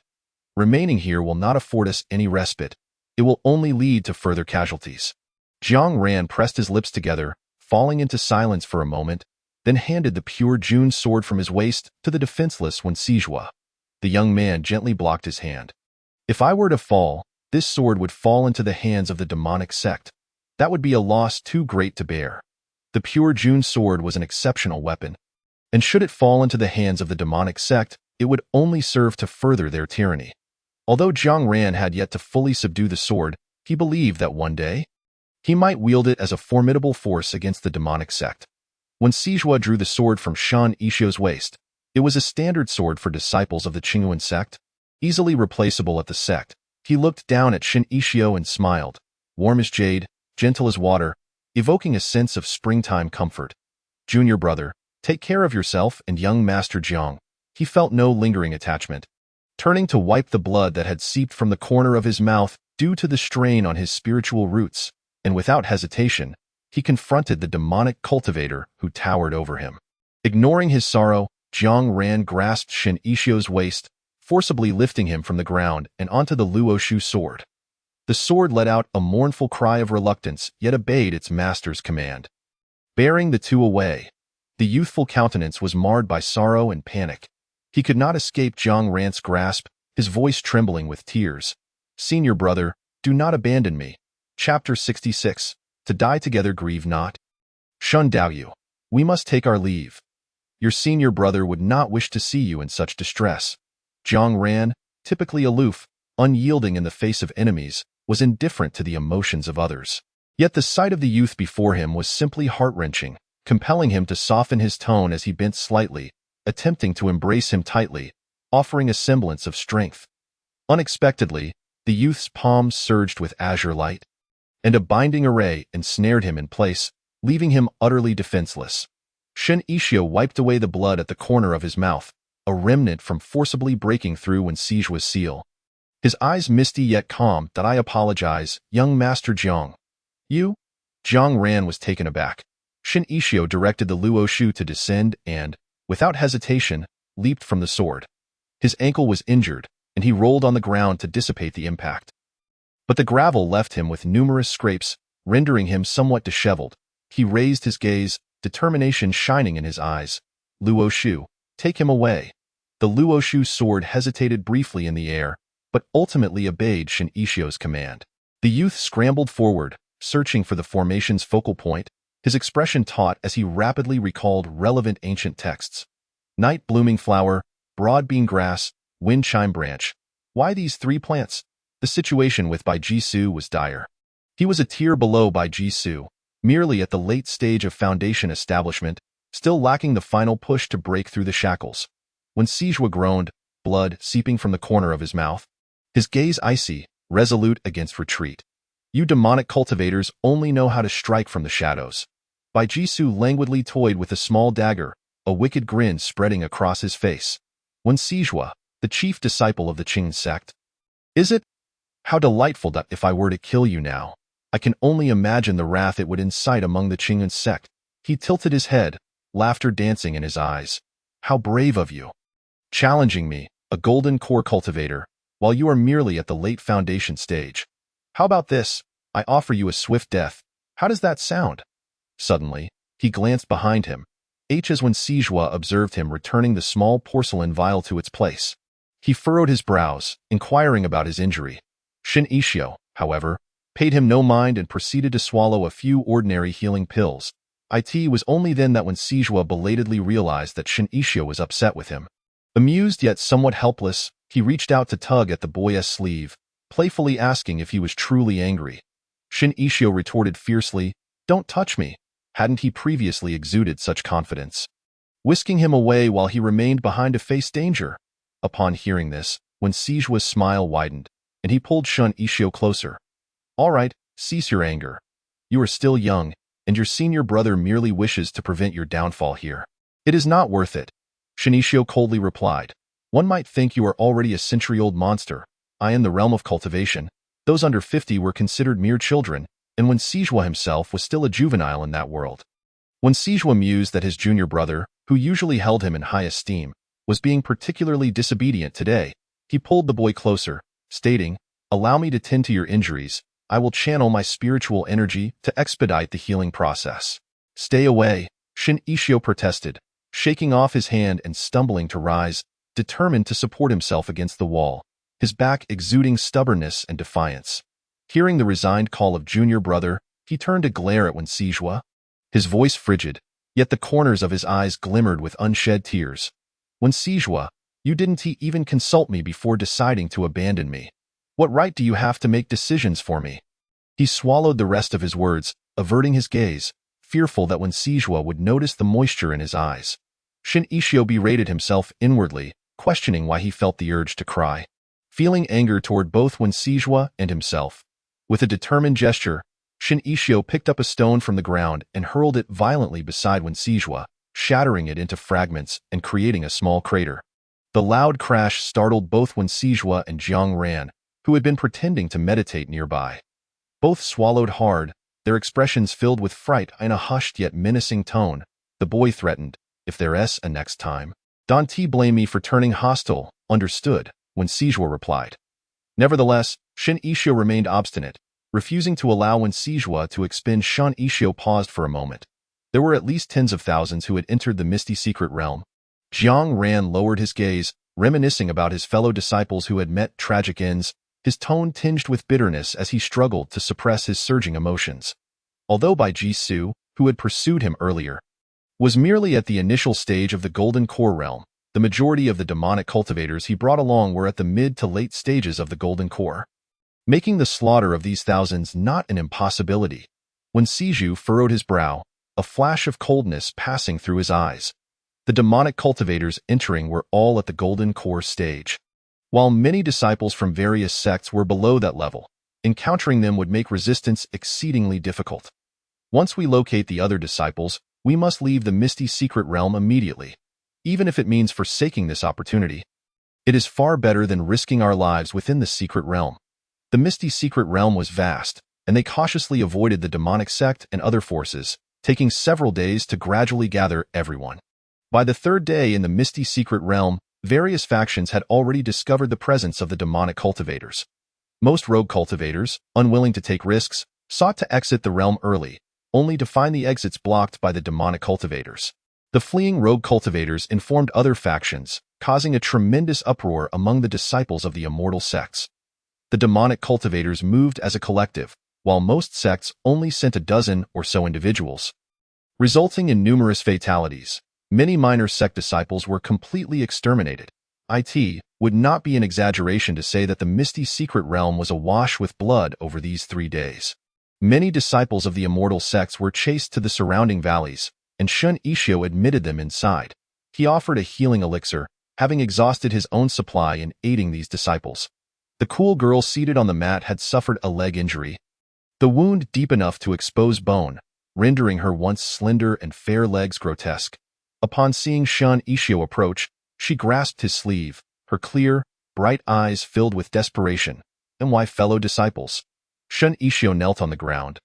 Speaking softly, I distributed the remaining healing elixirs to them. But as for your senior brother, he is gravely injured. His right side is nearly severed, and due to excessive blood loss and internal injuries, he may not survive. Shin Ishio fed him the last piece of the precious crystalline purple goose down he had been reluctant to consume, yet it proved ineffective. Both Shun Ishio and Wen Siju possessed gentle spiritual energy due to their roots, making them ideally suited for healing. Yet even that could not save the senior brother. Yu Chonhua's body stiffened momentarily.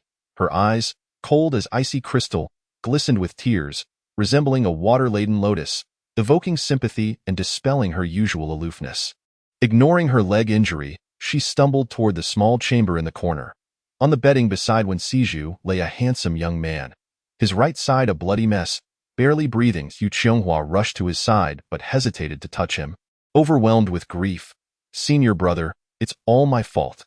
I'm too weak. If it weren't for protecting her, my fellow disciples wouldn't have suffered such heavy losses. I'm just a burden. A liability."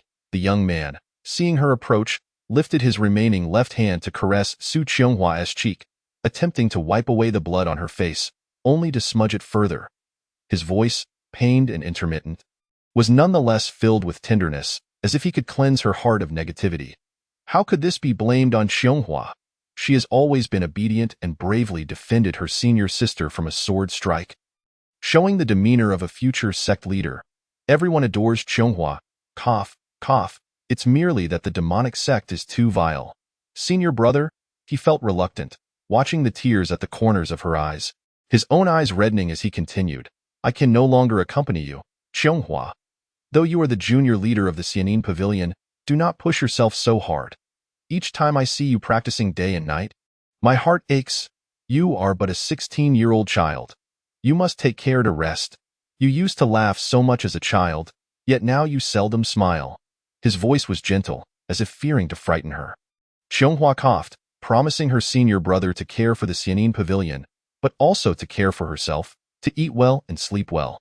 The young man smiled faintly, slowly closing his eyes, his expression warm and serene. Xianghua, you are the best. Senior brother. Ah, ah, ah. The girl was devastated, crying uncontrollably, her face soaked in tears, appearing utterly disheveled. Yet she no longer cared about her image, anguished to the point of wishing to follow her senior brother. Senior brother? Su Qianghua trembled, her words soaked in sorrow. You are the last person in the world who would ask me if I am suffering or weary. That boy who would ramble on while I practiced in the rain ultimately abandoned her. Chapter 70. Locking Moon Pavilion?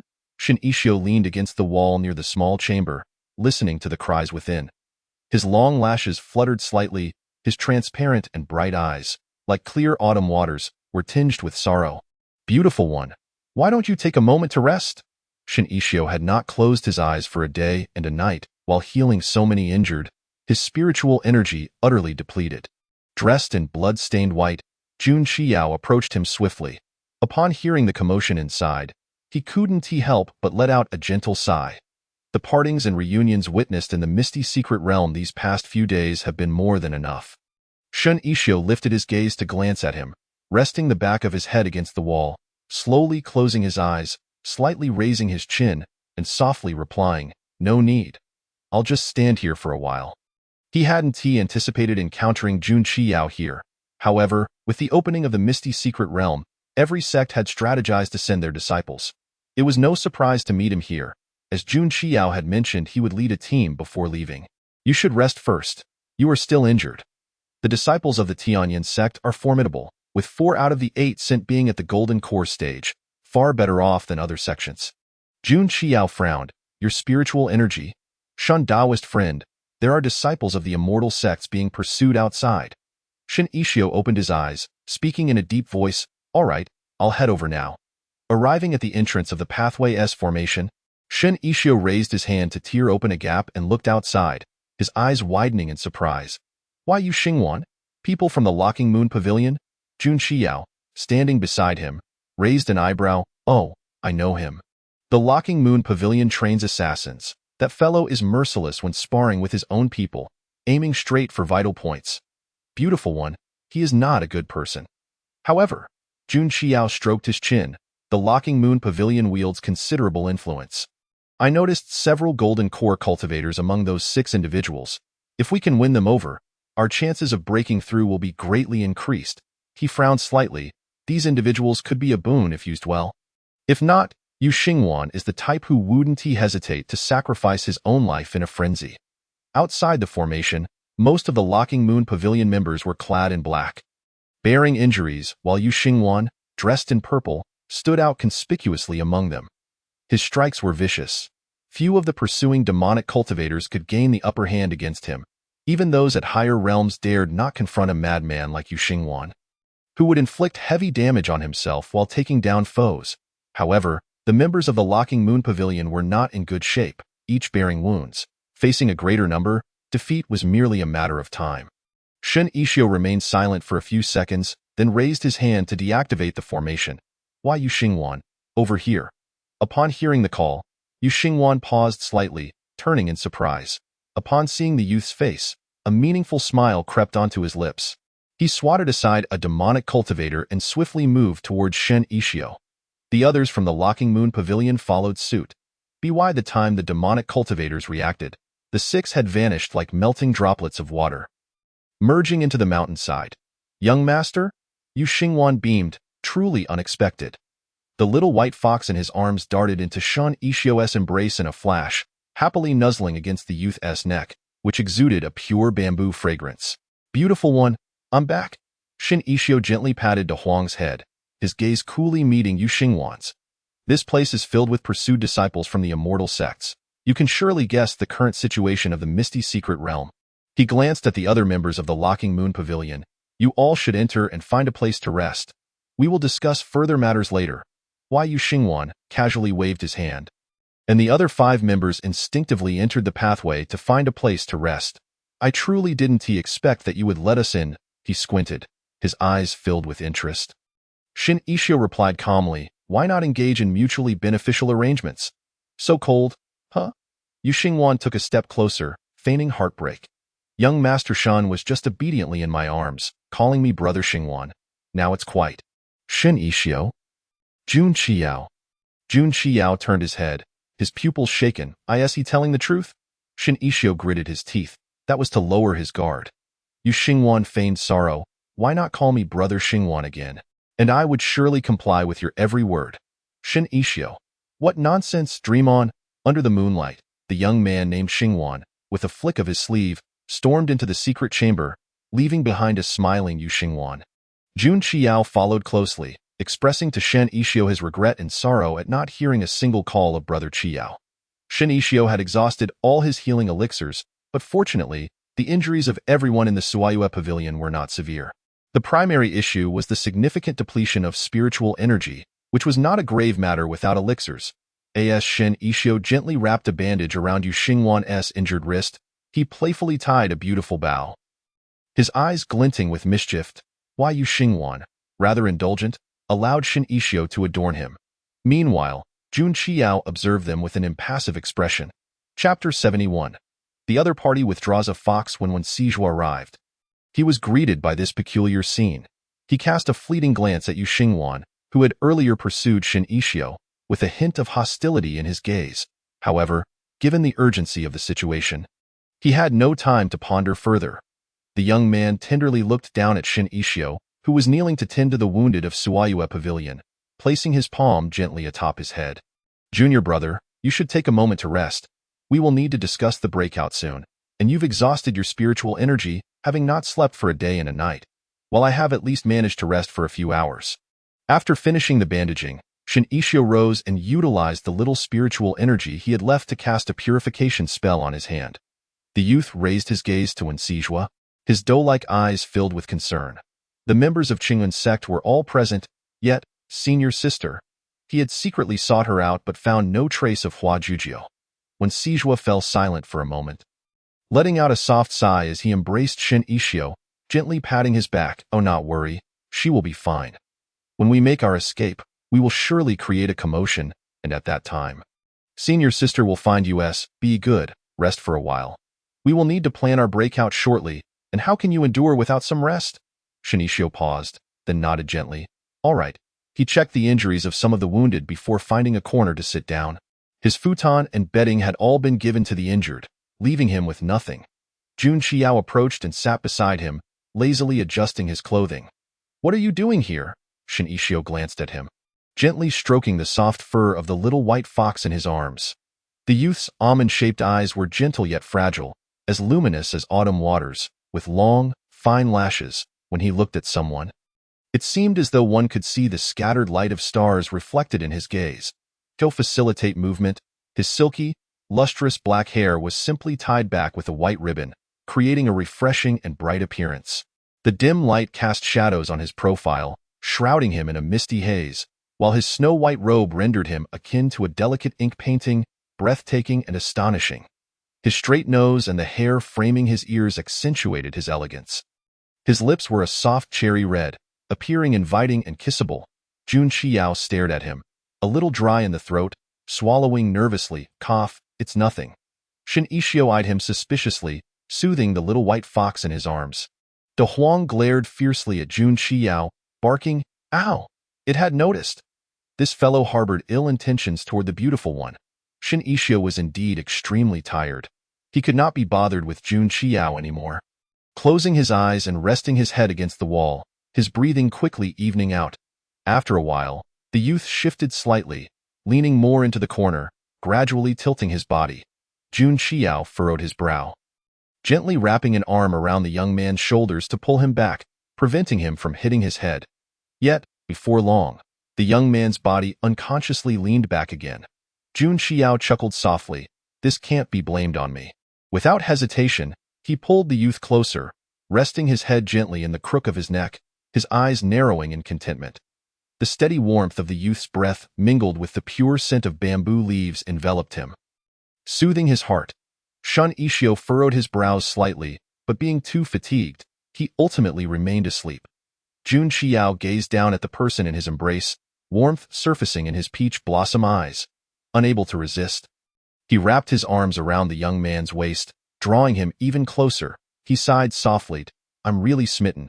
Seeing him tired makes my heart ache. Seeing him sad makes my heart ache. Even if he does nothing, just looking at him makes my heart ache. The little white fox bit down on Jun Qiao's hand, causing him to inhale sharply. He glanced at his hand, now marked with a row of fox bites, and laughed in exasperation. Where did this little rascal come from, biting me without reason? De Huang growled. Ow! Let go. Jun Qiao tightened his grip, raising an eyebrow, not letting go. The little white fox jumped up and down in anger, leaping 3 feet high, which amused Jun Qiao greatly. Where did this little creature come from? Quite amusing. He tilted his chin at it, mocking, little fox pup, with fur not fully grown. Go find a rock to sharpen your teeth instead of biting people. De Huang! How dare this foolish human insult me? I shall bite him to death. The little white fox lunged forward, preparing to unleash a flurry of claw strikes, but before it could reach him, a long hand grasped its tail and pulled it back. The other party withdrew a fox. Jun Xiao laughed heartily to Huang. Ow, you're going to drive me mad. It looked up at Yu Xingwan with tearful eyes, its little paw pointing rapidly at Jun Xiao, moving so fast it seemed to leave a blur in the air. Look at him. Hurry and look. Chapter 72. He wants to steal a kiss enough. Yu Xingwan pressed down onto Huang's paw, casting a fleeting glance at Jun Xiao and the resting Shin Ishio, a surge of dark emotion flickering in his eyes. Suddenly, a radiant smile graced his lips. The esteemed chief disciple of Tianyin sect, Taoist Jun Xiao, it is an honor. Jun Xiao returned the smile. Taoist Yu Xingwan of Suiwa Pavilion, I have heard much about you. He glanced down at Shin Ishio, who was leaning against his shoulder, his charming peach blossom eyes captivating. The young man lazily lifted his chin. The beauty is sleeping in my embrace. I shan't rise to pay my respects. I hope, Taoist, you will forgive me. Yu Xingwan's expression hardened as he glanced coldly at Jun Xiao, a flicker of displeasure crossing his gaze. However, he said nothing and turned to leave. Huang, why are you leaving? Stand your ground. You disregarding such a striking beauty? The little white fox vented its frustration by scratching at Yu Xingwan's clothing. The young man, maintaining his icy demeanor, pressed it into his embrace. Be quiet, despite his cold facade. He couldn't help but glance back when he reached the corner. That glance made his pupils tremble. The strikingly handsome young man leaned down, closing the distance to the enchanting face of the youth in his arms. What are you doing? Jun Xiao, startled, raised his head in confusion, having been on the verge of adjusting Shin Ishio's clothing. Awakened by the commotion, Shin Ishio's long lashes fluttered, frowning in discontent. So noisy. He slowly opened his eyes, only to find himself resting on Jun Xiao's shoulder. Momentarily stunned, he murmured, sorry. Sitting up straight, the drowsy youth rubbed his eyes, observing the glaring stares exchanged between Jun Xiao and Yu Xingwan. What is going on? Yu Xingwan quickly reported. He attempted to steal a kiss. Jun Xiao. I did not. Do not slander me, he hurriedly explained. I merely intended to help you adjust your clothing. Huang. Ow. You wanted to steal a kiss, Jun Xiao. I truly did not. Jun Xiao. How did he understand what Huang was saying? Shin Ishio was disinterested in their bickering. Enough. Stop the noise. Come with me. We need to discuss the breakout. When Sijua smiled warmly upon seeing him approach. Junior brother, come this way. Shin Ishio nodded gently to the individuals in the small secret chamber, quietly standing beside Wen Sijua. Stepping back half a pace, he unobtrusively surveyed those present. Yu Xingwan of Suiwa Pavilion, Jun Xiao of Tianyin Sect, Su Qianghua of Xianin Pavilion, Jiang Ran of Lingshan Sword Sect, and a few leaders from lesser-known sections. Everyone was aware of the current situation in the misty hidden realm. When Sijua spoke calmly, the demon sect has sent numerous golden core disciples masquerading as loose cultivators to enter the misty hidden realm, perpetrating mass slaughter against the elite disciples of various sections. The casualties among the celestial disciples have been severe. This formation can only be opened by my junior brother, but the demon sect has already noticed when everyone entered the formation, and there are now many demonic cultivators lying in wait nearby. When Sijua surveyed the expressions on the faces of the crowd, the misty hidden realm will close promptly at noon on the 7th day. We must escape before then, or we will be forced to remain here, awaiting the next century. Although this place is rich in spiritual energy, once it is sealed off, the misty secret realm will once again be shrouded in dense fog, awakening peculiar species that have been suppressed by sunlight in certain misty forests. Remaining here is tantamount to awaiting death. Jun Xiao lightly waved his customary fan. Indeed, as Taoist once stated, the power of the demonic cultivators is substantial. We are too weak to break free and can only join forces. Many of our fellow disciples are injured, and there are numerous individuals below the golden core stage among us, making any attempt to break through exceedingly challenging. The group detailed the current situation of the disciples within the gate, briefly communicated their observations regarding the range and numbers of the demonic cultivators, and ultimately deliberated to determine the optimal time for their breakout. On the 7th day of the misty secret realm's opening in the early hours. This ravine is still some distance from the exit, with a sudden wind zone appearing ahead, where danger lurks at every turn, as demonic cultivators may have infiltrated the path. They cautiously departed the ravine through another formation, circumventing the demonic cultivators guarding the original entrance, and hastened their escape. Elder brother, we have yet to locate senior sister. Could she be in trouble? Shin-Ishio quietly inquired of Wen-Sijua beside him, his brow furrowed with deep concern. Wen-Sijua gently reassured him, it's all right. Perhaps senior sister has already made her way out. Though he spoke these words, the suppressed tension in his eyes betrayed his uncertainty. Shun-Ishio slowly lowered his gaze, his long lashes quivering. Had it not been for the inability to use communication talismans and other spiritual artifacts within the misty secret realm, they would not have found themselves in such a passive predicament. Upon entering the misty secret realm, the only usable item they possessed was a storage bag. Other life-saving spiritual objects were rendered ineffective, seemingly suppressed by some peculiar force. Chapter 73. Breakthrough. Just as the two were engaged in quiet conversation, the front line halted, their bodies instantly tensing, expressions darkening. Jun Qiao coldly declared, "They're here." A throng of demonic cultivators clad in the garb of the demonic sect surrounded them from all directions, numbering in the hundreds, nearly matching their own count. Shin-Ishio and Jun Qiao exchanged glances, nodding in agreement, and abruptly knelt on one knee. Pressing their palms against the grass, a faint blue glow began to spread along the hidden veins in the grass, as if weaving a dense net, swiftly enveloping the feet of the hundreds of demonic cultivators. The youth lowered his gaze to the blue light beneath him and softly uttered, "Activate." Several sudden voids emerged, ensnaring many unsuspecting demonic cultivators, triggering a chorus of startled cries. What in the world is this? Both he and Wen-Sijua were astonished that Shin-Ishio could uncover two hidden formations here, which might lead them to discover more secret chambers. Those unable to unravel the formations would find themselves trapped within. Heh, this is a little gift I have diligently prepared for the demonic cultivators these past few days.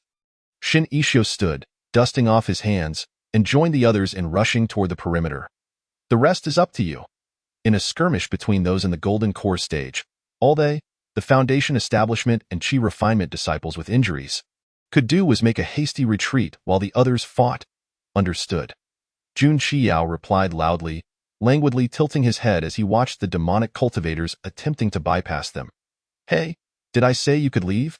The young man drew his sword, his enchanting peach blossom eyes gleaming with murderous intent. Weren't you the ones chasing me just earlier? Today he narrowed his eyes, suddenly grinning, the chilling aura radiating from him. I'll let you feel it too. Affiliated with Tianyin sect. Charge. Yu Xingwan placed a huang upon his shoulder, grinning as he snapped the neck of a demonic cultivator. Hold on tight. When I throw you out later, I want to be searching for you. The little white fox stiffened at his words, silently gripping Yu Xingwan's clothing, tearing it slightly. You needn't dig your claws into my arm like that. Yu Xingwan remarked, it's actually quite painful. The scene was a chaotic and tense one. Shin-Ishio guided Su Qianghua from the Immortal Sound Pavilion and several injured disciples forward, noticing that Wen-Sijua appeared somewhat off. The youth, usually as gentle as jade, now bore a pale complexion, cold sweat beading on his forehead, and his spiritual aura was disordered. Elder brother, are you all right? Shin-Ishio quickly supported him. Wen-Sijua managed a strained smile, attempting to assert he was fine, but a muffled groan escaped him, and he swayed unsteadily, alarming Shin-Ishio into a protective embrace. Elder brother, grasping Wen-Sijua's wrist, his expression shifted from surprise to worry. Elder brother, are you on the verge of a breakthrough? This should be a good thing, yet under the current circumstances, it morphed into a dire predicament. Wen-Sijua was in the midst of a breakthrough, with his spiritual energy in turmoil. If not regulated immediately, even a slight delay could lead to demonic deviation. However, with pursuers on their heels, when would there be time for such a breakthrough?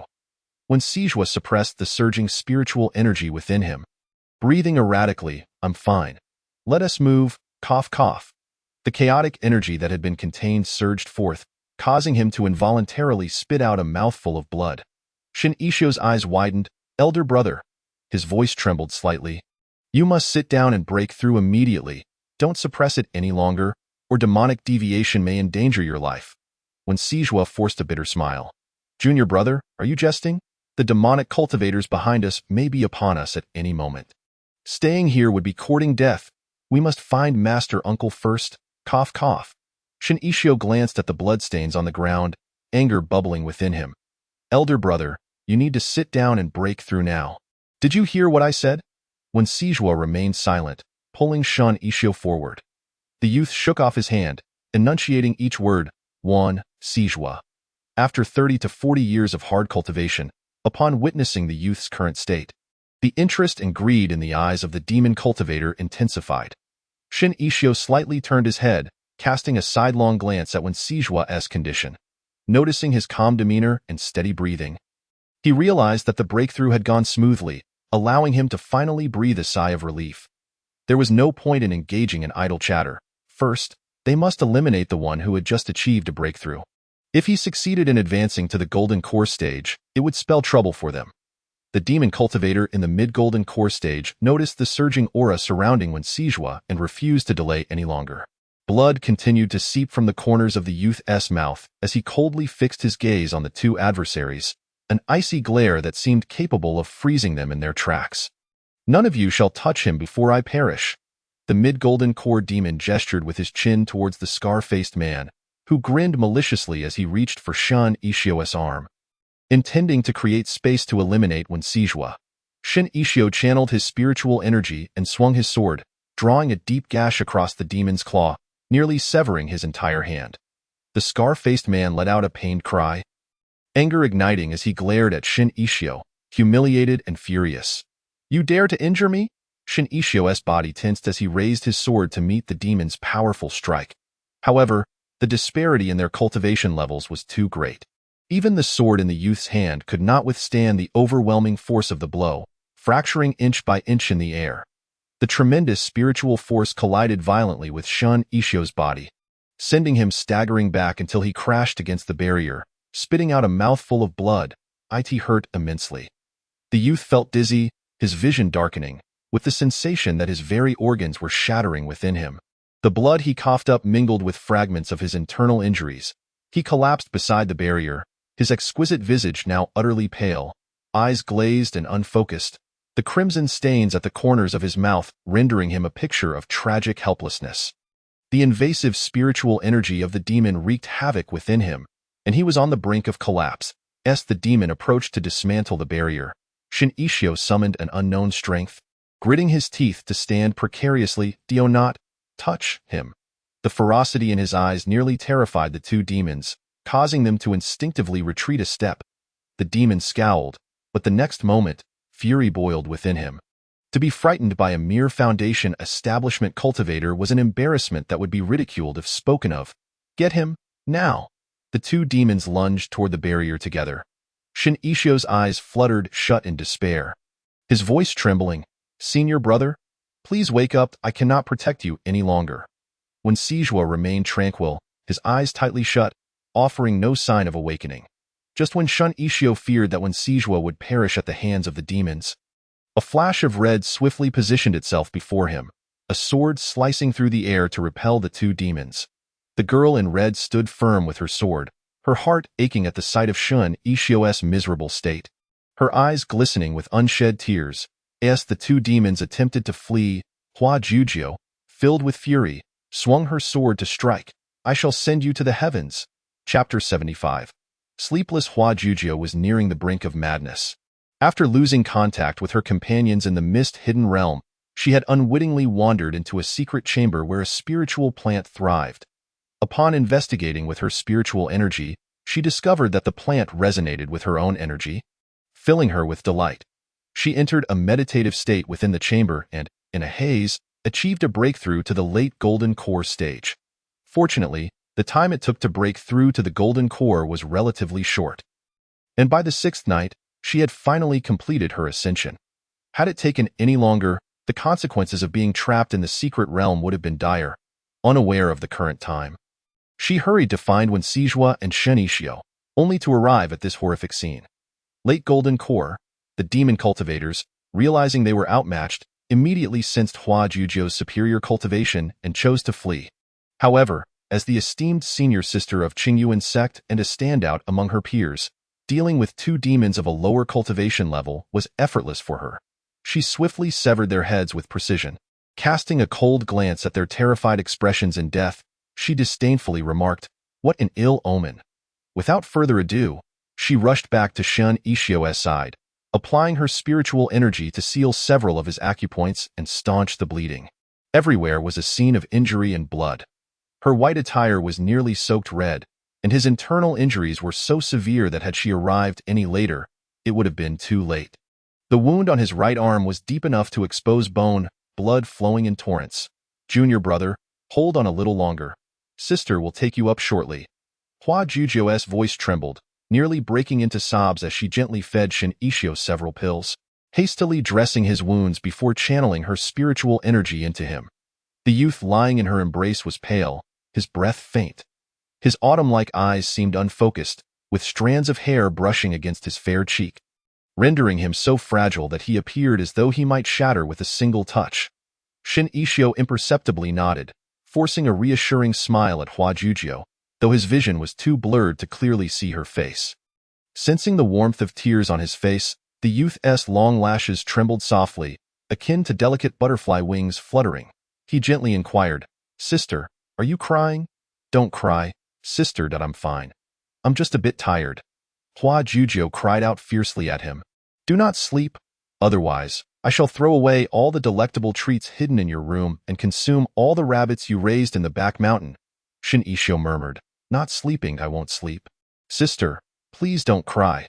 The barrier surrounding them automatically lifted as when Sijua, now in the golden core stage, slowly opened his eyes.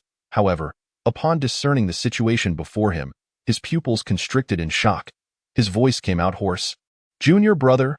Shun Ishio turned his head in the direction of his voice, but in the next moment, he was engulfed by darkness, at the edge of the misty forest. As the seventh day approached noon, the atmosphere grew increasingly tense. Typically, during the 7 days in the mist-hidden realm, cultivators would emerge intermittently with their gains. Yet, this time was different. No cultivators had yet emerged from the depths of the misty valley, indicating that something must have occurred within. Time was running perilously short. Should they fail to emerge soon, they risked being trapped in the mist-hidden realm. Regardless of the circumstances, all the sects had dispatched their most elite disciples, the very ones they were keen to nurture. If anything were to happen to these youths, the various sects would face a severe blow to their lineage, potentially crippling their future.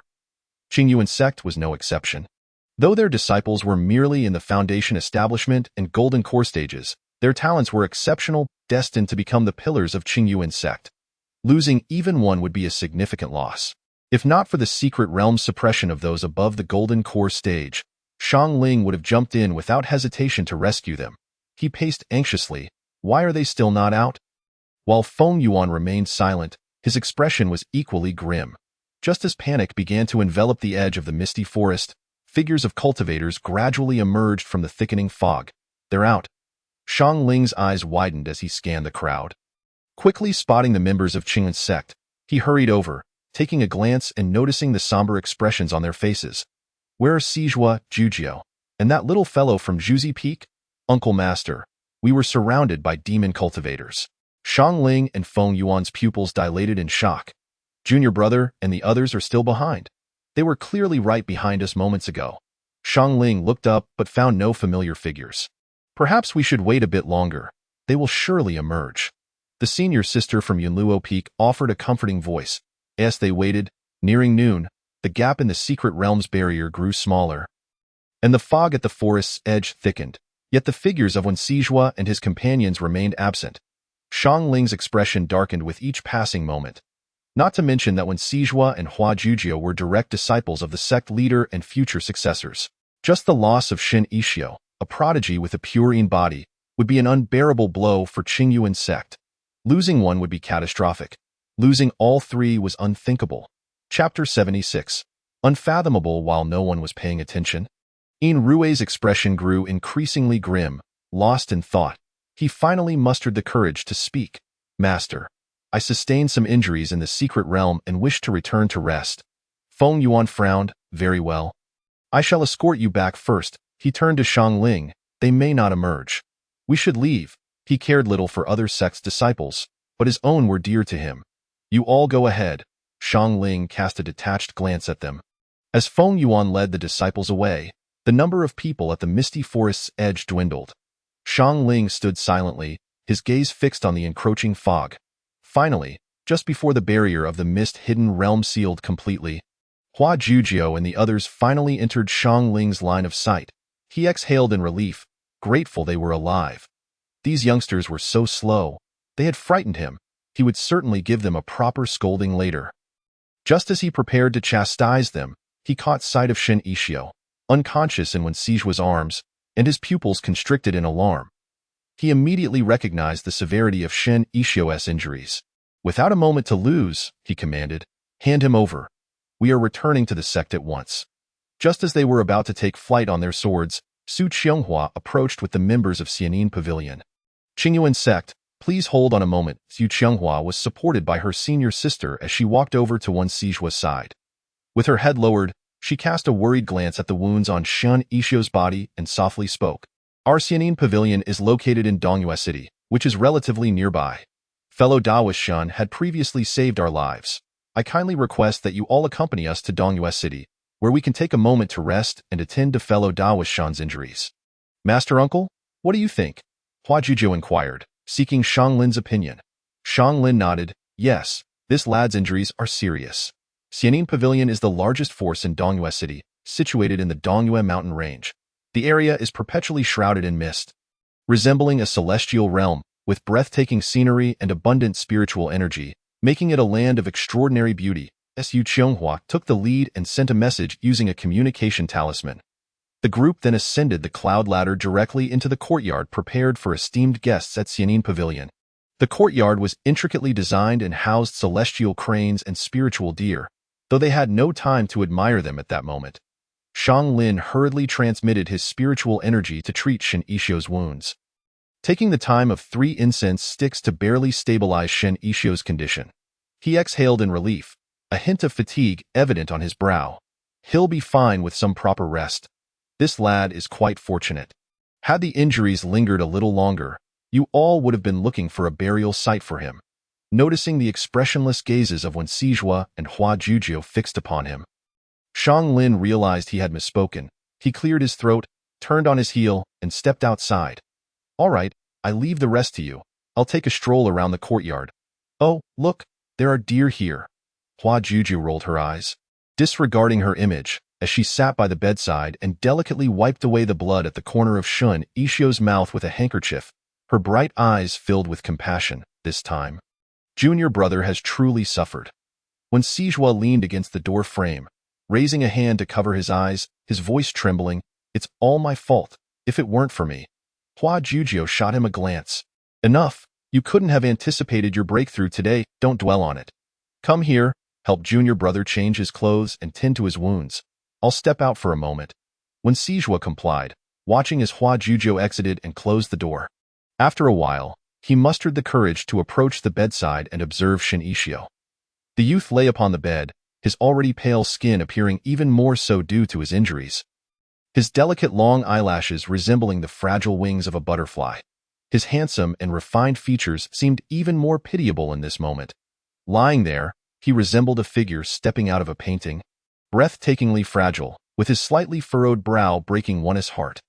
When Sijua sat beside the bed, gently tucking Shen Yixio's stray hair behind his ear, his warm gaze filled with concern, he sighed softly, picked up a bandage and medicinal balm, and meticulously treated Shen Yixio's wounds, casting a purification spell over him. However, upon seeing the bloodied clothing on Shen Yixio, Wen Sijua found himself in a dilemma. He blinked. Wait a moment. What did senior sister just say? Change junior brother's clothes. The usually calm and reliable chief disciple of Qingyuan sect felt his ears flush with heat. He cleared his throat, cautiously helping Shen Yixio to sit up, his movements gentle as he began to remove the youth's garments, his hands trembling. The skin he encountered was smooth, delicate, and warm, causing a slight shift in his expression. He hesitated to touch but found it unavoidable.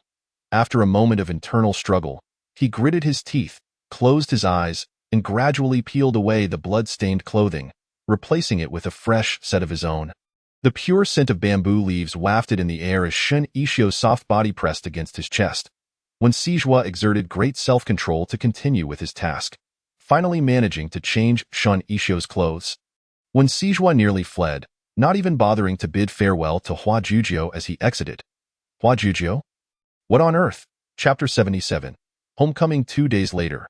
When Sijua sat beside Shan Ishio's bed, perusing the ancient texts placed within the room, Shin Ishio's long eyelashes fluttered as he opened his eyes, staring blankly at the ceiling for a moment.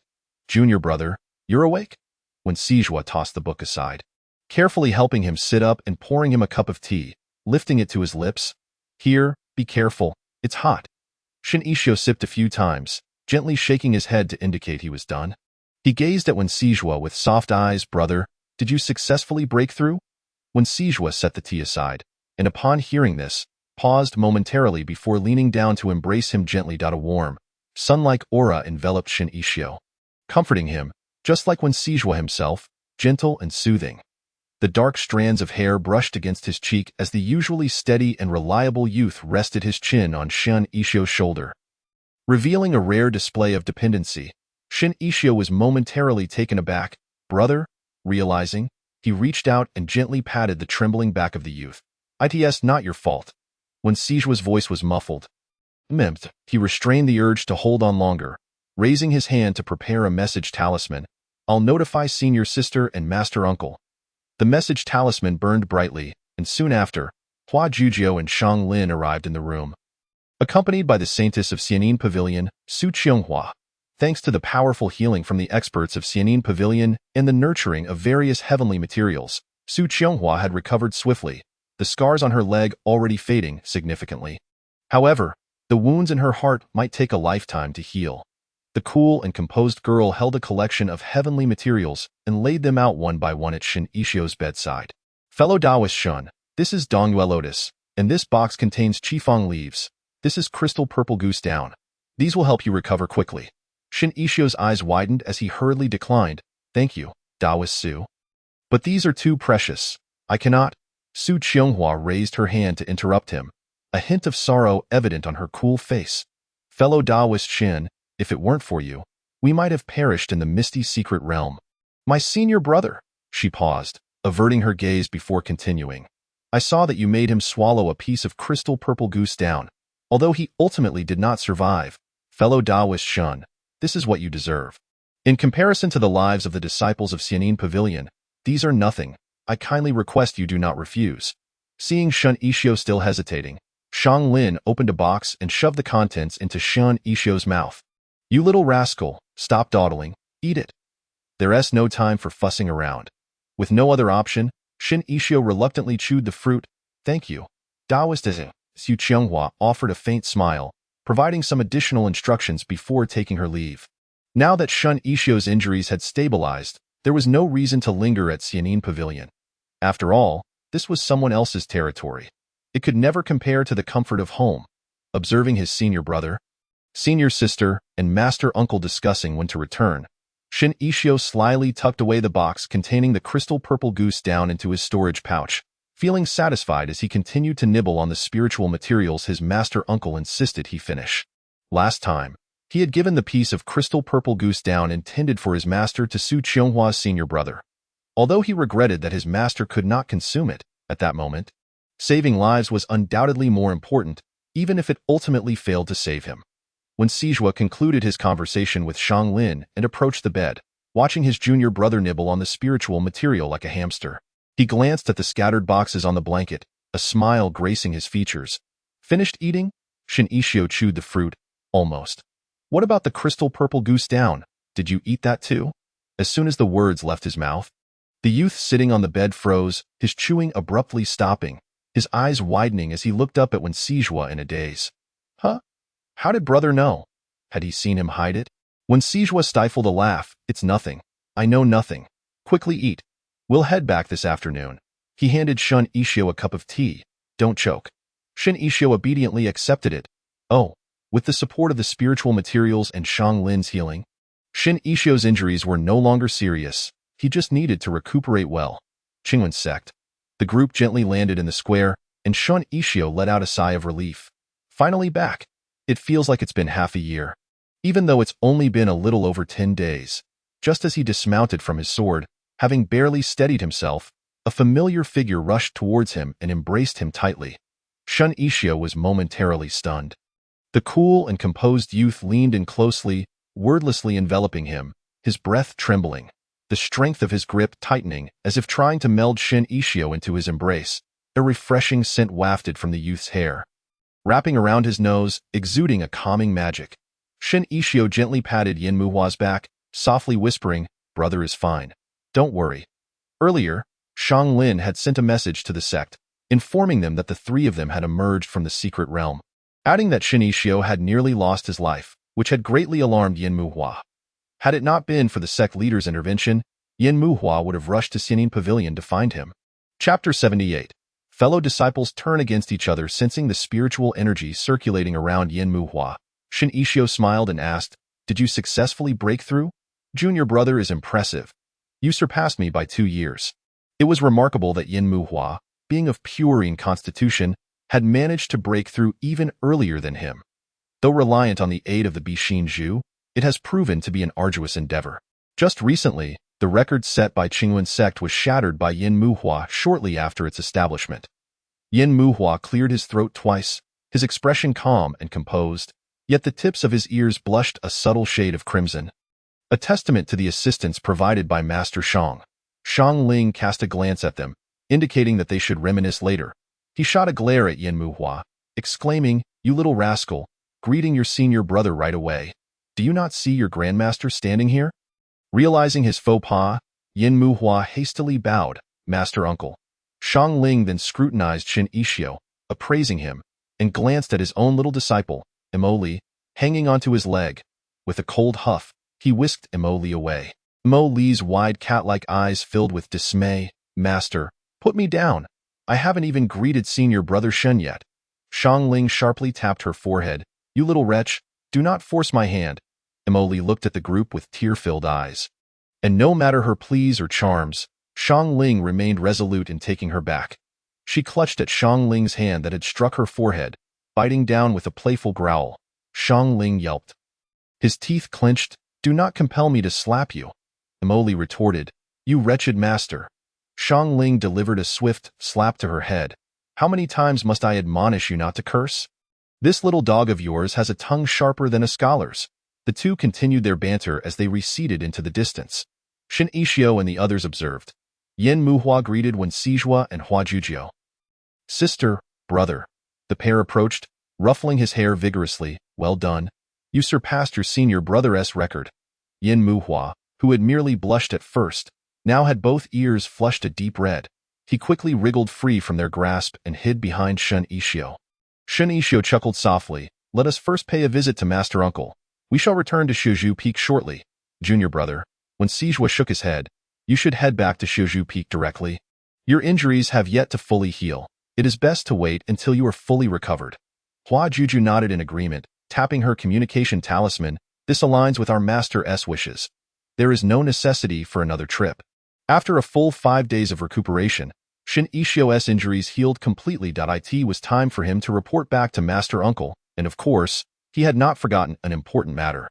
Lu Jimu sat high above, unusually devoid of his usual languid demeanor. Apart from Yeli, the other 3 peak masters and various elders were present, their expressions taut due to Shun Ishio's prior statements. Lu Jimu lowered her gaze upon the striking young man in the center of the hall, her tone serious. "Shun Shirji, are your words entirely truthful?" Shin Ishio bowed respectfully. "To Master, every word spoken by this disciple is indeed the truth. I would not dare to deceive. In Rue has harmed a fellow disciple. It was thanks to the timely arrival of my senior brother that I was able to survive." Lu Jimu cast a cursory glance at In Rue, who stood behind Feng Yuan. "In Shirji, is what he says true or false?" In Rue hastily bowed, trembling as he turned to glance nervously at Shin Ishio, opening his mouth but unable to articulate a response. Feng Yuan, seated nearby, spoke coolly. "In Rue, speak truthfully. Your master is present. No one dares to lay false accusations upon you." Shin Ishio stood quietly, his posture upright and appealing, remaining composed even amidst the gathered peak masters. When Sijua and Yin Muhua stood behind the masters and elders, observing In Rue's quaking form with disdain. It was evident to all that this cowardly demeanor suggested the truth of Shin Ishio's claims. Lu Jimu's voice turned frigid. "In Rue, Do you understand that harming a fellow disciple is a grave offense that warrants the forfeiture of cultivation and expulsion from our Qing sect? In Rue trembled, dropping to one knee, panic evident on his face. Master, Shin Shidi's claims are baseless accusations. I am innocent. Shin Ishio cast a calm glance at him. I possess evidence. In Rue's eyes widened in shock. The words you spoke after severing my tendons, I have recorded them well. Shin Ishio presented the recording crystal with both hands. ASA transmigrator. He understood the importance, so he gazed unwaveringly into the eyes of Feng Yuan, who had just pressured him, and thought to himself, when the day comes that I can stand on my own, I shall once again request the sect leader to deal with senior brother In according to the sect's rules. The boy's eyes were clear and bright, twinkling like scattered stars, causing both Feng Yuan and In Rue to feel almost hesitant to meet his gaze. Yet, for now, he could only swallow this bitter pill. Shin Ishio's long eyelashes fluttered slightly. He was willing to obey Uncle Feng. Wait a moment, a clear voice echoed from outside the main hall. Upon hearing this voice, both Shin Ishio and Yin Muhua turned their heads in unison, their expressions a mix of shock and joy. The newcomer was clad in resplendent red robes, strikingly handsome, with phoenix-like eyes that sparkled with life. Although he was a man, his visage was almost extraordinarily beautiful, so radiant that it was hard to look away. Master! Yi Yuli sauntered into the hall with an air of nonchalance, seating himself on the stool that Yin Muhua had moved to the center of the hall, casually crossing his legs before everyone. While I am away, how dare these scoundrels bully my disciples? The arrival was none other than Yi Yuli, the master of the Xiuzhu Peak, who had been in seclusion for over 3 years, and the beloved mentor of Shin Ishio and Yin Muhua. I was just about to look for these two little rascals when I heard someone say that my dear apprentice was being bullied. He had emerged from seclusion feeling somewhat parched. Remembering that Hua Jujio had some fine wine, he intended to ask her for a bit, but upon encountering her, she urged him to the sect's main hall, saying someone was bullying Shin Ishio. Upon hearing this, he thought, this won't do, and hurried to the main hall, only to overhear Feng Yuan's nonsensical tirade. Yi Yuli smiled as he fixed his gaze on In Rue. Tilting his head slightly, I heard that it was you, junior nephew In, who bullied my dear disciple, and you even exposed his purine physique. In Rue trembled even more violently than before.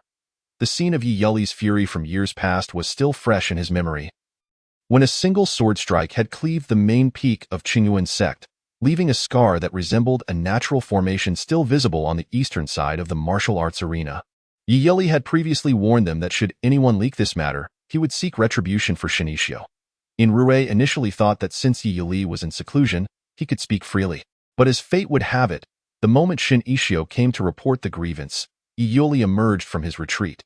In Rue found himself at a loss for words. I didn't teach. Yi Yuli raised his hand, and an overwhelming pressure, far more potent than what Feng Yuan had exerted earlier, bore down upon In Rue, causing him to kneel to the ground with a thud. The oppressive force, concentrated on Feng Yuan and In Rue, sent shivers through the others in the hall. Yi Yuli narrowed his eyes. Though he still wore a smile, the coldness in his gaze was enough to instill fear. In that case, let us deal with this according to the sect's regulations. In an instant, fiery red spiritual energy enveloped In Rue entirely, and before anyone could react, the previously upright In Rue collapsed on the ground, convulsing and spitting blood. Yi Yuli raised his hand to manipulate the spiritual energy, refining the spiritual root he had forcibly extracted. His tone was relaxed, a lazy smile gracing his lips. Let this suffice. I am not an unreasonable person. Since junior nephew In has bullied my disciple, I shall impose a minor punishment. He rested his chin on his hand and glanced at Shang Ling, the corners of his mouth curling into a radiant smile.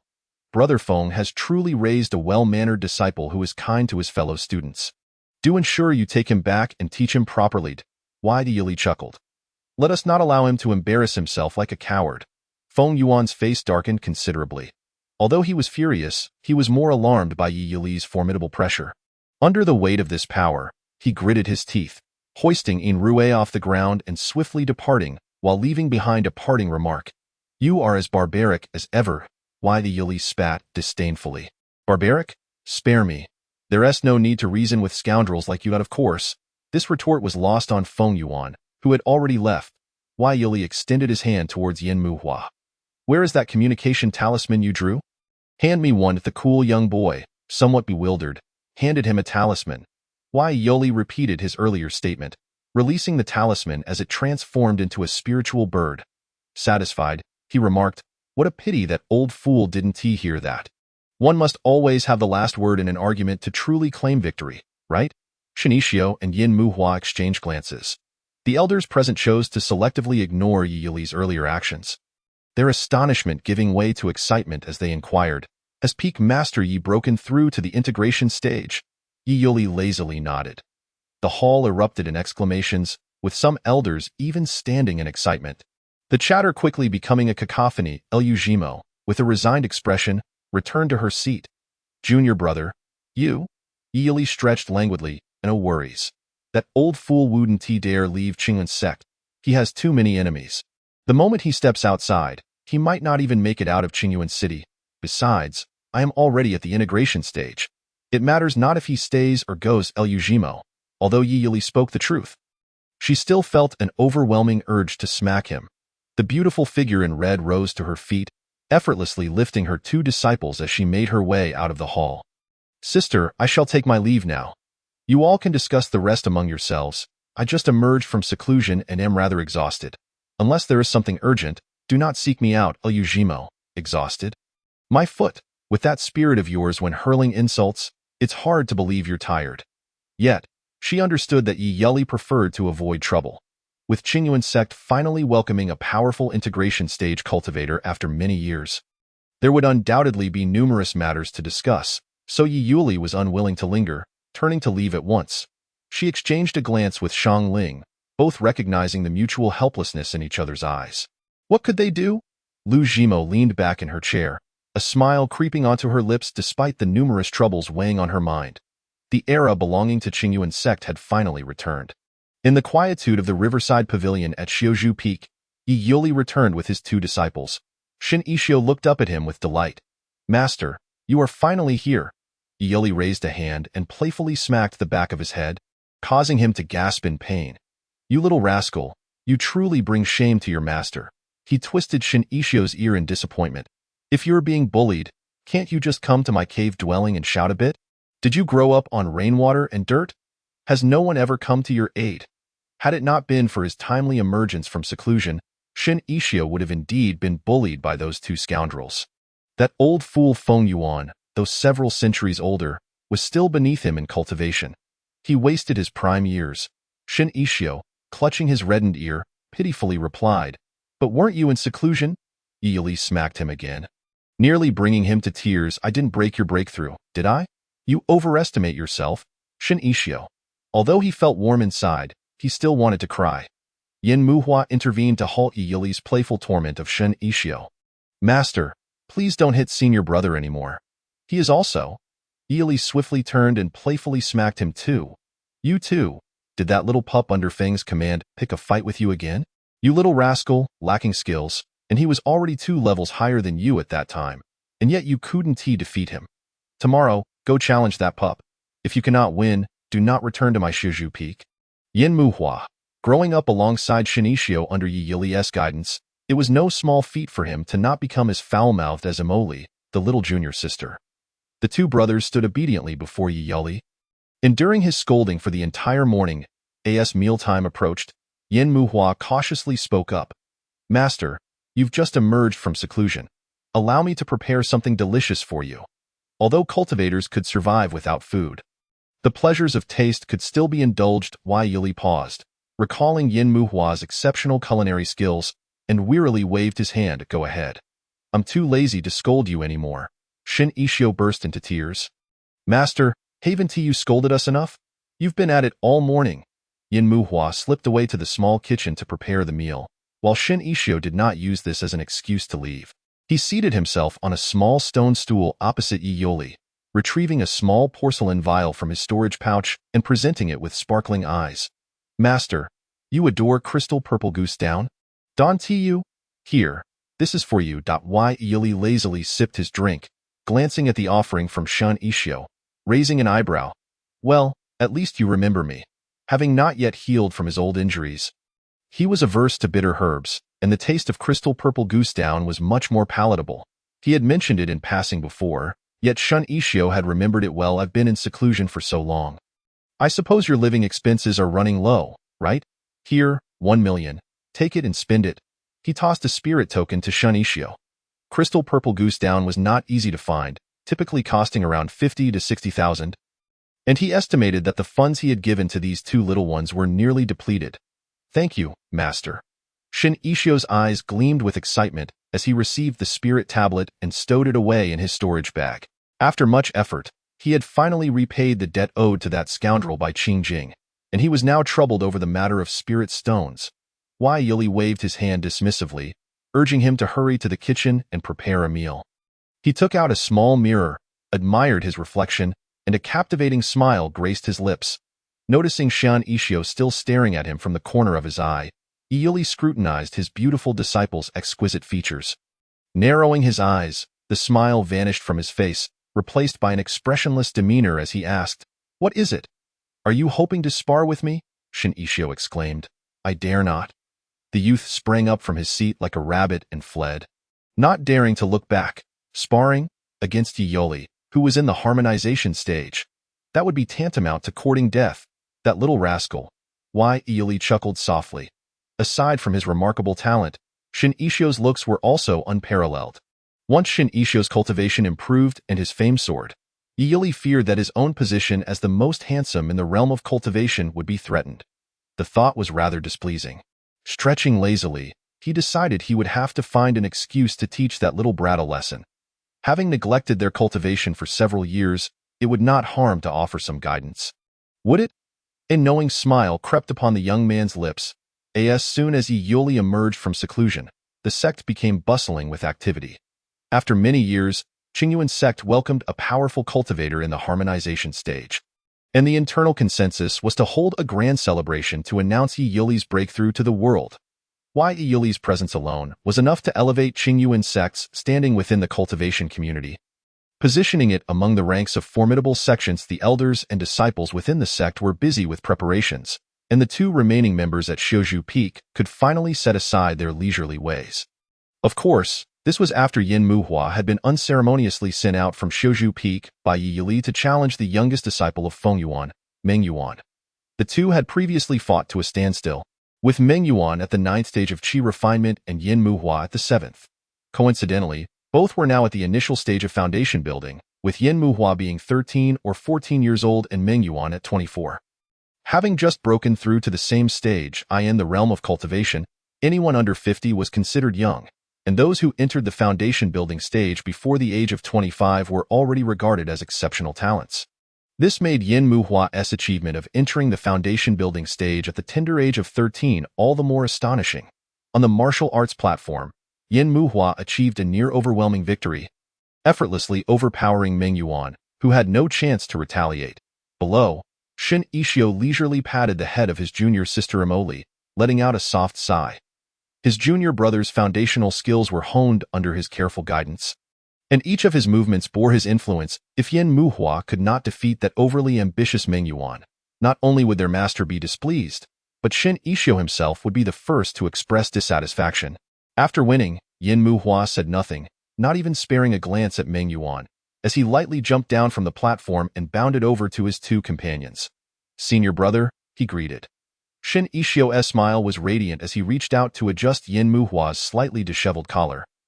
Praising, "Well done, as expected of my junior brother." The cool-faced youth blushed slightly at the compliment, his gaze drifting, yet the smile at the corners of his mouth was impossible to suppress. Shun Ishio patted his junior brother's head and declared, "Let us visit our senior brother. The little one from Master Side has returned." "Xiaomi is back?" Yin Muhua's eyes sparkled with surprise, and his smile broadened. Jiangmi was the closed-door disciple of their master, a little prince from a neighboring nation, initially unwelcome at Qingyuan sect. However, when he was tested for his spiritual roots at the age of 6 and revealed to be a single spiritual root genius, he was taken under their master's wing. Looking at it now, Qingyuan sect had several young prodigies with single spiritual roots, including Hua Jujio, Wen Sijua, Jiangmi, along with him and Yin Muhua, and even Emoli. Among others. Of course, the recently discarded Yin Rue did not count. Nevertheless, Qingyuan sect, being a major sect, could boast a reasonable number of prodigies with single spiritual roots. With Yi Yili's breakthrough to the harmonization stage, perhaps the next recruitment of disciples would attract even more talent to Qingyuan sect. Jiang Xiaomi had finally deemed it worthwhile to return? Yin Muhua raised an eyebrow lightly, recalling that he was currently at odds with their master. Jiang Mi had spent several months at home, and he knew that if he did not return soon, their master would come looking for him. That little rascal was too proud to be caught in front of his own people. Shin Yixio's eyes sparkled with amusement. Jiang Mi was truly a lively character, completely unrecognizable as a little prince, at the age of 8 or 9. He had already reached the pinnacle of being both loved and loathed. Stepping into Wen Sijua's courtyard, Shin Yixio called out, "Senior brother, we have arrived." No response came. Shin Yixio exchanged puzzled glances with Yin Muhua before cautiously stepping inside, where they heard some commotion from within. Wen Sijua's voice, a mix of exasperation and amusement, carried over, "Master has instructed you to meditate and focus on your cultivation." "What are you doing?" A weak voice replied, "Cultivating." Shin Yixio pushed the door open and peeked inside. Wen Sijua stood by the bed, while a boy with a cherubic face lay languidly on the bed, eyes closed, appearing excessively serene. Almost ominously, "So you've come." Wen Sijua gestured for them to enter, turning to lower his voice. "Jiang Xiaomi, get up. Your senior brothers Shun and Yin are here." Jiang Mi paused for a moment, and then in a flash, leaped from the bed and dove into Shun Yixio's embrace, exclaiming, "Senior brother!" The boy had captivating cat-like eyes and a delicate face, exuding an adorable charm. "Senior brother Shun is so gentle. Every time master scolds me, it's senior sister and senior brother Shen who protect me. I like senior brother Shen the most." "Xiaomi? Long time no see." Shin Yixio affectionately ruffled the little disciple's hair. "You've grown taller, in just a few months." Jiang Mi had visibly shot up, now reaching Shun Yixio's elbow. Jiang Mi nuzzled against Shin Yixio like a little kitten, teary-eyed as he complained, "Master scolded me. Senior brother scolded me too. Master says I'm lazy, and senior brother said master was right." Shin Yixio could hardly contain his laughter as he gently inquired, "And what did they say you were lazy about?" "I returned and lay on my bed. Yet I was clearly cultivating well. Master said I lacked ambition and ordered senior brother to supervise my meditation, insisting I should focus my mind. I've been cultivating all along, yet I still get scolded." Jiang Mi looked up at Shin Yixio with a pitiful expression, his cat eyes glistening with unshed tears. Shin Yixio paused, hesitating as he repeated, "Lying on your bed, cultivating?" Jiang Mi nodded vigorously, "Yes, this is my unique method of cultivation. See, I've been cultivating, yet senior brother still scolds me." Shin Yixio, "That truly is an unprecedented method of cultivation." Shin Yixio's smile faltered slightly. "Xiaomi, your cultivation method is indeed quite unique." Yin Muhua silently turned away, his shoulders shaking slightly. Wen Sijua, unable to hold back his laughter, approached and grabbed Jiang Mi by the scruff of his collar, pulling him outside. "Enough. Let us speak in the courtyard. You claim you're not lazy." Jiang Mi shot him a glare. "I hate senior brother. All he does is lecture me."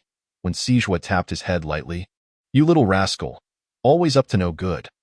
Last time you got into trouble, Lu Jimo gave you a good thrashing, and you ran home in a huff. It took you this long to come back." Though Jiang Mi was undoubtedly gifted, his laziness was evident, and having returned home, he likely hadn't cultivated at all. Lu Jimo had urged him to focus on his meditation. "What if we do this, Xiaomi? You should diligently cultivate these next few days, and after the grand ceremony, I'll take you and senior brother Yin out to have some fun. How does that sound?" Shin Yixio accepted the tea that Yin Muhua poured and took a sip. His smile warm. The youth's features were exquisite. When he smiled, it was as if spring had returned to the earth, radiating warmth and tranquility, leaving those around him momentarily entranced. Jiang Mi cradled the warm tea, his eyes sparkling as he exclaimed, "Senior brother is truly handsome." Once senior brother's cultivation improves and he gains renown within the realm of cultivation, I fear that the title of the most beautiful in the cultivation world might be overshadowed by you. Shin Yixio stiffened for a moment, his expression complex as he recalled Yi Yoli's meaningful gaze, his tone subtly shifting. Perhaps he was indeed terrified that he might not live to see that day. Yin Muhua, observing his demeanor, struggled to suppress her laughter, only managing to stifle it when Shin Yixio cast her a sidelong glance, prompting her to clear her throat and conceal her amusement. Shin Yixio let out a cold snort. This little rascal truly relished the chaos. Finally, the day of the grand ceremony arrived. It would not be an exaggeration to say that Yi Yuli's breakthrough into the composite body stage sent shockwaves throughout the entire cultivation world. Among his generation of prodigies, Yi Yuli was undoubtedly one of the most exceptional, coupled with his visage, which was renowned as the most beautiful in the realm of cultivation, and his notoriously foul temper. Yi Yuli had become a household name in the cultivation community. Despite the multitude of suitors attracted by his illustrious reputation and unparalleled talents, he remained resolutely single. Liu Jimu and Shang Ling often teased him about this, claiming that his sharp tongue had driven away admirers. On the day of the ceremony, Yi Yuli, at Liu Jimu's urging, swapped his flamboyant red attire for a pristine white robe, which lent him an air of celestial grace befitting a mighty figure of the composite body stage, provided he refrained from speaking. "What does it matter to me if they hold a grand ceremony? Why did they drag me here?" Yi Yuli grumbled, standing displeased at the entrance of the sect's grand hall, gazing down at the bustling crowd in the square. Liu Jimu shot him a disapproving glance. "This is your breakthrough ceremony. How can you say it has nothing to do with you? Even if you do nothing, you must sit here and serve as my auspicious charm." This event was no trivial matter. Esteemed sects such as Tianyin Sect, Suayue Pavilion, Xianin Pavilion, and Lingshan Sword Sect had all dispatched representatives to offer their congratulations. Most sects in the cultivation world had sent delegates, while those who did not either bore grudges against Yi Yuli or belonged to smaller sects too distant to attend. Nevertheless, even those absent had sent gifts. After all, this was the sixth recognized figure in the cultivation world to achieve the composite body stage. Amidst the ceremony, Yi Yuli, the guest of honor, found himself the least occupied, while the disciples tasked with hosting, Shen Yixio and Yin Muhua, were exceedingly busy. As Yi Yuli's direct disciples, their involvement was essential for the reception. The strikingly handsome youth, clad in blue and white disciple robes, stood at the grand entrance of Qingyuan sect, welcoming arriving guests. His posture was straight and pleasing to the eye, and his exquisitely chiseled features resembled those of a divinely sculpted being. His almond-shaped eyes, gentle and delicate, seemed to hold ripples and fragments of stars within them. His demeanor exuded purity and elegance. One might mistake him for an immortal ancestor of Qingyuan sect descending to the mortal realm.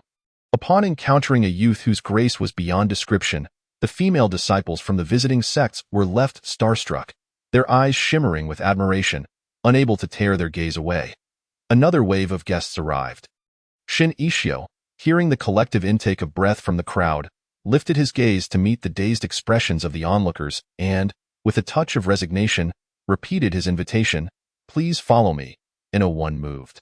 Shen Yixio, accustomed to such situations, calmly stood in place until the crowd regained their composure before repeating, "Please follow me."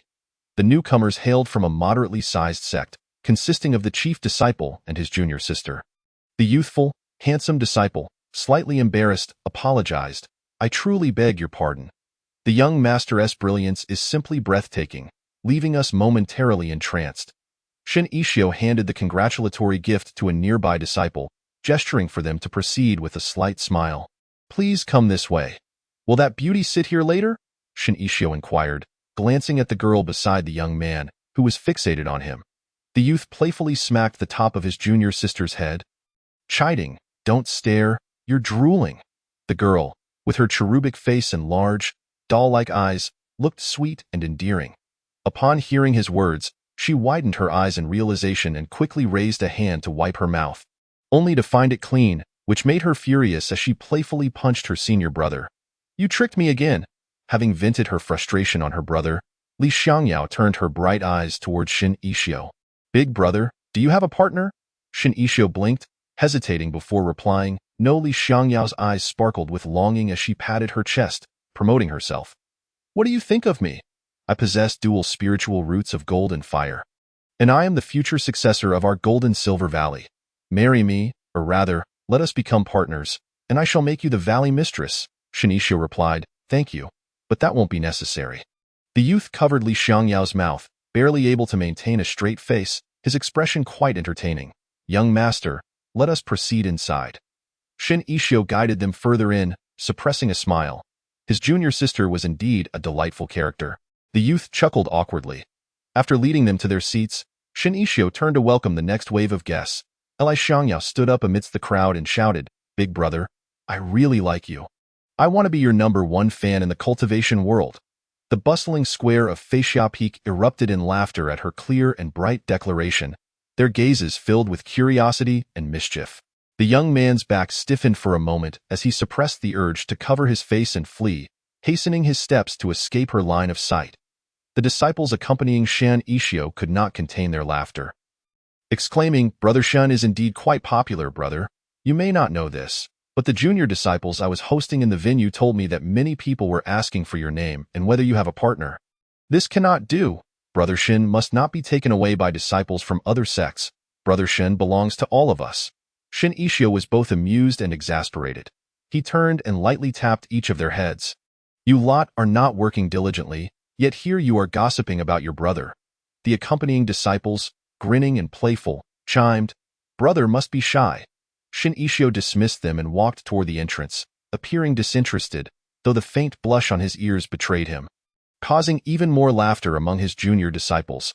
After welcoming a few more groups, he finally spotted a familiar face. Youth in white robes approached lazily, fanning himself. His deep, enchanting peach blossom eyes glinted as he teasingly flicked Shin Ishio's chin with his fan. "My beauty, we meet again." Shin Ishio narrowed his eyes, his expression unfriendly. "I advise you to behave yourself today, or else—" Wait, he was no match for Jun Qiao.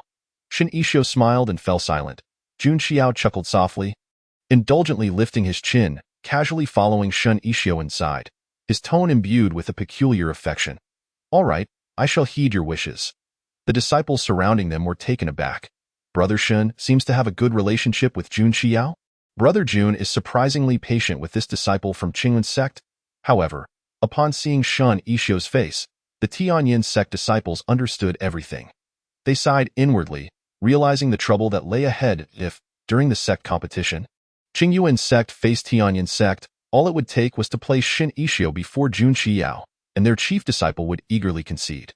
They genuinely worried for the future of Tianyin sect. They remarked on how their senior brother had been so well-behaved lately, no longer harassing the beauties of various sects. It turned out he had a new crush. Indeed, with Shin Ishio's looks, he posed a threat to their senior brother comparable to a full-force strike from a composite body stage cultivator. Shin Ishio, uninterested in engaging further, led Jun Qiao and the others to the designated area reserved for Tianyin sect at the front of the venue. "You may find a place to sit." "Where will that beauty sit later?" Jun Qiao inquired, smiling at him. Shin Ishio turned to glance at the area where the Qingyun sect members were settling. "I will." Jun Qiao interrupted, "Why not sit next to me later?" The disciple beside him turned abruptly, their eyes sparkling with intrigue. Shin Ishio felt a jolt of awkwardness coursing through him, akin to an electric shock, a profound sense of social embarrassment enveloping his entire being. It was truly suffocating. With a stern expression, he flicked his sleeves and departed from the venue, leaving Jun Qiao behind, laughing joyfully. Most of the attendees were elite disciples and a few elders from various sects. Familiar faces from Ling Shan Sword Sect and Xian Yin Pavilion greeted Shan Ishio. After exchanging pleasantries, he led them to their designated area. To his astonishment, Mo Yao from Shuiyu sect had also arrived, accompanied by an elder and several disciples, bearing gifts as well. Sensing Mo Yao's gaze upon him, Shin Ishio gradually lowered his eyes, avoiding direct contact, and methodically guided them to their seats. The gathering was vast. With many guests present, he wished to avoid any conflict with Shuiyu sect, as it would tarnish the reputation of Qingyuan sect. As the time drew near, everyone had entered the venue. Lu Jimo, clad in a blue Taoist robe, appeared elegant and refined, softening her striking features, exuding an aura of freshness and vitality. Wei Yili stood beside her, his expression inscrutable, with the familiarity that Shin Ishio and Yin Muhua had with him. They immediately recognized that their master was lost in thought. Lu Jimo, channeling her spiritual energy, addressed the assembly with a clear voice, expressing gratitude to all for attending the grand ceremony held by Qingyuan sect for her disciple. Yi Yili. The formalities rendered Yi Yili drowsy, and as soon as Lu Jimo finished her speech, he vanished in a flash before she could even react. However, she understood that it was futile to pursue him. The ceremony itself was rather uneventful, primarily serving to announce Yi Yili's ascension to the realm of integration, with the remainder of the time allocated for polite exchanges among various sects. At last, Shin Ishio found a moment to sip some water. He had intended to slip away for a moment of respite, but was unexpectedly called back. Shin Ishio, a delicate youth with a teardrop birthmark at the corner of his eye, halted him. His tone casual. "We meet again, Mo Yao." Shin Ishio sighed lightly, suppressing the urge to flee, and turned to inquire, "What is it, Taoist Mo?" They had moved quite far from their seats. Should a conflict arise, there would be no one to assist him. Mo Yao's tone remained indifferent, revealing no emotion. "Where is Wen Sijua? I wish to spar with him." Spar? It was clearly a matter of vengeance. Shin Ishio dared not disclose Wen Sijua's whereabouts to this individual. Responding with measured composure, "I do not know where senior brother is," Mo Yao chuckled softly. "You truly do not know? Or perhaps you simply refuse to tell me." Meeting Mo Yao's gaze, Shin Ishio sincerely replied, "I genuinely do not know." "Very well, Danam." Mo Yao raised his hand to grasp Shin Ishio's wrist. "You can spar with me instead." "Shin Ishio?" "No. He is merely at the mid-stage of foundation establishment. While you are already half a step into golden core, this is blatant bullying." Shin Ishio gazed at him in shock, instinctively wanting to retreat, yet he was forcibly pulled back by Mo Yao's grip on his sleeve. He bit his lip. "Taoist Mo, if you truly wish to spar, it would be prudent to wait until we are of the same rank." Mo Yao shot him a dismissive glance, unyieldingly dragging him towards the martial stage. "You have no choice in the matter." Realizing that he was being led to the martial stage, Shin Ishio felt a measure of relief. The martial stage was not far from the venue, and many talented disciples from various sects sought the opportunity to engage in sparring, with a multitude of people coming and going. He genuinely feared that Mo Yao would take him to a secluded spot where he would find himself truly at a loss. Finding an empty space, Mo Yao pulled him onto the stage, drawing his sword and pointing it at him. "I will allow you one strike." Shin Ishio hesitated momentarily. He genuinely did not wish to engage in combat with Mo Yao. Whether due to the awareness of his inferior cultivation or simply a reluctance to fight, he was unwilling to partake in this contest. "Hurry up, stop dawdling," Mo Yao urged. Shin Ishio closed his eyes, took a deep breath, and opened them again. His gaze sharp. "Very well." With his sword unsheathed, the youth moved with agility, his strikes precise and beautiful, finding the angles perfectly. "Not bad," Mo Yao remarked, parrying the blade with a calm demeanor. "But apply a bit more force." Upon hearing this, Shin Ishio paused briefly before launching another attack. The cerulean waves of spiritual energy shimmered, nearly altering the color of the blade, the air becoming slightly humid. The gentle spiritual power enveloped the violent energy carried by the sword. The youth's spiritual energy could flow softly like a babbling brook or unleash ferocity like a raging storm. Mo Yao sidestepped to deflect the blow. Faster, with more force. The youth squinted slightly, his blue and white robes billowing like flowing clouds, his movements reminiscent of a startled phoenix or a soaring dragon, swiftly closing the distance to the young man's vicinity. The cerulean waves of energy surged again, deepening in hue, allowing the spectators below to sense the sharpness of the aura. Mo Yao raised an eyebrow, a flicker of surprise, and the graceful youth stood frozen in place, tilting his head slightly, obscuring the expression upon his face. The boy clutched his wrist tightly, unwilling to let go, and softly implored, "Mo Yao, since you have arrived at Qingyuan sect, why not remain here and abandon your return to Shueiyue sect? My master has just broken through to the integration stage. Shueiyue sect would not dare to act against you. The mightiest of their experts is merely at the transformation stage." Mo Yao closed his eyes and forcefully pried away the hand gripping his wrist. "Do not involve yourselves in this matter, Mo Yao." Shin Ishio furrowed his brow. "If you stay at Qingyuan sect, you need not engage in those tasks you despise. Why not remain? If there are hidden reasons, you may confide in us." The youth clad in purple did not turn around. "Heed my advice. Steer clear of Shueiyue sect." As Shin Ishio saw him raise his foot to leave, he anxiously tugged at his sleeve, only for the young man before him to suddenly pivot and lean in close to his face. The pale purple eyes were both enchanting and beguiling, and the tear mole at the corner of his eye accentuated his already alluring visage. The boy's long eyelashes quivered, instinctively closing his eyes as he took a step back. Mo Yao spoke coolly, "Especially you, Shin Ishio, though not meddle in the affairs of Shueiyue sect. Otherwise, your suffering will be more profound than death." Chapter 87. Trust him. The boy stood dazed, watching the youth turn away, his eyes filled with sorrow. His voice trembled. "Why?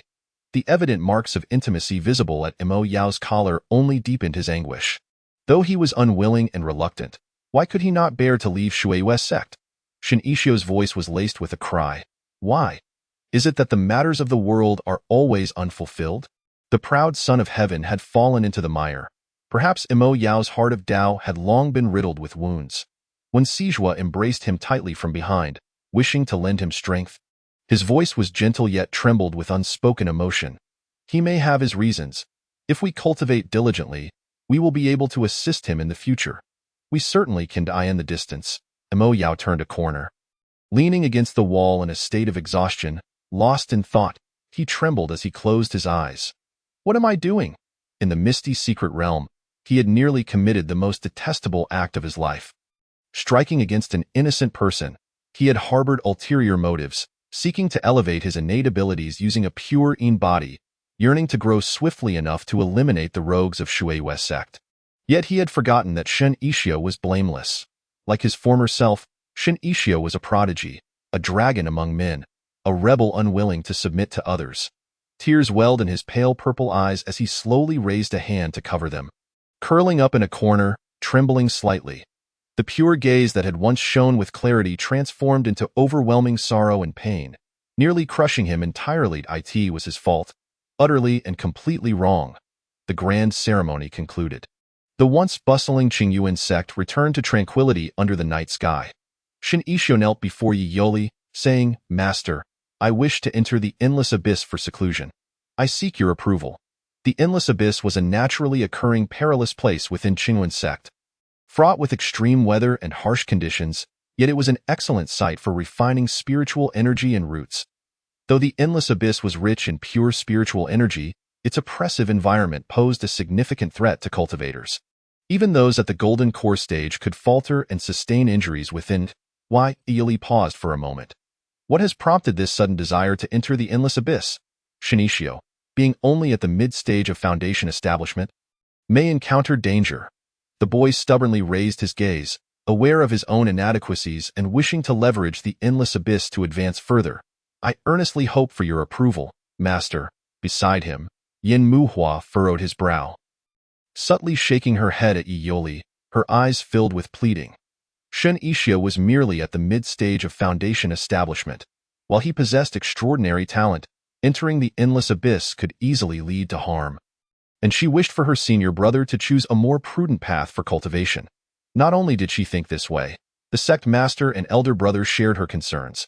Shin Ishio had first sought the sect master's consent, but she forbade him from entering the endless abyss, leading him to plead with Yi Yoli instead. After a moment of silence, Yi Yoli sighed softly. Very well. Rise. I grant you permission. Having watched Shin Ishio grow up, he was well aware of the boy's temperament. Seeing him like this, he had already made his decision. Advising him would be futile. Shin Ishio beamed as he rose, exclaiming, Thank you, Master. You are the best. Yi Yoli raised an eyebrow. Clearly pleased with the praise, you little rascal. For my disciple at mid-stage foundation establishment, entering the endless abyss is no great matter. The environment is perilous. Prepare yourself, not venture too deep at the beginning. Progress gradually and avoid unnecessary risks. Do you understand? Shin Ishio nodded in agreement. Yes. The cool young lad at the entrance let out a soft sigh, realizing he could no longer prevent his senior brother. 3 days later, Shin Ishio entered the endless abyss alone, emerging with injuries on the 3rd day. Ignoring the advice against it, he rested for 1 night before re-entering the abyss.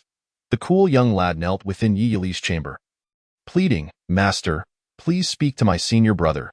He just returned with injuries yesterday and is going back into the endless abyss today. What if he gets hurt again? Yi Yoli's hand, holding the teacup, paused imperceptibly. He was well aware of Shin Ishio's injuries. With his cultivation level, he could sense them clearly. He sighed gently. Muhua, you know your brother's temperament. Let him be. Yin Muhua urged urgently, but, trust him, Yi Yoli replied calmly. His tone neutral. He is my disciple, a pure body, and your senior brother. He will reach the end of the endless abyss and surpass the record I set years ago. What he can accomplish at half-step golden core, I believe Shin Ishio can achieve as well, perhaps even surpassing me. As Yin Muhua exited Yi Yoli's chamber, she slowly raised her head. The sun shone brightly overhead, The wind rustled through the bamboo and pine, and the fragrance of flowers filled the air, with the greenery vibrant and lush. The sounds of cicadas and insects echoed as they always had, yet there was an undeniable difference. She leaned against the bamboo that Shin Ishio once rested upon. Remaining silent for a moment, softly, she murmured, "Senior brother, I await your return." Chapter 88. 5 years. Though outwardly composed, Yuli felt an inner turmoil as soon as Yin Muhua departed, instantly making his way to the endless abyss. The abyss was a natural gorge nestled within the mountains, deep and treacherous. The strikingly beautiful youth sat stubbornly amidst the ice and snow, allowing the bitter cold and almost bone-chilling spiritual energy to assault his body. His complexion was pale, yet his expression remained serene, eyeing this frigid expanse, where the winds howled and snowflakes danced. The boy's figure flickered like a specter in the heavy snowfall, frail and diminutive as an ant. Blood trickled from the corner of his mouth, his face marked by frostbite, trembling slightly from the cold. Scalding wounds marred his body, leaving him nearly devoid of unscathed flesh. Ugh! Shun Ishio suddenly spat out a mouthful of blood. The crimson droplets crystallized mid-air, sparkling as they fell to the ground. He gasped for breath, akin to a dying man's final struggle, eye in the shadows. Yuli instinctively moved to intervene, but upon seeing Shin Ishio in the snow, he forcibly restrained himself. Shin Ishio gritted his teeth and climbed back to sit cross-legged, forcing himself to absorb the piercing spiritual energy, in the icy realm, beset by scorching heat and thunderous storms. The youth stumbled countless times, only to rise again. Yuli closed his eyes, his heart aching, gritting his teeth as he muttered, "This little rascal. Why must he be so hard on himself? It's not as though I cannot protect him." Yet he understood that this was a path necessary for Shun Ishio's growth, a trial for his cultivation and a test of his character. Being a purine body, Shin Ishio's journey would inevitably be more arduous than others. However, he would ultimately become stronger, evolving into an individual capable of standing alone, reaching a position where he would no longer require the protection of others, simply because he too wished to safeguard himself and those he cherished. 5 years later, the autumn at Xiuzhu Peak remained lush and green, with streams flowing gently. The fervor of summer had waned, leaving behind a tapestry of autumn hues as the cool winds caressed the trees beyond the bamboo forest, painting them in vibrant colors. In the winding gorge, waterfalls cascaded like white silk, their sounds melodious. "Elder brother, you wouldn't dare go easy on me, would you?" The youth, clad in pure white, radiant as snow, possessed an enchanting beauty. His hair, as black as ink, contrasted against his jade-like skin, with brows akin to delicate ink and lips like cherry blossoms. His exquisite face seemed to have been sculpted by celestial hands, weaving together the essence of distant mountains and the flowers of spring and autumn. His clear, bright eyes sparkled, and the strands of hair by his ears danced in the gentle breeze, exuding an elegant charm. Before him stood a young man in blue, handsome and warm, embodying the grace of a refined gentleman. When Sijua cast a glance at the blade hanging by his side, helplessly smiling as he sheathed his sword. "This time, it seems my junior brother has won," I concede gracefully. His tone was laced with amusement, yet it was also tinged with astonishment. In just 5 short years, Shin Ishio not only shattered the record set by Yuli at Endless Cliff within a single year, but also ascended to the rank of a half-step golden core cultivator. He now stood but a step away from entering the golden core stage, his cultivation speed nothing short of remarkable. Furthermore, Shin Ishio had been persistently challenging him to spar, and today, under the constraints of a cultivation level disparity, he had skillfully defeated him, who was at the initial stage of golden core, through practical combat techniques and adept manipulation of spiritual power. With a cheerful demeanor, Shin Ishio leaped down from a massive rock beside the pond and urged him toward the clustered residences of the bamboo peak. "Come on, Mu Hua is urging us to return for dinner." "All right," when Sijua indulgently followed him back, allowing Shun Ishio to tug on his sleeve. The eaves hung low, and the wind chimes swayed, enhancing the elegance and liveliness amidst the swaying bamboo. In the quaint kitchen, a young man busied himself, clad in white, exuding an air of detachment and indifference, his handsome visage striking yet cool, his starry eyes radiating an icy distance that seemed to ward off any approach. His figure was tall and slender, embodying the unique grace of youth, with long, straight legs that showcased his poise. Mu Hua.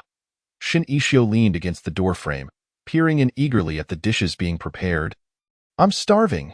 Yin Mu Hua's gaze softened, akin to snow melting under sunlight, as if a flower of timelessness bloomed within his eyes. He smiled faintly. The food is ready. Serve it up. Shin Ishio cheered and, with great delight, carried a bounty of delectable dishes to their usual dining pavilion, even arranging a plate into the shape of a flower for added charm. He took a seat, glancing at Yin Mu Hua beside him, pausing momentarily before reaching out to ruffle his hair. The warmth of the touch momentarily stunned Yin Mu Hua, his ears turning slightly red as he murmured, "Senior brother? You're taller than me now." Shin Ishio remarked with a hint of nostalgia, gesturing to compare their heights. 5 years had passed, and the boy who once stood comparably to him had now grown half a head taller. Yin Mu Hua obediently gazed up at him, resembling a compliant kitten, stirring a sense of tenderness in Shin Ishio's heart. The little turnip from years past had grown so much. When Yin Mu Hua first arrived at Qingyun sect, he was filled with wariness towards everything around him, yet it was only in Shin Ishio's presence that he revealed his dependence and trust. In the blink of an eye, that child had transformed into the tall and noble young man before him. Chapter 89. Flowers are not flowers. Mist is not mist. After finishing their meal, Yili summoned the two of them to his chamber. The beautiful figure lounging on the couch supported his head lazily, his striking features captivating enough to hold anyone's gaze. You two, deliver a letter to the Snow Mist Valley in the north for me. The Snow Mist Valley was one of the 6 sects currently housing a powerful cultivator at the integration stage. Shin Ishio and Yin Mu Hua exchanged glances, both recognizing the curiosity reflected in each other's eyes. Master, who are we sending the letter to in the Snow Mist Valley? Shin Ishio cleared his throat. Adopting a serious expression, Yili shot him a quick glance and beckoned him closer. Come here. I'll tell you in secret. After a moment of hesitation, Shin Ishio couldn't resist his curiosity and leaned in. Yili playfully slapped his head, squinting his eyes. You little rascal, daring to pry into your master's affairs? Huh?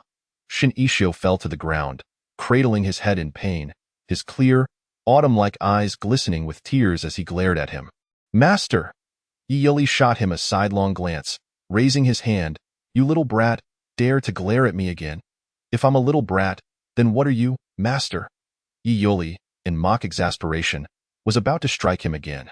Shin Ishio deftly dodged his hand, quickly getting up and pulling Yin Mu Hua out the door, scurrying away like a rabbit until they disappeared from sight. Yili snorted with amusement. Little rascal. As autumn leaves rustled and a cool breeze swept through, the young man lowered his gaze, familiar features slowly surfacing in his mind, unlocking the gates of memory. Soft whispers echoed beneath the ancient eaves, entwined with the essence of autumn. Flowers are not flowers, mist is not mist, where to go? Like morning clouds with no trace. Shin Ishio and Yin Mu Hua flew northward on their swords. After a day of continuous flight, having covered nearly a third of their journey, they sought a rest stop to spend the night before continuing their travels the next day. They were now nearing the northern regions, where the autumn chill was palpable. The quaint inn, steeped in antiquity, nestled in a more secluded corner, had delicate red lanterns hanging from its eaves, casting a warm glow. The moonlight poured through the window, painting the scene in picturesque hues. A gentle autumn breeze brushed past the treetops, casting fragmented shadows that shimmered like scattered silver. Amidst the interplay of light and shadow, the fallen petals and lingering beauty appeared dreamlike, enchanting all who beheld them. Outside, the cool breeze danced, while inside, the candlelight offered warmth. Dear guests, please wait a moment. The food and drinks will be ready shortly, the waiter called as he hurried into the kitchen. The young man in white, with his sparkling eyes and picturesque features, drew the attention of many patrons within the inn. He neatly arranged his sword and cloak before pouring hot wine for Yin Mu Hua and himself. Chuckling softly, today, since our senior brother isn't here, let's sneak a little drink. When Sijua still felt they were too young, and even now that they were of age, he was reluctant to let them indulge in alcohol. Yin Mu Hua's icy demeanor softened the moment his gaze met Shin Ishio's, and he smiled slightly. All right, as the hot food and wine warmed their bellies, Shin Ishio contentedly closed his eyes. After a day of sword flying, he truly felt a bit weary. Let us rest well tonight. Given the pace, we'll need to travel for another couple of days. After the waiter cleared the table, The two of them sipped warm wine, engaging in light conversation. I've recently hit a bottleneck at the half-step golden core stage, and my cultivation has stagnated, Shin Ishio confided. Master said I need to undergo some practical training. Merely enhancing my spiritual power isn't sufficient. After delivering the letter, I might leave the sect for a while. Yin Mu Hua paused, setting down his wine cup, his gaze dropping slightly as he appeared lost in thought. After a moment, he looked up earnestly at Shun Ishio. Senior brother, can you take me with you? I've just broken through to the mid-stage of Foundation establishment. I can go down the mountain for training now. He didn't want to be alone. Shin Ishio gently scratched Yin Mu Hua's chin, much like one would tease a cat. All right, senior brother will take you along. Yin Mu Hua's ears tinged with a light flush. The spot touched felt as if it had been scorched by fire. And he turned his face away. Senior brother, you're teasing me again, he replied awkwardly. I'm 18 now. I'm not a child anymore, Shin Ishio chuckled. Okay, it was my mistake. I won't tease you next time. I'll go tease little Meat's Eye instead. Absolutely not, Yin Mu Hua blurted out. Realizing what he had just said, his fair cheeks flushed a deep red, and he could scarcely bear to meet Shin Ishio's teasing gaze. He muttered softly, Senior brother can, but no one else can. Shin Ishio stifled a laugh as he ruffled Yin Mu Hua's hair. All right, go rest now. It's getting late. Yin Mu Hua softly replied with an just as they were about to ascend the stairs to rest. The inn's door was gently pushed open, creaking ominously. The cold wind from outside rushed in, causing the candle flames within to flicker precariously, nearly extinguishing them. A young man donned in a black cloak and a conical hat stepped gracefully onto the autumn leaves. Entering the inn, his face was obscured by a veil, rendering him unrecognizable to those inside. As the patrons resumed their idle chatter, the young man spoke softly. Who is Zhang He? Chapter 90. Long time no see. The patrons at the central table all turned to look. The burly man with a scarred face sitting at the center shot an impatient glance. I am Zhang He, and who are you? Don't come bothering me for no reason. In an instant, a sharp dagger infused with purple spiritual energy struck him squarely in the forehead, piercing through his skull in the blink of an eye. Blood gushed from the wound as the man collapsed to the ground with a thud. He's killed someone! Help! The patrons inside screamed in terror, scrambling in all directions, tables and chairs upturned, creating chaos that could only be described as a scene of utter disarray. The young man tilted his head slightly and murmured. The last one. Shun Ishio furrowed his brows, taken aback, yet unsure of what had transpired. He could only observe the unfolding events from the sidelines. All the guests and even the waiter in the inn scrambled for the windows or the back door, leaving only the cloaked youth and Shun Ishio behind. The cloaked youth had committed murder yet showed no intention of fleeing. Instead, he raised his gaze towards Shin Ishio. Shin Ishio stared in surprise. A small white creature suddenly darted in from the grass outside, leaping into the young man's arms, its tiny paws clutching a large pomegranate. Shin Ishio's eyes widened in astonishment. De Huang! The little white fox looked up sharply, its eyes sparkling brighter than the candle flames as it spotted she having exchanged greetings with the little white fox. He lowered his gaze towards the motionless figure of the young man wearing a conical hat standing below. With De Huang present, the identity of the person beneath the hat was all too evident. Why Yu Xingwan let out a soft chuckle, raising his hand to remove the hat, revealing a pair of enchanting fox-like eyes and a handsome visage. The amethyst earrings glimmered at his ears as he raised an eyebrow. It has been a while, young Master Shun. What a coincidence to encounter him while on a mission. Their last meeting had been 5 years ago in the misty hidden realm. Shin Ishio had undergone some changes. He had grown taller, and the once youthful and delicate charm of his face had matured into something even more striking. Shin Ishio pressed his lips together, exchanging a glance with Yin Mu Hua beside him, before lowering his head to smile at Yu Xingwan. Long time no see, Yu Xingwan. The youth's smile was brighter than the vibrant hues of autumn, and his starry eyes sparkled more brilliantly than autumn waters, causing Yu Xingwan's heart to race. Why Yu Xingwan slightly curved his lips, preparing to say something when suddenly, a white mass lunged at him, prompting him to instinctively raise his arm in defense. The little white fox, thrown down unexpectedly, clung to Yu Xingwan's arm in a flurry, looking up in shock. Awu! The upstairs was now empty.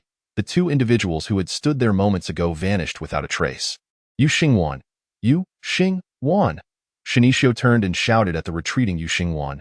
What exactly do you want from me? truly a persistent nuisance, no matter how he tried to shake him off. Yu Xingwan wore a relaxed and content smile.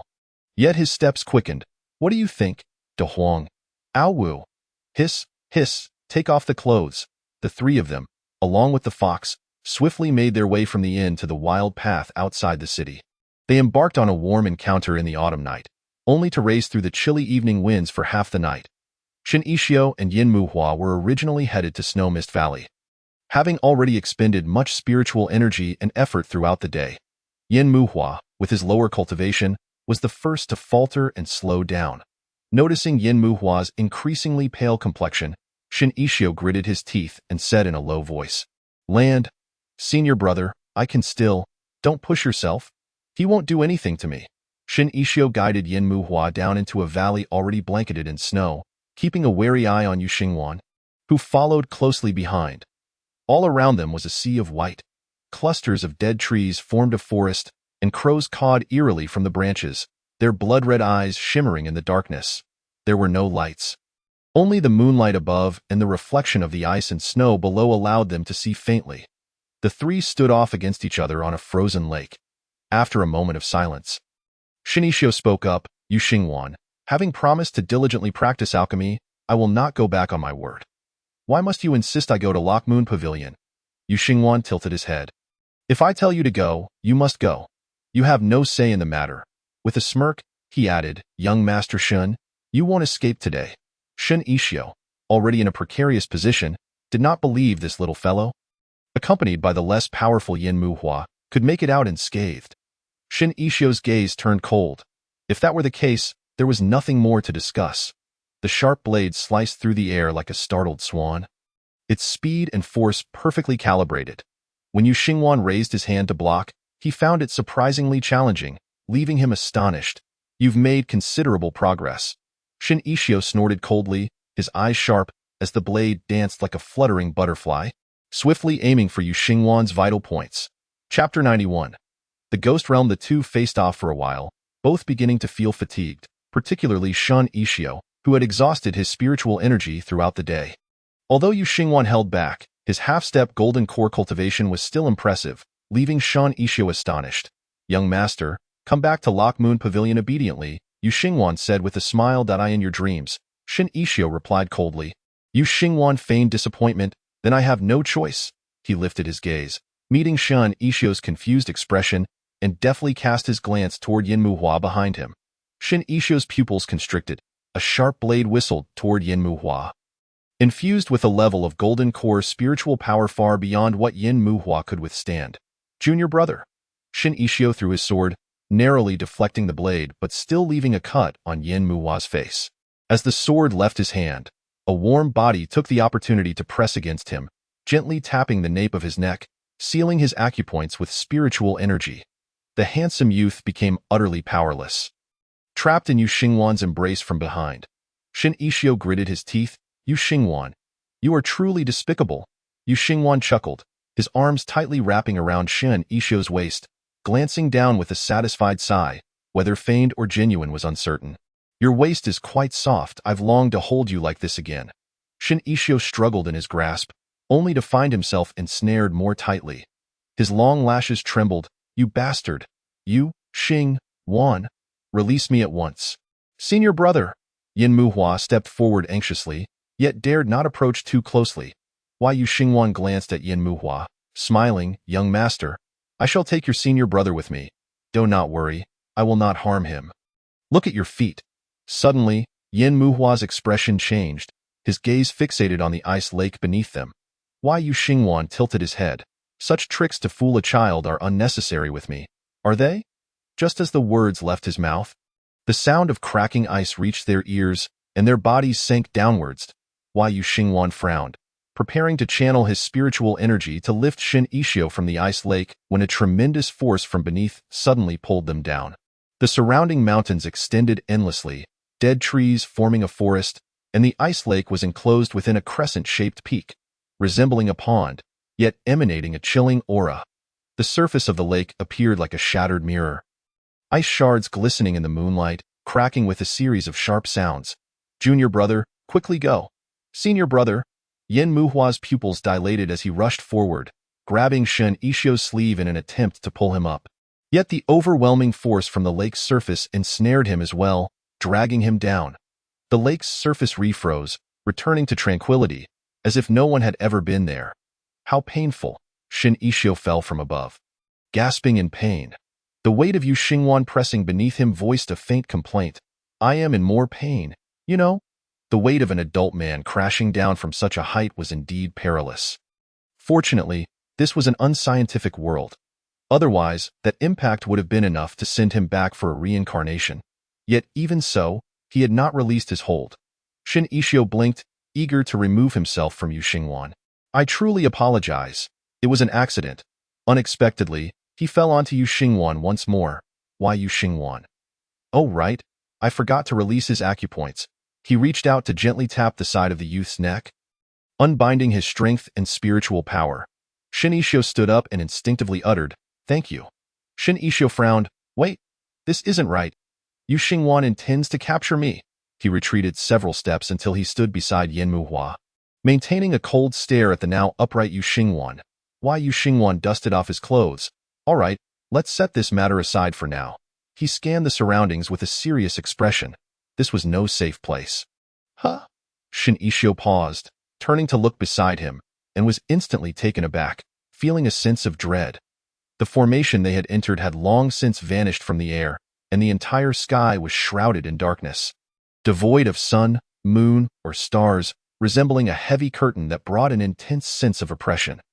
They found themselves in an orderly street, wooden houses lined up in a quaint and ancient style. The path was deep and murky, with rows of houses stretching endlessly. Where exactly are we? Why are there houses here? Yen Muhua furrowed his brows, his expression grave. The presence of houses was one thing, but there was no one around. The street was eerily silent, as if only their breathing broke the stillness. A gust of wind swept through, carrying a bone-chilling cold and thick, damp air, brushing against their exposed skin and eliciting involuntary shivers. As if the wind wasn't enough, Shen Ishio stood dumbfounded, gazing at the white paper money fluttering in the wind, a chill creeping through him, making him shudder. Large swathes of white paper currency spiraled down onto the street, the wooden windows of the houses creaking ominously. Catching sight of a stone tablet, Shen Ishio approached and bent down to read. Two traditional characters were inscribed upon it. Ghost Realm. Chapter 92. Rebirth Stone Ghost. Realm. Shen Ishio exclaimed in shock. He turned and dove into Yen Muhua's embrace, clutching him tightly. On the verge of tears, junior brother, we are in the ghost realm. How did we get here? Are we actually dead? Drowned in the ice lake, yet still looking lively? The young man clutched Yen Muhua tightly, burying his face in the crook of his neck, his entire body trembling slightly. Warm breaths quivered against the skin, and the soft body radiated a burning heat, while a familiar, delicate fragrance reminiscent of bamboo leaves subtly infiltrated the air. Yen Muhua's ears flushed a light crimson as he gently patted Shen Ishio's soft lower back. Do not be afraid, senior brother, he said, his gaze filled with helplessness. He had forgotten that his senior was afraid of ghosts. Shen Ishio, in an unscientific world, was unscientifically cultivating immortality and unscientifically terrified of a creature known as a ghost. Yu Xingwan chuckled softly, leaning in with keen interest. No way, the young Master Xian is actually afraid of ghosts. It seemed he had stumbled upon a significant weakness of Shen Ishio. Typically, Shen Ishio, who would retort fiercely, was now seen holding Yen Muhua even tighter, genuinely frightened. Yen Muhua furrowed his brow, glaring coldly at Yu Xingwan while embracing the person in his arms. What does it matter if he is afraid or not? Yu Xingwan attempted to place a hand on Shen Ishio's shoulder, only to have Yen Muhua mercilessly push it away, his hostility unmistakable. Grasping to Huang's tail, he restrained the lustful fox that attempted to pounce toward Shen Ishio, his face still adorned with a cheerful smile. Being in the realm of ghosts, with the unknown dangers ahead, it is best for us to act together. Act together? Yen Muhua scoffed. We are yet unaware which is more perilous, this ghostly place or you. The young man gently draped his arm over Shen Ishio's shoulder and whispered, Senior brother, let us proceed. Wait, Yu Xingwan interjected, his tone playful. This is the ghost realm. We living beings will become targets here, and I possess something that can conceal our presence. Are you sure you do not wish to collaborate with me? He gestured for Yin Muhua to turn and observe the streets. Unbeknownst to them, the doors and windows of the houses lining the streets had swung wide open. The eerie glow emanating from the white paper lanterns hung beneath various eaves cast an unsettling light, making the vaguely shaped, grotesque figures within the windows and doors appear even more terrifying. A myriad of eyes in various colors and sizes fixated upon them, the amassed gazes sending chills down their spines. Yet, for reasons unknown, those nameless entities did not step out of their abodes, as if bound by some inexplicable force. Shin Ishio's voice trembled as he forced himself to speak. You Xingwan, if we collaborate. What do you stand to gain, young Master Shin? It saddens me to hear you say that. Yu Xingwan replied leisurely, retrieving a crystal stone from his storage pouch and waving it at them. He approached without hesitation, pressing the crystal into Shin Ishio's palm, and it magically transformed into a necklace, gently draping itself around the young man's slender, pale neck. The transparent crystal, no larger than a fingernail, was entirely black, yet it radiated a lustrous blue light from its center. With a mischievous glint in his eyes, he added, I merely fear for your well-being, young master. Such sweet words, yet they stemmed from a desire for profit. Fearing there would be no one left to refine elixirs for him. Why is there only one crystal? Shin Ishio furrowed his brow, realizing he and Yin Muhua were two individuals. I only wish for young Master Shan to survive. Yu Xingwan feigned distress, glancing at Yin Muhua with an exaggerated shrug. What does this unfamiliar young master have to do with me? He is my junior brother, Yin Muhua, Shin Ishio replied, attempting to remove the necklace. Shin Ishio found it impossible and his eyes flickered. What are your demands? Speak freely. He sensed that this scoundrel had ulterior motives. Why Yu Xingwan leaned in slightly, his fox-like eyes narrowing as he grinned. If you allow me a kiss, I shall provide you with another reincarnation stone. What say you, Shin Ishio? Yin Muhua exclaimed angrily, you dream. Grasping Shin Ishio's wrist, he urged, Senior brother, one stone is sufficient. We shall devise another plan. Why Yu Xingwan spoke languidly. Do not blame me for not warning you. There is but a stick of incense's time until midnight. Can you guess whether those trapped inside will emerge? Shin Ishio bit his lip, his face paling as he glanced at the restless entities lurking around. Gripping Yin Muhua's sleeve tightly, Why Yu Xingwan smirked, raising his hand and pressing it against Yin Muhua, immobilizing him in place. Why Yu Xingwan? Shin Ishio exclaimed, astonished. What do you mean by this? Why are you suddenly attacking Yin Muhua? Yu Xingwan feigned innocence, tilting his head slightly, leaning closer to the young man's refined face, forcing him to step back. What do you think? He said softly. Chapter 93. A kiss. The slitted fox eyes concealed a tempestuous undercurrent. Alluring yet captivating, the laughter within nearly engulfing. Being too close, Shin Ishio could almost feel the other's breath. Unable to withstand it any longer, he attempted to retreat, only to be pulled back by Yu Xingwan's grasp at his waist. With a lazy tone laced with amusement, Yu Xingwan urged, Do not shy away. If you do, this charming little junior brother of yours will. The young man lifted his chin, a sharp dagger pressed against Yin Muhua's vulnerable neck.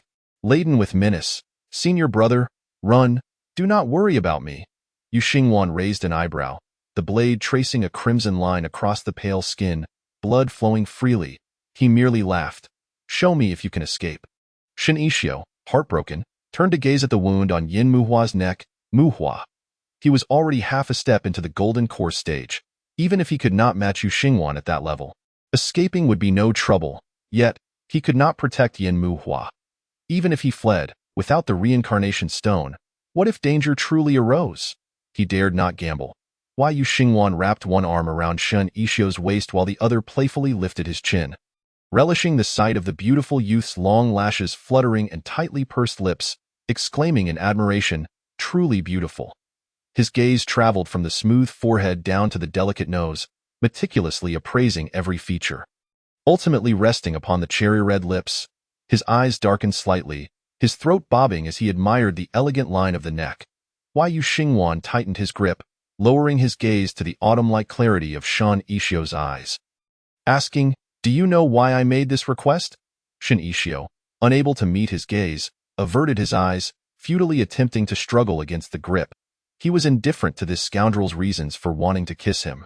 Yu Xingwan's voice held a deeper meaning. It seems I have a slight fondness for you."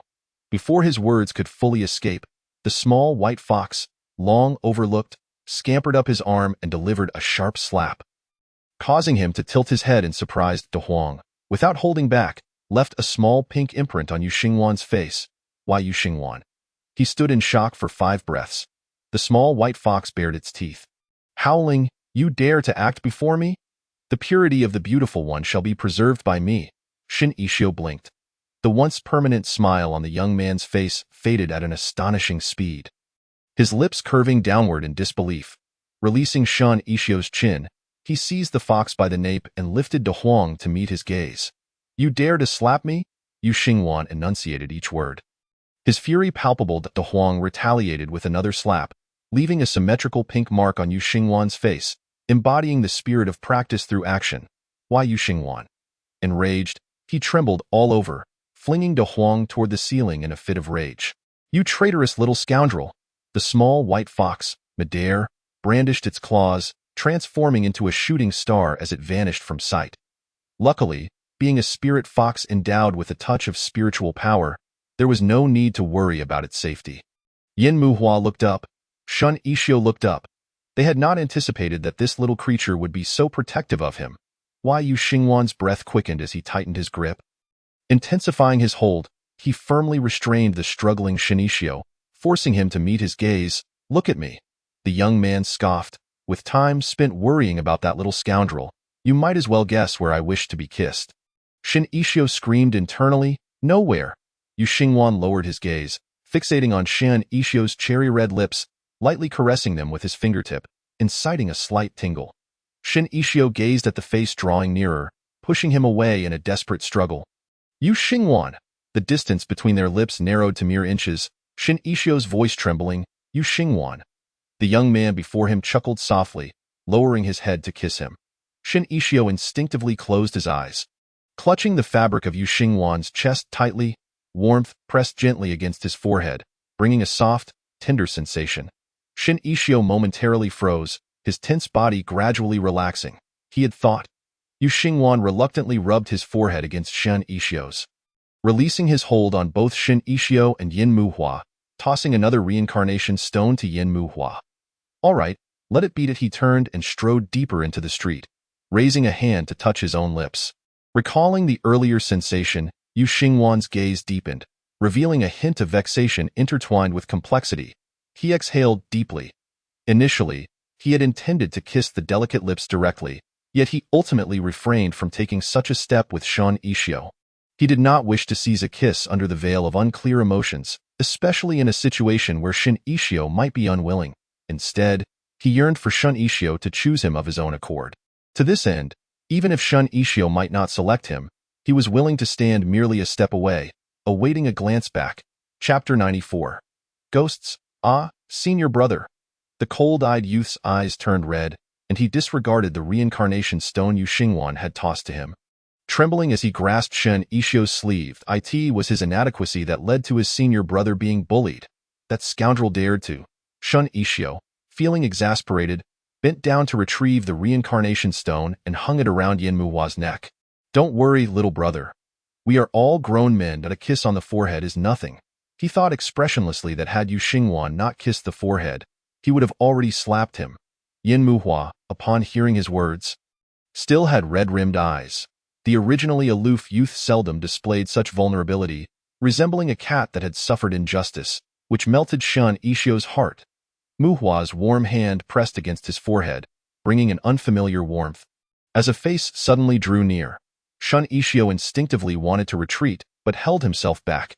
Yin Muhua lowered his gaze, lifting his sleeve to meticulously wipe the spot where Shin Ishio had been kissed. Nearly rubbing off a layer of skin, Shin Ishio could not help but chuckle, raising his hand to cast a purification spell for both of them. "Satisfied now? All right, let us move ahead." Only then did Yin Muhua's emotions calm down, obediently allowing Shin Ishio to lead him onward. The street was dim, with unseen eyes lurking within the houses on either side, sending chills down Shin Ishio's spine. He swallowed hard, inching closer to Yin Muhua. He felt like crying. He was genuinely afraid of ghosts. Dong dong dong. The bell tolled, marking the arrival of midnight. Whether it was Shin Ishio's imagination or not, time and space on the street seemed to freeze for a moment. When he opened his eyes again, shadowy humanoid figures and a cacophony of lively sounds abruptly filled the street. Vendors, sellers, chatterers, bargain hunters, clusters of people munching on seeds, and those drinking and boasting created an atmosphere reminiscent of a bustling marketplace. They appeared oblivious to their sudden presence on the street and did not perceive how out of place Shinichio and the others were. This normalcy only heightened the sense of abnormality. The eerie scene before him sent a chill coursing through Shin Ishio. His legs felt weak, his feet unsteady, and a dizzying sensation enveloped him. He wanted to cry out, yet it felt as if an invisible hand was choking his throat, leaving him frozen in place, trembling, and even forgetting to breathe. Senior brother. Yin Muhua furrowed his brow, pulling Shin Ishio into his embrace, vigilantly observing their surroundings. Hold on tight. Don't be afraid. Just treat them like ordinary people. Ordinary people? Shin Ishio looked up, tearfully pointing at a woman sitting at the street's edge, holding her head in her lap to comb her hair. He stuttered in disbelief. Senior brother, you're deceiving me. How can this be ordinary people? They are ghosts. Yin Muhua. This? The woman paused, intrigued, then with a swift motion, she plopped her head back on, adjusting her posture before glancing in their direction. New arrivals, are we? New ghosts often think they haven't died yet and end up getting scared half to death in the ghost realm. Shin Ishio was momentarily dazed. The woman, with her strikingly beautiful face, seemed to possess an enchanting allure. She looked up at him, and their eyes met, both momentarily stunned. Her eyes sparkled. What a handsome little brother. She approached, smiling brightly. What's your name? You seem somewhat familiar. For some inexplicable reason, she felt an irresistible affinity towards the exceptionally attractive young man before her, compelling her to draw closer. Shin Ishio gazed at the black line connecting her head and body, his legs trembling to the point of almost collapsing, relying entirely on Yin Muhua for support. Please, don't come any closer. Hello, sister, Yu Xingwan interjected, stepping beside the two, smiling brightly. I'm Axie, and we are all newcomers. He subtly scanned Yin Muhua and Shin Ishio, gently patting Shin Ishio's shoulder, sighing with feigned regret. We met our demise rather abruptly, and my friend is still struggling to accept it. So he's a bit shy. I hope you won't hold it against him. I see. The woman nodded in understanding, smiling as she circled around Shin Ishio, causing him to feel alarmed. Don't be afraid, little brother. You carry an aura we find quite appealing. Those folks over there have been eyeing you for quite some time, eager to get to know you and chat. Her words. The spirits engaged in various activities across the street turned their attention towards them, nodding in agreement. Ghosts of all shapes and sizes, some with necks as long as utility poles, others without eyes, some with 8 legs, and others with sharp beaks. All focused their gaze on Shin Ishio, their expressions radiating warmth and a desire to show friendliness. Shin Ishio felt his body sway slightly, his face growing paler. It was truly suffocating. Chapter 95. Delivering flowers. Yu Xingwan stifled a chuckle. Sister, do you have any means for us to leave the ghost realm? Leave the ghost realm? The woman paused, casting a suspicious glance at Yu Xingwan. Why would you want to leave? Isn't it nice here? Yu Xingwan's eyes turned sorrowful as he sighed softly. To be frank, our demise was quite sudden, and our family would likely struggle to accept it. We are genuinely concerned and wish to return for a brief visit. Shin Ishio, Yin Muhua, they truly failed to recognize Yu Xingwan's talent for theatrics. The woman believed him, her beautiful eyes glistening with unshed tears. Oh, my dear child, it's no wonder you found your way into the ghost realm. Not everyone becomes a ghost after death. Only those with unresolved attachments and strong souls before passing can enter. In the ghost realm, there exists a force that gradually makes spirits forget their past lives. Once they have forgotten completely, they can choose to reincarnate or simply become ghost cultivators. She shrugged helplessly. However, the ghost realm is a one-way street. We do not know how to enter or exit. I advise you to settle down here for now and gradually acclimate. Only able to enter but not exit.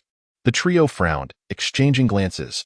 Once a soul enters the ghost realm, it can only operate within it, leading many to avoid lingering there, even if they become ghost cultivators.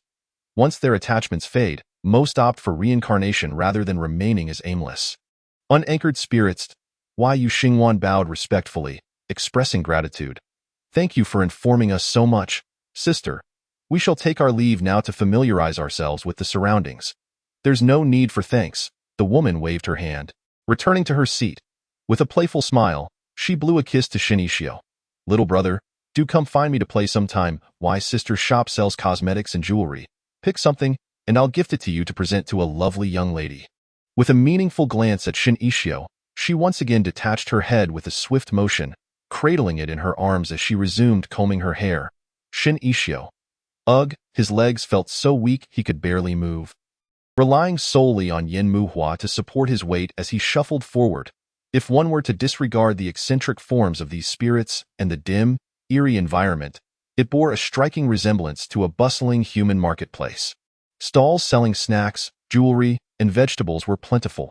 Axie, as a proud disciple of Qingyuan sect, are you truly this frightened? Yu Xingwan teased, a playful smile gracing his features.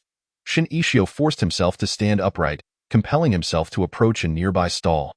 Scoffing, I'm not scared. A little girl with deer legs bounced over from behind the stall, gazing up at him with a sweet, soft smile that resembled fluffy cotton candy in the lantern light. She held out a flower in both hands, saying, "Big brother, here." Seeing this, it seemed not so difficult to accept after all.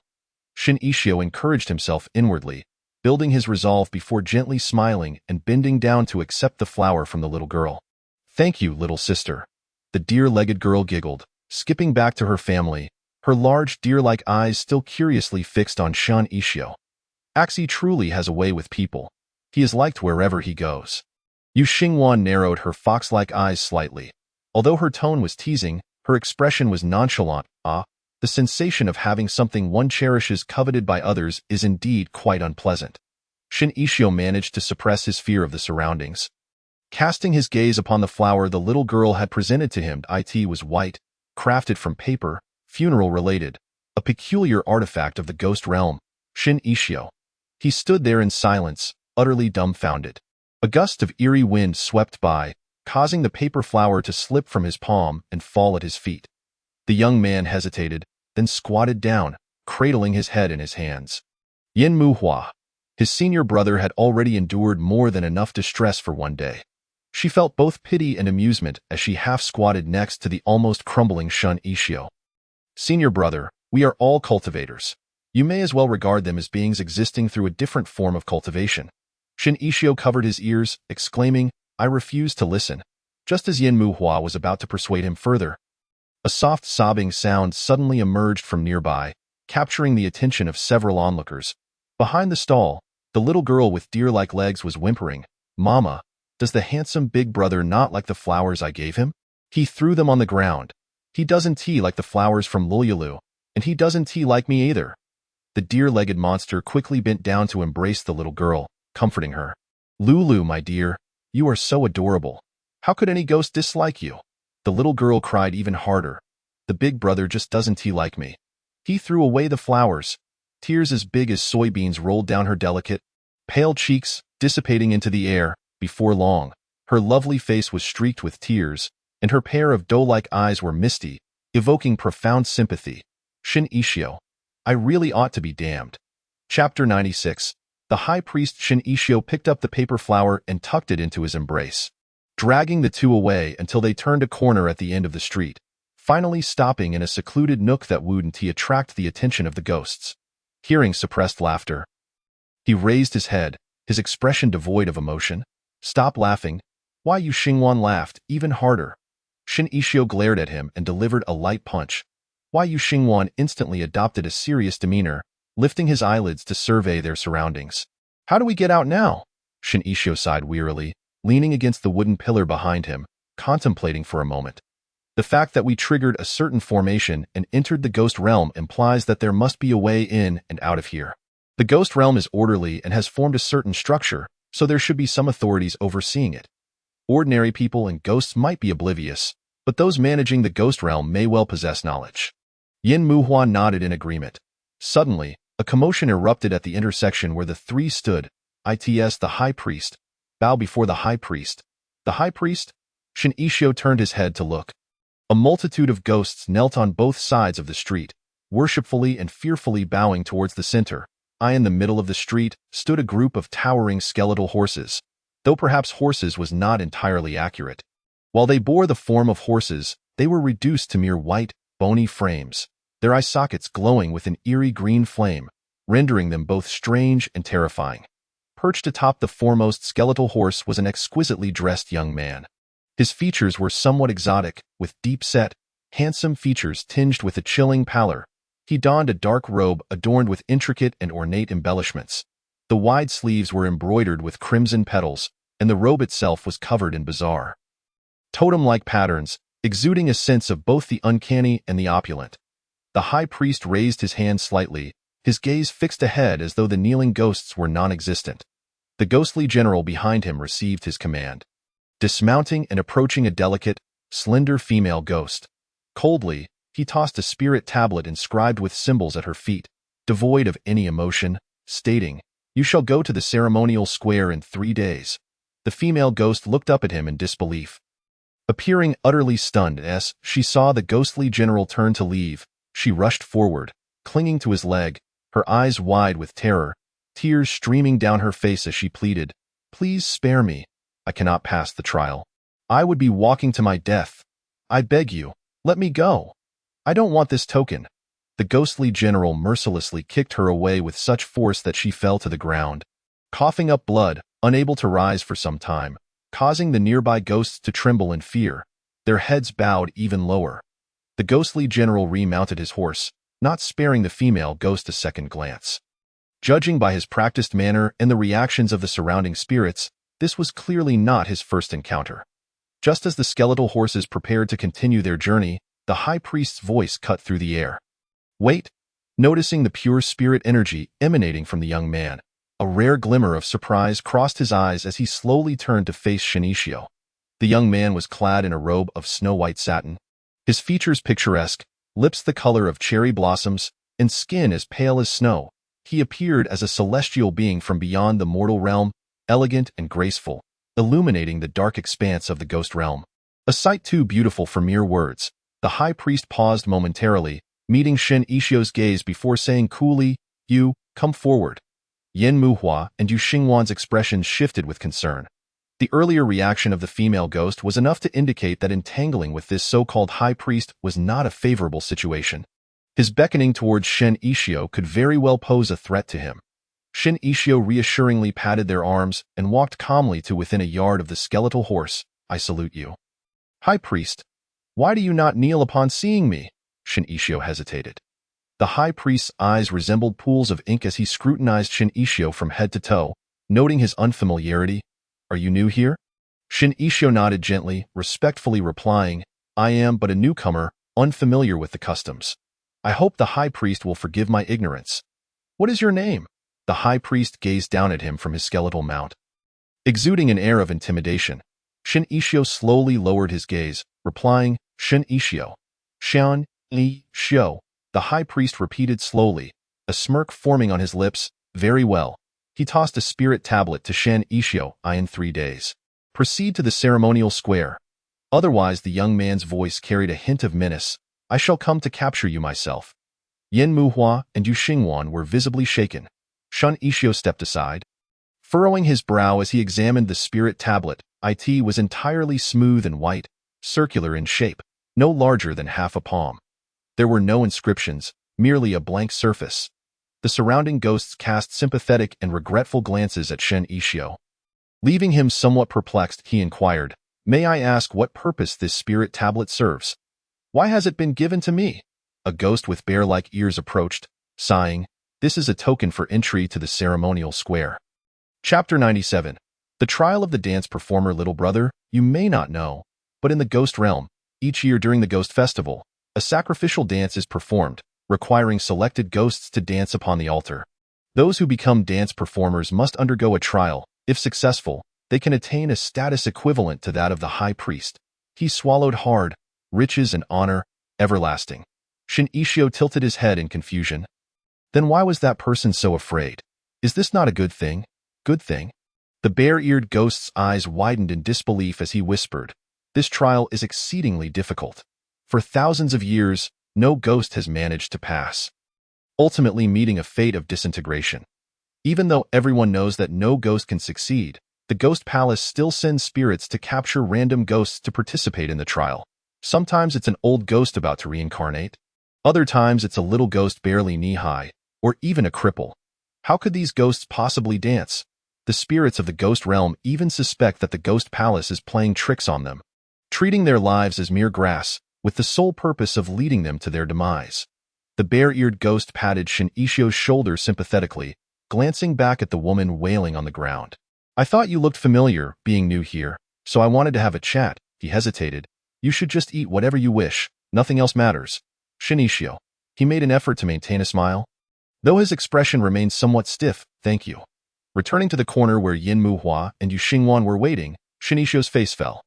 Yin Muhua asked worriedly, Senior brother, what should we do?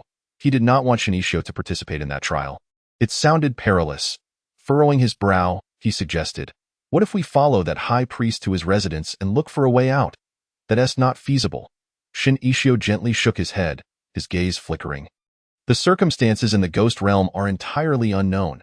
If we are discovered, it would expose us, with dire consequences. He tossed the spirit tablet into the air and caught it, stating, let us play along. In 3 days, I will attend the trial to see what it truly entails. In the meantime, I will gather information about the trial to prepare myself. That will have to suffice for now. Yu Xingwan pondered for a few moments before ultimately nodding in agreement. Yin Muhua was about to say something when the warm sensation above his head startled him. He softly spoke, Shixiao. The young man wore a gentle expression, reassuring him, do not worry, nothing will happen. The cool-headed youth slowly lowered his gaze and replied softly. Shixiao always behaved this way. He understood that his older brother was merely concerned about him, yet he could not help but feel disheartened. His brother still regarded him as a child. After searching for quite some time, the three finally discovered a place that resembled an inn and came to a halt. Shin Ishio looked up at the dilapidated signboard, where the chaotic words Guebu Lai were inscribed, and sincerely inquired, can one truly stay here? The peeling walls were still shedding fragments, and the signboard trembled as if it might fall at any moment.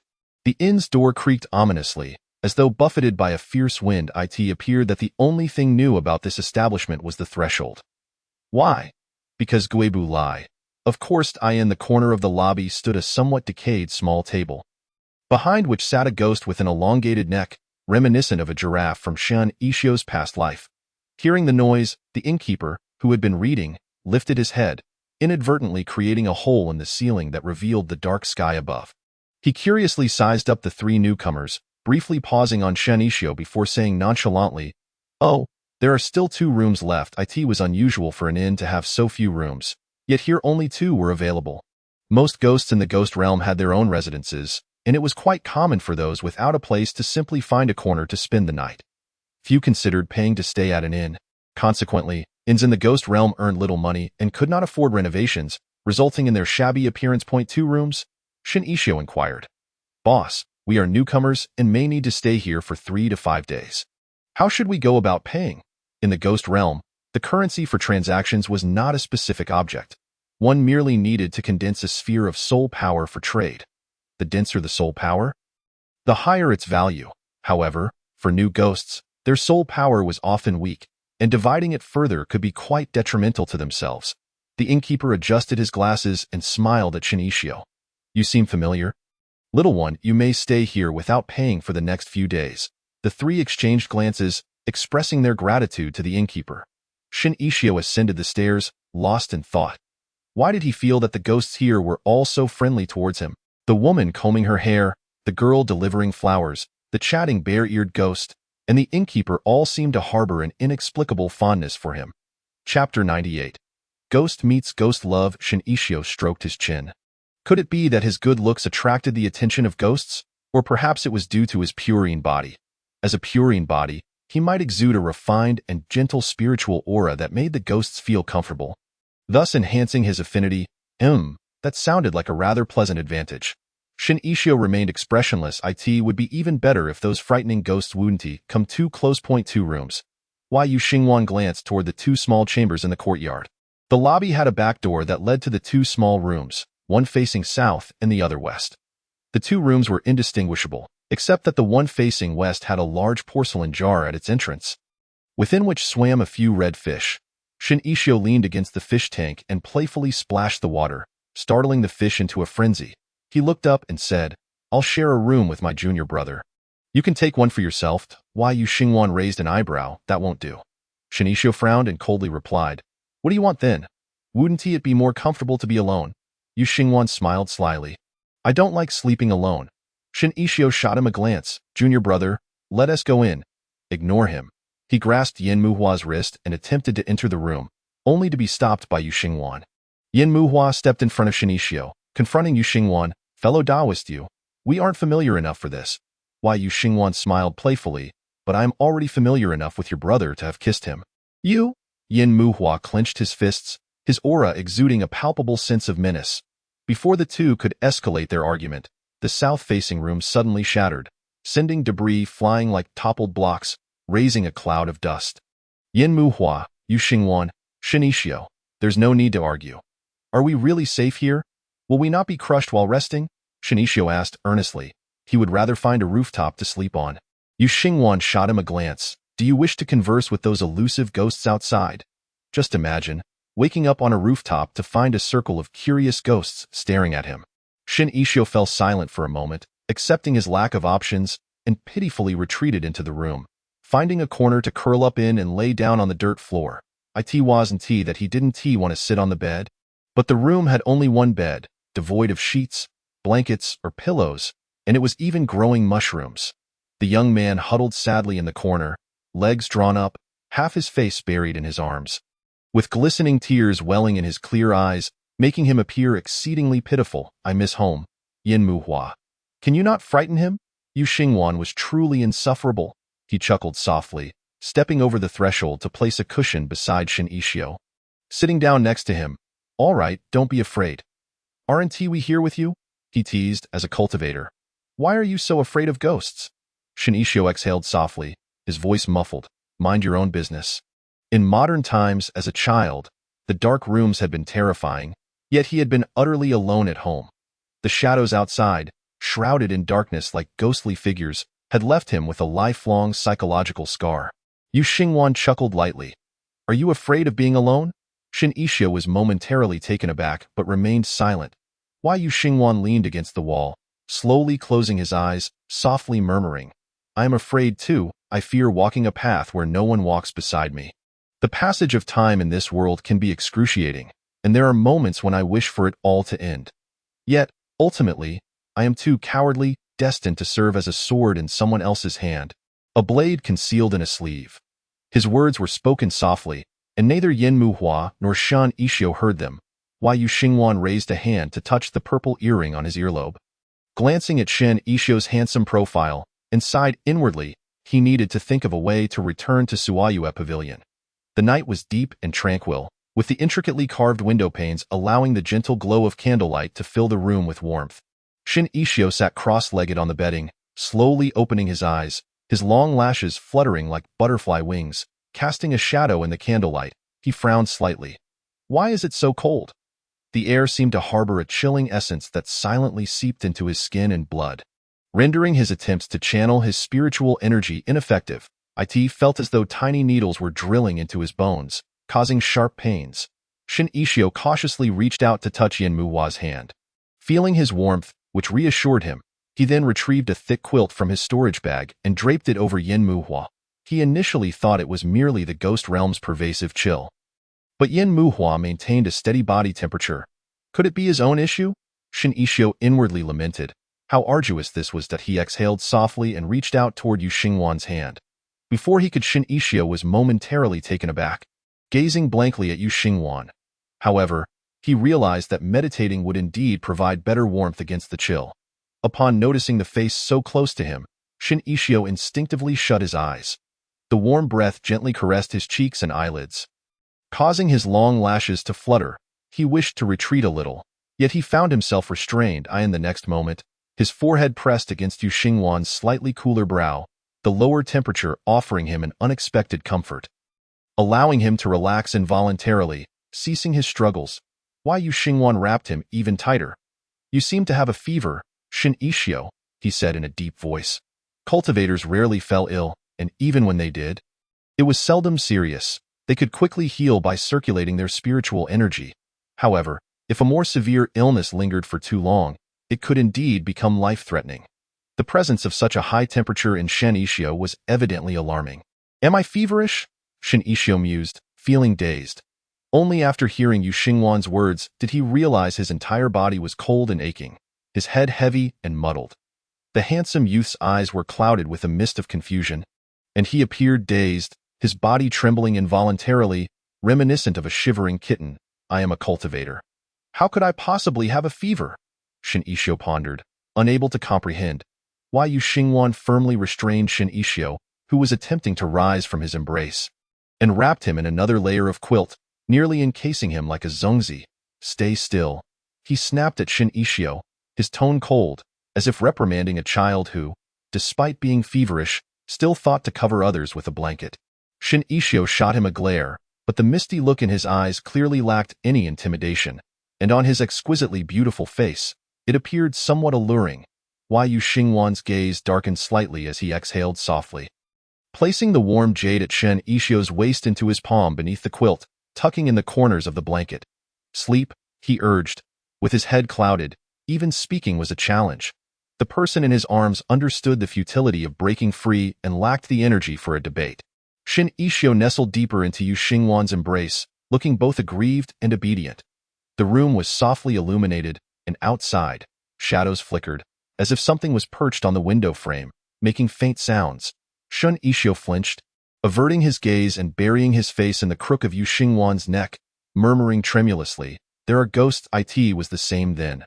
Just him. Only him. Outside, the shadows were all manifestations of fear, seemingly capable of casting a veil of dread over one's soul. Yu Xingwan looked down at the person in his arms, gently pressing his hand against the back of his head, pulling him closer. He spoke softly, "You are a cultivator, and so am I. They cannot harm us. I have also cast a protective barrier around this room. Would you like to see?" Shen Ishio, still in a daze, hesitantly peeked out from the quilt, his eyes revealing themselves. The walls and windows of the room shimmered with a faint violet glow. Mysterious and beautiful. How lovely, Yu Xingwan murmured. "Shen Ishio, I am here. You are not alone." He placed a gentle kiss on Shen Ishio's brow. "At this moment, I am not alone either." Heaven knows how utterly distraught Yin Muhua was when he awoke from meditation to witness the scene before him. His dear senior brother lay in the embrace of Yu Xingwan, the very person who had nearly harmed him previously, breathing weakly, his complexion pale. Had it not been for the absence of injuries on Shen Ishio, he would have almost believed it to be a scene from a gruesome murder. No, he would never acknowledge the possibility of two individuals clandestinely conspiring together. His senior brother, embodying purity and clarity, could never conspire with Yu Xingwan. Yin Muhua inquired anxiously, "What happened to my senior brother? Why is he suddenly so weak?" Yu Xingwan, having infused Shen Ishio with spiritual energy throughout the night, spoke with a slightly hoarse voice, the heat rising within him. "Why is this happening?" As Yin Muhua leaned closer, he noticed the quilt draped over himself and paused. He raised his hand to touch Shen Ishio's burning forehead, then his hand. The young man's forehead burned with fever, yet his hands were icy cold, his body still instinctively curling into Yu Xingwan's embrace, trembling slightly. Chapter 100. Underground. Yin Muhua vaguely suspected the cause of Shen Ishio's condition. The ghost realm was rife with strong fluctuations of soul energy, and its chilling atmosphere was pervasive. As a water element cultivator with a pure-in body, Shen Ishio was naturally sensitive to cold. Excessive contact with the spirits of the ghost realm had infused him with their chilling essence, leaving him in a weakened state. "Let me handle it. I am a fire element cultivator. It will be more effective." Yu Xingwan hesitated momentarily, but he knew Yin Muhua was right and did not refuse. Yin Muhua carefully gathered Shen Ishio into his embrace, channeling a warm essence of pure spiritual energy to dispel the pervasive chill. In truth, he felt a twinge of anger. He could conceive of the situation. He refused to believe Shen Ishio, with his sharp intellect, had not considered it. Knowing that his spiritual energy could assist him, Shen Ishio still refrained from disrupting his cultivation. Did his senior brother not trust him, viewing him as a child in need of care? Yu Xingwan nodded. "I will investigate the situation of the trial outside. You stay here and look after him." Yin Muhua responded softly, "All right." The warm spiritual energy flowed through their tightly clasped hands into Shun Ishio's body, alleviating the unbearable chill somewhat. Shin Ishio let out a soft moan, slowly opening his eyes, still clouded with confusion. Muhua? Yin Muhua wrapped the quilt tightly around him without responding. The handsome youth attempted to rise but was pushed back, the arms around his waist tightening. Shin Ishio, in a daze, raised his chin to look at him. Muhua? Yin Muhua averted his gaze, still not replying. Shin Ishio belatedly realized Yin Muhua was upset with him. Why didn't you wake me? The youth paused. A smile gracing his lips. Yin Muhua turned his face away. Forget it. I don't want to hear it. Shin Ishio sighed softly, choosing not to pursue the matter further, resting quietly against Yin Muhua's shoulder, channeling his spiritual energy to stabilize his body temperature. Yu Xingwan returned after gathering information about the trial, having retrieved a Huang and wandered around the Ghost Palace's periphery and the festival square in front of it. Eventually returning to the dilapidated inn, they were to leave soon, and it was imperative not to leave De Huang behind. How is he now? Yin Muhua observed the person on his shoulder who had once again succumbed to sleep, his heart aching. The situation had improved somewhat, yet the fever persisted. Yu Xingwan half knelt beside them, examining Shan Ishio's wrist. Your spiritual energy is nearly depleted. You should stop. Yin Muhua furrowed his brow. If I stop, my brother's temperature will rise again. Useless. Channeling spiritual energy is merely a temporary fix. Yu Xingwan sat down on Shan Ishio's mat. I gathered some information about the trial. It consists of 3 stages: spirit purity, chaos, and soul resonance. Spirit purity assesses the purity of one's soul energy. Chaos delves into the depths of one's inner self, while the details of soul resonance remain unclear. Most spirits forcibly dragged into the trial would perish in the first stage, spirit purity. Even if they miraculously survive the first stage, they would succumb to madness in the second, chaos, ultimately resulting in shattered souls and scattered essences. No one had ever reached the final stage. Soul resonance. Spirits in the trial faced only 2 fates, success or death. Yet for years, no spirit had successfully passed the trial. Those who participated invariably met with demise.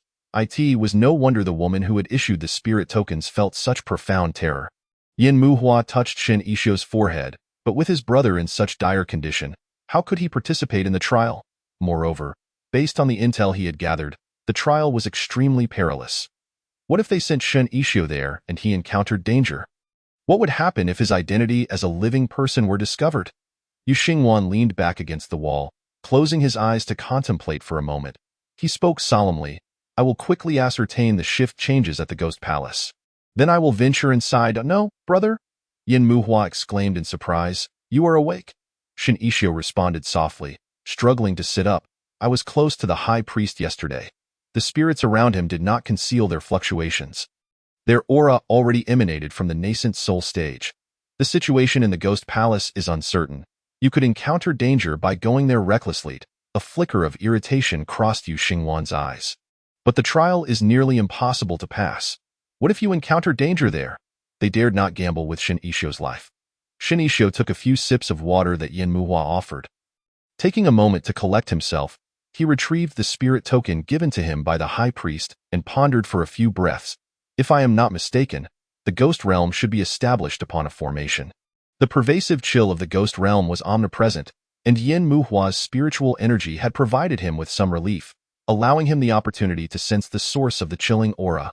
Due to his purine body, he was particularly attuned to this essence, a formation. Where is it? Shin Ishio offered a faint smile as he gazed at the ground. Chapter 101. The Altar on the Day of the Trial. The Ghost Palace, situated at the heart of the Ghost Realm, was shrouded in a dense mist, obscuring its true form and lending it an air of mystery and enigma. Only those ghosts personally sanctioned by the High Priest could enter the Ghost Palace. And the scrutiny was stringent, ensuring that no one with ulterior motives could gain entry. The Festival Square, a segment of the Ghost Palace, would disperse the fog during each selection, permitting the multitude of ghosts from the Ghost Realm to gather.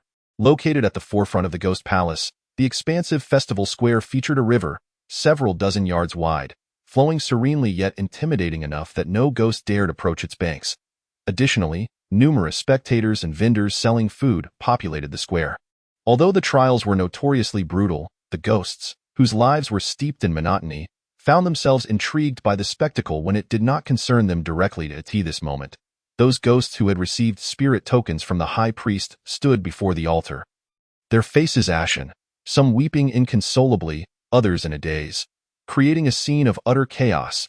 Nearby, onlookers cast either sympathetic or indifferent glances, but each one silently expressed relief that it was not their fate. Indeed, it was the altar. Shan Ishio's eyes gleamed. This was the focal point of the formation within the ghost realm. Rising prominently on the side of the festival square nearest to the ghost palace was a three-tiered, nine-stepped altar, crafted entirely from white jade and emanating a soft, lustrous glow. Surrounding it were octagonal glass lanterns, their dim yet resplendent light creating an atmosphere reminiscent of a realm untouched by the somber ghost realm. With its 8 sides and 3 levels, the altar featured a raised circular jade platform at its center, gleaming like moonlight, with tiny white orbs swirling around it as if a heavy snowfall had graced the scene. Interestingly, had he encountered this formation in the past, he would have failed to recognize it. Previously, Shin Ishio had uncovered numerous tomes on formations within the misty hidden realm, and upon delving into their contents, he realized that the formations documented therein differed entirely from the current one. The intricate patterns and directional flows seemed to be remnants from an ancient era. This formation within the ghost realm was no exception. The closely arranged structures concealed the veins of the formation, with the ghost palace and the ghost realm representing various nodes scattered throughout, while the altar served as the epicenter. Senior brother, perhaps we should lie in wait and seek an opportunity to infiltrate the altar. The risks of the trial are too great, Yin Muhua suggested, gripping Shin Ishio's wrist, her disapproval evident. Shin Ishio chuckled softly, "Junior sister, you know I must engage with the altar to decipher the formation's trajectory and how to dismantle it." He then patted the storage pouch at his waist with an air of mystery. "Rest assured, we have already tested it. The items bestowed upon us by our master are viable, indeed." This situation was markedly different from their experiences in the misty hidden realm. Although the ghost realm was a foreign space, the items given by Yi Yoli to ensure their survival remained usable. Regrettably, they were unable to communicate with Yi Yoli through any means of messaging. Otherwise, they would not have to linger in this ghostly domain. "I will attempt the trial shortly and strive to ascertain the formation's dynamics swiftly," he murmured. "Over the past few days, I have explored the intricacies of the ghost realm's formations. I will take the opportunity to decipher the formation, create an opening, and we shall depart post-haste." However, both Yin Muhua and Yu Xingwan understood that this method bore considerable risk. Shin Ishio could not guarantee that he would uncover the means to dismantle the formation before the perilous trial posed a threat to his safety, nor could he assure that he would remain unscathed throughout the trial. Yet, they found themselves devoid of alternative options.